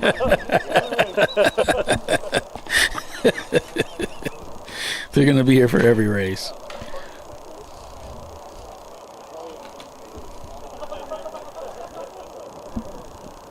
Yep, there's the whip, guys. Right. Battle Scarred. What's up? Man. Talk to us about this race. They're already laughing at this. Like, How much fun did you guys have? It's crazy. It was cold, it was wet, I slid everywhere. But all smiles. Great experience. Yeah. Great time. I love the track. Oh yeah. The car needs some work. Definitely. We ran this whole race. We ran yesterday for that hour and a half that it ran without a map, without us knowing. Last night we got one put like back without on. the map, like Yeah. Oh yeah. That whole piece right there was not doing disconnected. anything. Yep. Yeah. I forgot to plug this in. Yep. we got it back on there and forgot to do our timing. Oh. So our timing was probably about what did we figure, about 27 degrees off? 27 degrees. Yeah. Nice. Still managed. Oh my to gosh. get an F class and compete. How could it even start? So That's crazy. and the car's gonna drive up on the trailer under its own power, so that's a That win. is the real win right there. That's the real endurance win. racing right there. And this guy didn't wreck my car, so. I didn't wreck his car. I did, however, run fastest overall. So You got the dry track. I got the dry track. Woo! Hey, You sometimes got the it's dry better to be track. lucky than good. Hey, Sometimes, better to be lucky than good. Yeah, better to be lucky than good. Otherwise, you suck. That's true. Well, you guys got to keep coming back and settle the score. Oh yeah. I plan on it. Nice. Oh yeah. Where you guys? Where are you guys based out of? So this is the Indiana chapter. Okay. car. So I'm the chapter lead for Indiana. He's one of the. I'm a crew hang around members for Texas. Nice. Mainly a crew member, breaking into the driving a little bit more now. So That's one of the best parts about ChampCar. We get people from all over the country, and it's just so good. yeah. Oh, well, one of the guys next to it that was pitted next to us was from Alabama. Yep. I was like, damn, They're that's based a out of drive. Birmingham. Yeah. Yeah. Yep. That's the best. The other best part about it is getting to meet all these awesome people that come out here. Yep. I don't think I've met anybody at a ChampCar race yet that I was like, I hope he doesn't come back next Right. time. Like, I always look forward to seeing everybody. Right? Even though you're competing against each other, you're still buddies. Oh yeah, 100%. Well, shoot. Friday night when we found out that the air sensor was blown up, I rode my scooter down to someone's garage and was like, I need this really old, really dumb part. Do you have it? And he goes, yeah, I think I got 3 of them at my house an hour and a half away. I'll call my wife. Yep, sat there on video chat with his wife while she was in the attic going through all the boxes going, Oh my gosh. Maybe it's in that box. It'll look like this. Oh, maybe it's in that box for about 30 minutes before they Oh found my it gosh. and got it here to us. So, can't thank Cool. them. Yeah. All just to help another competitor get on the track. I mean, that's what Exactly. it's great. That's a good time. Yeah. And look at you guys now. You're out here. Yeah. In here pit we lane. are. Park lane. Second time this car has been in impound. It sounds like it's a winner. Oh Yeah. Well, winner when it's by itself. But Well, you know, hey. a win by default is still a win, right? Yep. Still a win. Yep. Yes. Well done, guys. Well done. Good stuff, guys. Thanks for coming out. We hope to see you soon. Thank you. Most Thank you for definitely. everything. Hey, this has been awesome addition, man. This is fantastic. I You're doing don't a great job. I don't out want there. to see that video of me changing on any site other than YouTube.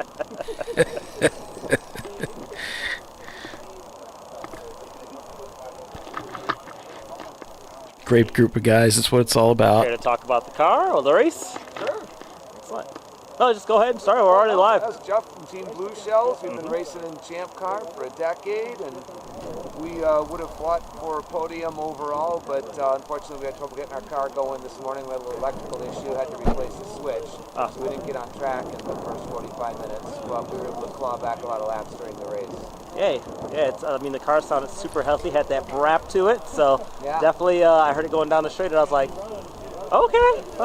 Yeah, today was about staying clean, staying out of trouble, which we were able to do. So For sure. keep the car on the tracks if we kept telling each other. So, For sure. And we did, and that helped us to finish the race and have a solid finish. So. Heck yeah. What made you pick? I know there's actually another Focus here this weekend. Yeah. What made you pick the Focus? It seems like a very unconventional chassis. It is. We're always trying to do something different from other teams, so we never wanted to have this, just be one more Miata or one more BMW on the grid. So we had Bernie Myers build our car. He had built another one, and we drove it for him, liked the chassis, won with it, and then built a second car. So Nice. That's how we got into it. Yeah, seems well done. Nice splitter on it. Thanks. Yeah, for sure. Okay. Well, I guess we're going back to Chicago tomorrow too, aren't you? Chicagoland. Yep. So we have a long drive, but just goes to prove, it just goes to prove that ChampCar attracts people from all over the place. We come down, we get to race with each other, have fun, and have our new best friends, right? Absolutely true. Thank you so much. No problem. All right. Cheers. As I go to another Focus.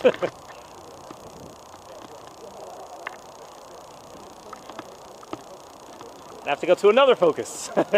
Never thought I'd say that at ChampCar. Well, I didn't think we'd outrun those guys, but we did. They're definitely quick. So, yeah, they got a little more money tied up in there than we do ours. But, It's all right. You guys are they focused. They had some mechanical problems early, too. So, I think they are quicker, but we just were on the track longer. So. Yes, I think they had. They were saying earlier that they had electrical problems and stuff like that. So I think we finished 12 laps ahead of them. Yeah. 11. 10. 10. We had 10 on them. I was going to say they got me, and then I got it back, and then I tried to keep behind me. So. So we're trying to hold off them, and the Honda, that was The Honda I couldn't do. I tried. They luckily had problems, so they were out for a few laps. yeah. I think they had an axle issue. Oh, an axle issue. Yeah. At one point I looked up and they were both in the rearview mirror, and I was like, oh crap, I don't know if I can do this. So, but, Where are you from? We're from Lexington, actually. From Lexington? Okay, yeah, so not super far. Yeah. 2.5 hour drive, yeah. Nice. So this is kind of our home track. Okay. So you know it pretty well. Yeah. Excellent. So. What made you pick the Focus? As I said to them, like, I know it's not a very conventional chassis, and I turn around, I'm like, oh, there's another one, so maybe it is kind of a thing. Me and him grew up Ford guys, racing Mustangs and everything, so it was just a car that we were familiar with. Okay. I read about these cars when they were built, that they were built, more as a track day car. So we just went with it just to see if we liked it. So, and we'll be moving on to a different chassis later, but it was just cheap, easy to get into. Nice, nice. Yeah, it was a financial power. Yeah, because it's a factory radar, factory brakes, and it doesn't overheat or anything. It runs good. So The car that runs on race day is the best car, the best kind of car. Well, even some of the guys here were asking us afterwards, what have we done to the bottom end of the engine when we changed the oil? What kind of brakes you got on? We got Duralast Gold. Duralast Golds. So shout out AutoZone for sure. It's it really is just, you can take it right now and drive it to work as a daily driver every day and, still bring it to the track and do what we did. So, obviously the roll cage and the seat and all that stuff, but yeah, otherwise it's bone stock. So nice. It's definitely in the spirit of the rules, that, like $1,000 car that you just cage it and strip it out and take it, bring it here and see what happens. Come out and have some fun on the weekends, right? Yep. I'm surprised, but I'm happy. So it's a pleasant surprise. Have any more races planned for this year? Or? I'd like to do Mid-Ohio if we can get up there. Okay. Yeah, we'd like to. This is our first Champ Series event, so. Oh, this is the first time you've been in ChampCar? Yeah. Well, welcome. Welcome to Champ. Yeah. So, what do you think of it so far? I like it. Beep, beep, beep it. Gotta beep it. Gotta beep it out. No, but there's a little confused on some of the organizational stuff. Communication needs to be a little bit better. But no, I love the series. I love seem to be a lot better driver skill and stuff as far as being professional and courteous and stuff on the track. Excellent. Yeah, the other series we're running, there's themes and all that. We're not in the parade stuff. Yeah, you just want to be more serious about it. I understand that. The other thing I like about this series, and I know it may be a sore spot for them, but there were 40 cars here, 39 cars this weekend, and the other races we've run here, there've been close to 100. So, yeah.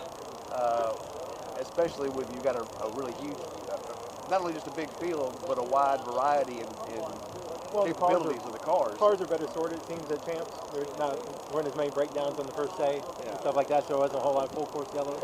So we got to race more, despite the rain. I enjoy just being able to focus on the track instead of my mirrors.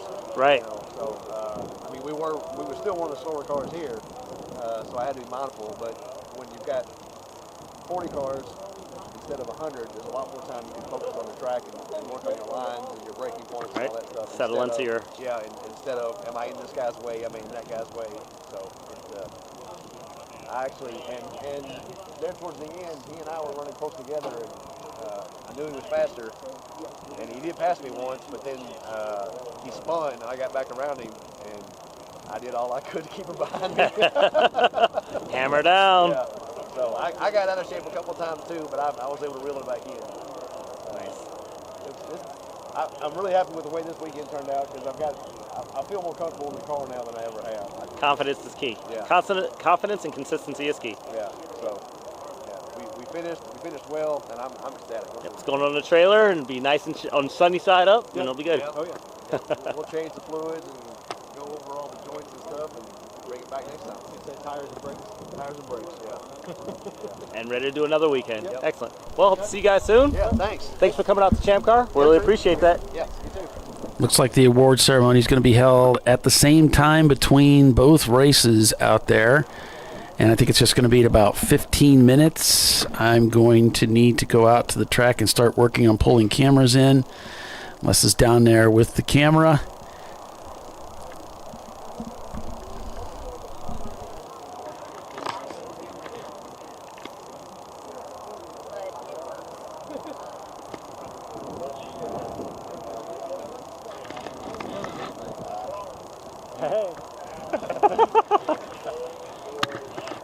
Did you? Or we really do need a Toyota theme, honestly. I'm trying to think like the Kaizen. I'm trying to think of Kaizen type stuff, but I can't really think of anything. Oh, that's kind of old school. You know, we did the old job and like. Right. Ha. Good. Well, yeah. Well, did you finish in the car? Or did you finish the last time? No, Andy finished out the last. Okay. So excellent. But yeah. Unfortunately, the day yesterday cut it short. Yes. So it worked out. 5 driver stint, so we did 5 drivers. That's perfect. Perfect. Yeah, car looks good, man. Thanks. Come on. Any super secret things you want to show me? No, I'm just kidding. Oh, on the car? Well, we got some extra body work we'll need to do back here. A little bit of body work. Yeah. No, probably the most entertaining thing people find is like, how big are tires in the front of that thing? Oh, it's a 295. Yep. It's 95. that's how you get to turn around corners. So. That is true. That is true. For sure. Do you have any other plans for doing any more Champ Car races, or we're more talking this year? about trying to come out for Ozarks. So Ozarks. yeah. Okay. Okay. We want to get a little more driver practice before we go up. Right. Ozarks. We've all been out there one time, but there's a lot of track to take in there. Maybe try to get a little practice there first. Hopefully, get some races. I know it's definitely not a straight line on that track, so No. it's just a lot of handwork. A couple blind spots too, and Yeah. come down to that hill to start finish, and it's we just kind of line up out here. Yeah. But it's a super fun track. Oh, for sure. To me, it's kind of like the closest thing to backwoods bombing, but in a controlled environment track. Right. Right. Good place to test some new stuff out. Oh yeah. Yep. Good stuff. Excellent. Well, thanks for having us. Thanks for coming out to Champ Car. Hope to see you soon. Good talking to you. Bye.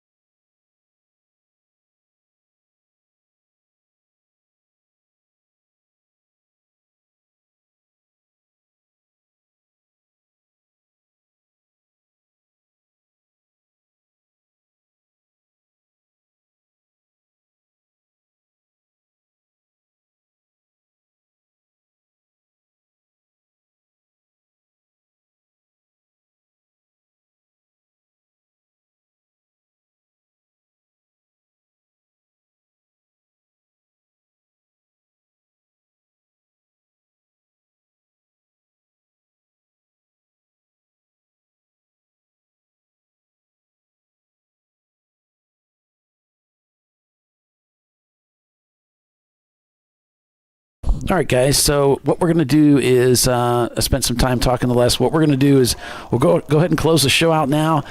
Les is going to stick around. We're going to get the award ceremony, and then that will be published later online. So you will get to see the award ceremony for the National Championship race for 2024. So I just want to say thanks so much for your support, for everybody tuning in and watching us this weekend. It's been a challenging one for sure, and but it's also been a very interesting one as well. So we can't argue with that. So thanks so much, everybody, for joining us. For Kyle Lockrow and for Les Epps, I am Paul Veltum, and we will see you at Daytona International Raceway, the next race here in just 2 weeks. So we'll see you then. Thank you.